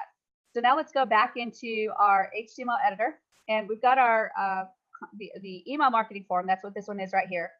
And I'm going to go ahead and delete it so we can look at the contact form, which is the second way we can collect information off of Mailbox. So I'm going to click plus right here, and I'm going to go to the bottom, and right here is where I have contact forms. So I'm going to click on that. And again, we've got a ton of different contact forms that we can choose from. And I'm just going to click any old contact form. I'll click this one right here. Now, remember, you can at any point change the way this contact form looks, or the way your email marketing form looks. You can right click and go to appearance, and you can change just about anything you want to about this form. It just takes too long for this training, so we're not going to do that. But we're going to configure this contact form so that it sends information straight to Mailing Boss. So to do that, I'm going to right click on the form, and I'm going to go to configure. And I've got two choices. I can choose on this side right here, which is configured receive email response, or right here where I can do a default. Let me tell you what the difference is between the two. This first one sends you an email of the results directly to the email that you provide. So they fill out this form, and when they fill out the form, it forwards you an email with the information. Okay, so that does not send it in a Mailing Boss. It sends it into your email. So if you want to get a contact form and then have all the results sent to your email right away, and then you process it some other way, you can do that right here, okay? Because it's going to send straight to your email. But if you want it to go into Mailing Boss, you're going to have to click this one. So I'm going to go ahead and click this one, and I'm going to edit. And now I have an action and a method. The action is a URL destination. So I have to find a URL or a website type address that I can put in that field that will send this information to Mailing Boss. So the way I do that is I go back to Mailing Boss, and I'm going to go back to my main dashboard. And there's my list right there. And right here, it has subscription URL. That right there. So I'm going to click copy link. And so that link has been copied. Now I'm going to go back here to the HTML editor, and I'm going to paste it into Action. And this is the exact URL that I need to use for this data to go straight into Mailing Boss. And then the method is post or get. We're going to choose post because what we're doing is posting this data into the database. Get means we could do something a little bit different, but for this purpose, we're getting it into the database, so we're going to click post. And then I'm going to click confirm. And now this is actually ready and all set up to send straight into Mailing Boss. So I'm going to save my changes. And again, if I want to make some changes here, I could do configure, I can work on my elements, I can change the button, I can go to appearance, and then all of these other ones down here, I could do some animation, which you don't want to animate an Opted box. I can show this box on all pages. There's a lot of things I can do for sure, but I'm going to keep it simple, and we're just going to make it a really simple form. So I'm going to go to my page now, and we'll go back to the home page, and I'm going to refresh to get the changes. And now let's go ahead and fill it out and see what happens. So I'm going to put in, and I want you to notice that I've got email first and first name second. Again, I can't stand that. I really can't stand that. So I'm going to go in here to elements. And when I go to elements, I can click the first name and drag it up. And now it's got first name and then email and then confirm. And I'm going to save those changes just like that. And then I'm going to go back to that page and refresh to see if I get the changes yet. And I did. So there's first name and email. So I'm going to go ahead and fill it out. So I am Shelly. I'm going to say this is Shelly2 at builderall.com. And I'll click the button. And it's sending it to the email confirmation page, which is cool. And now I can take a look at Mailing Boss and see if I got some more subscribers. So I'm going to click subscriber. And I can see I've got 7 subscribers now. If I click on that, Shelly2 is right here. And it's going to be unconfirmed because that's not a valid email address. So I can't click the confirm button. So that is the contact form. Now, there's a lot of neat things you can do with that contact form other than just sending it straight to Mailing Boss. Remember when we set up the contact form, we needed a URL, right? So I want you to think about this. If you've never played with Zapier before, Zapier has the ability to create a situation where you can get a URL from Zapier and send your information straight to Zapier, and it will collect the data that you're collecting in that contact form. And then from there, you can process that data by putting it in a Google spreadsheet or sending it into another platform. There's a lot of platforms on Zapier that work. So that's a really neat way by using that contact form and that URL to be able to collect your data outside of Mailing Boss, outside of Builderall, and process it however you want. It's a little bit advanced, but once you start learning Zapier, it's actually really fun what you can do to process the data. So do you guys have any questions about that so far? Go ahead, Judy. I don't know if I should ask this in this section, but I've got my webpage, which is judygunn.com, and I had an email that was attached to it, but it was in Microsoft Office. Can I have that same email address, judygunn.com, but get it from somewhere else, like in Builderall? Well, if you've got it going to, where's your judygunn.com? Is it pointed to Builderall? Yeah. Then you should be able to get email in it. Okay, because I don't know what happened to the email that I've had it for ages, but they're all disappeared. I can't find them in the Microsoft Office anymore. Yeah, that's because when you point the domain towards Builderall, those records are no longer pointed towards your other hosting that you had the email on. It's all pointed towards Builderall. So it's waiting. I have to set up the email. Set up the email. Yeah. Oh, okay. Thanks. Absolutely. You're welcome. So let's jump in and take a look next at another thing you can do with contact forms. And this is outside of Mailing Boss, but I want to go ahead and set it up for you so you can see. I'm going to go ahead and delete that one. And I'm going to put in another contact form. So there we go. And we'll just choose that same one because it was really easy to pull in. And here I'm going to right click it. I'm going to go to configure. And this time I'm going to go over to this side, which is configure received email responses.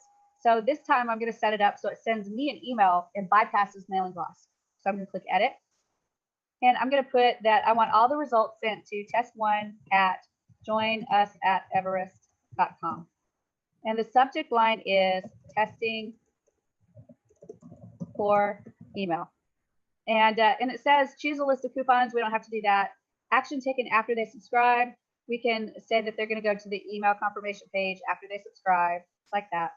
And then automatic message, we can send them an automated message. I'll just leave it blank for now, and I'll click confirm. And then right here, the success message, I'm going to put, you have succeeded in sending us your information. And then confirm. And so now that's actually ready to go. And I'm going to go ahead and close that window and click save. And save again, because save is my friend. And notice that my fields went whoppy dog again. Email went to the top and first name went to the bottom. So I'm going to go to elements and flip them again and confirm. And then save again, because I really, really like first name first. And now I'm going to go to the live page and we'll see if we get an email sent. So I'm going to refresh it to get the new changes. And then let's go Shelly. And then Shelly23 at builderalldiva.com. And I'm going to hit enter. And you see that I've got, you have succeeded in sending us your information. So I'll click close and then the email confirmation page. Now I need to go ahead and check my email, right? Not Mailing Boss. Shelly3 should be showing up in my email. So I'm going to go ahead and refresh. And remember, I set this as testing for email. So when I click it, there's the results right there. It tells me the F name is Shelly, the email is Shelly3 at Builderall Diva, and the site that I got this information from was christylyn.builderall.net. So you can see that you can bypass Mailing Boss altogether and have it sent to your email directly so that you can process that information however you want. Or you can actually use Zapier, and Zapier is really cool, where you send it in by the email. It will pull all those pieces of data out, and then you can do whatever you want with the data after that. In fact, you can pull it out, put it in a Google spreadsheet, and you can put it back into Mailing Boss straight from Zapier. So lots of neat stuff you can do with Zapier, okay? Any questions about what we've covered so far? You guys comfy so far? Yeah, good deal. Okay, now let's talk about how we can do all of this faster. Okay, so we're going to look at workflows. So I'm going to go ahead and share my screen. And I'm going to go into Mailing Boss. Let me find it here. I'm going to close this one. Whoops. Have this thing in the way all the time. Go ahead and go back up.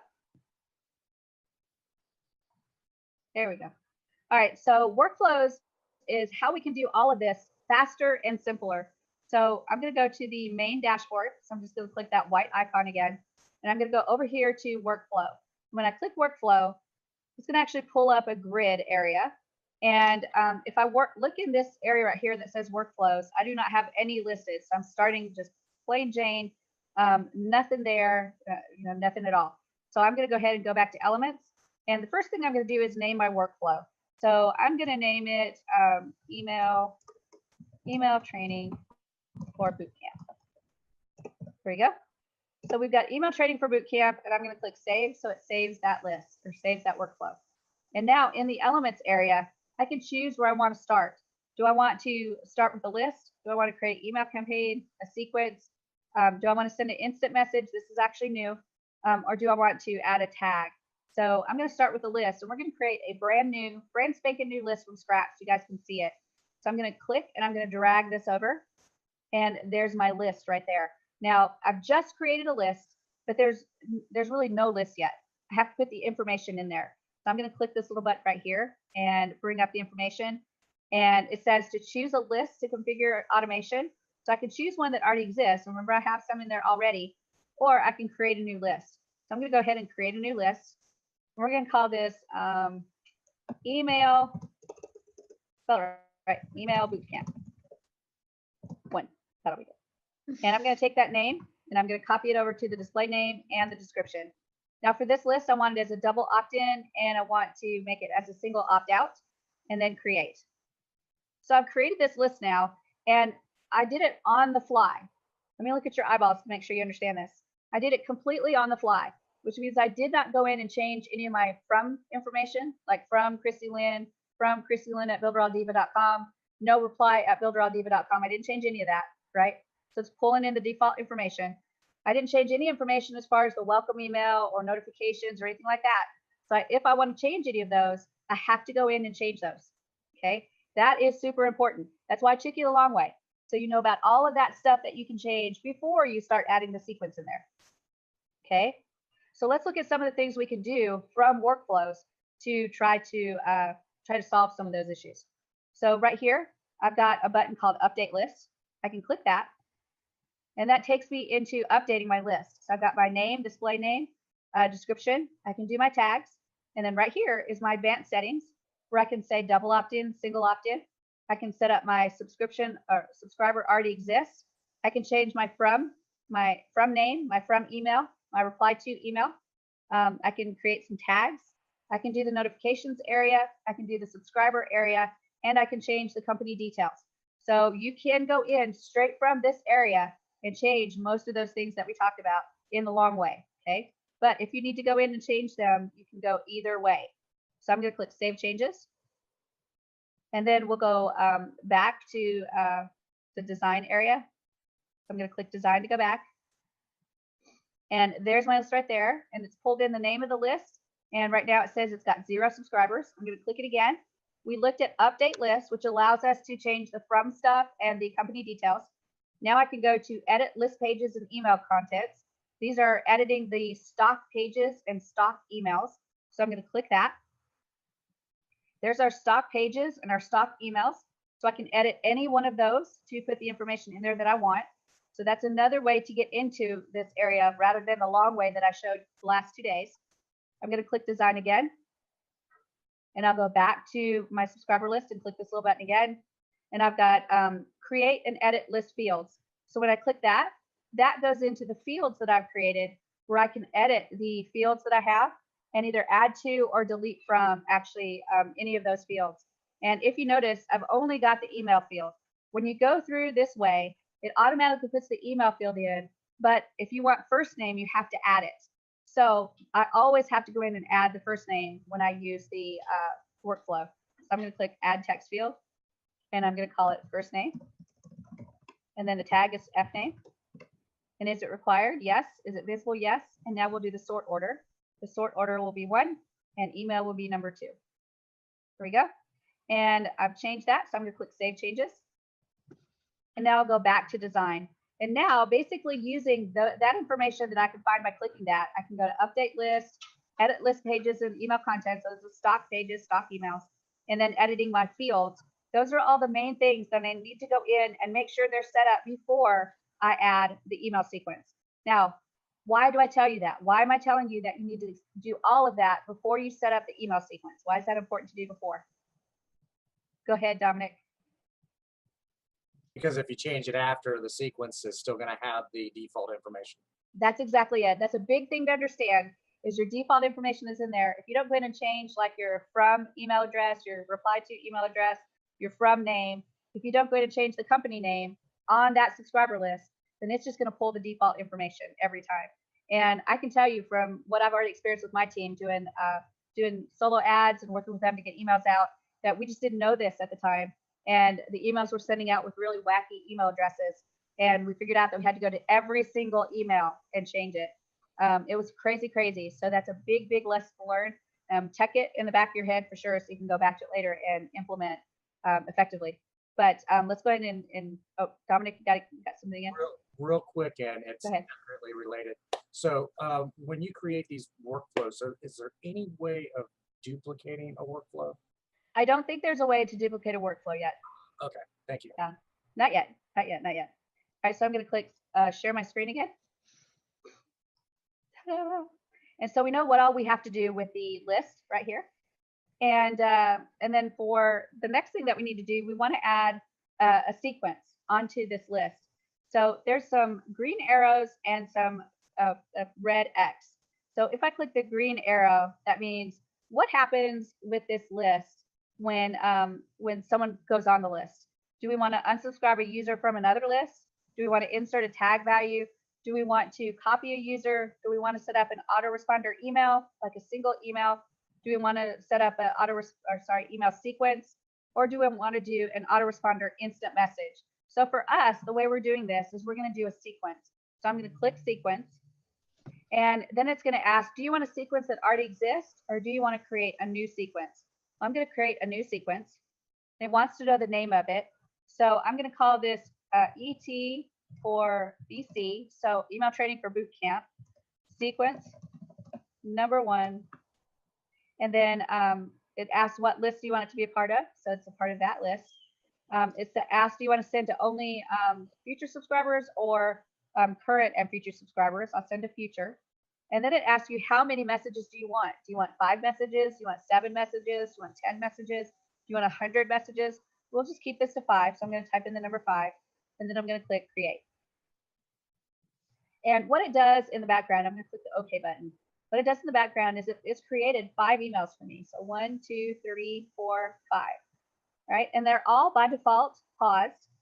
And they all have, I think there's 1 day and 2 days and 3 days and 4 days and 5 days. So it puts automatic days in there too. Okay, so let's go back to this screen right here, and we'll see what we can do with this information. So right here, the options are sequence information. If I click that button, it's going to take me to the email sequence information that I put in. So there's the name, the list that it's attached to. If I wanted to choose a segment, I could, but we're going to just choose that as nothing. And then, of course, future and current subscribers, or just future only. So all that looks good. I'm going to click save and edit. And now it takes me into all the emails, and I can edit each email right here. But remember, it doesn't give you the advanced email editor. And I'm going to click done. And then it takes me back to the workflow. Okay, so that was when I clicked here and then click sequence information. Right here, I can click manage email templates. So I'm going to click that one. And that takes me straight to the emails. Again, in the general editor, the editor light, because you've got all the emails that you can edit in the same screen. So you can edit all of them right here and click done. And when you click done, it will take you back to the workflow. So that's what all you can do with the email sequence. Now, each individual email right here, right? You can actually go into each individual email by clicking this little paper icon with the pencil on it. And then you've got a lot of options. You can do the email information and filter tags. So I'm going to click that. And here's the information about that specific email. And I want you to notice that there's a lot of information here. We've got the campaign name, the type, it's an autoresponder, what sequence it's in, what list it's attached to. We don't have a segment. We didn't mandate a lead score, and we don't have any tags. So I'm going to click save and next. Then we've got the from information, from email, reply to, the email tag that it's going to send to, and then the message on the email. And we've also got the advanced settings, right? The tracking and stuff like that. And once you get done with that, you can click save and next. And then here's where you're going to get to edit the individual email. And remember, every time you're in the individual email editing, it will give you the advanced editor where you can do some advanced stuff, including sending a test to yourself, and then also using the HTML editor if you want to, and setting up the show plain text version. So once you're done with that, you can click save and next. And then that takes you to the area where you say, when do you want this to go out? After they subscribe, 1 day, send to future subscribers only. Then you can do a spam check. And then you can do either save and activate or activate later. I'm going to go ahead and do save and activate.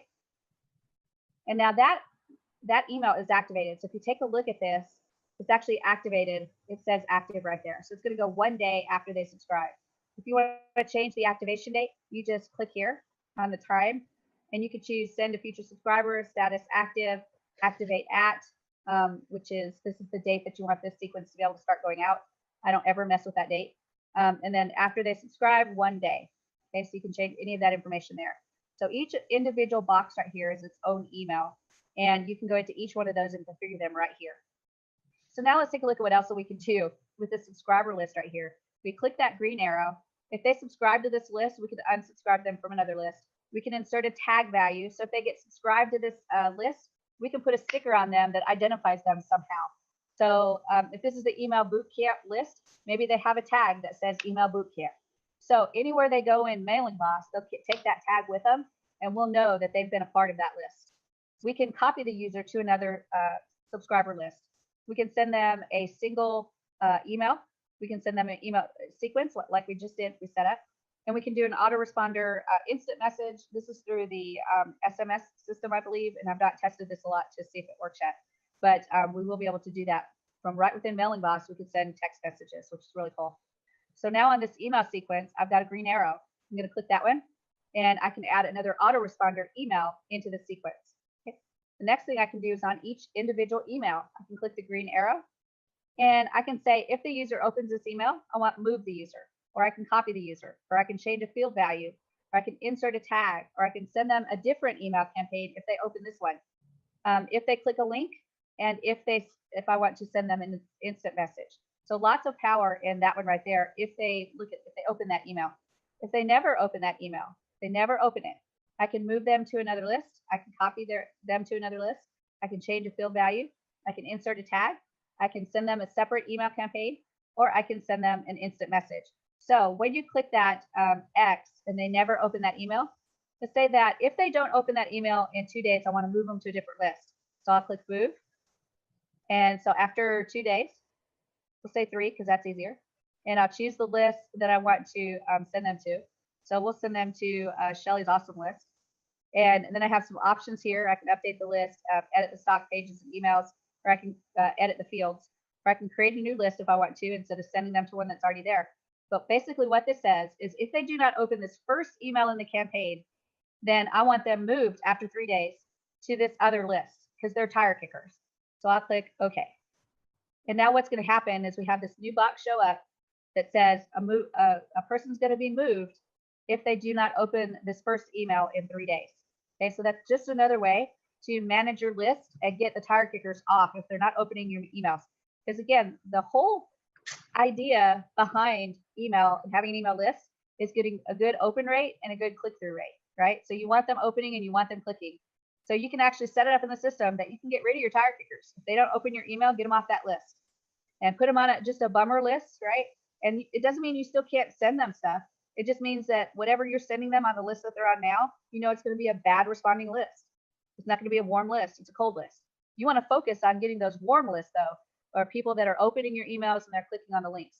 When you build that kind of warm list, you're going to have a lot of success with sending out things.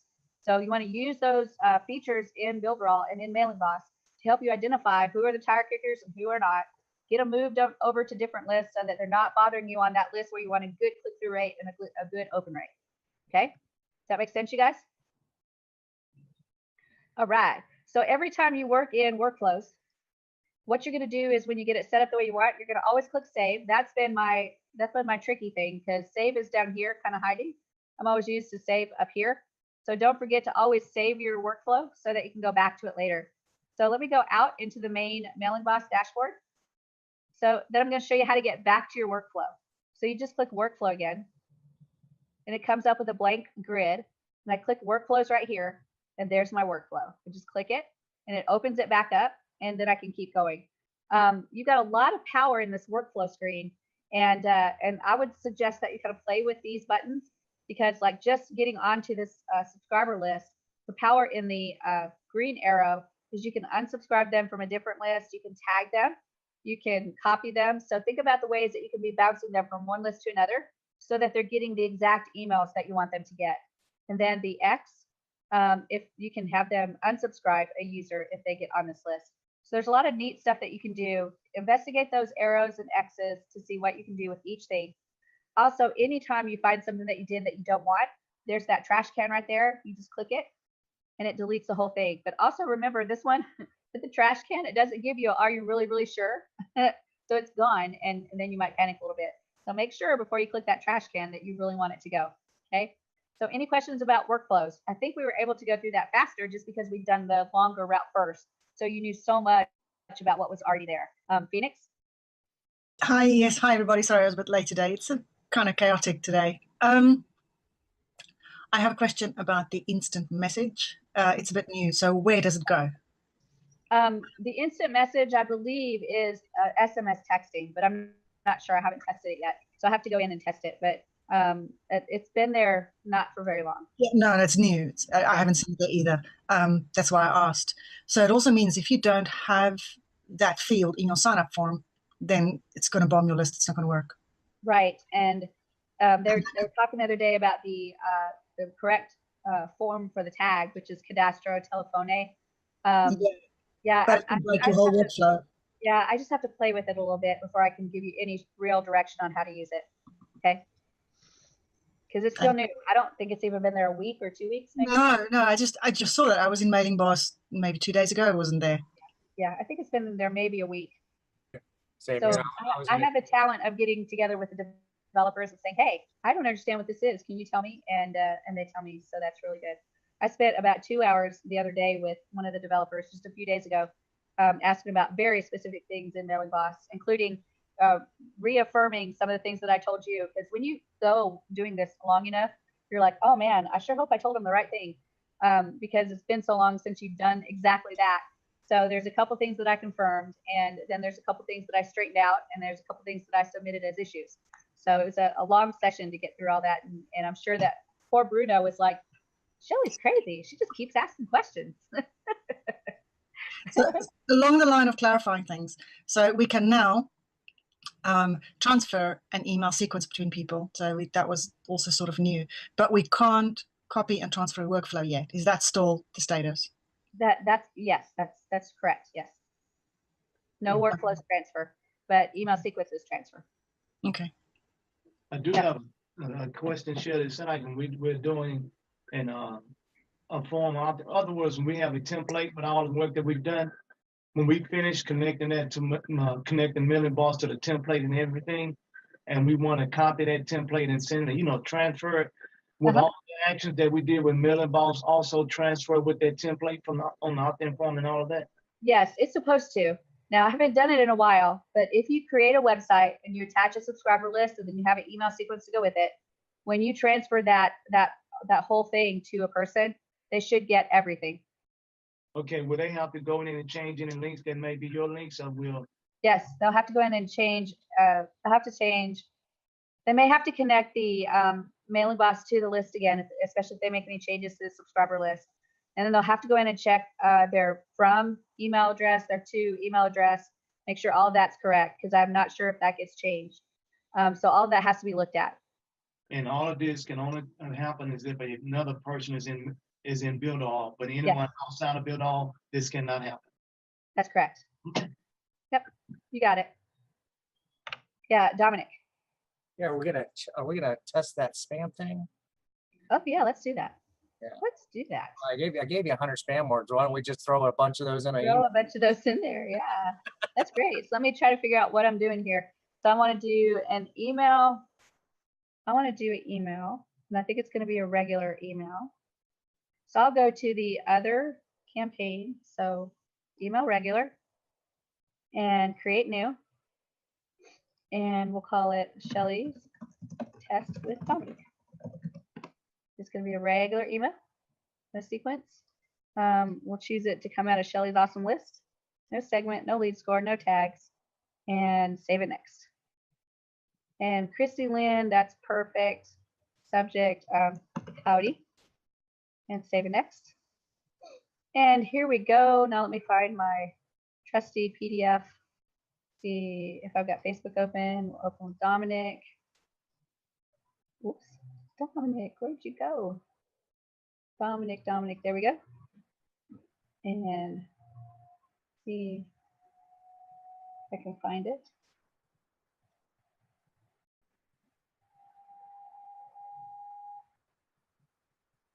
Oh, I hate these. Hey, Shelly, it was a group message with me, you. Oh, that's right. That's right. Thank you. Let me see if I can find it. That's one of my hardest things to tackle is where did I find these things at? There we go. Yay me. Gold Star Seeker. All right. So now we'll go. We'll get all of those. Let's do the first column, I think. And then back to Mailing Boss. And we'll throw them in there. Act now. Don't hesitate. Avoid bankruptcy. Be amazed. Oh my gosh, this should throw us right into spam.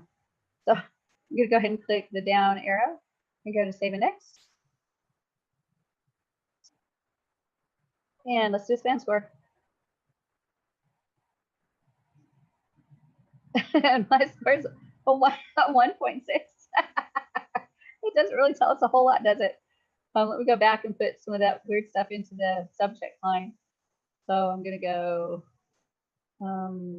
be your own boss. That's good. Do that. Oh, I can't put in the subject line there. Forgot. All right, so it looks like all of those are causing it to be a 1.6, which is really weird. So I still am not sure because it could be a 0 is bad and a 5 is good. I honestly can't remember. So let me ask them and I'll find out. Here's my honest take on it. I don't think it's going to be as trustworthy as if you go into some of these other spam checkers and check. And the very best way is to just look at that list and avoid saying things that are on that list. And I'll have more of those for you tomorrow. We'll go over trying to get stuff into the inbox, and I'll show you more about how to work on that email and get it in the inbox. Okay. So that was kind of a busted test because it didn't give you a definite answer. But that's how this goes sometimes. All right, so any questions that we've covered so far today? Nope. Okay, so let's talk about what we've covered so far. We've covered Mailing Boss. We covered creating a subscriber list, creating an email sequence, creating a regular email, which is just a one-time broadcast email. We've talked about going in and looking at the analytics, going in and looking at subscribers to see information about subscribers, including did they get emails or not. So remember that you can go into those subscribers and look at that information. We then talked about how to connect those forms with contact form or with email marketing form. And then we went through the workflows to make sure we know how to set up workflows. So tomorrow we're going to talk about working on our emails and editing our emails to make sure that we've got a good subject line, a good body, and try to avoid those spam filters and get them into the inbox. And we'll do a couple more tips and tricks for emails that hopefully will help you out. And then the last day, let's see, tomorrow's the last day. No, we got 2 days. So Tuesday, we'll talk about some of the other tools in Builderall. I always try to save the last day for covering other tools. So if somebody's new into these boot camps, they can see some of the other tools that are available other than just the one we've been working in the last 6 days. Okay. And we'll also clean up anything else that we need to show on the last day.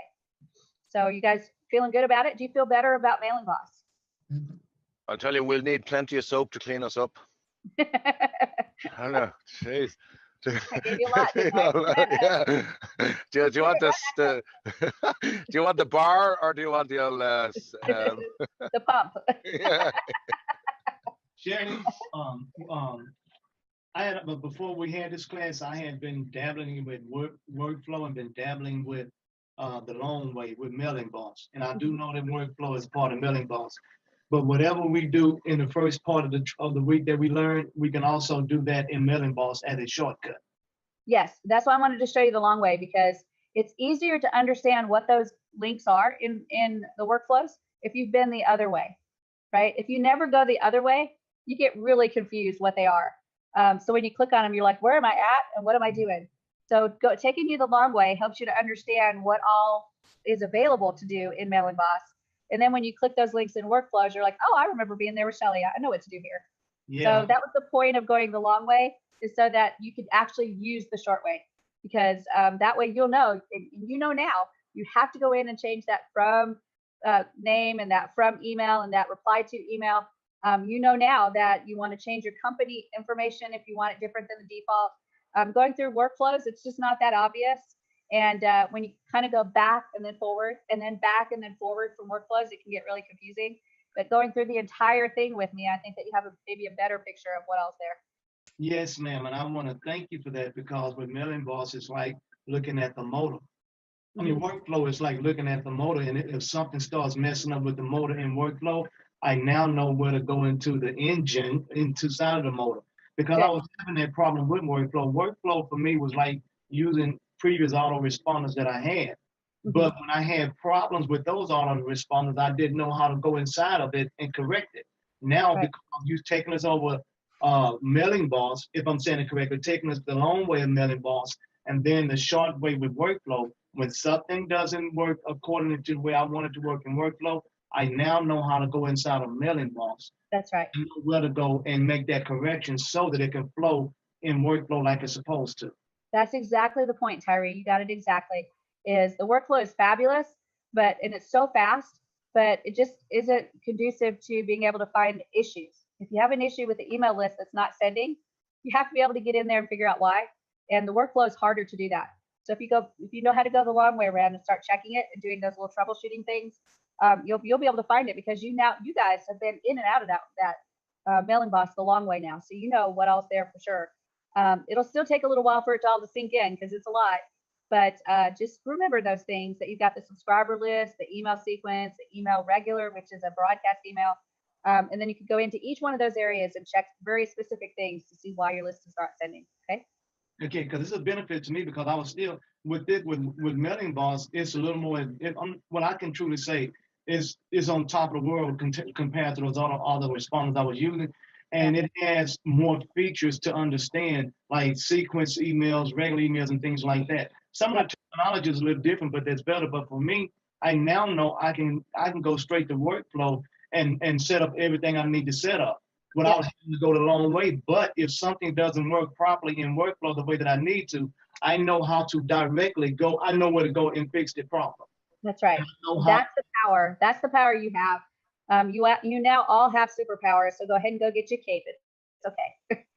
Yeah, and this is really great, because now you have just made us an authority of what people need to learn how to do when they want to do these things. And because I hadn't seen anyone else with any other autoresponder service with a system like workflow. So this gives us even more of a reason to help people by connecting them to Builderall to have access to workflow. Mailing Boss. That's right. And when we get Canvas, that's just going to be another kind of icing on the cake. Workflow is icing on the cake for Mailing Boss, and Canvas is icing on the cake for that Pixel Perfect Builder. And that's coming sooner than we think. So it's going to be great for sure. I can't wait, you guys. The stuff that we've got coming is absolutely fabulous. And Mailing Boss is just it's just a small piece of everything that Builderall has, and it's so incredibly powerful. And it saddens me when people make posts up on Facebook that say, I hate Mailing Boss, because it's just, they haven't learned Mailing Boss yet. And you guys see now that it is a complicated system. You do have to bounce around a little bit. You have to understand a little bit. So it takes a little bit of learning. But once you learn it, you've got a powerful, powerful email autoresponder in your hands. And it works. It does actually work. It works beautifully. You just have to know how to work it. Go ahead, Davida. And what I was saying is, if you've ever used Constant Contact or something, yes, you can set up sequence emails, but no one really knows what they're doing when they're doing it, because they never train you on how to use their system. Right. That's where it's just another place that Builderall excels, because they actually pay people to teach you guys. So it's fabulous. Because I had Aweber, Constant Contact, I had Active Email, I done went through like 5 or 6 different emails, and Aweber had a basic way of teaching you, like they had webinars, but they were recorded, so you really couldn't ask questions. But no one taught you. They put the mechanics in front of you, but they didn't teach you how to use the mechanics or how to structure them. You put workflow in front of us, but before you put workflow in front of us, you taught us how to construct the mechanics inside of workflow, which is along with Mailing Boss, and that makes a difference. Good. Well, I hope it helps you guys a lot. Tomorrow, again, we'll go over, try to make sure our emails get into the inbox instead of spam folder. And we'll do a little bit of cleanup. There's a few other things I want to show you. And then, like I said, the Tuesday, we'll focus on the other tools that are available in Builderall, so you can see what other things are in there and what you can use to build and grow your business. So it's absolutely incredible. So any questions before I go, you guys? I just want to add there to what Tyree said.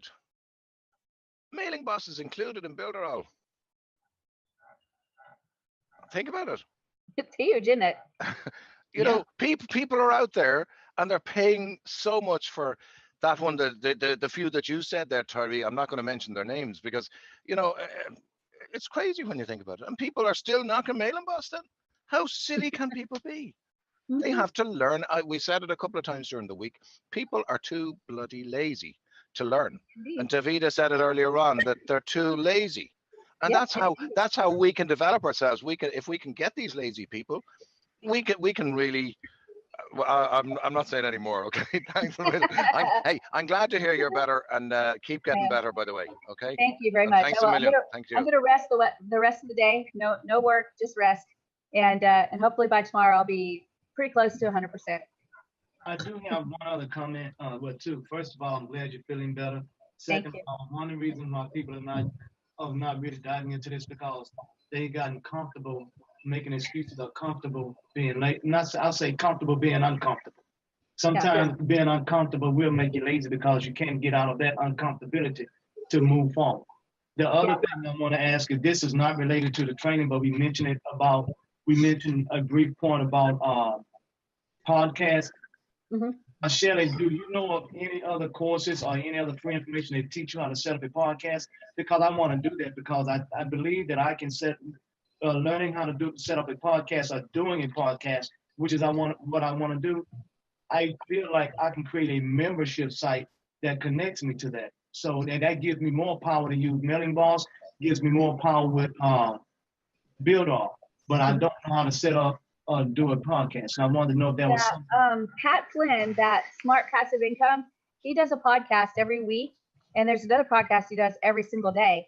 And it's a short one, like 5-minute questions with Pat or something like that. And then the long one, that's like an hour for the week. And he has several courses on how to do podcasting.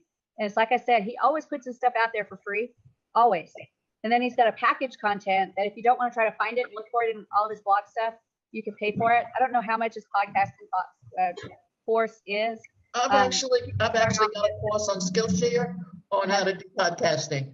And yesterday I did my podcast was actually on, once you have subscribers, how to develop a relationship with them. And I put that up in the boot camp, in the group. And that podcast will let me develop a relationship with Tyree. And Mailing Boss will let me stay connected to them. That's what I want. Yeah. Tyree. I want to talk to you later on after this. I have an ongoing thing, right? I'll give you a shout straight after this, and I'll show you what I've been doing. Okay. Okay. Cool. All right. All right, guys. So check it out. Davita's got a podcast and information on Skillshare, and then It's old school now, but they do work. I did a podcast for a while, and I did it with I downloaded a program that's free. That's an audio program. What's the free audio program that you can use?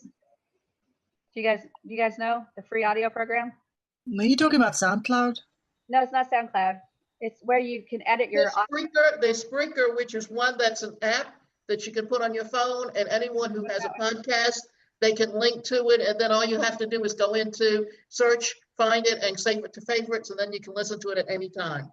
No, that's not this one either. It's a really sophisticated program you can download that helps you do your audio in layers so that you can't, but I can't think of the name of it. It's actually really good. I can't think of the name of it. If I think of the name of it, I'll try to tell you guys tomorrow. It's usually right there in the front, but I think with all this medication, my brain's just not quite working exactly correctly.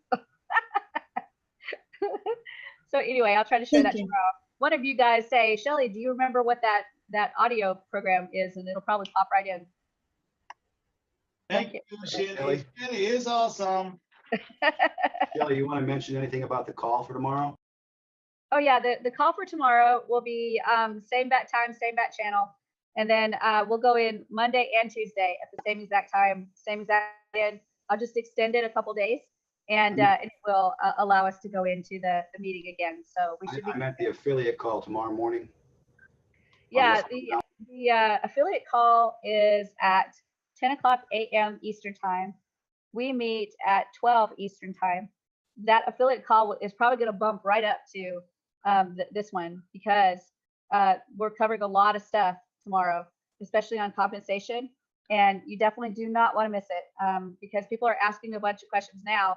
And really the only answer we can give them is be on the Monday call, right? So be on the Monday call, make sure you're paying really close attention to what he's saying. Record it if you want to, so you can go back and take a look later. And that will be live streaming in the weekly webinar area. And I'll do my best to get it back up and get the replay in there as soon as it's done. But I'll probably have to delay a couple hours because I'm going to be right with you guys afterwards. So I'll get the replay up in the weekly webinar probably a couple hours after the meeting, and you can watch it in your dashboard. So it's good. That's right? Just a quick. Oh, we got a couple of people. Phoenix, go ahead, and then I'll get to the next person. Sorry, I just want to do a quick time check question with you. It's over here now. It's 10 to 7 in the evening, and with you it is 10 to 1 p.m.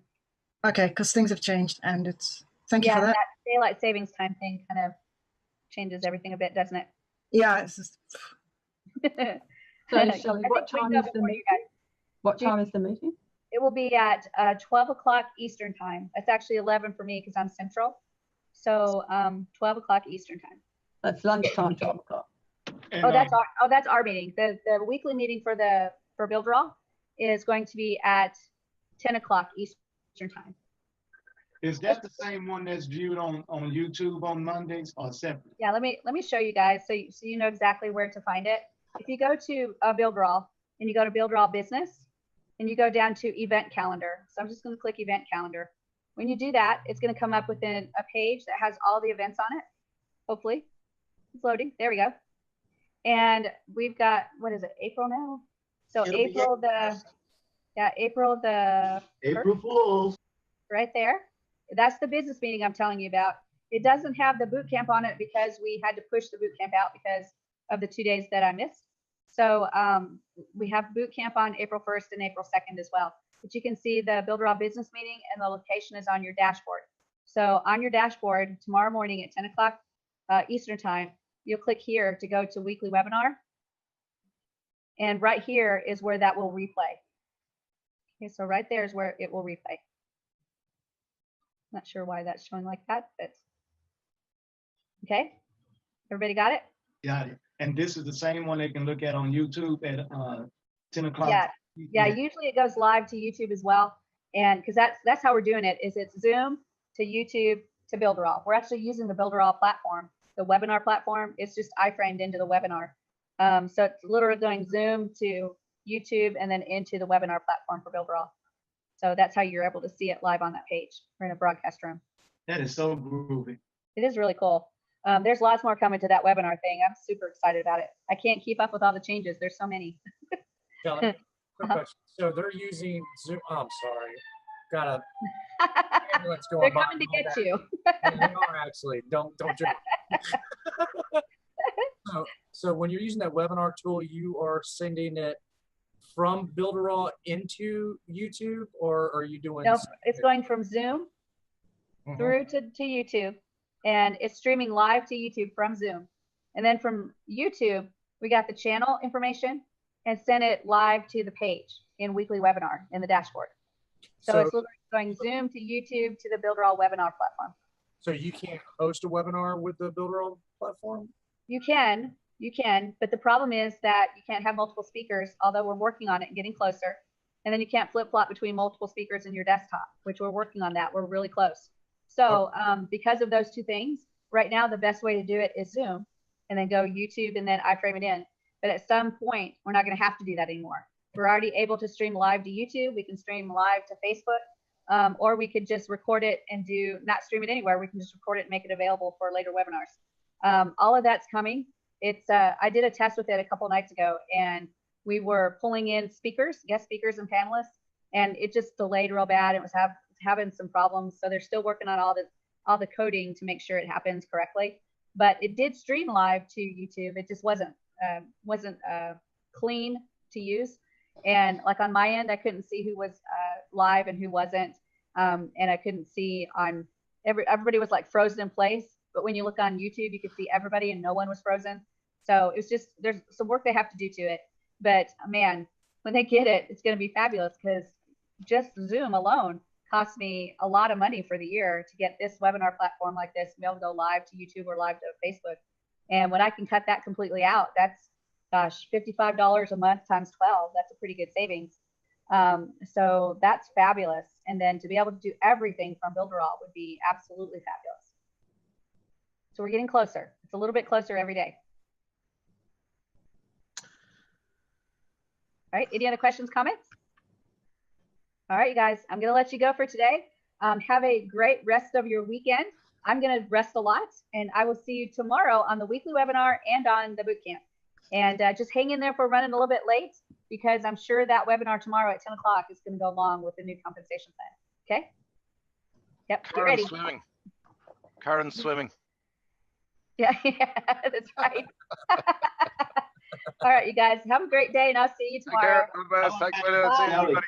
Charlie, I'll be on to you there in a minute. Okay. Quick question. Yeah, go ahead, John. Have you taken a chance to look at that affiliate page on Builderall? I've looked at it really, really quickly, John. I have not looked at it a whole lot because I really have been feeling super sick.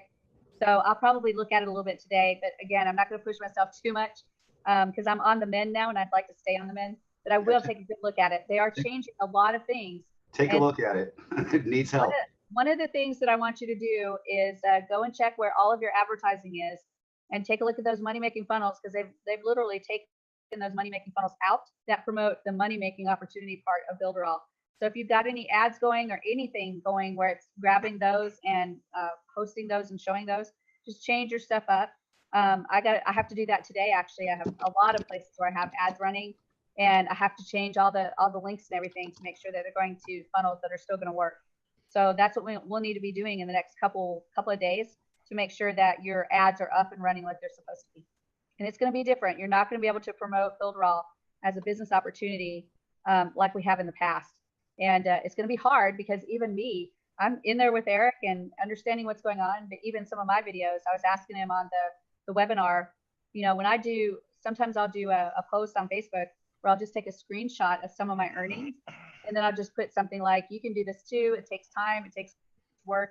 You do have to work at it. It's all according to, you know, your motivation and whether you want to get it done or not. And that's skirting the line for sure. It is skirting the line for sure. So I don't like to do those posts, but every once in a while, like once every 6 months, I might do a post like that. But and it's because I don't like them. I don't like the money part of it. And telling people things like you can make $5,000 in 2.5 seconds, because I've made a lot of money, but none of it has come easy. Not a single bit of it has come easy. And I've always worked my tail end off to get it. And when somebody represents that as easy, all you have to do is do 1, 2, 3. It frustrates me because I know different. You do have to do 1, 2, 3, but then it's 4, 5, 6, 7, 8, 9, 10, 11, 12, right? You got to keep pushing through. So 3 clicks and you're going to be a millionaire, you know. Yeah, absolutely. And that whole passive income is a myth. There's not really good ways to make truly passive income where you're not working. And anybody that you look at in any kind of marketing situation, whether online or offline, they're working their tails off. It's not passive. But there's a lot of people that fall for that. So my thing is to not promote the money. But every once in a while, I do want to show people that you can make money, right? You can make money. So I will pull that out of my repertoire and probably will never post another post like that again because I don't want to do that to Builderall for sure. I did ask about my videos where I show how to make money with Builderall, but those are videos that show how to make money with Builderall using the tools. So I think that one is fine. And I definitely don't talk about like how much money you can make. I just say you can go to Fiverr and do this. You can go to Upwork and do this. Freelancer do this. So all of those are just methods that you can make money with Builderall using the tools. So I'm sure those are fine. But we need to definitely work on rethinking how we're advertising the company and not focus on the business opportunity until we actually get them into a paid plan. And then once they're in as a paid plan, then offer them. You know that you could get an affiliate link and offer this yourself. Then I think it will. I think it'll be great. I think what we're going to see on the front end is a dip in sales for sure. Because I know in my team, there's a lot of people that are struggling, and they're going to look at it and say, "Wait, I'm going to drop my account because I have 0 people in there, and I'm going to sign up for free and start working this free first, and then I'll sign up if I get some people in." So I think we're going to see a drop in the beginning, and then as people come in because we're getting bigger and bigger, they will actually see the numbers go up again. But I think the initial result is going to be a drop. Maybe, but the thing about it is, if people are actually using the product, to me, I've been using it for the last 1.5 years, right? Mm-hmm. And I haven't been selling it, so I'm not hyping anything up. The way I am taking it on board now is going to be, I have been using the tools, everybody, right? And this is this is that, this is the other. You can do this, you can do that. Think of all the money that I've saved, not made, saved. Right. True, that's true. Over the last 1.5 years. And that's the biggie that I find, you know. So well, but I think you're going to see a lot of people that came in for the business opportunity, though. Yeah, but they're the hypey people, right, though, Shelly. They're the ones that hype it all up, and you don't need them in any business, and they ruin it in the long run. Those are going to be the ones that are going to say, "Wait, I don't even have to pay for this, so I'm going to drop my $49.90 account and keep it free, and then keep bringing people in." You're also going to see probably a lot of $29.90s and $9.90s drop off. Because if they drop off and pay nothing, they have that affiliate link, and now they're able to promote.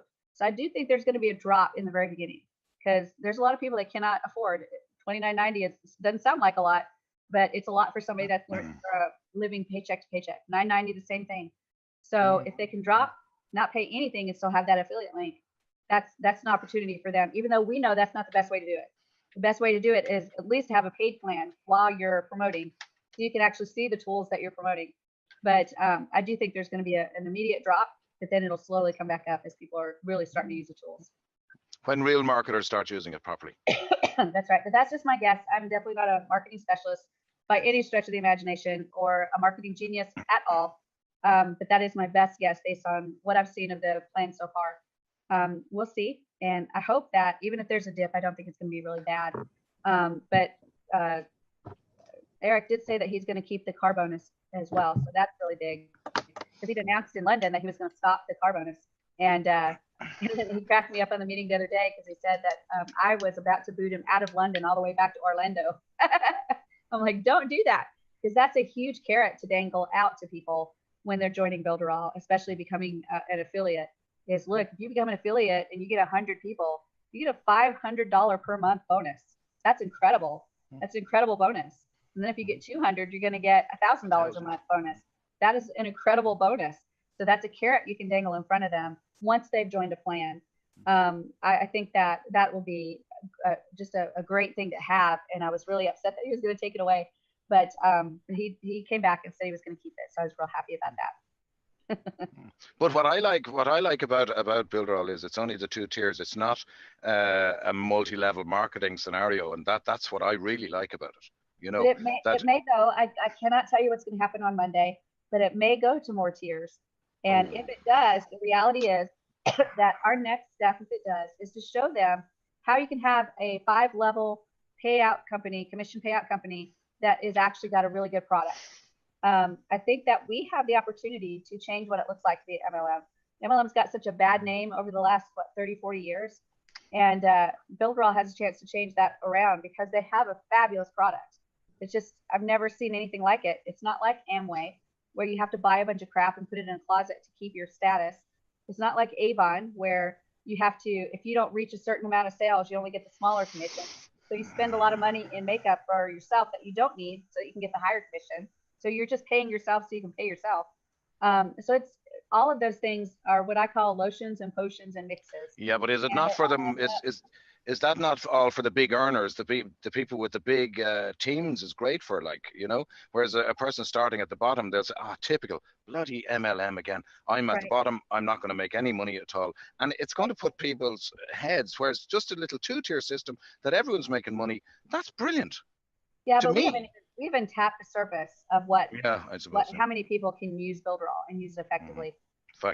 And listen, it's all how you present it. Yeah. True. Okay, it's 2. Okay, now it's only 5. And it's a community-based marketing outfit, not an MLM. I mean, just how you work it. True. But if he goes with the MLM structure, it goes 5-level C. I think we need to just do a gut check of what we think about it in terms of, and place that against the product that we have, right? This is not Avon, where you're going to have to buy a bunch of makeup and put it in a closet that you're not going to use. This is not like Amway, where you're going to have to buy a bunch of floor cleaner and put it in the closet that you're not going to use. This is something that you can use every day, not just for the Builderall part, but to build another income stream. So it's not quite the same. And I think it's an amazing opportunity. I really do. And I think we're going to flip it. We're going to flip MLM on its head because it's so different than the other programs that are out there that use those multi-levels to pay commission. But will you get more of these spammer, you know, the big, you know, like, yeah. We will. We'll absolutely get more of the spammers. We will absolutely get more of those people that go on YouTube and say, join now, join today, join free, and you're going to get $5,000 in 2.5 seconds. But that's where Builderall has hired a lawyer, and they will actually go after them that do that. So to make sure that all of our affiliates heard that before correctly. I know, I've heard it before too. But Eric is pretty adamant. When we were in London, he was telling us how he had a top level affiliate that was advertising incorrectly and had, what was it, Phoenix, 500 in his download, over 500. And because of the way he was advertising, he booted that guy and then refunded everybody's amount for that last month and allowed them to go where they wanted, rejoin wherever they wanted to. So he's really serious. I'd like to hear that now. That's you're talking the whole downline, right? Not just. I like to hear that. That's everybody great. that is signed up. So that's been taken very serious. So watch your YouTube channel videos, watch all of your funnels. Make sure that you read that page that I've posted for you guys in the group on the affiliates and the new rules. Yep, and be on that webinar tomorrow. And on Monday, be on the meeting. I won't be able. I don't get the links. You see, I'll try and look for it on Facebook. Oh, that's right. You don't get it in your back office. No. Subscribe to Builderall USA YouTube channel. Yeah. Go in, subscribe to that channel, and it'll pop up when we go live. Brilliant.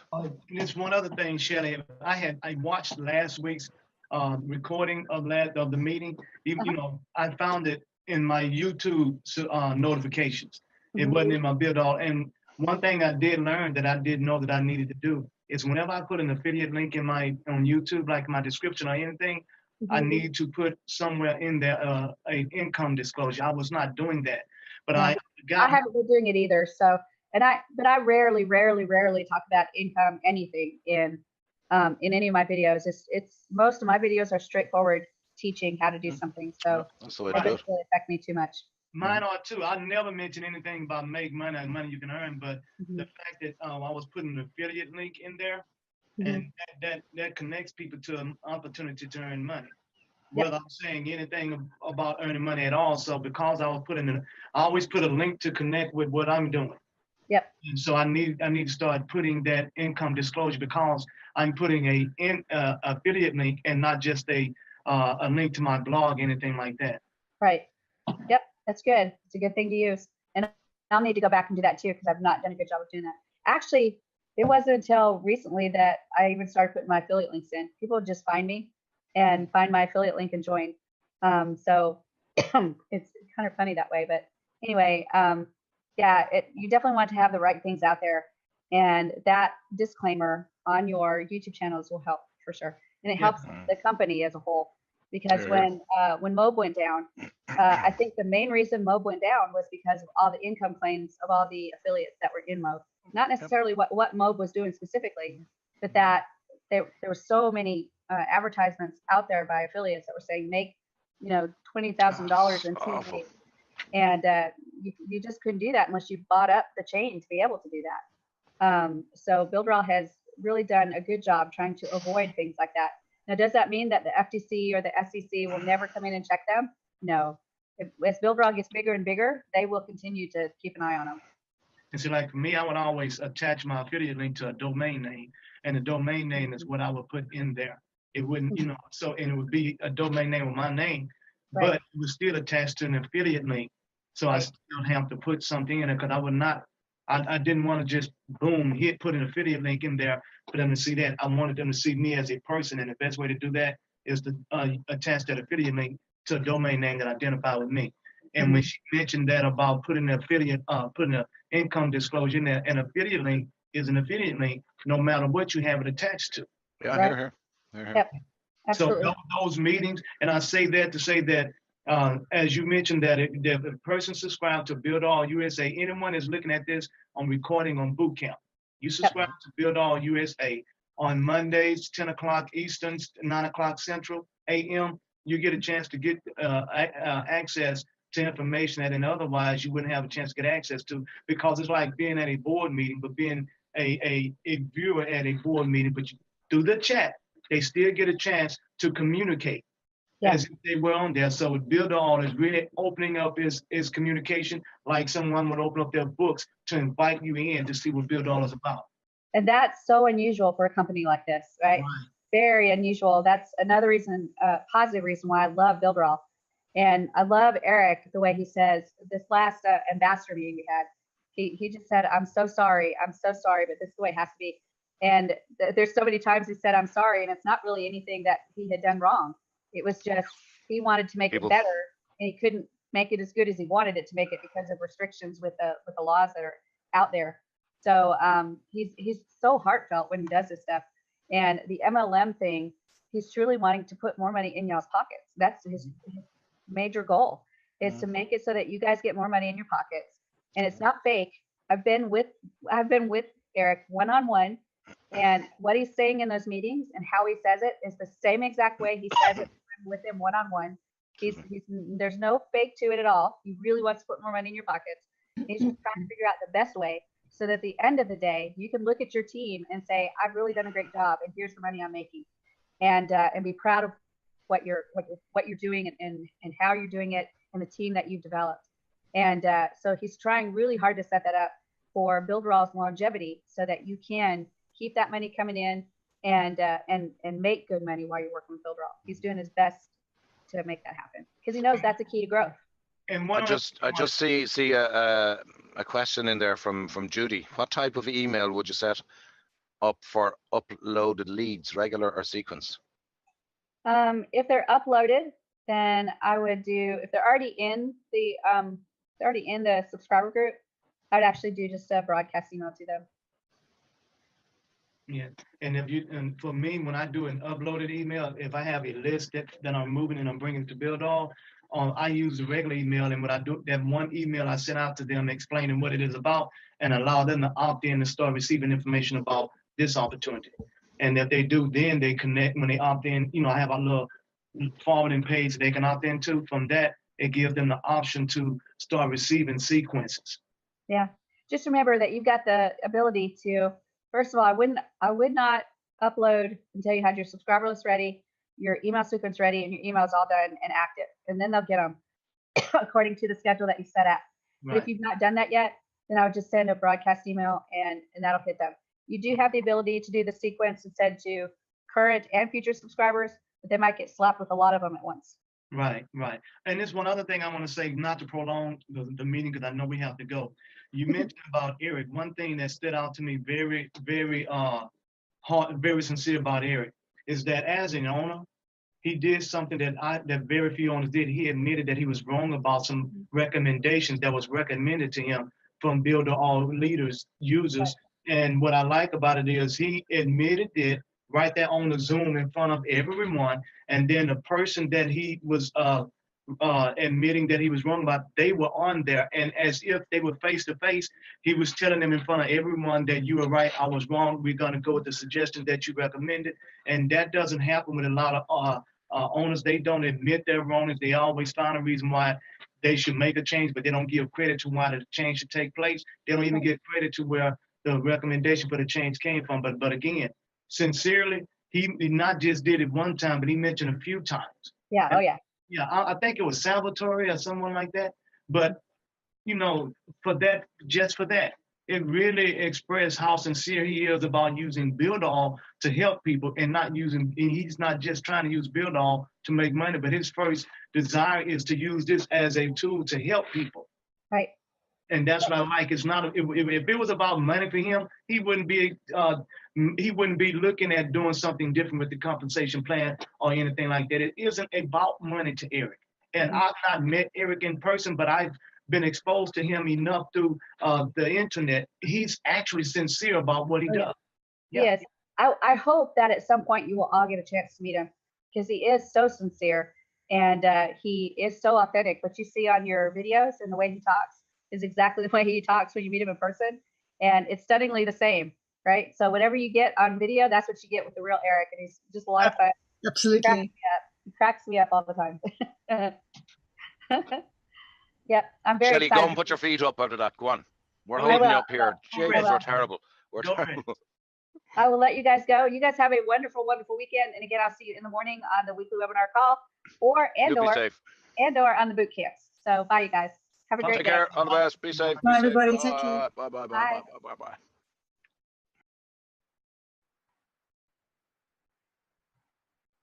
And we're almost there. I think we're probably just about live. Just working hard. Yes, I got my little notification here on the right. You're live. Fantastic, and I'm showing live on my end too. Live all the way over here in Australia. Yay, that's so cool. I love that. I can be anywhere in the world I want to. That's just fantastic. Whoever thought, right?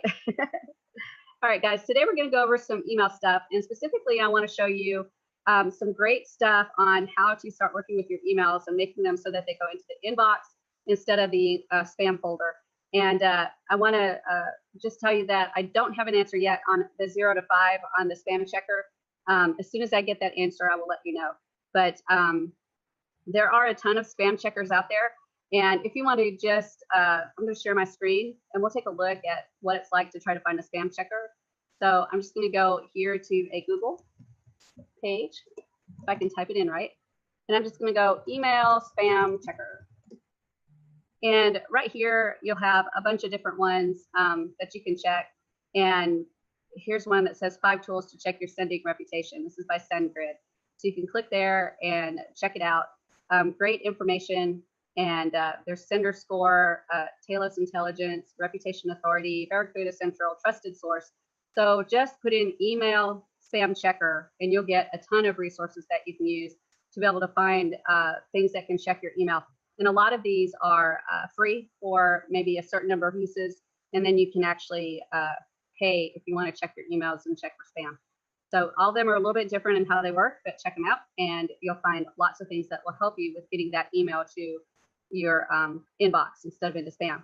Now for me, what I do is I have a document that I use, and let me see, I can go to Builderall and important Builderall information. And right here, I have some information on spam words, the spam words that you want to stay away from. So here's one of the links right here, and I will put this in the resources so you don't have to worry about getting this link right now. It will be in the resources. And I'm going to copy and paste this in here so you can see it. And this is one place that I use to get spam words. Let's see if it'll pull it up. Come on, computer. My computer's really slow now because I've been working really hard. You get the other one while that one's thinking. So this one right here, and copy and paste this into another page. And you'll get all these links, so no worries. So let's see, let me try this one again. That's still working on it. And I'll get the third one. So I've got 3 different resources on just how to avoid spam. And all of these resources give you different information on how to avoid. This one's probably really the best one that I read right here is the 7 key strategies for avoiding the spam filter in Gmail. So it will actually tell you exactly what you need to do to be able to avoid Gmail spam, because to me, Gmail spam is one of the hardest ones to get out of. So read those articles, get the information, become the expert. Here's the next one. It says, why are my emails going to spam? And it tells you information on how to get into that inbox. And number 1 right here, provide a double opt-in. That's going to be your best bet, even though it's harder to set up and you're going to lose people because they'll be like, I'm going to try a fake email so I don't have to do this. You still will have a better list. So you definitely want to double opt-in. This one right here, authenticate your SPF, DKIM, and DMARC. MailingBoss does that. That's already done for you. And then regularly clean up your email list. You'll have to go into your email list and clean up those deadheads that are bouncing back. Avoid blacklists and monitor your reputation. So it's going to give you some information on how to monitor your reputation. And then you've got a preference center right here that it allows new subscribers and existing subscribers to choose how frequently they use their emails. We can't do that in MailingBoss, not yet. So that's one that you can't do yet. But monitor your engagement metrics. We know now that we've got some analytics. You can take a look at the analytics and keep track of what's going on. And then remember, I told you about this one, send valuable content. So you want to do value, value, offer, value, value, offer. That one's really important because if you're not providing value in their emails, you're just not going to get opened. And make sure that you're getting some takeaways in there as well. So those are some really, really good tips. Let me look at this one and see if it's loaded yet. We'll try this one more time because this one's the important one, the spam words, but it might have moved. But regardless, the next one that I'm going to give you is actually 11 reasons why your emails go to the spam box. So that's another one that we'll take a look at right here.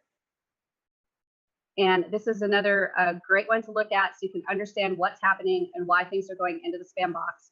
So it gives you some great details about why. So like number 1, you didn't get express permission to email. That gets into having that double opt-in list. So you want to make sure it's double opt-in. Your IP address was used for spam. So that's not going to happen with Builderall because we don't allow spamming. And we will stop spammers and take them off the servers. You have low open rates. Remember that an open rate it affects your reputation. So you want to make sure that you're giving value so that people open your emails.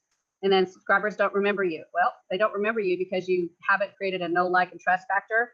So make sure you're giving them value so they remember you.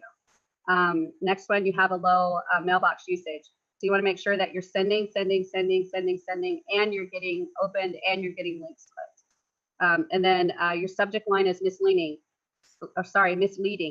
So you want to make sure that your subject line is clear from any of the spam words and that you're being clear on what your email is about. And deceptive subject lines are actually a really big issue. You guys have probably gotten emails like this before where it said, click here to get your commission check now. And it's deceptive because it's telling you you're going to get a commission check. So people will open that email. And then, of course, it'll be trying to sell them something like a business opportunity that they have to pay to get into. So deceptive subject lines will get you in trouble. And you don't want to be deceptive in your subject line. Your from information is incorrect. It's also against the Can-Spam Act to mislead anyone with your from or to or reply to routing information. That's why it's important to make sure that your from name and your from email are correct, and then your reply to email is connected to your domain, and it is okay to put no reply at and then your domain name. You don't include your physical address. Again, this is a Can-Spam law, and you need to have a physical address of where your business is at. It is required. And the emails must include either your current street address, a post office box that's been registered with the Postal Service, or a private mailbox that's registered with a commercial or receiving agency. So again, that is part of the Can-Spam Act. We've already talked about that. You have to have that information in each of your emails. Fortunately, you put that in your profile information or in your subscriber list information, and it will be there automatically for every single email that goes out. Mailing Boss does that automatically for you as long as you put the correct information in.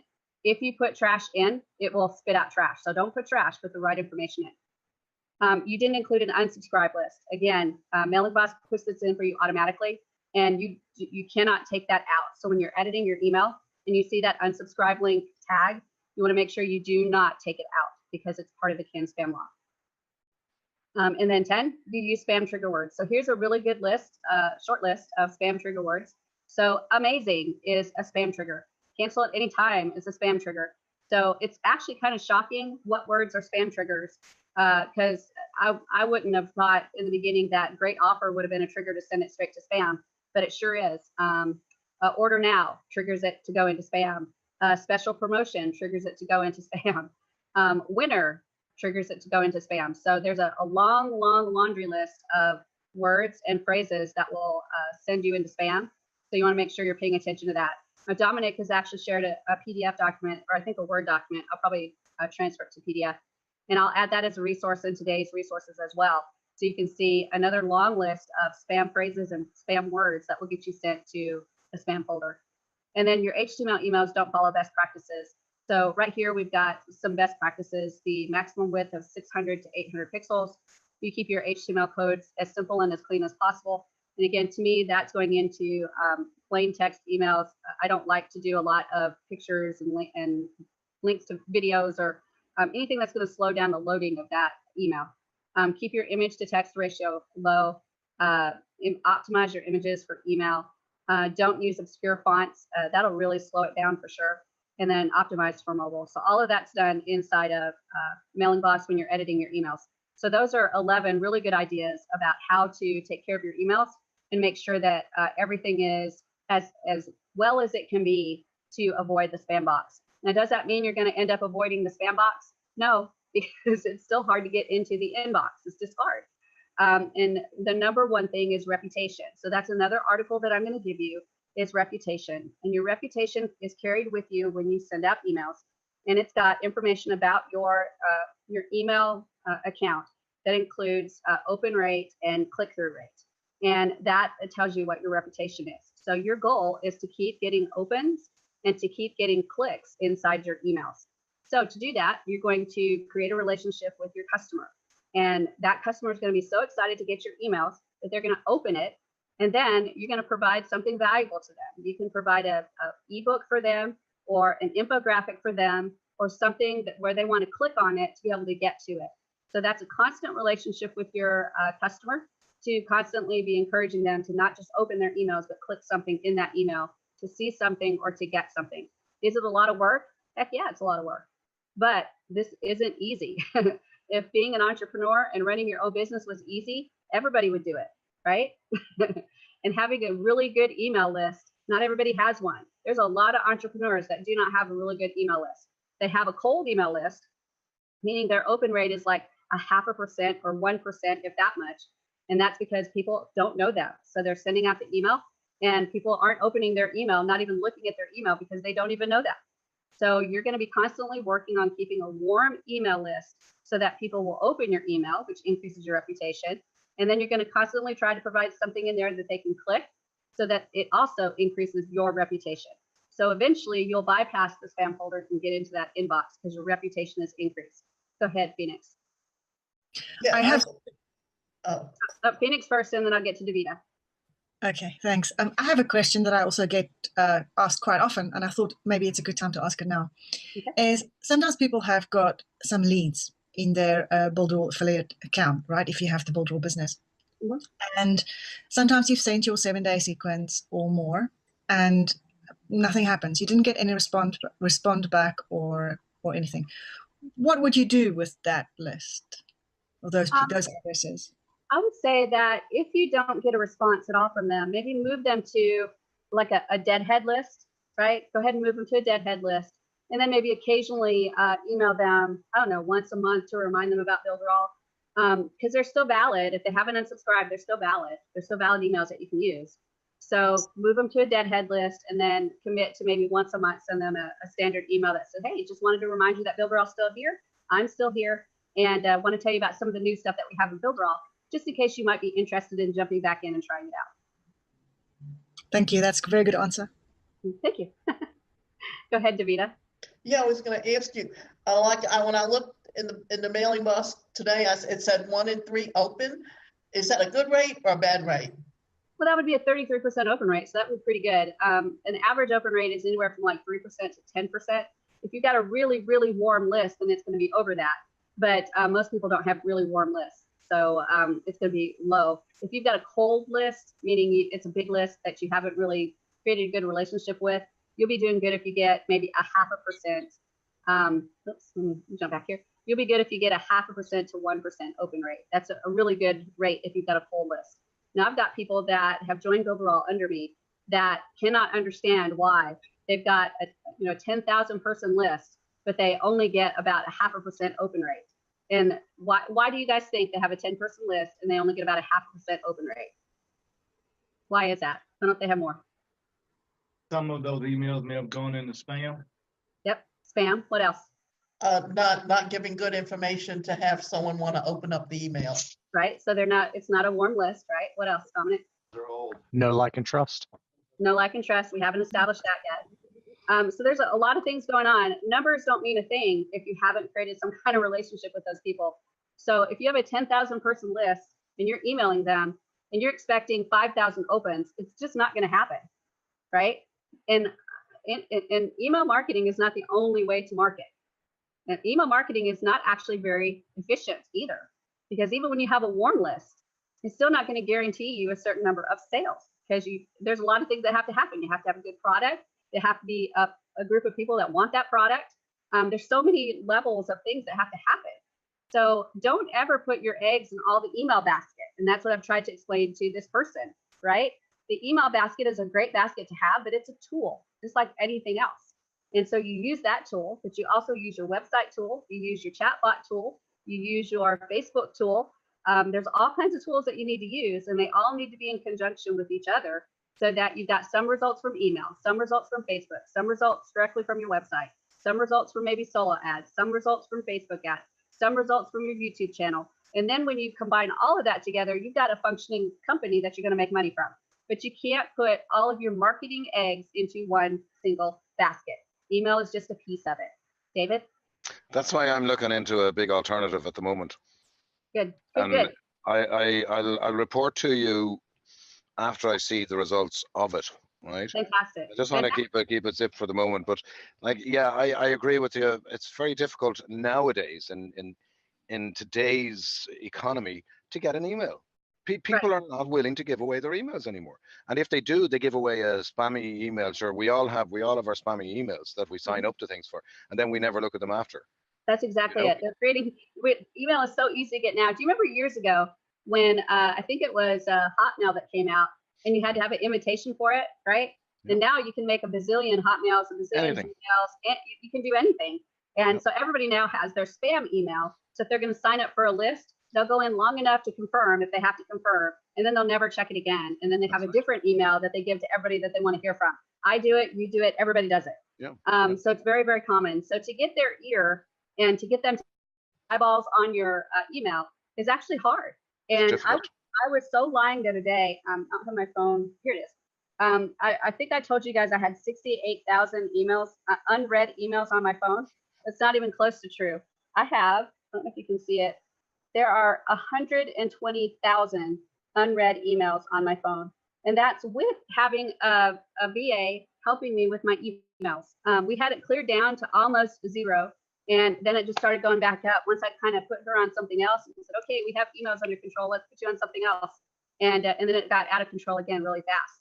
And I have a ton of emails. And to get my attention via email is actually really, really hard. And I can imagine that it's just as hard. Now, my husband only has a few emails. He has his spam email that he'll give out when he's trying to sign up for something but doesn't really want to check the email. And then he has his regular email. So he only has a couple emails. But if I send him something that he needs to see, it takes him 2, 3, 4 days to check it because he's just not on the ball with emails. And I think he's probably like the average person, right? I'm not, because I have so many domains. That's why I get so many emails. But he's more average than I am. And to get him to actually notice and open an email is difficult. So I have to work on creating that relationship. And it's very, very difficult to do. And again, it's all going to be about your personality, your flair, the way you word things, and people will resonate with you.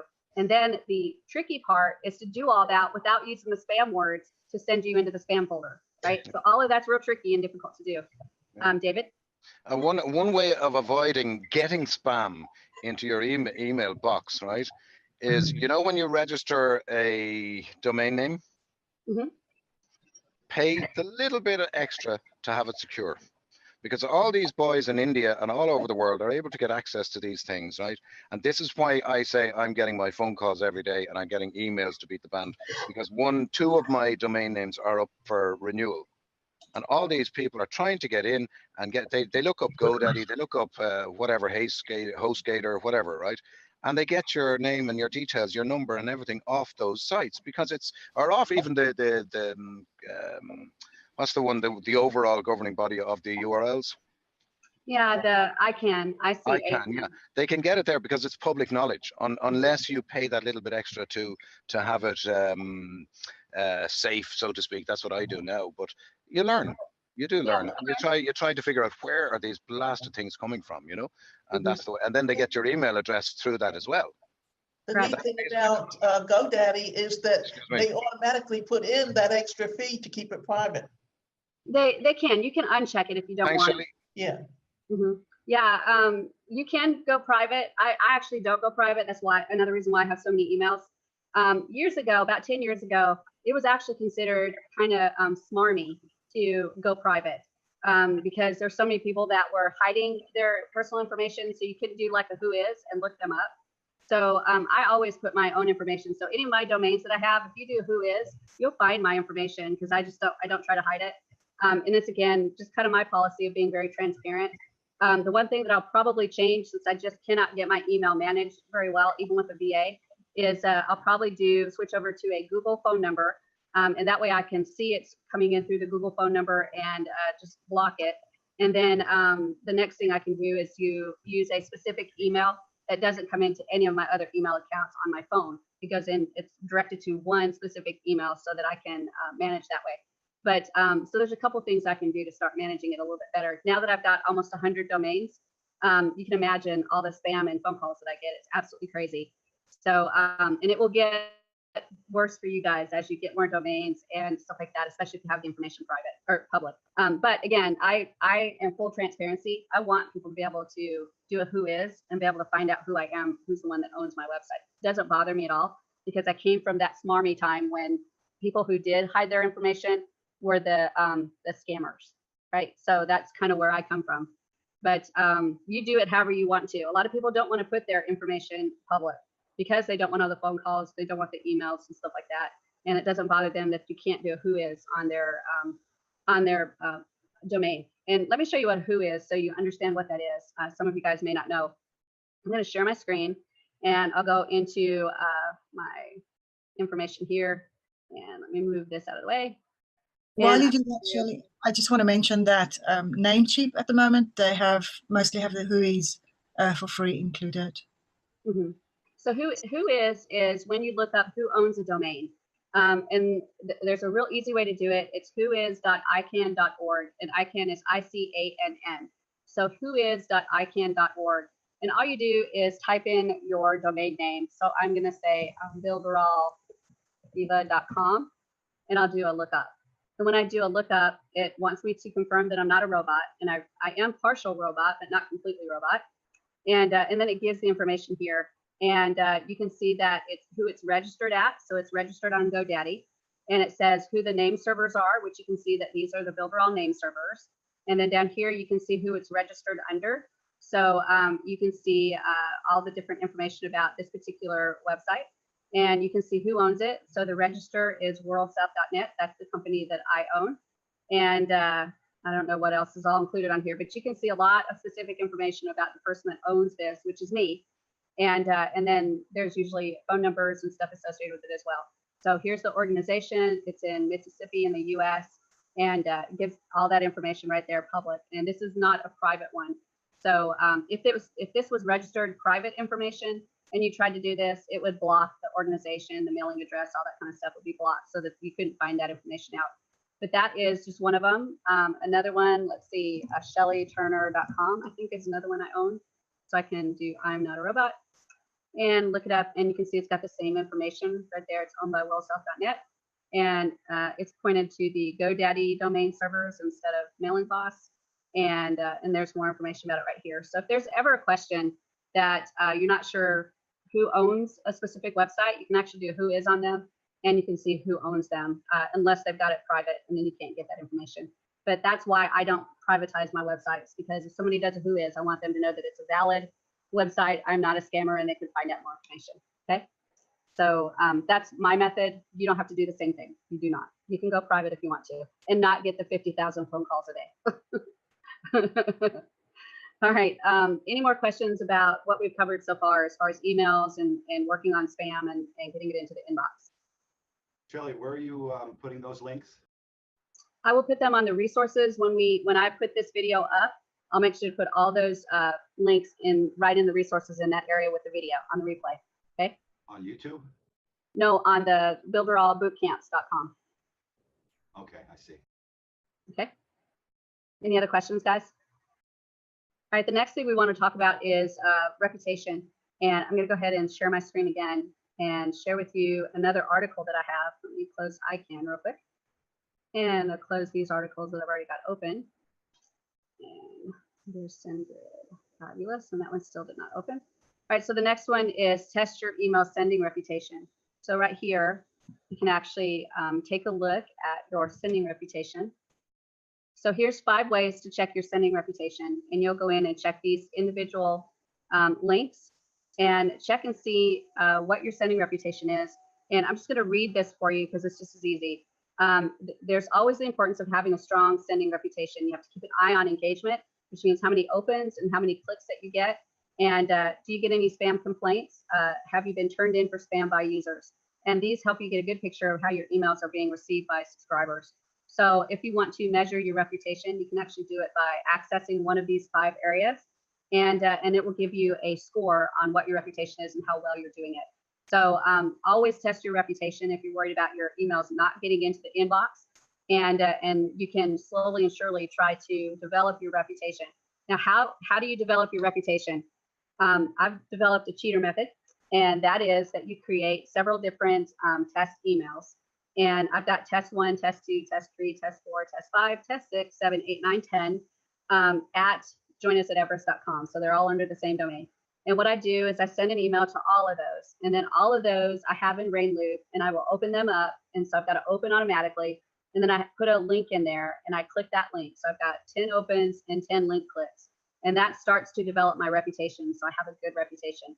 And that's the first step in starting to get into those inboxes, is building that reputation. So you can actually send to your own test accounts, click your own links, and start to help yourself on your own reputation. There are also groups that you can join that are that help you with email reputation. So you can say, hey, I'm going to send out an email. Can you open it and click the link? There's no reason why you can't join a group or make a group, that you have an email group and you all commit to opening and clicking the link of an email that's sent out. So it's all stuff that you can do to help your reputation, increase your reputation for your email so that it starts to go into the inbox instead of spam. So there's lots of different ways you can do it, guys. The email reputation co-ops are great, and I would encourage you, if you can find them on Facebook, just look up email reputation co-op on Facebook. And you might find a few there. There's very few right now, but it's wide open for you to start working on that in Facebook. You can start a group and commit to each other that you will help open each other's emails and click the links inside the emails. And that way you can start increasing your reputation. So that's another way you can do it. All of it goes back to getting that engagement. And again, it's going to be critical that you get engagement in your emails. And part of getting engagement is know, like, and trust. So they got to get to know you. They got to like you and then trust you enough that when they open the email, you've either got good value for them or you've got a product that they probably want. Okay, so that's the whole thing about emails. So any questions about what we've covered so far? All of these links will be added into the resource area. Yes, no, maybe. Okay, so let's jump in and see how we can actually create our emails, because you guys have seen now how we've gone in and done a subscriber list. We saw how we could do an email sequence. We've seen how we can do a regular email. We've seen how we could do a broadcast, or well, broadcast is a regular email. We've seen how we could do workflows. So let's see how we can actually create our emails and access our emails through RainLoop. So to do that, I'm going to go into my regular account. So give me just a few minutes to jump in there. So I'm going to sign in and go into my website. So hang in there. Let me share my screen so you guys can see what I'm doing. Share my screen. Perfect. And right here, I've got all of my domains, right? And I'm just going to go ahead and find one where I've got a domain connected. So I will go to, I guess, Builderall Team Awesome is as good as any. And on Builderall Team Awesome, this is my actual website. And to set up emails, all I do is click this email icon right here. So I'm going to click it. And you can see that I've got a bunch of emails there for people that are in my team in Builderall.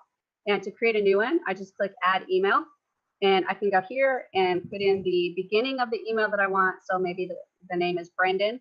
So Brandon@builderallteamawesome.com.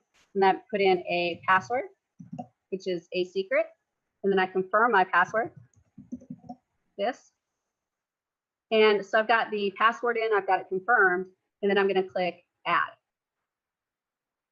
And then I can save it if I want to. So now I've got a new user that has a password, and there he is down there. And now all I have to do is actually access my webmail to get it. So I'm going to go ahead and go over here to access webmail. And when I click it, that takes me to RainLoop right here. And now I can actually log in. So the email was Brandon@builderallteamawesome.com. And the password was and let's see if we can get in. So here's the RainLoop. This is the email client, and this is how we can receive email. So from here, I've got an inbox. I've got a sent box, so I can see all the emails that I've sent. I've got an area for drafts. These are the emails that I've drafted that I haven't sent yet. I've got a spam folder for anything that's sent automatically to spam. I can send things to trash before I actually delete them permanently. Then I can also archive any emails that I want to archive. I have some more functionality here, including adding folders if I want to. So I can add new folders and then start to organize my emails if I want to keep them permanently. I've also got some settings, so I can click here and I can create folders and subfolders here. And then I can go back to my main dashboard. And right here, I can refresh. I can move an email to a different folder. I can archive an email. I can move a folder to, or email to spam. I can send an email to trash, or I can click this button and do some other things as well. They're similar to what we have here. On the right-hand side, I've got the ability to add an account. So if I create another email and I don't want to keep bouncing out of accounts, I can actually add another account here. And then all I do is click to go to those accounts, and I can check them all in the same window. I can also go to settings, and I can choose what kind of layout I want, the default text editor. And this is where you can choose to get a plain email where it doesn't have any formatting, or HTML. You can mandate how many messages you want on a page, up to 100. Then you can click to always display external images or not. It will actually block the images until you expressly permit them. And you can also display checkboxes in the list. You can use threads. You can place replies in the folder of the message being replied to. And on notifications, you can show new messages, notification pop-ups, and you can actually do a sound if you want to, like that. So every time you get a new message, it would sound. So there's a lot of functionality that you have in the screen actually to make it look the way you want to and act the way you want to. And then you've also got a help area. You've got a mobile version, so you can actually access the mobile version of the Rainloop. And then you've got log out, so you can log out and then log into another Rainloop account if you want to. So this is how you use your email client, which is Rainloop. And let me remind you where that's at. So I go to one of the domains that I've connected, and then I go to the little envelope area and I click that. That will open all of the emails that I've set up. I can add an email if I want to. I can access email, which is webmail through Rainloop. That's the email client. And then for each individual email, I can actually change the password. So I click on that little padlock and I can change the password there if I need to. And if I want to delete it, I just click the X and that will delete that email as well. And if you delete it, there's no going back. It's going to delete everything you've got for that email, all the emails that you currently have. And when you start it new, they won't be there. So if you delete it, you have to be really sure. Also, each box has a quota of 500 megabytes. So you need to make sure when you get these set up that the person understands that there's 500 megabytes in there. So they can't just let it sit because it'll fill it up and then it won't be receiving emails anymore. So you have to make sure you're deleting them from the server, the ones that you don't want to keep, so they can keep receiving emails. Mine doesn't fill up very much on this one because it's not a real well-known email, so that's pretty good. But there's some other ones that fill up pretty quick, so I have to have them checked pretty often. So that is how you do your email in the email client that we have called Rainloop. So are there any questions about that? Roberto. Yes, Shelly, is there any way to have those emails forward to another email? There's not a way to forward them, but there is a way to do SMTP settings. I'm going to give you that in just a few minutes, okay? Okay, Dominic? Oh, I can't hear you. I can't hear you. You're actually muted. There you go. Perfect. Okay, so I've actually clicked that button before. Do you have to have your Rainloop set up in advance in order to, because I've set up company emails and I've clicked that button and it says site unavailable. Try it again, and if it doesn't work, let support know. It might be that there's confusion between what you're clicking and the server that it needs to connect to, because not every email is on the same server, and there just might be a little discombobulation that you can't get connected to the right webmail server. Okay. Okay, great. Thank you. You're welcome. Tyree? So we can set up an email to that domain name back there like you just showed us. Mm-hmm. Yes. Oh, wow. That's even sweeter. Yeah, and that's important because think about it. Remember I set up Christy Lynn at builderalldiva.com, I think is where what I set her email to. So I can go back into where I just showed you and actually create that email. And now it's a valid email. That's Christy Lynn at builderalldiva.com. So I can now receive emails and send emails from that exact email.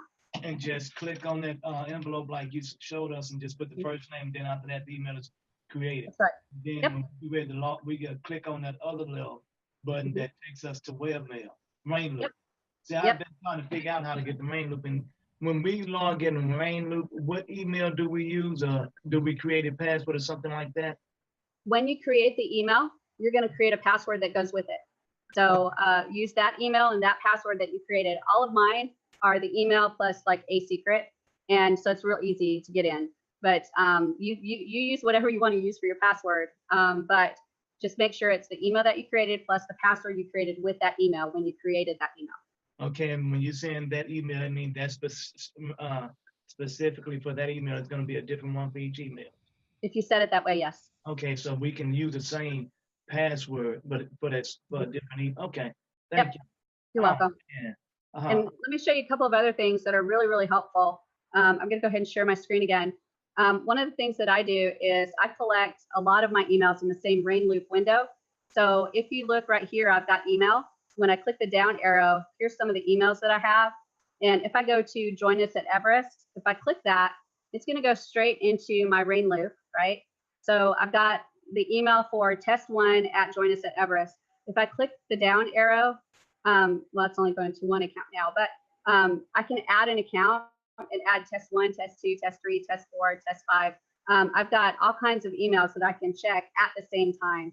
So if I go to emails and maybe go to Builderall Guru, let's see if that one's still working. So if I jump into Builderall Guru, it's going to hopefully log in. We'll see. So there's Builderall Guru. And we click the down arrow. And again, I can add any email that I want to go along with this to check in the same window. So I don't have to kind of keep jumping out of it and into it and out of it and into it. So I can check multiple emails by clicking that add account. So if I wanted to do that, when I just created Brandon, that was under Builderall Team Awesome. So let's see if I have one of those. Builderall Team Awesome. I don't have it, so we'll try it right here and see if it'll take it. So I'm going to go to add account, and I'll put Brandon at builderallteamawesome.com, and then I'll put my password in there, and I'll click add. I'm just going to think about it, and I'll try it again. And one of the things that it may not let it do is if it's on a different email server, because this one is on, if you notice up here, it's on mail 2, MAIL02. And there's mail 01, 02, 03, 04, 05, and I think we're up to 06.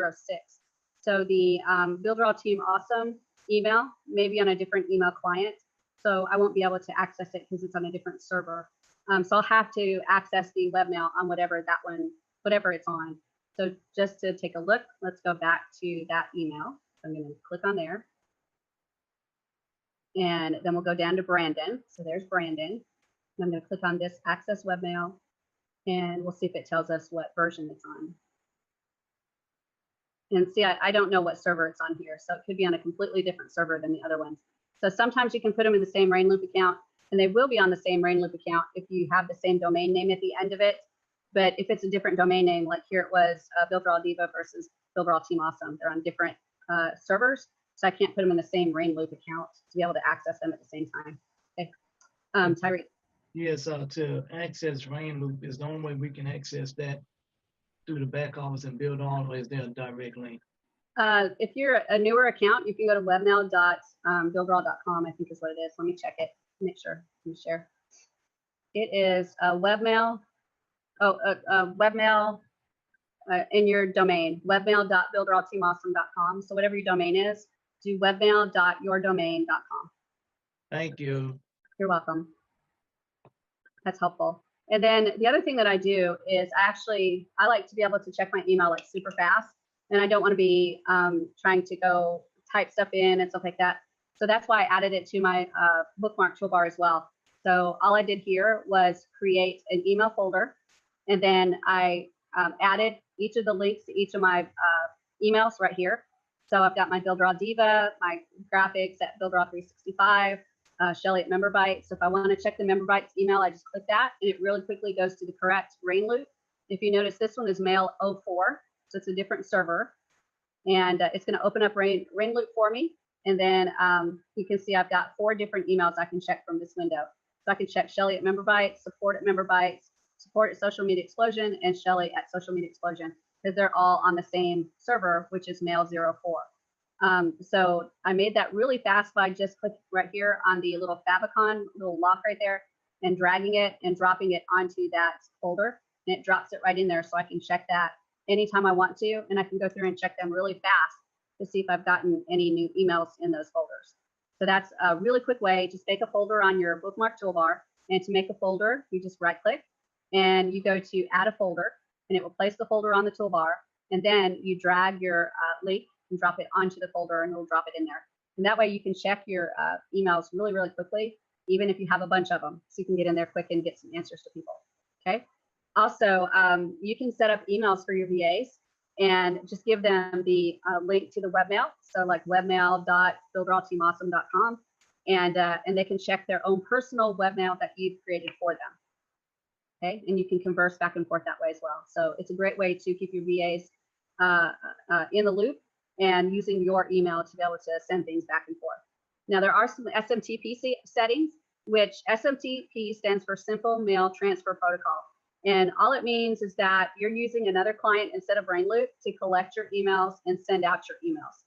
So RainLoop enables you to receive emails and it enables you to send out emails. But you can actually choose to do that from another email client like Gmail or Outlook or something like that. So in order to do that, you need the SMTP settings. So I'm going to share my screen and I'm going to see if I have those SMTP settings. I'm pretty sure I do. So right here, I'm going to go to Builderall, and then I'm going to go to my folder. Let's see, Mailing Boss, and then SMTP info. So this is the link right here. I don't know if it's still valid, but it looks like it is. And I'm going to drop this as a resource into the replay. But there's a little bit of setup that you have to do, but you have all the information right here that you need. So you're going to have your email right here. You're going to have the password that you created. And then right here is the important thing, the mailxx.l4email.com. That is the incoming server. And then you're going to do the outgoing server. These should be the same. So what you're going to do to find that out is actually go to your email. So right here, when I click access webmail, whatever it says right here is what's going to be your incoming and outgoing server. So for me, it says webmail.builderallteamawesome.com for that email. Okay, for the other email that we were looking at just a few minutes ago, let me see if I can find that one. This one is my server. It says mail02.l4email.com. The newer ones are going to have web domain name. The older ones are going to have the mail01, mail02, mail03, whatever it is. So you need to click your webmail button right here. You need to click Access Webmail to see where the webmail is located at.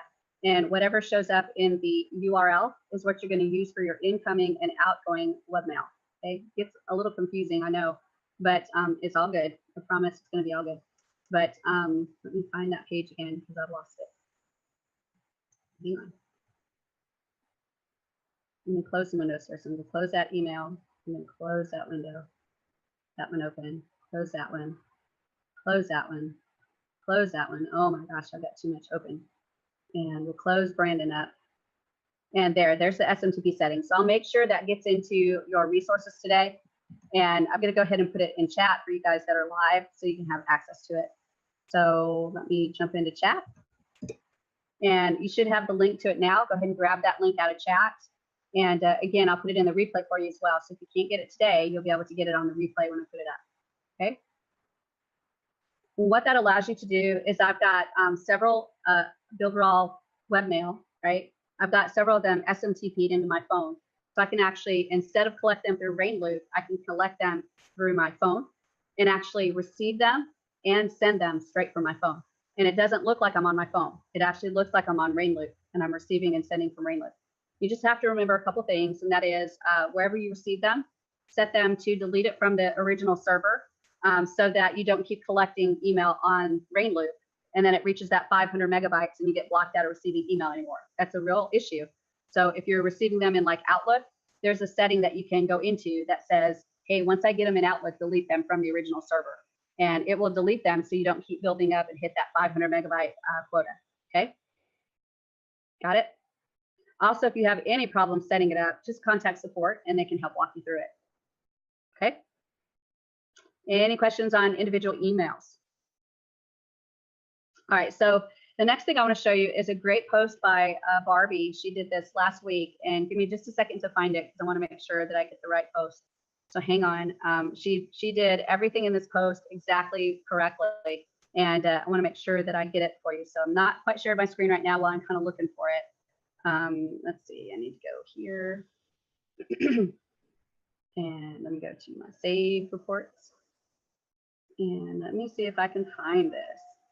This was a very, very, very good post. All right, there it is. So I'm going to copy this, and this is going to go into your resources as well. So let me go back here, and I'm going to go copy this here. And I've copied the link to the permalink to this one into your chat.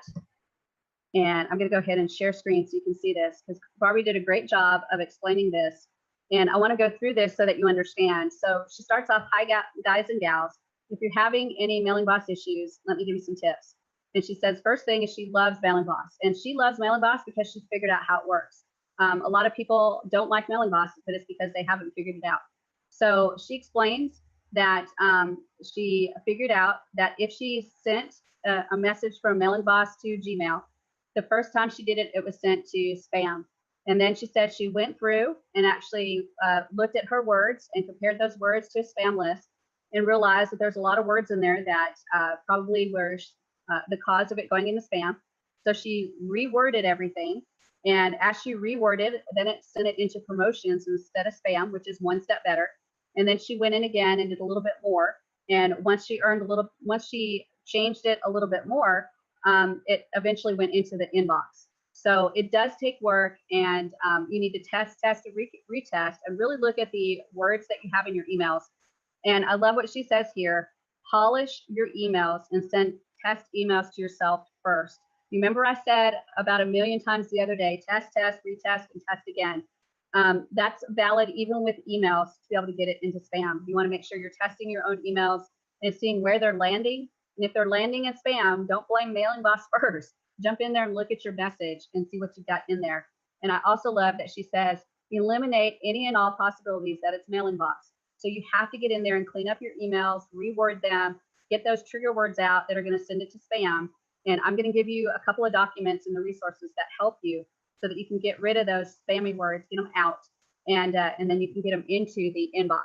Now, does that mean that you're never going to be able to use the spam word? No. When you get a good reputation for your email, and reputation is high enough, then you can actually start using some spam words and it won't go straight into the spam box. But if it's a brand new email with a brand new domain, you've got some work to do. That's all there is to it. You've got some work to do to build up a reputation so that your email will go into the inbox. And let me forewarn you, this is going to get harder and harder to get into the inbox. It's not going to get easier. People are just starting to clamp down on email. And one reason is there's people out there that are scraping emails like crazy and then spamming them like crazy. So because of that, email systems are starting to really clamp down and trying to really filter out those emails. So your first job when you have a new domain with a new email is to work on that reputation and make sure you're getting opens and link clicks. That will build your reputation so that you'll get into the inbox. Okay? Any other questions about that? Yes, no, maybe? All right, so the next thing I want to show you is I want to show you how you can start tagging people so that they can get special emails inside of your Mailing Boss list. So we're going to go through and actually set up a tag, and I want to show you how tags kind of work. This is a tag light training, right? So we're going to learn kind of a little bit about tags, but it's the very, very basic stuff about tags. There's a lot more you can do with tags. Trust me on this, a lot more you can do with tags.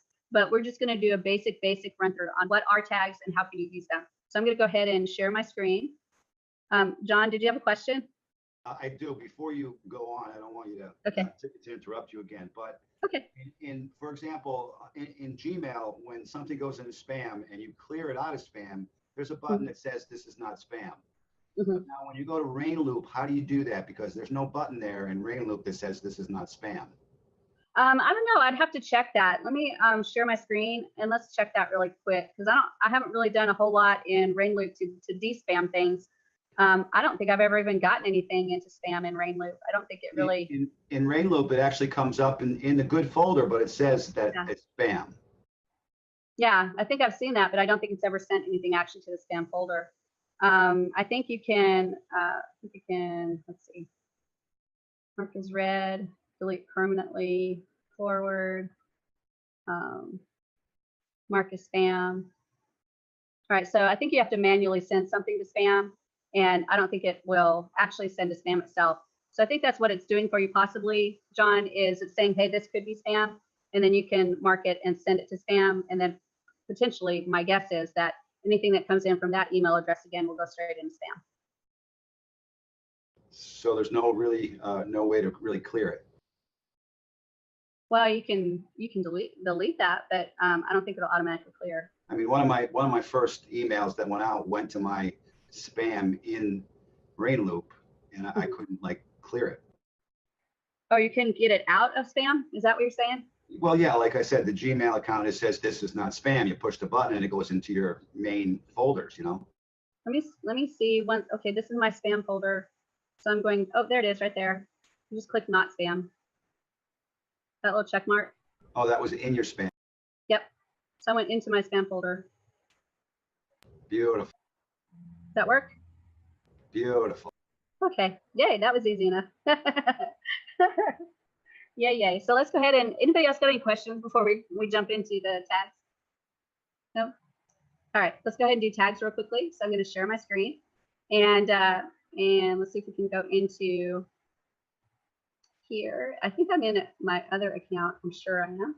So let's go here and log out. We need to go back into Christy Lynn.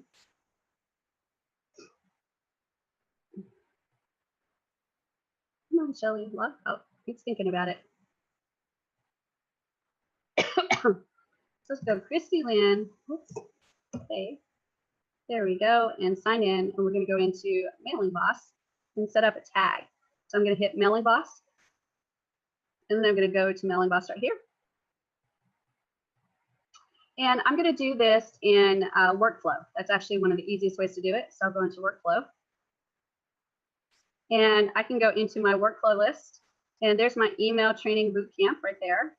And right here, I've got my subscriber list, and what I want to do is tag these people when they come in, and I want to tag them like, I don't know, number 1. So I'm going to click the green arrow, and I'm going to click insert tag value. And I can either select a tag if I've got tags that exist already, or I can create a new tag. So I'm going to say tag 1, and then OK. So now I've actually created a tag, and I can actually move that down here so I can see it separately. So now what happens is everybody that joins this email list, they're actually going to get tagged as tag 1. So then no matter where they go in the system, they'll have that tag set up. So if they end up being put on another email list, they're going to still have that tag with them. And that way I can choose to send emails to just the person that has that tag. So let's see if we can go into a test page, and we'll connect to this email list, and we'll see if we get that tag. So I'm going to go ahead and, well, first I'm going to save this, because save is my friend. I forgot about that. And now I'm going to go to Builders and Pixel Perfect and My Sites. And we'll go to that website that we had before that we were working in. And I'm going to go ahead and edit. And we'll open this up. And we'll get into the editor. And for this one, I'm going to right click it. Well, I think this is a contact form. So I'm going to delete that one. I'll go to plus and email marketing form. And we'll choose that one right there. I'm going to right click, go to configure. And we'll choose Mailing Boss. And I'm going to do email bootcamp number 1. And I'm going to right click and go to change URL. We're going to choose the pages that show up. I'm going to go to email confirmation page, just like that. And then for the description confirmed, I'll go to the thank you page. And then for the unconfirmed, I'm going to go to the unsubscribed right there. There we go. And then confirm. So now everything's set up so that I can actually use that form. So I'm going to click save and then save again. And now what should happen is I should be able to go into this form and fill it out with my first name and email. It should show up in my list, and it should also have a tag. So let's go ahead and go to the main page. So remember, we made this published. So all I have to do is click on there to go to the live page.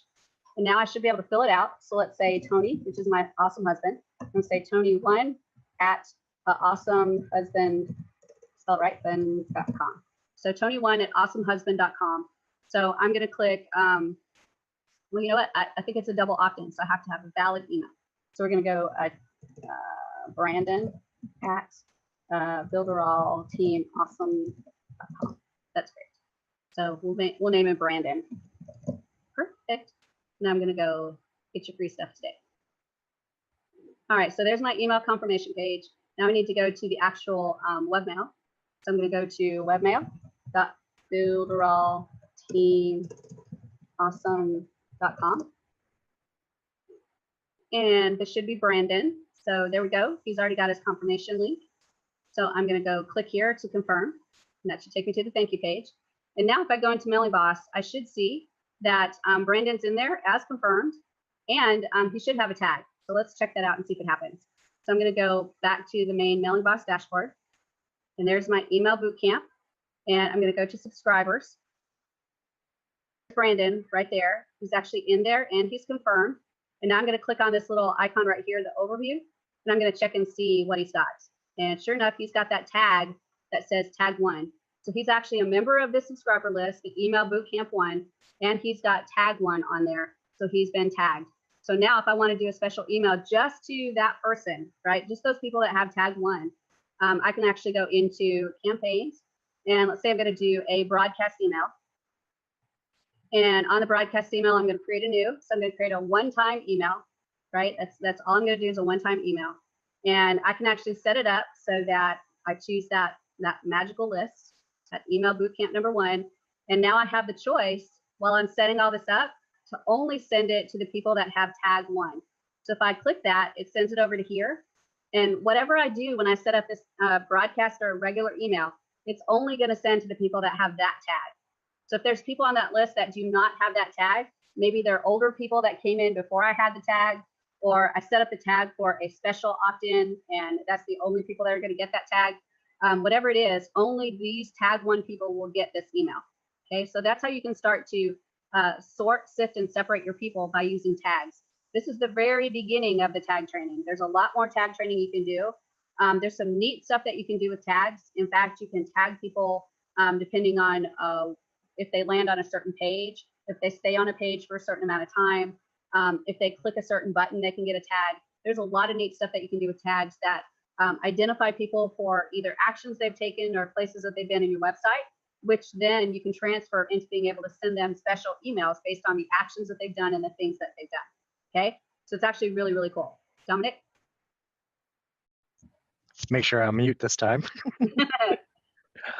Okay, so I tried setting up my my site where I have them register to do a double opt-in, and it worked fine. It took me to my confirmation page, but then when I clicked on the link, it did not take me to my website. So I switched it back to single opt-in. Could you set up a registration opt-in real quick? Maybe I can see where I'm going wrong. Yeah, I actually just did it. So let me back up and I'll show you the way I did it, okay? So when we look at, this is the opt-in form like what you use, correct? It may not look the same, but you just use the marketing form. No, I used the actual register and login button. Oh, so I see. So the register and login, that's actually, if you go plus and then you go to buttons and then you go to login, this is what you used right here. That's correct. Well, actually, I used all 3, but yeah. That's going to be something a little bit different.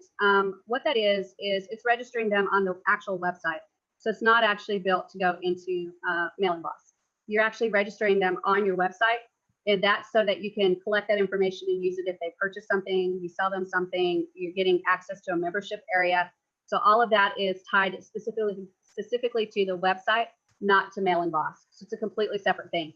If you want them to go into Mailing Boss, then you're going to have to either do an email marketing form where it connects directly, or a contact form where you use that subscription URL and it sends it into Mailing Boss using that subscription URL. Okay. Okay. All right. Thank you very much. You're welcome. Yeah, I was banging my head trying to figure out why it wasn't working. I could get it to work with the opt-in form. Yeah.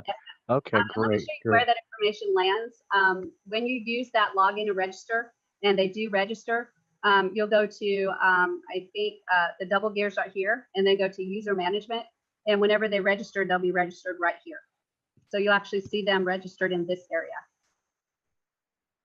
Now, can I pull their password from there? Because I already had one person contact me. They couldn't remember their password. You cannot pull their password, but you can change their password for them, or you can delete them and have them re-register. Okay, great. Thank you. You do all that from user management. That's just kind of that's that kind of a kicker when you use that registration form.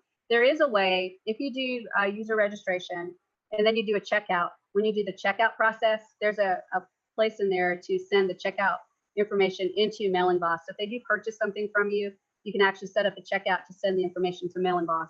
But if they're just registering, there's not a good way to send it to Mailing Boss. And that's fine. The single opt-in's working. They go in. I got a bunch of affiliate links inside the website, so that's fine. And if it bounces, I'll just take them out. Yeah, I'd have to see how you're setting it up, because even single opt-in, you must have an opt-in form somewhere that they're getting, they're putting information in. Do you want to look at it? Yeah, open it up. Let's look at it. you mind? I'm on my mobile. Sorry. Okay, then I don't think I'm on my mobile. Maybe I'll send you the link tonight. Maybe we can look at it yeah, tomorrow. please do, because it sounds Okay. like you've got two different areas for them to actually sign up. You've got an opt-in form and then a register form. And you should only really have one. If you're not collecting information to sell them something or a membership area, then you only need one of them. Well, it is a membership area because I require them to register for the site saying that they're 18 years or older. Ah, yeah. Okay. Yep. That's why then. Okay. I got it. I got it. All right. Anything else, guys? Nope. All right. So we've talked a little bit about tags. Remember, there's other areas too. There's let me go into the share screen. My brain is going like really fast. Remember that over in this menu area, there's an automation area. We talked a little bit about that in the very beginning. So you can actually enable things to happen by automation and setting up rules. So you can see there's one right here that says, when the user subscribes in Email Bootcamp 1, they get tag 1. So that rule that I set up in the workflow actually shows up right here.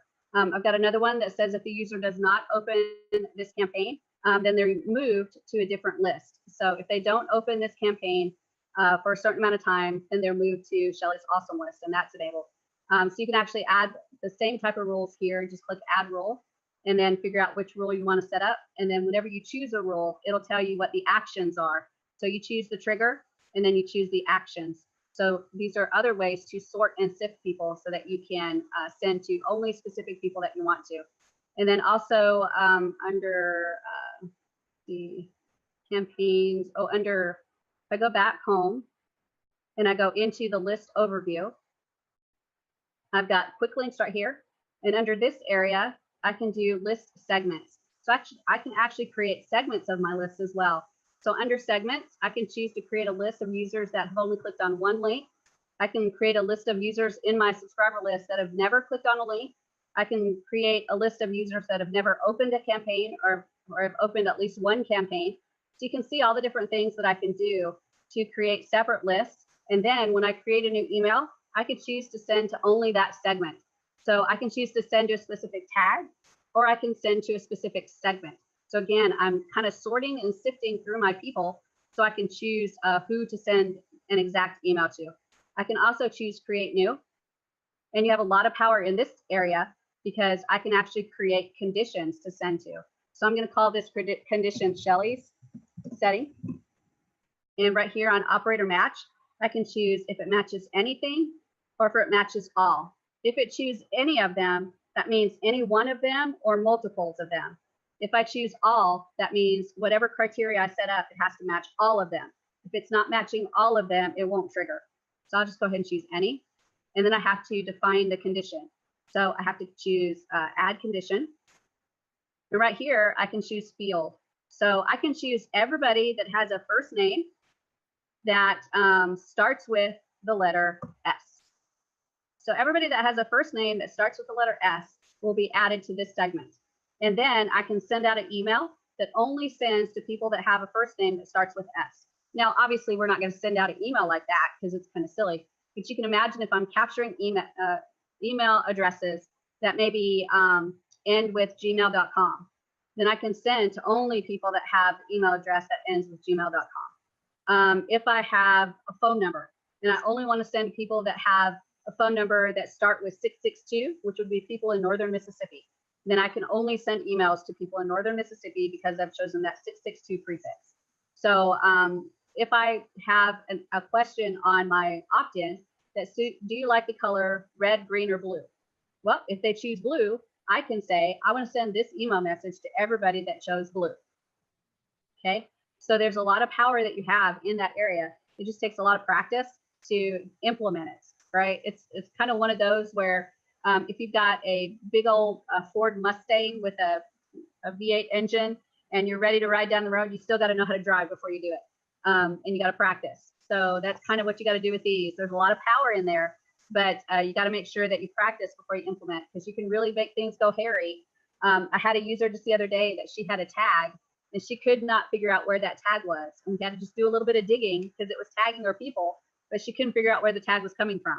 So we had to go through and just kind of do all the little troubleshooting to find out where the tag was. We found it, we got rid of it, everything was okay. But that's part of going through the system and understanding the system and where those things might be.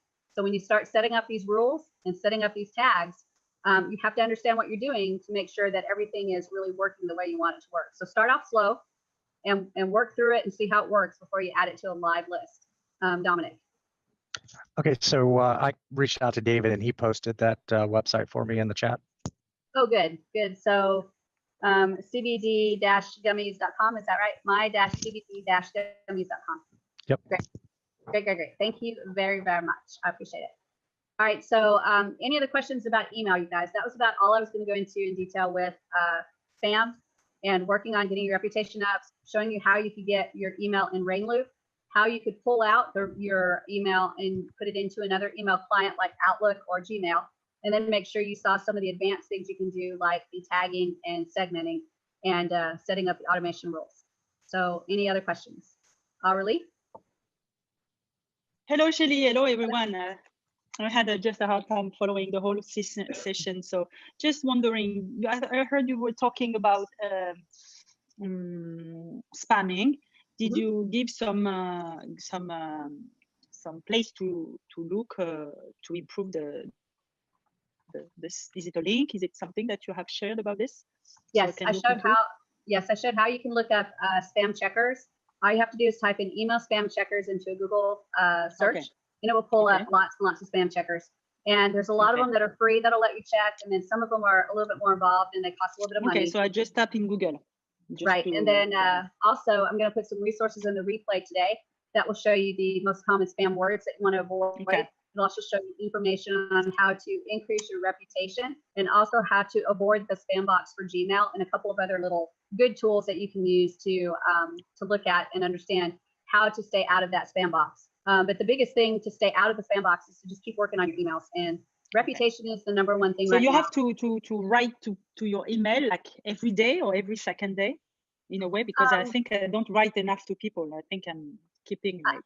You have to be careful, because if you overdo it, it'll be just too much and they won't open anymore. And it's hard to create value every single day.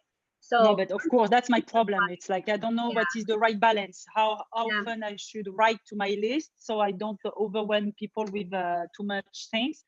And I want to know, like, if I have to contact them 1 or 2 times a week, or it's like more than that. I would say that maybe the first sequence that goes out, maybe every couple of days, right? Get them every couple of days.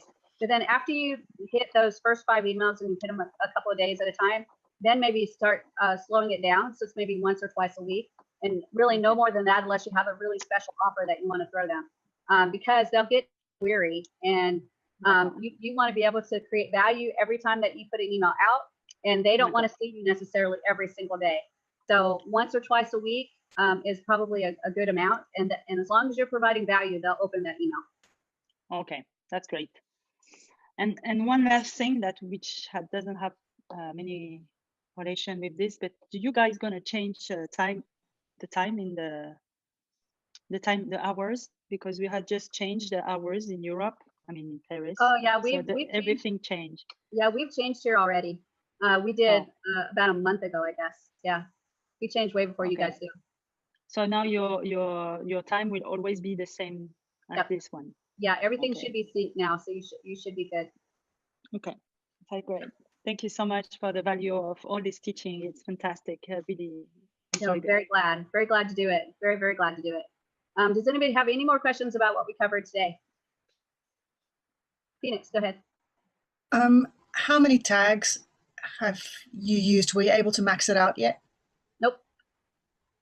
Not even close. And I've got a lot of tags. In fact, there's times where I look at my tags and go, why the crap did I put that tag there? I don't even remember what that was. Yeah, I have a lot of tags. Okay, so there's no, this is like, I thought maybe they were limited to about 3 tags, but no, lots of tags. That's quite nice. And are you guys on Eastern Daylight Time? The time that is shown on the event calendar is Eastern time, so it's going to be New York City time. I'm actually Central, so I'm an hour behind that. So when we say that, they're not on EST anymore, which is Eastern Standard Time. So there's another hour difference if they are now on Eastern Daylight Time, which is why it messed Arlie and me around by about 2 hours here or there, because this was a bit confusing. Yeah, we'll always be I'm on. the same, and I made it in.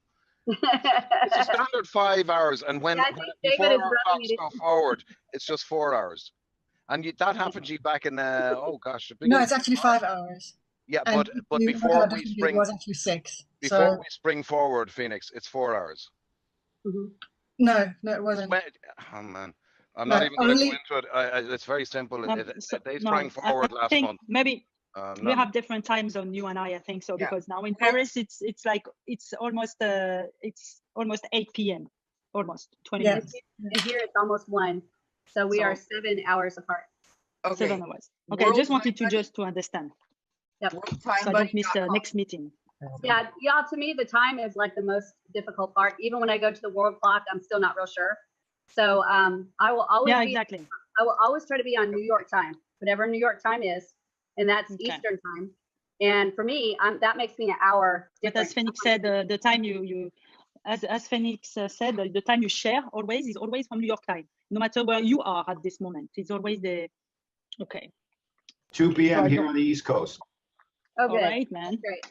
Yeah, but New York is on Eastern Daylight Time, which is 1 hour different from Eastern Standard Time. Don't get confused. It lists New York as EST, which I've always called Eastern Standard Time. Yeah, we don't have that second one that you do. I don't know what that's all Yeah, about. we're gonna stop that in Europe. They decided that every European country we choose either winter or summertime, and it will stop in 2020. Until this time, we still have to change. It's gonna stop. You're getting 2021. 21. You're getting me all screwed up. I know, right? Yeah. I'm just kind of going, y'all. All I can tell you is it's almost 1 o'clock here. No, but I'm tired with this changing time all the time. You never know what's gonna happen and when. I can do trigonometry, so just try to catch up. Statistics, but don't ask me about the time zones. Sorry to ask.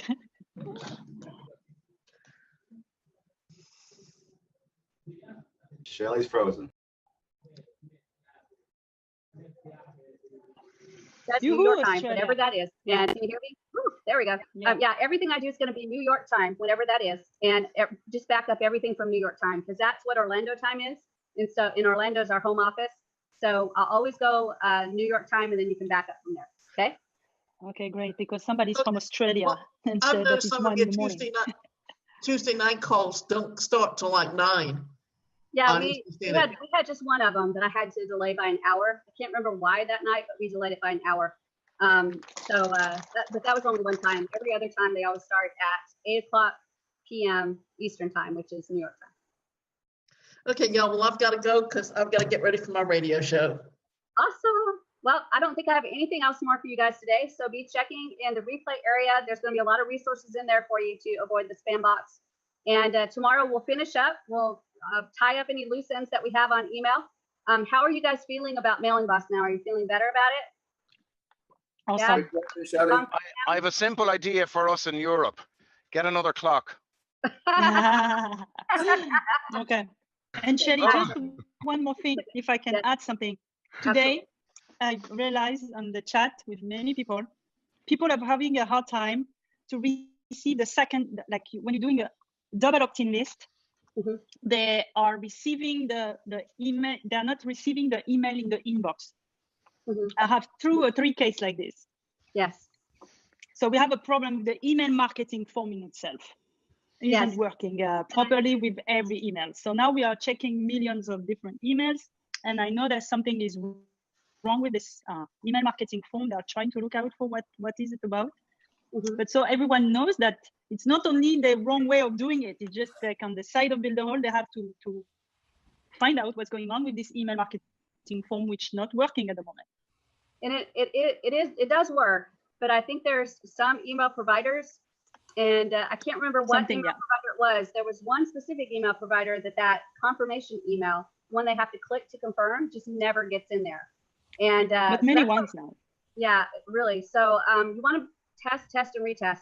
The other thing, guys, is to make sure that if you've got a double opt-in, that you send them to an email confirmation page that has instructions on how to confirm. So you can tell them, step 1, check your email. Step 2, click confirm. Step 3, welcome to the group. And oh, by the way, if you don't see this email, check your spam folder or your promotions folder to make sure you find it. It will say from so-and-so, right? Yeah. You want to put that in there so they know to check their spam folder, or like in the case of Gmail, their promotions folder, to see if they can find it. And then you tell them, and don't forget to whitelist it. And I'll have a link, I did forget to tell you guys that. I'll have a link to one of my whitelist pages so that you can see an example of a whitelist page, and you're more than welcome to copy any of that whitelist page that you want so that you can make a whitelist page just like that, okay? So there's gonna be a lot of resources in the replay for today, including how to avoid spam by not using certain words, how to help your email get into the inbox instead of spam, how to increase your reputation. I'll give you the SMTP information so you can SMTP it into another provider if you want to. And then I'll give you the whitelist information so you can see how to create a whitelist page. And you can add it to your email confirmation page. But the email confirmation page is going to be on you to train your users. Remember in the other training, when we talked about conditioning our people, right? We talked about conditioning the goldfish, and we need to learn how to condition our people with our email as well. So we need to help them and condition them by training them what we want them to do.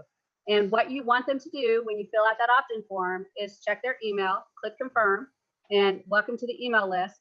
And oh, if you didn't get it in your email, well, check your promotions folder, your spam folder, make sure to whitelist it, and make sure you look for the email that says from Christy Lynn at builderallteamaustin.com or whatever. Okay, so you want to make sure you're giving them every bit of instructions that you can give them, so it's very clear what they need to do. Okay. Because one thing I will say, if you get that right, your customers, clients, whatever we want to call them, will do exactly the same. They're going to copy you. Mm-hmm. That's the biggest thing. An awful lot of people don't understand that. They will do as you do. If they see you are successful, they're going to copy you every step of the way. And if you're able to help them, like Shelley is helping us copy her, that's going to be brilliant for the business. That's it. Yep. I think Roberto, did you have a question? I do. Thank you. It is about a webinar that I'm working on, but I'm going to be needing to use the mailing bus as well. Mm-hmm. Now, I got all the setup for the webinar done, but I have a quick question. Mm-hmm. When the webinar is set up to be, let's say, 8 p.m. tonight, and people start getting registered for the webinar, the timer works at that time. It's going to be, clicking until the time comes. But what happens when it is on demand? The timer is needed at that time. That is my first question. My second question is, when I do an email campaign for the webinar, I'm going to be sending an email to invite people to get registered for the webinar. But the follow-up or the autoresponder, I believe it should say, after that, after they come to the email, what's gonna happen? Should I do like a 5 or 7 email after the webinar? And the third question is, there is a setup of email with them, the actual webinar, when it is, they send them like a reminder. Mm-hmm. The reminder, I believe it is, should they take, I am a little bit confused between those in the reminder and the one that I need actually to be sending to them. That's the question. Yeah. Well, let me address the last question because that's front on my brain right now. Those emails that are in the webinar, they're strictly related to the webinar. So they're going to be going out to do reminders that the webinar is coming up, and you set them to go out 1 day before, 1 hour before, 15 minutes before. And then you can set it up so if you're going to do a replay, it'll send out afterwards instead of a link to the replay. So all of those emails are out there. So it's not really coming from Mailing Boss, but it's connected to your subscriber list so that it can send out all these emails. Okay. So it's just having to do with that webinar, nothing outside the webinar. So the email list itself inside Mailing Boss is almost like a separate entity. All the webinar is doing is connecting to it to get the people to send those emails that have to go out for the webinar for reminders. Okay. So that is just a reminder. It's just reminders and replays. That's all. And when I go in and select the email list, it keeps showing me, it seems to be no switching the email, the listing. It keeps, I select the new email listing, but it keeps showing the prior email that I had before, or the listing that I had before. Should I change that manually? Is that a problem? Because this is the issue. When I do it on demand, it gives me an error message saying that this listing is not working out for that. Yeah, because on demand is they can just go and watch the webinar, so it's not going to send out reminder emails.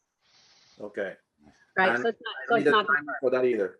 Right. So you don't need a timer for that, and you don't need the emails for that, because on demand means I demand it right now, which means there's no emails that are going to go out to say, oh, don't forget your webinar's in 1 hour, because they don't need those emails. They're demanding it at the moment that they look at it. Does that make sense? So no emails need to go out for on demand. Because they go ahead, I get it. Let me send you this. Okay.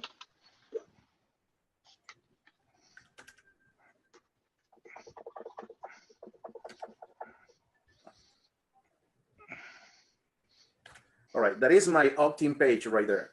Okay. So when they sign in, they are taken to the confirmation, and I say, listen, you gotta confirm your email. If it is not in the inbox, you gotta check your spam folder or junk folder. And thank you. So they go to the email, they confirm, and it is taken to this other page. Let me tell you.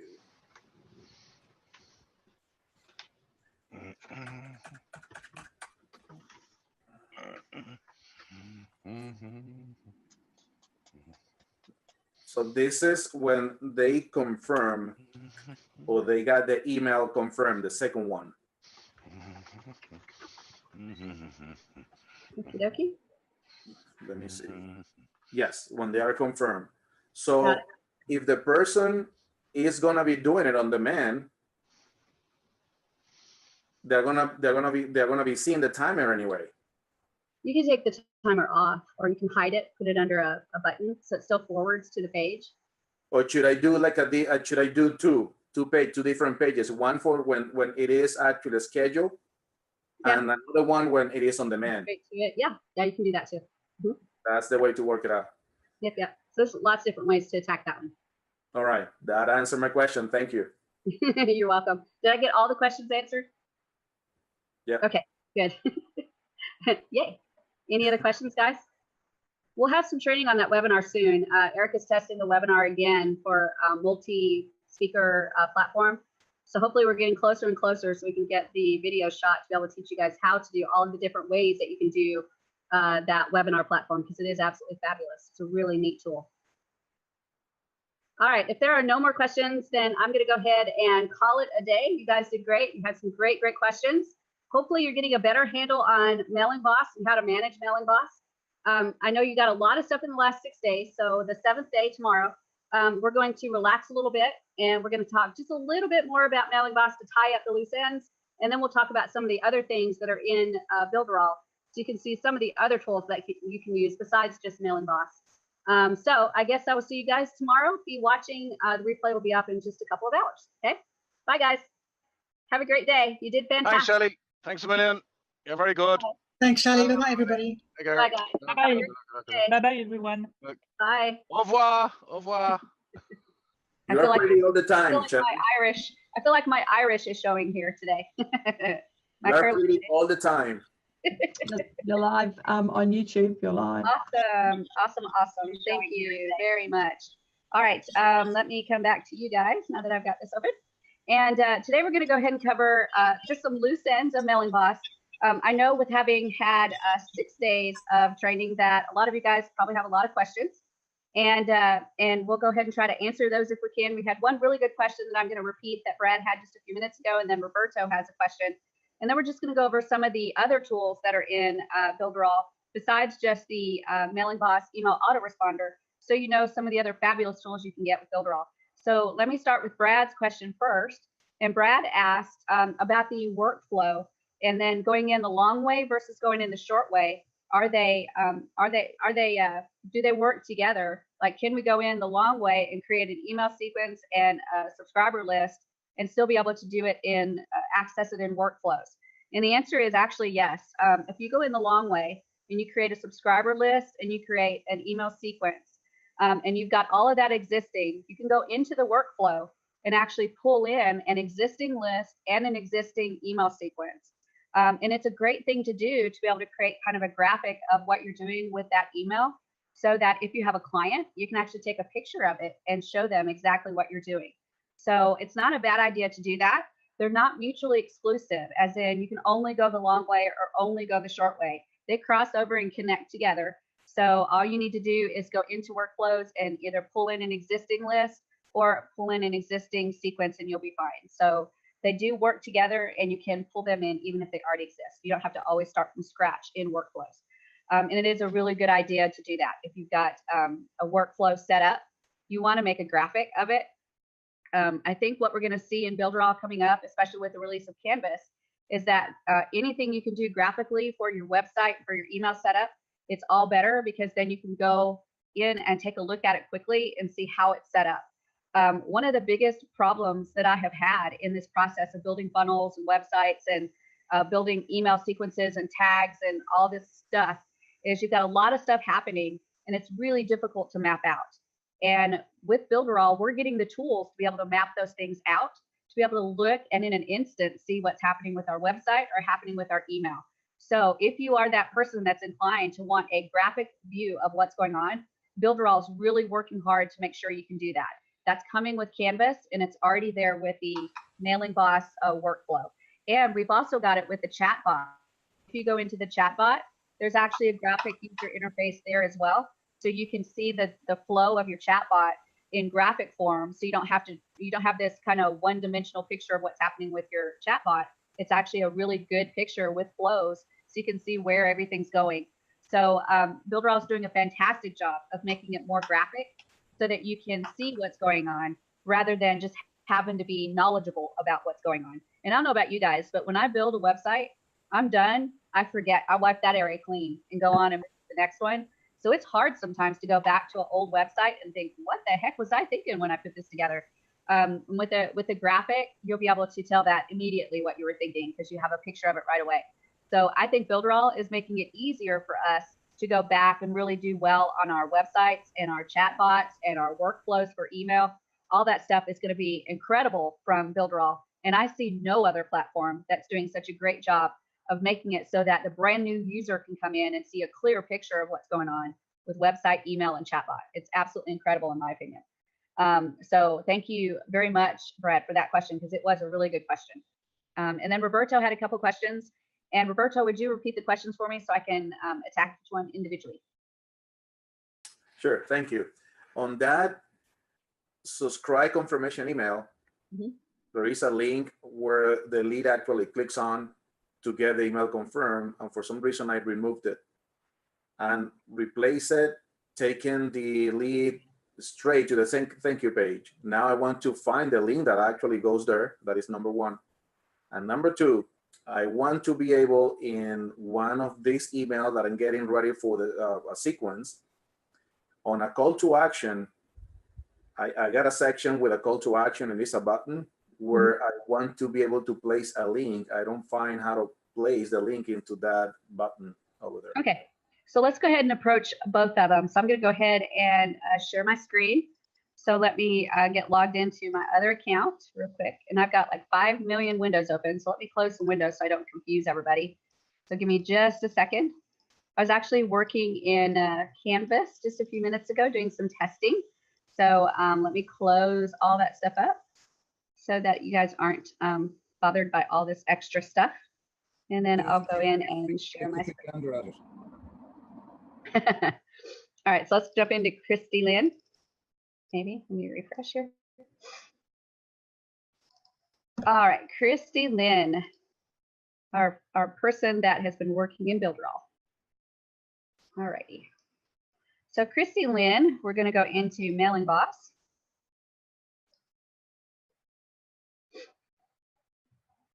And the first question was, how do we get that subscriber link back on the email confirm?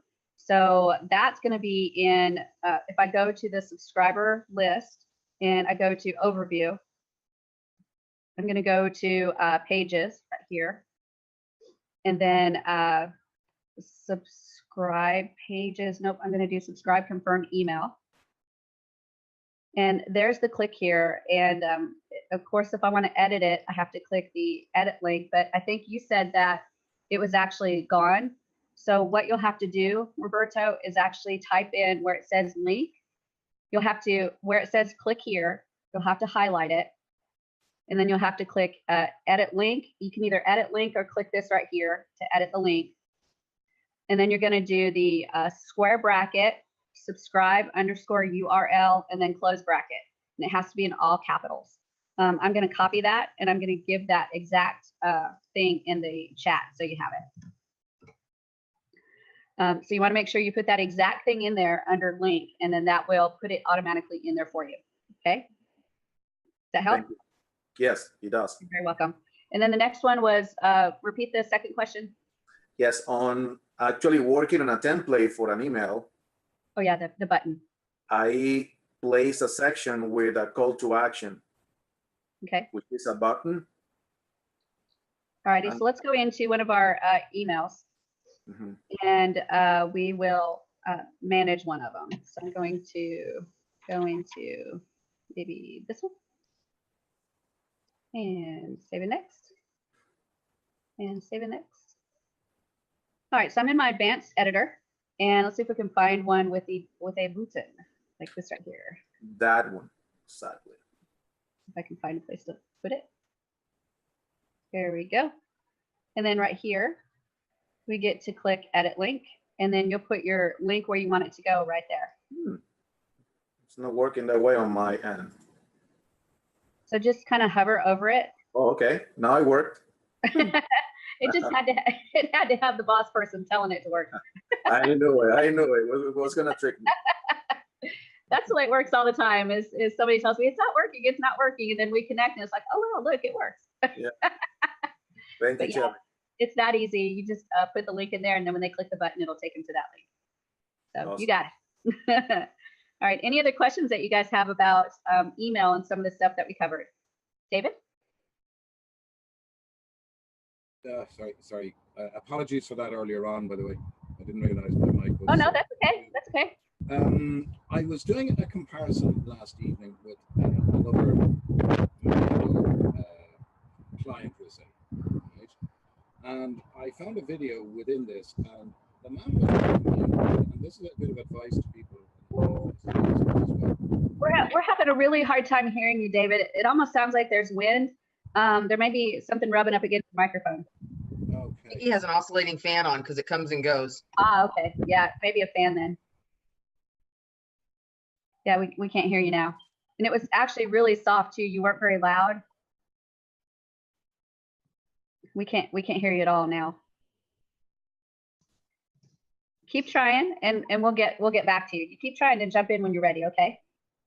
And I'll holler at you when I can hear you.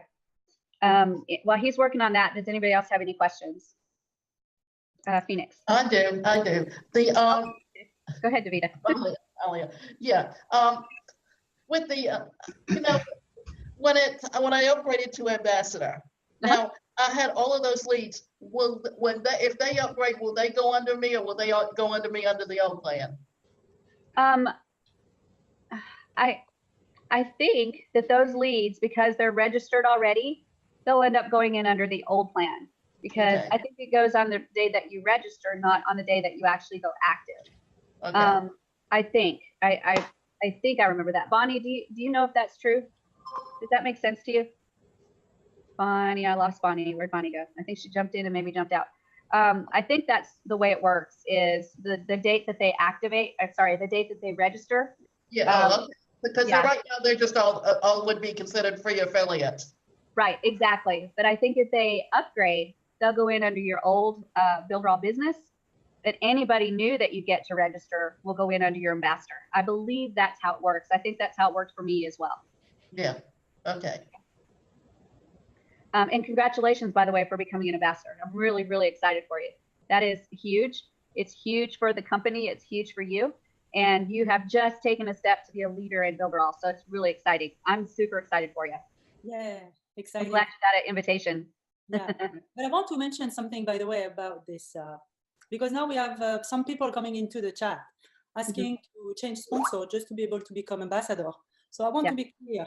There is no opportunity to change sponsor for any reason, like any reason. So now the policy is really clear on that. Yes. That's why the token, if your sponsor doesn't have it, then it's another problem.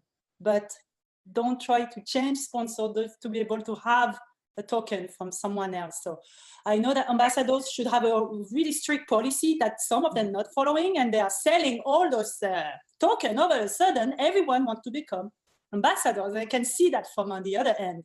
Right. So please, it's not going to work. Now this policy is really strict. We are not going to change any reason, not only ambassadors. If your sponsor is not ambassadors, that's bad, that's sad. I'm going to cry, but don't come to support for that. We are not able to change anyone. And even if you're closing your account, it's too bad. Then you're not able to have a new account under new somebody else. So please just keep this to everyone around you. Don't come to support just to ask to change people to have a token, whatever. Right.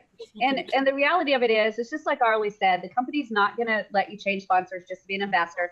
And I'm sorry for that, because I do wish that there's many people that could be ambassadors, that want to be ambassadors. But the reality is it's a limited program. It's not for everybody. It's got invitation only. And the rules are that the ambassador are only to offer a token to the people that are on their first level, and that's it. And that's it. You cannot offer it outside of your group, outside of your team, outside of your first tier. And if you do, you risk being removed from Builderall, and they're not playing. I just got news today that someone people coming and ask to change just because somebody else wants to sell the token, but that's not okay. But let me tell you how serious this is. If you have someone that goes outside of their team to offer the token, and Builderall finds out, they will be banned, or as Eric says, banned. They will be banned from Builderall. And I'm telling you, he's banning people today. He's not playing games. We already started.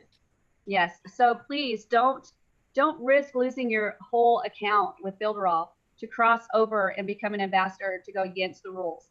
It is a limited program. I know that there's so many that want to be ambassador. Here's what you can do. Here's the remedy of what you can do. If you contact your sponsor and your sponsor says they're not an ambassador, you can ask them, hey, would you consider upgrading to ambassador so that I can become an ambassador under you? And invite them to talk to their person up above them. That's the only remedy that you have, right? That's it. That's a lot of power, though, because you're encouraging your sponsor to upgrade so that you can upgrade. So that's the only remedy that you have. If they don't have tokens or they're not an ambassador, you have absolutely no remedy. And I'm sorry the way that it's working right now. So after July the 4th, we won't have this problem anymore because the ambassador program will be completely closed. Completely closed. Okay? When I actually joined, it was more for the product than it was the business opportunity. The business opportunity is just the case, the icing on the cake. And I understand why they want to take the plan and make it about the products, because the products sell themselves. That's right. You're exactly right, Davida. You've got the exact marching orders of what we will be doing when we relaunch on July the 4th.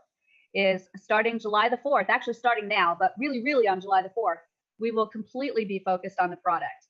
And so ambassadors and Builderall business people will be working on bringing in people that want the product.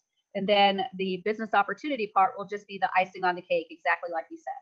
But the main focus will be the product. And I'm excited about that because, again, this morning, I've been in Canvas, I've been in e-commerce, I've been in the magazine app, I've been in those 3 things that are brand new that are coming. You guys are going to pee your pants. You're going to be so excited, right? I was already trying to do something with the magazine because I can see the possibility, because you've got a lot of coaches and a lot of that would want to do that, because it's like doing an e-newsletter. You're exactly right. And the cool thing about the magazine app is you're going to be able to deliver it a couple different ways. You can deliver it online, so you can make it available to everyone for free, or you can do it online in a membership area, or you can do it offline as a PDF and deliver it through email. So there's so many ways you can attack this. It is absolutely freaking fabulous.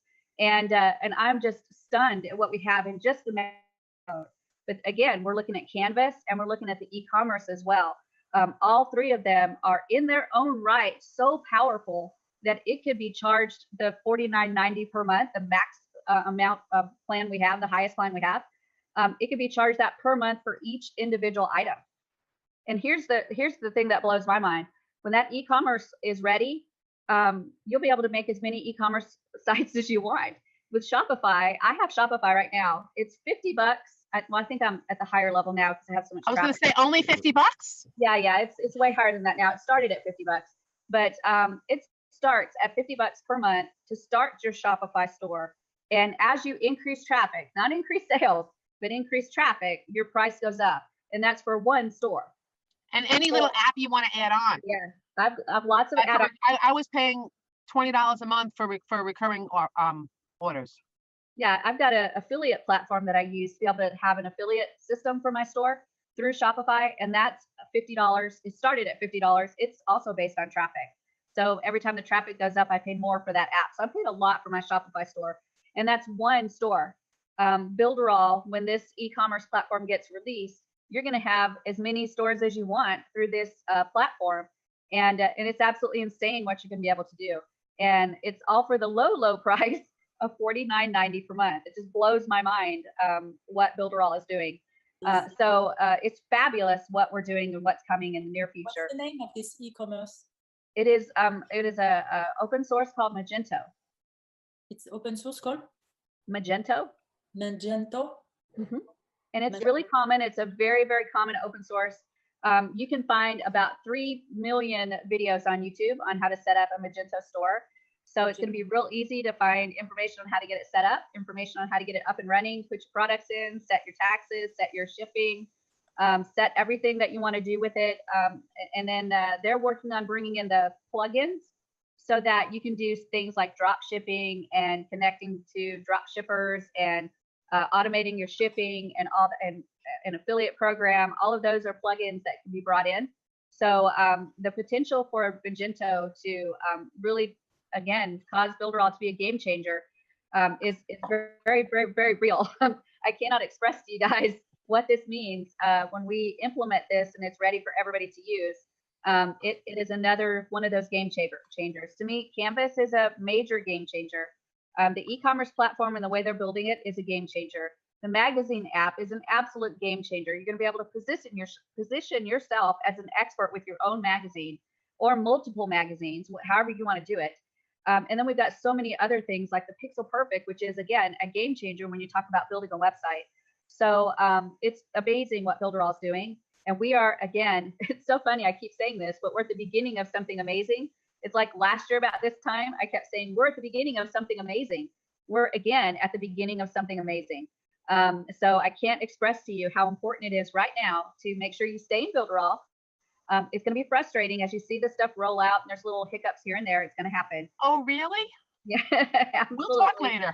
We haven't noticed a thing. Everything's fine. You're gonna see them, but I can tell you. I've seen the e-com. Shelly's gonna have to figure out why I'm not getting. It's gonna be fun. I'm excited. Yeah, we're on the roller coaster ride, and right now we might be going down as we implement, but we'll go up as soon as we start to really implement fully. No, it has so much potential. For me right now, it's wide open. I need Shelly to create a tutorial for me. Bonnie happy? Is Bonnie happy? I am. I need her techie stuff right now. Bonnie, did you get a copy of it? But is the e-commerce thing working? The e-commerce is in beta right now, so there's several people that have access to it to beta test it. I didn't get a copy. I want one. I got. No, there's only 5 or 10 people that have access right now. There's not many.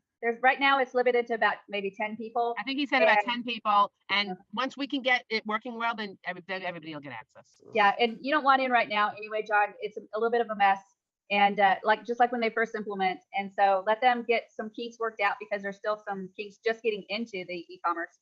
So let them work that out and get the second round of beta testers in, and maybe you can get them that second round. Because right now there's not a lot. It's going to be wonderful. It's going to be wonderful. What I can see of it, it's phenomenal. Some of the training I've looked at YouTube it's going to be really simple. Right now for me, it's the simple setup. Well, it's a full round system, so it's not going to be a simple setup. It's just not. There's going to be certain settings that are default that you can let ride, and that's going to be good. And then as you get better in the system, you can go in and change some of those as you understand what all those do. But just setting up the system, there's a lot of things that you have to go in and make sure defaults are set the way you want them. So it's not going to be simple, but it's because it's a full-blown, full round e-commerce system. It is huge, and it is going to be phenomenal what you can do with it. So I'm super excited about what I've seen already. And again, you will have unlimited e-commerce websites to be able to build. Y'all, it just blows my flipping mind because I've got Shopify over here that's draining my bank account, and then I've got Builderall over here that I've got unlimited potential. So it's amazing. There's one that's draining it and one that's bringing it way up. That's right. Thank gosh for Builderall that's paying for Shopify, right? I cannot wait to move my Shopify store over. It is super duper exciting. So yeah. You can also kill Etsy. The thing is, you can sell online stores to customers the same way Shopify does. Yeah, you can. And it would, you know, because these people will, I mean, when you figure out if they just want to be a business manager, whatever, and pay the $49 and have access to all of it and put together an e-commerce store and then, you know, do the website with, and then have the website with the articles to promote it. It's, you know, it just makes it a full-blown everything. Right. And you can, I can imagine, like for a local marketer, maybe go into, like I have little hairdressers here. They have T-shirts and little jewelry and stuff like that. I can imagine putting a little bitty store together for them in this e-commerce platform, and then saying, hey, $50 a month, you can run this store and it'll run for you, and I get a percentage of whatever sells. Or going into some of these little, you know, mom and pop stores and putting stuff in for them and say, you know, $25, $50, $100 a month plus 5% of the sales or something like that. And you can set up a bunch of these little stores and they can have their own little online presence that you've created for them, and sell to more than just their local market. So it's really exciting what you can do. Imagine a farmer's market, right? Where these people have jellies and jams and honey and all these things that they might be able to package up and send. It's just, to me, unlimited what you can do. It's just a matter of thinking. Who needs something like this and how can I implement it? And then you can actually do whatever you want to do. You're unlimited. That unlimited power is almost scary with Builderall in it. It's like, where do I start? Where do I start making money? What would you charge someone to put together, say, a monthly magazine for them? I don't know. I'd have to look at what would be involved with the actual work to go into it. But whatever you do, you want to look at an average price of about $100 an hour. To me, that's a good price to charge for when you're doing some kind of work for people and you're producing something for them. So minimum $100 an hour. So you put together a magazine yourself, see how much time it takes, and then you charge them accordingly. And with this magazine app, it's not going to be hard. It is pretty easy to put elements in there and layers and text and stuff like that. It's very, very intuitive, actually.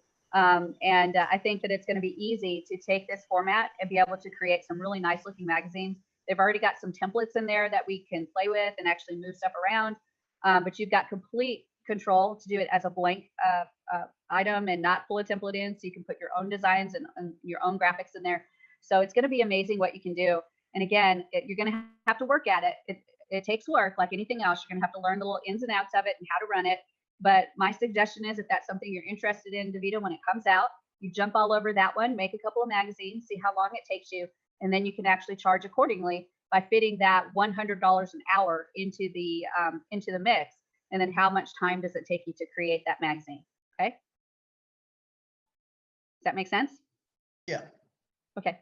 Anybody else have any questions? Yes, no, maybe? John? Yes. I have a question. On the confirmation email that comes to you, I'm confused on which one that I should make a page for. Not the confirmation email, or is it so I can redirect them to the page? Yeah, you're going to create an email confirmation page so that when they're finished filling out the opt-in form, right, they're pending subscribe. That's the status that they're in, is pending subscribe. So you want to send them to the email confirmation page next so that it tells them, go to your email, click confirm, and then you're confirmed. And then once they actually go to their email and they click confirm, that officially confirms their subscription. And then you send them to the next page that you want them to go to, which can be a thank you page or a sales page, whatever the next page is in the funnel. Can that be done to a contact form? No, the contact form is a little different. That's why I can't figure it out. I just sent you my magic funnel and I didn't include that page. I made the page, but because I can't do it with the contact form, the way I have it set up. So I can do it. I'm sure I'll be able to do it with the email marketing form. Yes, and that's because when you do that, right click of the email marketing form and you do the change URL, you've got 3 pages you can set up. So you've got the pending subscribe page, which would be the email confirmation page, and then the subscription confirm page, which is where you want them to go after they click confirm in the email, and then the unsubscribe page, which if they click unsubscribe, what page do you want them to go to? And the contact form doesn't have that. Correct. The contact form only has the ability to forward them to the next page, whatever it may be. Right. Okay. Just to clarify, thank you. You're welcome. Glad to help. Yeah, the contact form and the email marketing form are 2 very different things, and they function a lot differently and have a lot different features. Arlie. Yeah, sorry. Did you find out what's going on with the email marketing form? What about it? Are you talking about the confirmation email not going to some specific emails? I haven't yet. My experience has been it's come in every time I've used it, but my understanding is there are some email addresses that it's not going in. So I know they're addressing it, but they're trying to figure out what's going on, but I haven't heard yet if they figured it out. No, I've asked them as well, but as we're sending you some work, then the email marketing form is not working, then. Mm-hmm. Yeah, and there's more people that are mentioning that as well, that their confirmation email is not coming in. And so the person can't click confirm to be able to get confirmed into the email list. And it's only for certain emails. It's not like every email. Like I don't remember, it was like Hotmart email or something like that. It was not going in the correct place. Yeah, but times with testing many customers, 2 or 3 different ones, same issue, no answer. I'm just not sure. Doesn't. Yeah, at this point, I'm not sure, and we'll definitely stay on tap with the developers and make sure we keep following that one, so we can, once it's resolved, we can let everybody know for sure. But anytime something like that happens, and again, that goes back to testing, retesting, and testing again, right? I can't say that enough, you guys.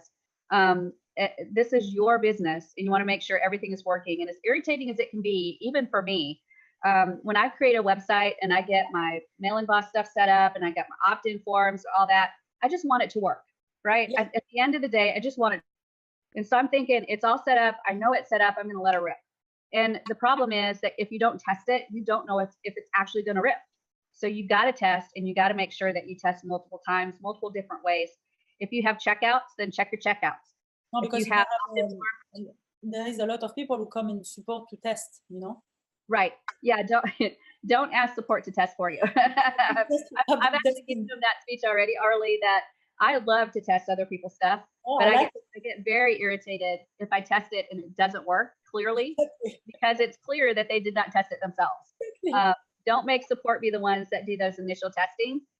You need to be the one test, retest, so that when you ask somebody like me to test it or somebody like Arlie to test it, you already know it works for you.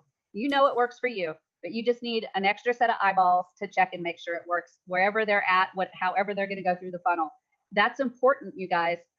Certified partners, when I talked to them, I said the same thing. You make sure you test it up one side, down the other, and both ways as well, to make sure it's tested before you submit it to somebody else to test. Because there's like nothing more irritating than going to do an opt-in form, and the opt-in form doesn't even go like to an email confirmation page. It just goes, you know, to a page that doesn't exist or something like that. And you're like, obviously they didn't test this, right? So test your stuff. That's the focus of the day, probably, is test your stuff. Dominic. That goes for the test dummies as well. If you're going to come in and have us test a site for you, you've had to have tested it yourself. Yeah, absolutely. And Dominic, you'll find out as that group starts to get bigger and bigger, you'll see how frustrating it is to go in and test something. Sorry, I didn't get where is this group. I will send people to you, my dear. Yeah, it's test dummies. So Dominic, if you do me a favor, put the link to it in the chat for Arlie, and she'll share that with people so they can have help testing their sites. but you will actually see how frustrating it is when you start to test a site and it's so clear that they didn't even test the first thing in there. So yeah, do yourself a favor, test, retest. Phoenix, I think you were going to say something as well. Yeah, I'm also following the comments on YouTube, and Judy, hang on a minute. Judy Perkypile or something, sorry, I can't say that right. She says that Hotmail is one of them that is not working. Yeah, I thought it was Hotmail. Yes. Yeah. So I know they've got it documented. The developers are working on it, and they're trying to figure out why it's not going in. So those of you that are dealing with Hotmail issues, just hang in there. The developers are working on it. Apple Mail. I have many emails from Apple in my. And then the second thing was Dominic will know I'm also in that test dummies group a lot, and I do like little videos of actually clicking through on the website on mobile, and so far 100% of the time it doesn't pass. So please, before you put anything in any group, or you ask me to test anything, or you ask Dominic or Arlie, mobile. I'm going to hammer this into all of you first. Mobile. And I can vouch for the fact that it is frustrating to work on the desktop, and then you want to stop. You want to enjoy. You want to bask in your glow that you finished the desktop, but you've got another thing to finish, and that's the mobile. So don't bask in your glow of the finish until you finish the mobile. Then you can start. I will haunt you on the mobile builds, guys. I will haunt you. And for those that I thought I was going to die the other day. I had this huge, long sales page, and none of the things that were on the banners stayed on the banners. And I was like, really? And they were all stacked. It was like a book, and I had to separate all the pieces on the book all over the place. And it looks really good right now. Wait. Looks really good right now. They are doing a better job of the mobile version and being able to edit the mobile version. All of that is going to be, again, part of 3.0 release, where the mobile will be easier to edit and it will look way better. And they're just marching on, you guys. They're marching forward with being able to edit that mobile version and make it look better, make it streamlined and easier to do. So hang in there, because it is getting better.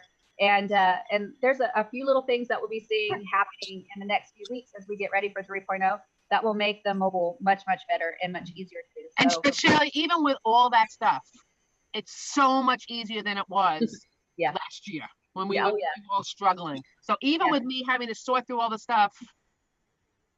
Yeah, last year the rules changed like daily, right?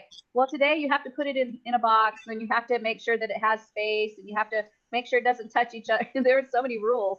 And then the next day the rule would change. Oh, don't put it in a box, put it in this, and blah, blah, blah. The rules are starting to get very standard now, so that you know that exactly what you need to do to make it work. And so that's the other piece of it that's happening, is things are starting to standardize now as they streamline this process and make it better and make it more standard. You know, even when I had all that stuff, what I was doing was adding more boxes onto this thing and putting all the things that were in one little place onto one box, and I was able to move the box. So even though I was ready to pull out my hair and up till 12:30 at night doing this, which I know is early for you, I think there's a few little things that I need to fix, but that's it. But yeah, if there's anybody that has any confusion about how to do the mobile version, there are trainings in the back office. If you go into the dashboard and go into the training area, we've got trainings on how to edit the mobile. And all you have to do, I think, is just type in mobile into the search, and you'll see a couple of videos that will be mobile optimization.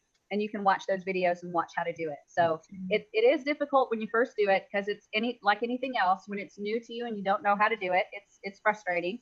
But once you get the hang of it and you start to understand it, it starts to become pretty intuitive, and you can zip through it pretty quickly. So check those videos out in the dashboard for sure.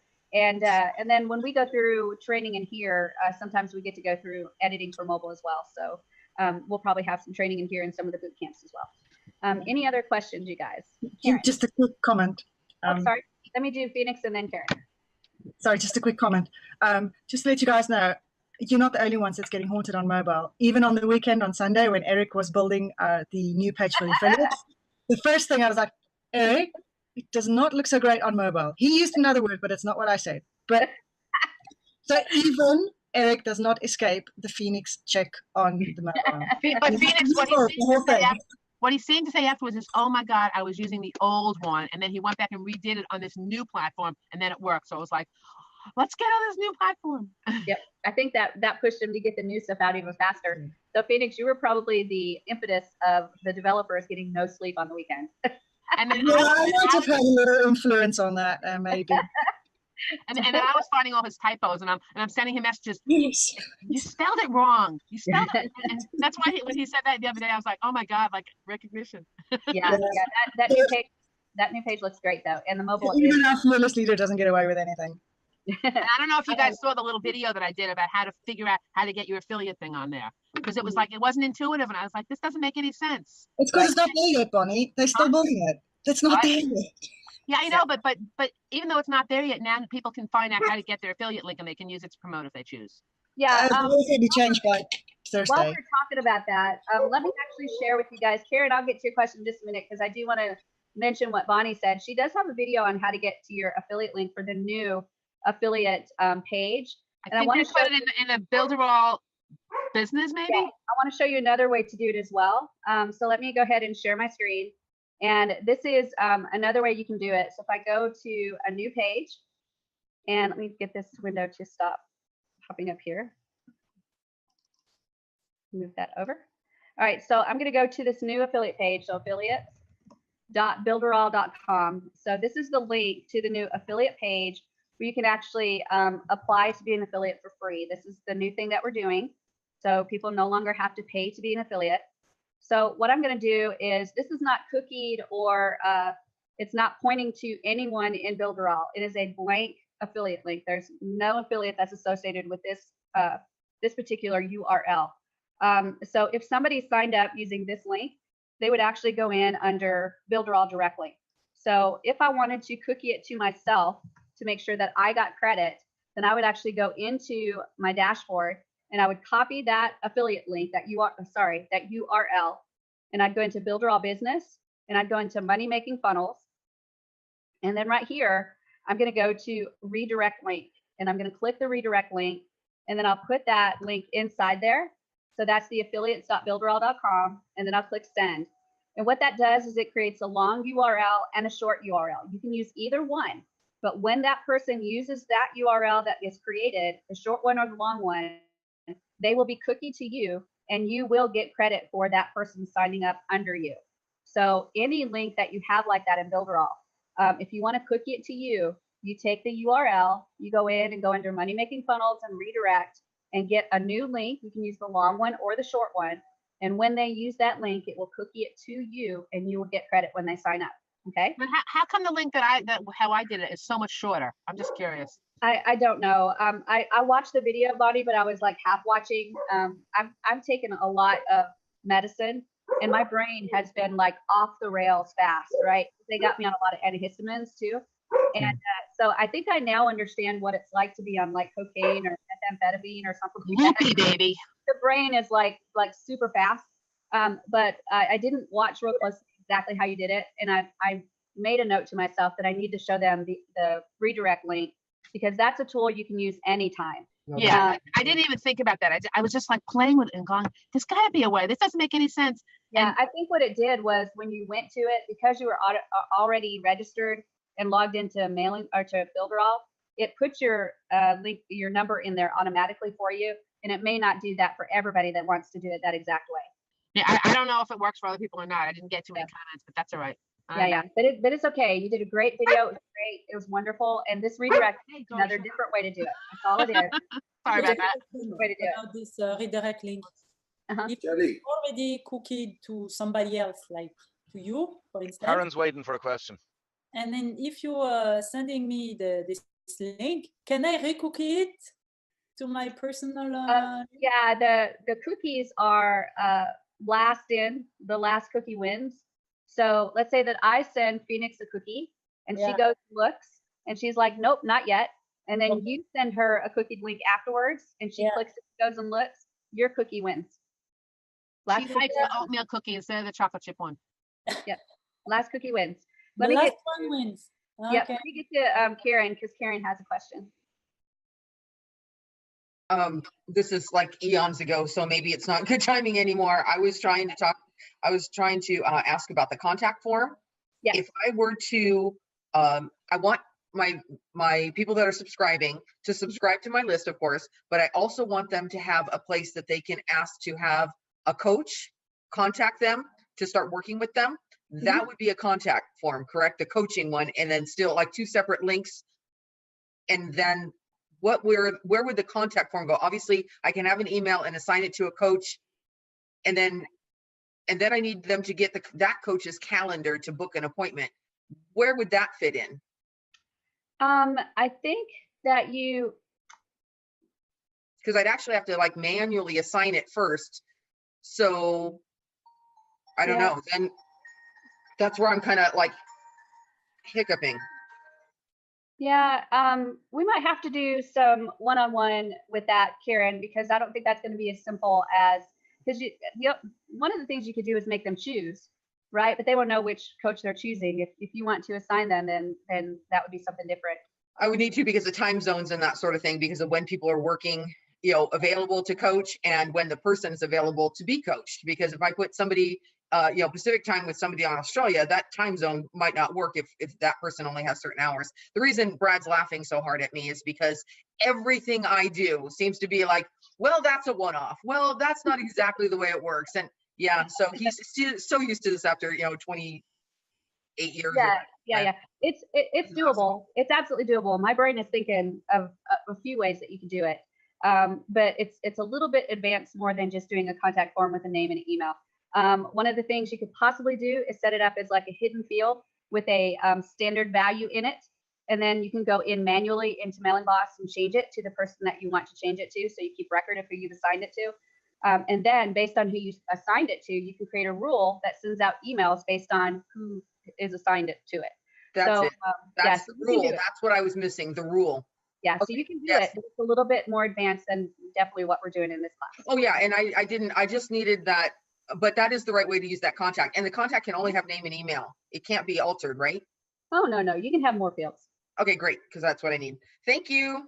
You're welcome. Yeah, that was not very hard at all. It is actually doable what you're talking about, but it's kind of going in there and manipulating things a little bit more than what we're doing in this class. Okay, but that was a really good question. I love the things that you can do with Mailing Boss and being able to do things. We didn't cover this, but things like hidden fields. There is some really cool stuff you can do with hidden fields and being able to identify people as they're coming in through an opt-in form. And I can do things like put my affiliate ID in there.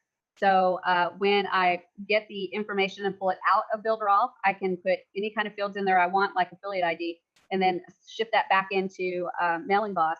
It's really interesting how you can do that. And if you don't know what a hidden field is, when you do the opt-in form, you're collecting the name and the email address, but you can have a hidden field that the user does not see, but somehow identifies that person based on the opt-in form that they're using. So you have that field now in Mailing Boss. And when you go to look at the information in Mailing Boss, you can see based on that hidden field information about them because you had it as part of the data that you were collecting. So it's actually really cool what you can do. So, but those are kind of advanced stuff that we don't really teach in the very beginning class. And then of course you got tags and segments and automation rules and all that other stuff too. So integrations, so all that fun stuff that you can do with Builderall and with Mailing Boss. Any other questions, you guys? Roberto. That what you said about the link to cook it to us, is that for every funnel, every money-making funnel, or just for that one? The money-making funnels are already cookied to you. When you do your affiliate link, they're already cookied to you, right? So they're automatically going to be registered as your lead. These are things that are not cookied. Like, for example, I can create a funnel, and I can give that funnel to you, and then you can actually cookie it using that redirect link so that you could use that same funnel and get all the same information, but they're all registered under your user ID, not my user ID. Oh, okay. So it's really neat what you can do. There's a couple ways you can do that. There's also a magic funnel, and you can use a magic funnel to register people in Builderall as well. And if you want to know more about the magic funnel, you can just go to the dashboard in Builderall and do a search, type in magic funnel, and it'll pull it up. And you can actually set up automating sending people into Builderall as a 7-day free trial and sending them to Mailing Boss under you so that you can have the link, they register as your lead, and then you can start sending them email messages. So the magic funnel is a really neat way to do that. And that's done with a contact form.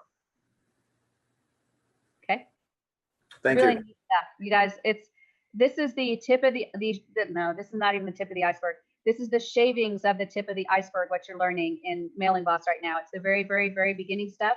There's so much advanced stuff that we have not covered yet. And this is the bare bones basic stuff to get you started using Builderall and using Mailing Boss. Are you going to do a boot camp for all the advanced shit? I should, yeah.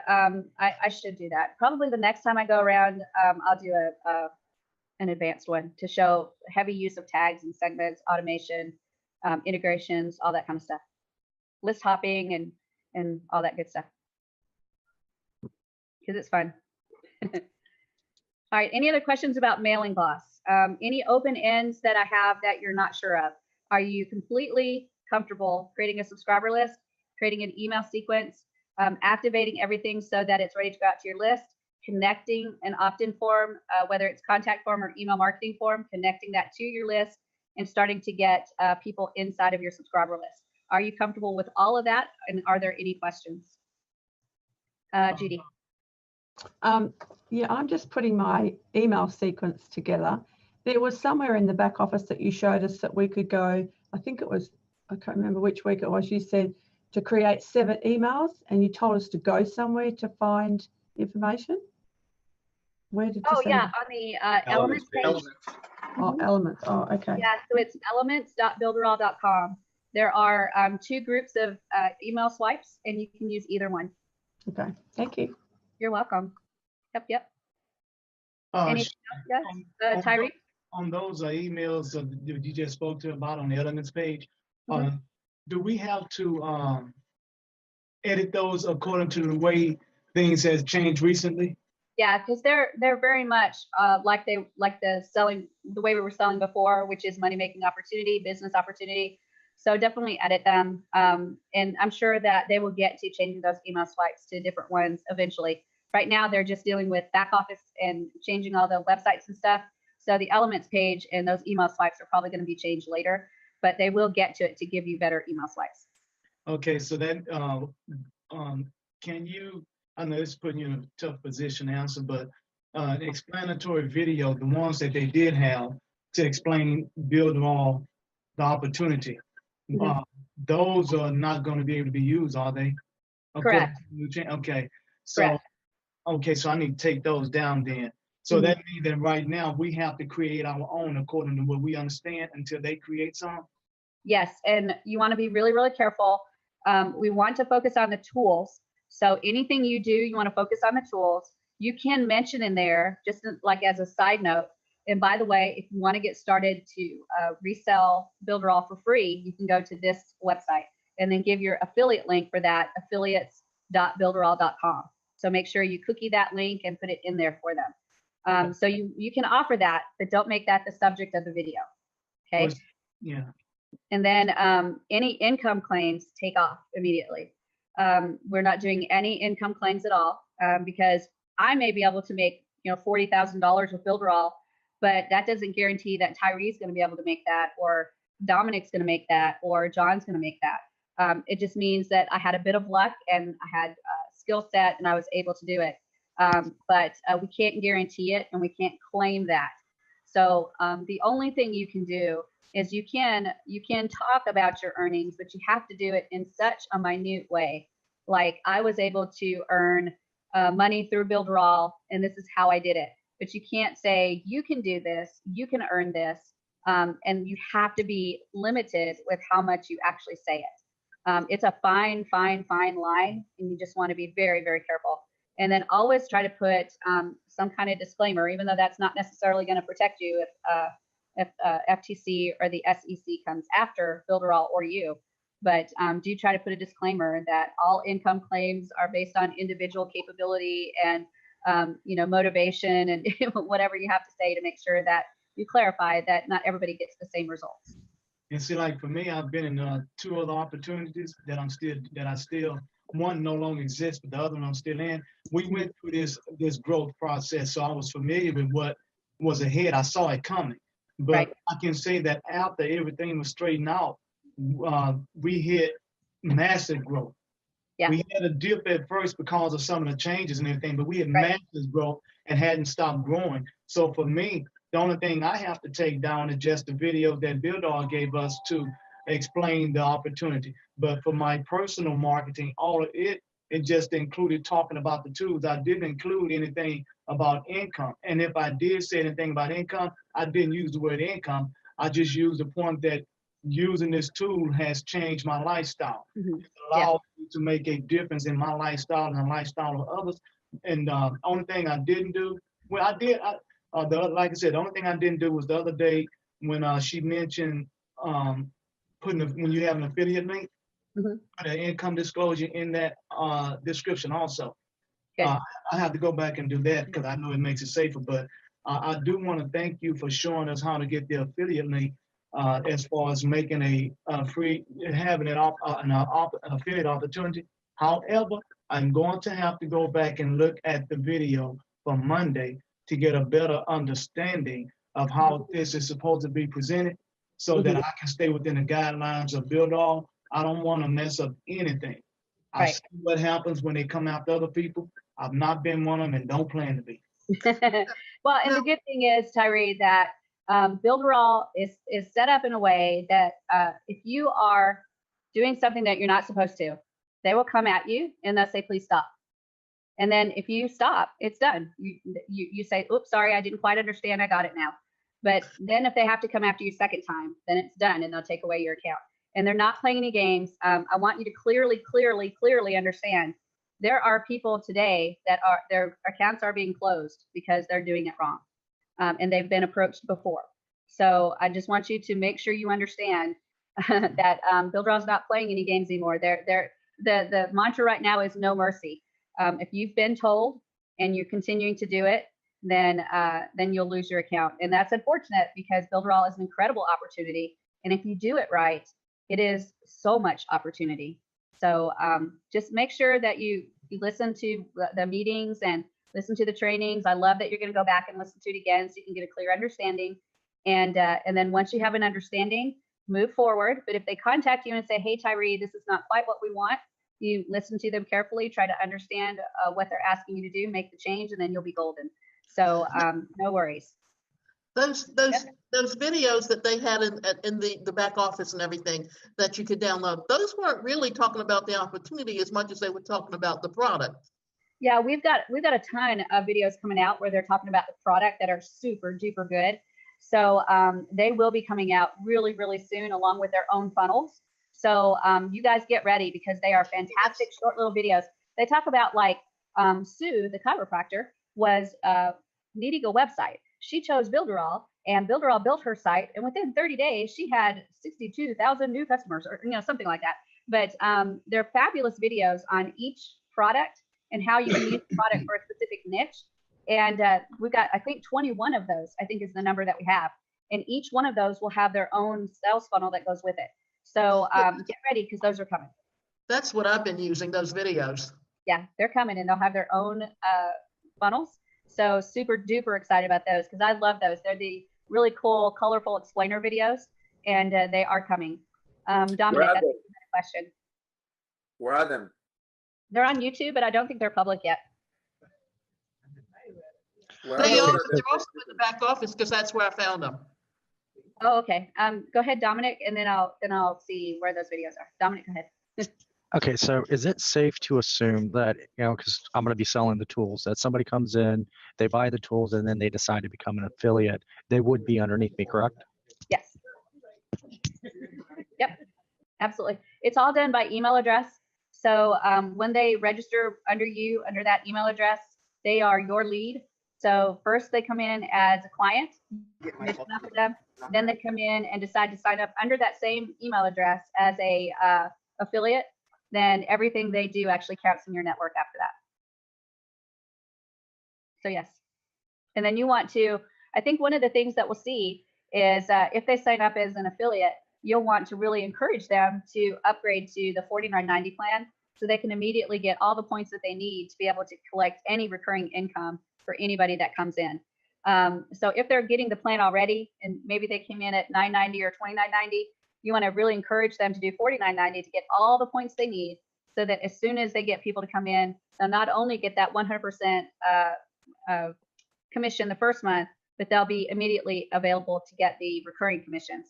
If they do not have their points, they'll get the 100% commission the first month, but they will not get recurring commissions until they get those points. So the fastest way to get those points is to upgrade to the $49.90 account. That's what I was trying to explain to you. Did you just? Okay, so now the ones that I have in my back office that are free, they, of course, they came in when they came within the last few, I think within the last week. They will probably fall under the new plan as we're going with the free affiliates. Yeah, they'll have to do the point system because yes. So then what I just need to do is contact them and say, hey, you're already an affiliate. Have you had a chance to look at the product? Do you see, you know, why don't you upgrade and then tell your friends about it, so the products, because it's like word. It's really nothing more than word of mouth advertising. Right, and just sharing. Builderall is one of those things that's just so easy to share. It's like sharing your favorite movie, sharing your favorite pizza, sharing your favorite, I don't know, sweet tea flavor. You're sharing Builderall, but this sharing actually allows you to increase your bank account, which is really good. Tyree. Yes. I want to be clear on something. Did this take effect as of Monday? About the things we're speaking of now, it took effect Monday. Okay. Yes. Okay. Yes, we had to immediately go to that plan to be legal in all states. Okay. The other thing is, are they still going to have marketplace, or are they going to dissolve that? I'm not sure right now, Tyree. The thing that I've heard is that marketplace will possibly be in the legacy area because there's people that use it, but they're going a different route, which is putting the affiliate capability right on the checkout. So instead of having to go through marketplace to sell something as an affiliate, you can do it right through checkout. I don't know how that's going to work yet because I haven't seen it. We'll see that probably really soon. Shelley, yeah, the other question, and you may want to address this with the programmers, is so now we're going to have two different things. We have the regular checkout where they say they're going to put the affiliate program on. So like if you're doing whatever, but what about affiliate program in e-commerce like you have right now in Shopify? Because yeah, I think it's a different but it's a different checkout. It's not the same checkout when you're using Magento. Exactly, but the Magento store platform is completely autonomous. So it is going to be just completely separate from the checkouts that we have in the actual website pages. Right. So will we be able to do affiliate through that also, and how will that connect into Mailing Boss? Do you have any? Mailing Boss, I'm not sure of, but the affiliate part of Magento, that will be an add-on, right? Because it doesn't have it automatically. So I haven't looked at that part yet. So I will have to look at that part. But Eric is telling us that when we need those plugins, to just let him know and he'll pull those in. So that's still kind of an unknown to me right now. Let's get e-commerce working correctly and ready to go out, and then we'll talk about all the plugins that we need to get for sure. Yeah, because that's what's like. I was doing some kind of search last night or this morning, whatever, about Mailing Boss and Builderall and Magento. Mm-hmm. And so what does it pulls up? It pulls up Zapier. But the question is we don't want to have everybody have the Zapier accounts. Right. I have no idea what the plans are to connect Mailing Boss to Magento. You can add that to your question list. Okay. Oh, well, absolutely. All right, Tyree. One last thing you had mentioned. First of all, I want to say that going through Mailing Boss, you answered every question to the issues that I was having. So I feel I can go through that. However, if there is an issue that I have, I know I have a group and then I can go to and build all in and even go through support. But one thing you did mention today that I'm in question about when you mentioned on the opt-in form where they had a part that says hidden. I've seen that before, but didn't understand what it actually meant or either how it actually functioned. That's about the only thing I'm not clear on. So if you have a moment, could you kind of speak on that? Absolutely. All it means, Tyree, is that it's a field, like you have the first name and the email field that the user can see. And then you have another field in there where you define what's in that field. So I may define it as maybe the color blue. All right. But the user cannot see it. They don't see it. So when they fill out that form and the information goes to Mailing Boss, I get their first name, I get their email, and I get blue, right? So that tells me they're blue. So what Kieran's trying to do, that would be a hidden field that could go in there manually and change that blue value to yellow to assign that person to a specific person to connect with, okay? And this is all hidden. The user never sees it. Only I get to see it. Does that make sense? Yeah. And that's in the contact form, not the opt-in form. You can do it in either one. You can do it in the contact form or in the email marketing form. Arlie? Yeah, I want to ask you a quick question. Have you seen the new notice that you have on the dashboard about Mailing Boss? Now I have not. Is it on there right now? Yeah, it's about the professional email now. Anyone who has because they don't want that people not work with Mailing Boss without a professional email. So right here. Okay, it says emails must now all send from a validated and verified email. Users cannot use whatever email they wish to anymore. The emails that can send out must only be from a professional domain, and the forms that ask about the email to send from reply to will no longer be a text form that can be filled in. The form will now be a drop-down that only shows verified emails. How to verify the emails, and we talked about that, where you go into the domains and you verify your email. You have to either have your domain pointed towards Builderall and it verifies quickly, or you have to go into the text settings of your DNS and add some records. Autoresponders, workflows, scheduled regular campaigns that don't have the form emails validated will keep working for 7 days and will stop working after that until the sender is fixed. I'll have to look at that to get more information, because that's brand spanking new for me. Just implemented now. It just started. Just appeared. So I have a client right now who's been sending her stuff out from her Gmail accounts. Will that they not send anymore? No, that's what they wanted. They just put this because we have so many problems with now the spamming issue.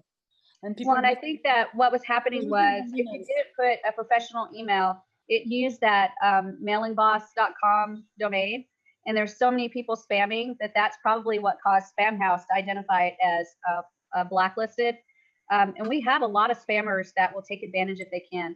So even though there's a lot of rules in place and support has done their best to try to prevent it, my best guess is that there's still people that slip through the cracks and were spamming, and that's what caused Spamhaus to blacklist the Mailing Boss IP. It was only one. I mean, there's like, I don't know, 30 providers, and that was the only one that blacklisted. But that's one of the biggest ones that yeah, anyone that blacklists is too many. So my best guess is that that's their resolution to try to solve this problem. And getting a verified domain to send is not hard. All you do is point your domain towards Builderall, just like you normally would, and then go into Mailing Boss and add the domain, and then click Verify Domain, and it's verified within just a few minutes once it's pointed correctly. So it's not hard to do at all. And then you go into your webmail settings for that domain, and you can create your professional email, and you can send and receive from that email. You guys have actually gone through all of that in this training, so you should be able to do that. Okay, David. Shelley, am I working? Yes, you are. And yeah. Yay. Finally. Right, one quick question there. I just heard you saying that new affiliate link, well, it's not the affiliate link, the affiliate.builderall.com, that will be associated with the email. Yes. That you signed up with, yeah? Yes. Now, say you lost the email and you had to change something, or something happened and you had to change the email. What happens there? That's number one. It actually ends up creating a brand new account.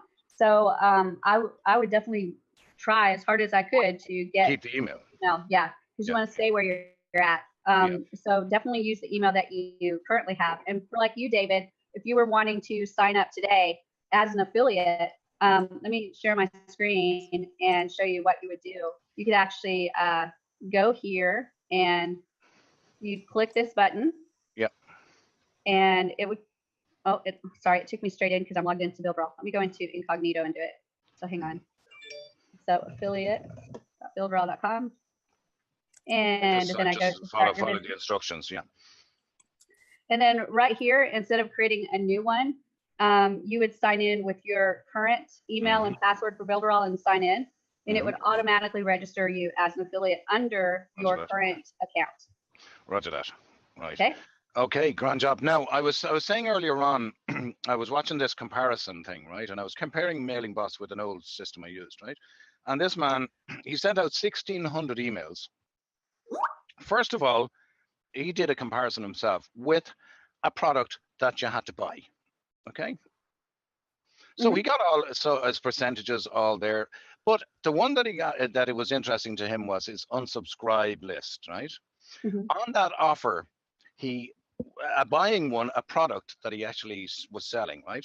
He got 8 unsubscribes. Okay. Now, right, remember that one, 8 unsubscribed, folks. Now, the next one he sent out was a free software that he made.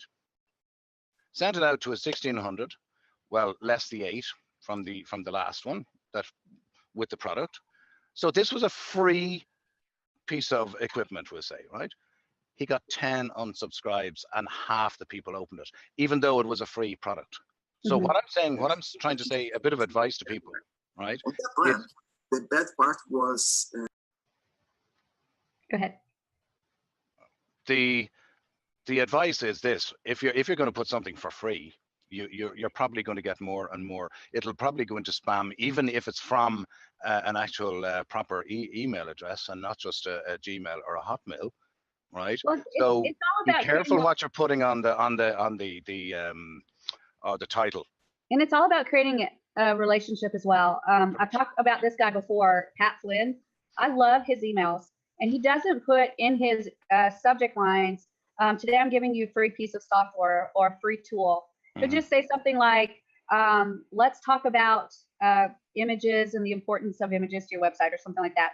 And then down in the text, he'll say, here's something that you can use that won't cost you any money, and you can get started right away. And then he'll put the link. So it's all in creating the relationship. And I know when he says, here's something important about images and the importance of your website, I know what's in there, what he's going to talk about in his email. I know he's going to have value in his email because he always has value in his email. So if that subject interests me, I'm going to open it and take a look at what he's got.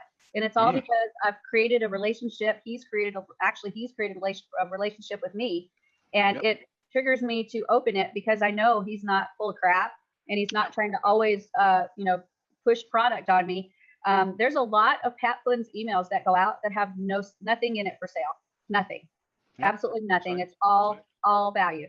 It's the subject line is the key to getting, I think, getting your email open. Well, and the relationship, can they trust the subject line, right? Can they trust that subject line? And that's not an easy thing to do. I think Pat Flynn is one of my favorite ones that has actually done a fabulous job with email and creating that relationship. And he's one of them that I actually try to emulate a lot because I love the way he does it. I love the fact that he doesn't hype anything. And when I open his emails, I trust without a doubt that he's going to give me value in the email. And he also may have an offer in there that I'm interested in, but he doesn't always have an offer. And to me, that's a very highly valuable list. And I want all of my lists to be just like that, where I'm giving value, then offer something. And then value, offer, value, offer. That to me is what's going to keep people opening my emails. Tyree? Yes. Go ahead, David. Go ahead. I was just saying thank you. Okay. Thanks, Shelly, and thanks, Shelly. When I first started learning about emails, I learned about this thing called, are you familiar with CoSchedule? I don't think so. Okay, CoSchedule, it has a lot of tools on that site, and when you get ready to use and create a subject line or something like that, it has a tool to let you know if that's a good one or not. It even shows you what your email or what your site will look like before you do. I can put a link in there because it gives you action words and everything that you can use that would not hit spam. So I can put that link in the chat here for everyone to check it out. Yeah, I'm sure everybody would like to see that for sure. Okay, let me get it. Yes. Yeah, let me get it. So we've got a lot of tools that are coming to Builderall, but some of you guys may not know about some of the tools that already exist. So I'm just going to jump in and spend maybe about 10 minutes talking to you about some of the other tools that are fabulous inside of Builderall. So let me go in and jump into Christy Lynn's account. And so we've got Mailing Boss. That's an incredible autoresponder. But then we've got design tools. So we've got a design studio where we can create mock-ups of things. And this is actually super fabulous, where we can take images of things and then overlay our own images on top of them and make it look like they're a part of them. So for example, this lady right here, she's holding a computer. I could take an image of my website and then put it where this mask blue area is. And it looks like she's holding the computer with my website on it. Same way with this little lanyard right here. I could take a picture of something and put that picture in there and make it look like it was my own lanyard that was on that picture. So it is fabulous. And not only are there a bunch of pictures that are provided for you, but you can actually do your own images as well. If you find an image that you can create a mask area, you can actually mask it off and then add your own images to it. So it's really, really cool what you can do. And this is a Fiverr gig that's waiting to happen for sure. We've also got the presentation builder. And this is where you can build a presentation right inside of Builderall that's very PowerPoint-ish. There's a few little idiosyncrasies that you have to work with. It's a little bit tricky, but man, once you master it, it is really cool what you can do with it. So definitely check that out. Again, that is another Fiverr gig waiting to happen. We've also got Photo Studio. That enables you to edit pictures and images. And then we've also got the 3D rotations where you can take an image, or sorry, a product, and take a picture of it on like rotating the image, take a picture, rotate it a little bit, take a picture, rotate a little bit. And it will allow you to take those images and put it into one folder. And it will put all those images together and create a rotating image of your product. Another Fiverr gig waiting to happen for sure. Then we've got our video area where we can do animated videos. This is like doing explainer videos where you can have running, moving people, animations, all kinds of neat stuff, a hand that comes in and draws stuff in or writes stuff in. These are animated videos. These go for big bucks when you're good at doing these. So this is another gig somewhere waiting to happen, maybe on Upwork or Fiverr. We've also got floating videos. This is where you can take any video, and if it has a solid color background, you can actually remove that background, and that image that's left is actually left floating in the video. So then you can put it on your website and actually make it look like the person's like right in the website. It's really, really cool. So the floating video is really fun to work with and amazing what you can do. And it's actually super simple to work with. Then we've got a plethora of apps. We've got browser notifications, which allow you to contact people through the browser to notify them about specials, offers, meetings, announcements. The browser notifications are an incredible tool. We've got the SEO on-page report tool, which allows you to monitor your SEO based on specific keywords, and it will give you clues on how to do better for your SEO. Again, this is another incredible Fiverr gig waiting to happen. Then you've got ClickMap, which allows you to monitor the areas on your webpage that are being clicked by users. So you can see where the hotspots are on your website and on your webpage. Then we've got Chat Review, which allows you to put a chat module into your website so that you can actually allow people to chat right on your page. We've got Auto Post, which allows you to post straight to Facebook pages to keep your content dynamic. And you can actually do this like a month at a time or 2 months at a time. Set up your posts and it will auto post for you every single day or every other day, however you want to set it. You can do it as a text post, as an image post, or both. Then we've got the Facebook chatbot, which is the messenger chatbot. This is an incredible tool that allows you to set up a complete chatbot in Messenger, and then you can also attach it to your website so people can chat. And it has an AI or artificial intelligence element to it, so it can actually keep your user engaged without you being there and talking to them. So it's really cool what you can do. Then we've got Share Locker, which allows you to protect a web page, so they cannot see that web page unless they share, like, or both one of your Facebook pages. So this is going to help your Facebook page get shares and likes so that you can get seen more in that desktop feed. And then e-learning, that allows you to put together a course through the e-learning platform. And this is so fast. If you've got your content ready, meaning you've got your PDF documents, your videos, your content is ready to go, it takes just minutes to add it to e-learning and have it ready to be able to offer people to take the course. So it is really, really fast to set up and super easy to set up. Then we've got the script generator. This one allows you to create multiple types of scripts that you can use for sales pages, for video sales pages, for webinars, for emails, for when you're calling someone on the phone, what you should say. If you're doing a promotion, what you should say. If you're doing a one-time offer, what you should say. So there's all kinds of scripts in here. You set up the avatar of what your customer will look like, and then it will spit out what you should say based on what that avatar needs to hear to be able to make the purchase. So the script generator is another one that is like a Fiverr gig waiting to happen. Then you've got social proof. This is one that is phenomenal to kind of help people decide to go ahead and join your list. When you got an opt-in form, whether it's an email marketing form or a contact form, as the people are looking in that form and deciding if they want to fill it out, they'll see pop-ups that come up that say, Shelly joined the list 2 minutes ago. Tyree joined the list 5 minutes ago. Phoenix joined the list 10 minutes ago. So you can actually see social proof that people are really signing up, and that will encourage that person and develop kind of a trust factor that they will go ahead and sign up for the list. So social proof is a big one. Then we've got the roulette wheel. This is like a last chance engagement for your customer. So if they're on your website and they're bouncing around and they finally decide they want to leave, you can attach this to your website. So if they go to click the exit, this thing pops up a wheel, like a wheel of fortune, and they can choose to participate and spin that wheel and get something to engage again. So they may get a free ebook, or they may get a coupon code for a discount. But you decide what you want to put in the wheel that you offer, and you set up that wheel, and it's a last chance for engagement. So it's fabulous to be able to try to get that customer to engage one more time to buy something from you. Then we've got Builderall Zap, which actually allows you to message inside of WhatsApp. So if you have people's WhatsApp information, you can actually contact them for free through WhatsApp.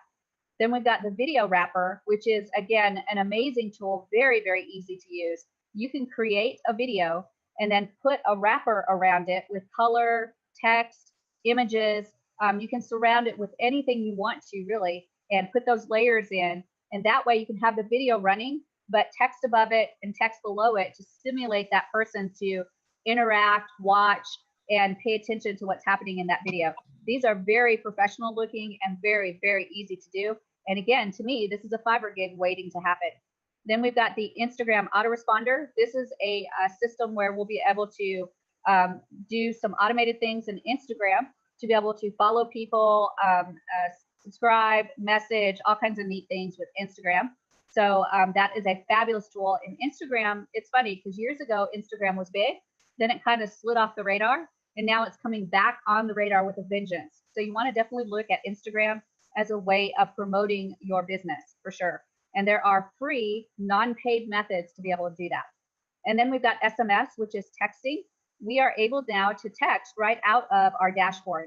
And you can actually add a dollar amount of how much you want to spend on texting. The lowest amount is $20, and you will spend per SMS.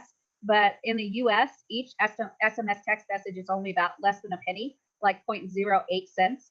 So you won't, it's not a lot of money at all, depending on what country you send it to. There are some countries that can cost as much as 10 cents or more per message. So you have to make sure you're paying attention to who you're sending it to.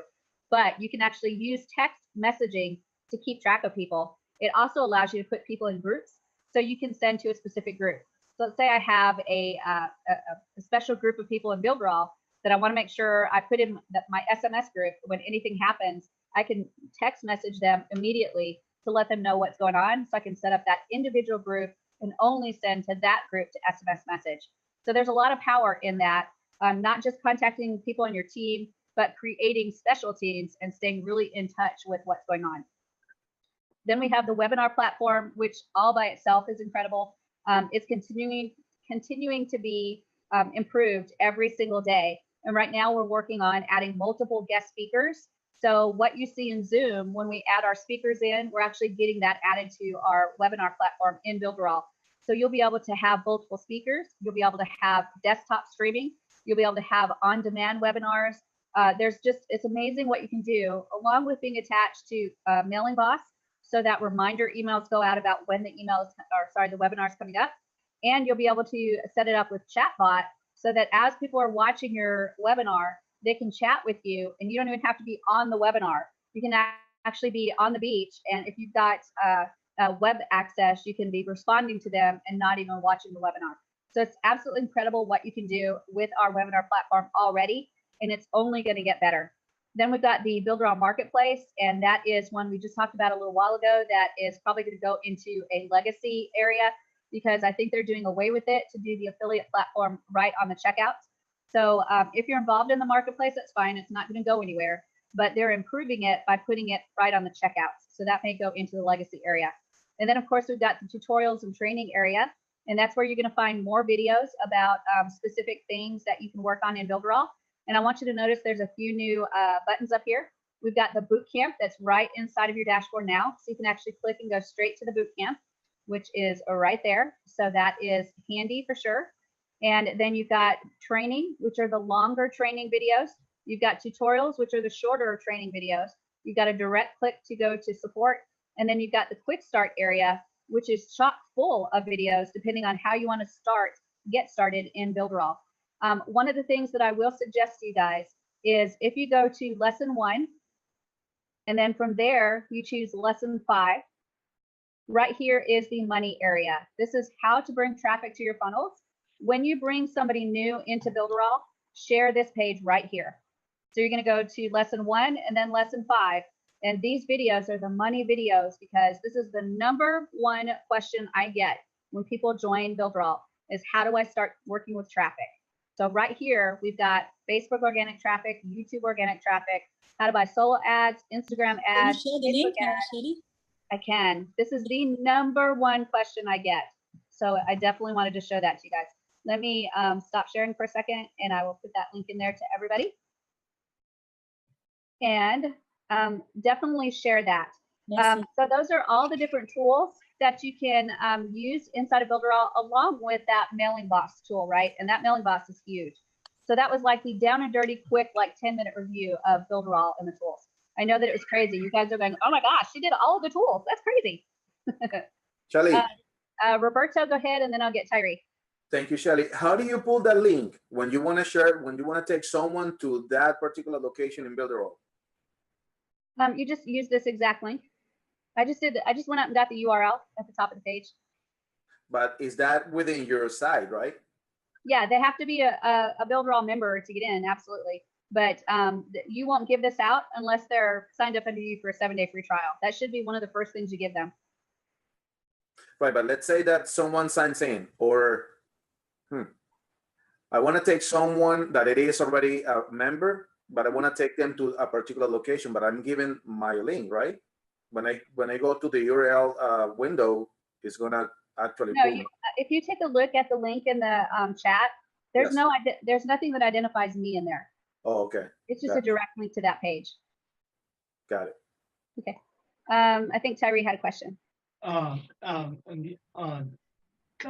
and question. When I first got Builderall, I had to make a certain amount of sales to get the first training, then a second amount of sales to get the intermediate, and a second amount of sales to get the advanced.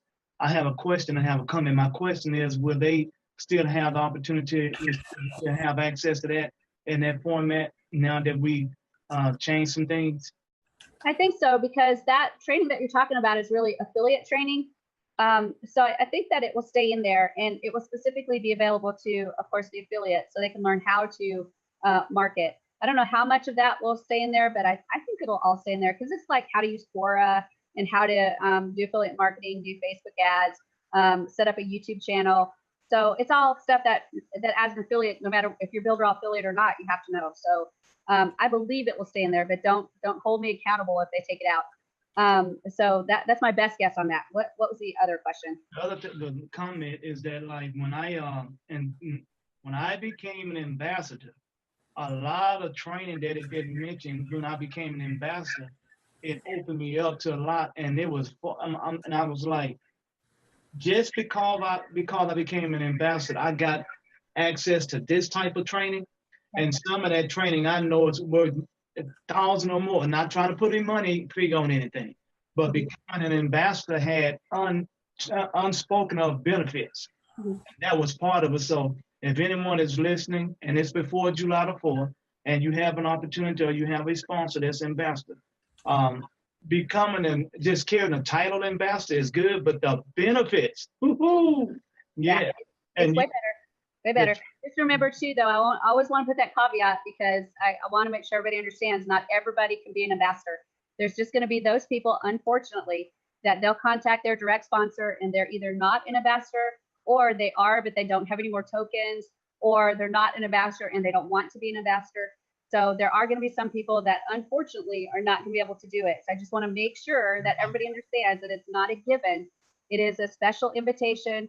And also I want to make sure you understand that when you are upgraded to ambassador, the person that upgrades you loses money on the front end right away.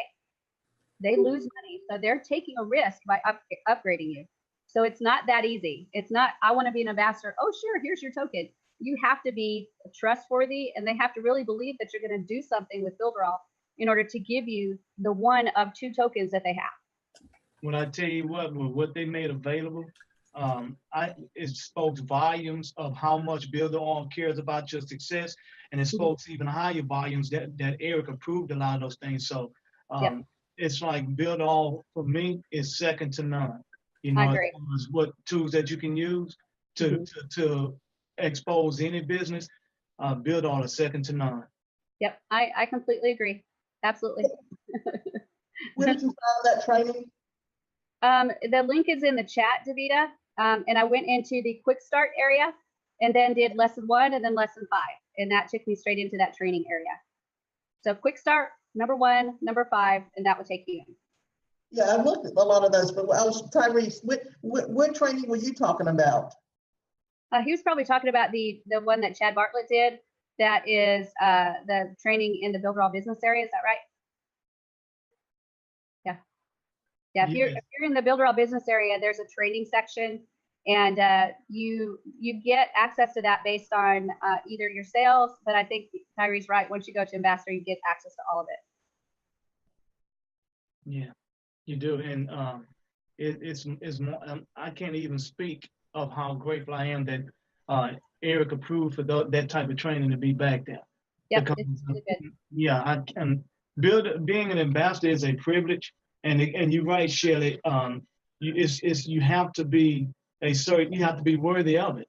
Mm-hmm. But when you become an ambassador, you see how much Builderall shows your appreciation for becoming one, and it inspires you to want to do more for Builderall and with Builderall and expose it to people to help more people. I mean, Builderall itself motivates you to be to motivate you to expose Builderall even more. Right. That's right. And this company's always done that. At every single level, we've got the certified partners that they have special privileges. Then the ambassadors have special privileges. Then, of course, our Builderall business owners and resellers have special privileges. And then you kind of filter it all the way down. Each level that you go up, Builderall gives you more to work with. And that more is incredible. And you're right, Tyree, that training that Chad Bartlett did that's in there, that's actually available to everybody. It's just that if you're not an ambassador, you're going to have to get the number of people in your team to be able to see it. But it will help you in Builderall as an affiliate or any other affiliate program. That's the amazing thing, is Builderall is giving it to you so that you can use Builderall as a tool to be successful with another different affiliate program if you want to. That's the incredible thing about it. It's like, go out and create multiple income streams. Let's do this. Let's show you how to do it. And use the tools of Builderall to be able to do that. David, go ahead. Yeah, but like you just said there, multiple income streams. You can start your own business. Whatever idea you have, you can actually go and do. Yes. You can find a template in there that will cover whatever business you want to do. Right. And that to me is that's gold dust. Right. And Dominic actually mentioned something to me privately that's true, that when you become an ambassador, certified partners and ambassadors are kind of held to a higher standard.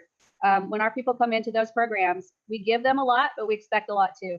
So you are just almost like an extension of the company, and you are expected to be like all in.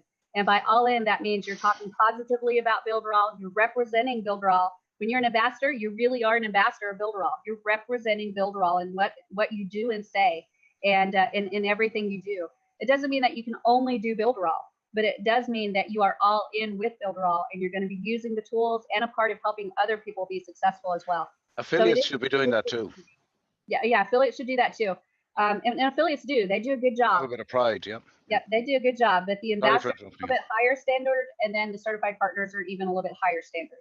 So it is neat the way that Eric has set it up so that there are different levels of people in Builderall that have different roles in making Builderall work. It's really neat. And it looks like they give you a little bit of a crown when you become an ambassador. Yes, I have my diva crown on my account. So yes, everybody gets to be a diva when they become ambassador. I just want to tell you, I'm a diva, but I'm not ambassador. Tyree will need that. He'll need a bit of like, you know, the one with the the velvet No around matter the way around the you bottom, feel you know. yourself, you know. Keep your It head doesn't warm there, matter Tyree, the man. eyes. That depends how you look at yourself, my dear. It doesn't matter any title. I'm telling you, That's right. Hold on now. Hold on. There is only one Builderall diva. That's it. There's only one. One. Oh my goodness. Well, there's space for everyone to become anything on this planet Earth and believing in anything, guys. You know, it's not about becoming something different that you are. It's about the person you become. You know, it's a way. It's just not a. It's not a goal to have the money. It's just the person you're becoming through this whole path.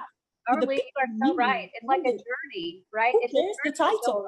Yep. I don't need any title to be proud of who I am or what I'm doing or who I am. You know, my world is full of amazing stuff.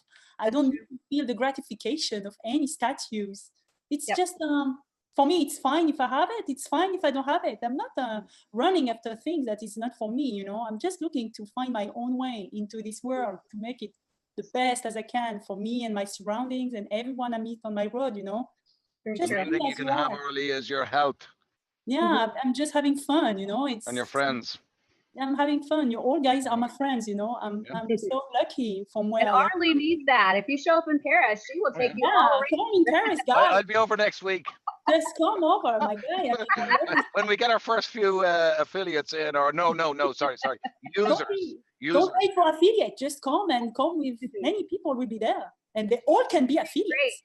Great. She's a great tour guide. Let me tell you, she did so fantastic when we went to Paris, and we did a couple of days with Arlie, which actually helped us so that when we struck out on our own, like the third day, we then knew like every way to use the public transportation system and stuff like that. So then we could go straight to what we needed to go to and didn't have that, you know, time period where we're like, I don't know, do we go left? Do we go right? Do we go straight?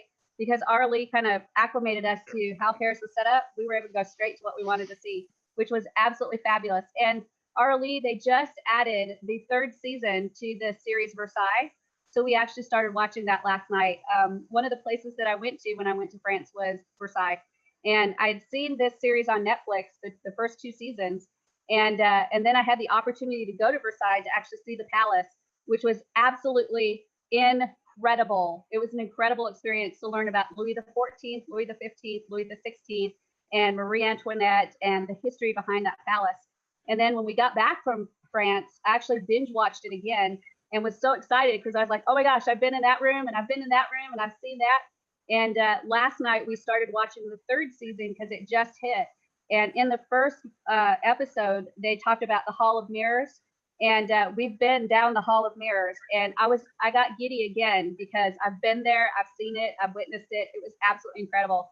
And it was just an awesome thing to see. So Builderall has given me so many incredible memories already. And it's only been not even 2 years. I guess it's been right at about 2 years. So I can't even imagine what's coming up in the next few years as I continue to grow with Builderall and continue to do things and get to travel. Just the fact that I got to go to Versailles and Paris was incredible and meet people like Arlie and then going to Nuremberg and getting to see the people there and going to Brazil and going to Italy and going to London. It's been an absolute joy. And you guys have so much potential in your hands right now. I think the biggest thing is just harness it the best you can and focus.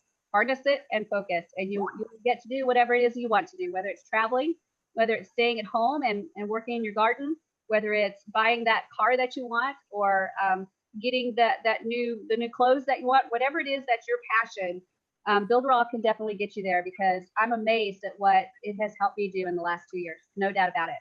So very, very exciting. And that comes straight from the heart. How excited I am about the people I've gotten to see and the things that I've gotten to do. It is not about the money because I'd be making the money anyway, right? Because I have other businesses. It's about the people and the experiences that I'm having. The money is good. I'm not complaining, but the people and the experiences have been absolutely mind-blowingly incredible for sure. So I just wanted you to know that.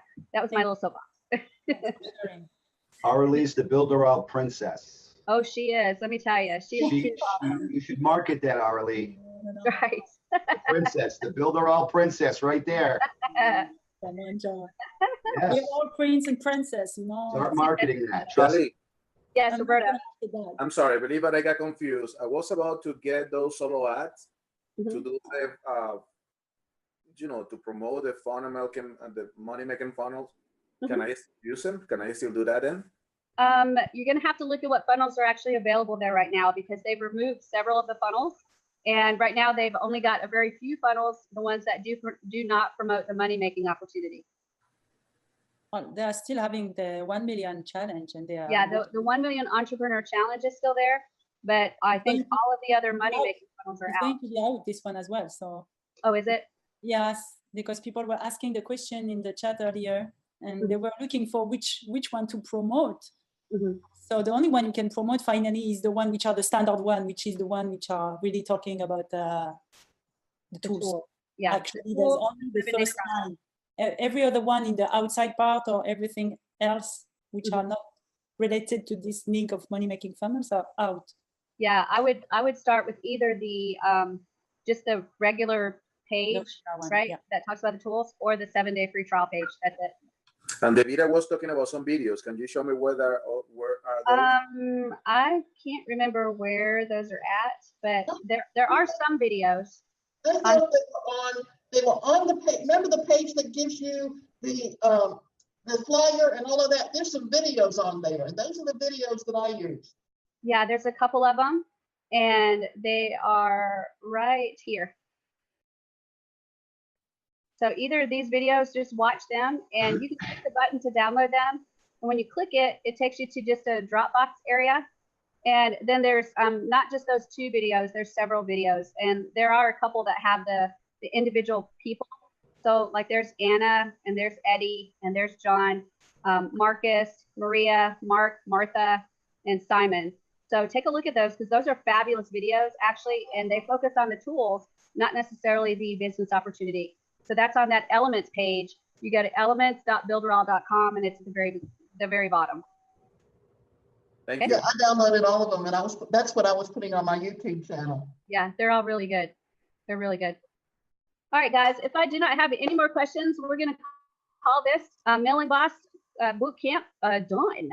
I cannot believe we went through another 7 days. So the next registration for the chatbot.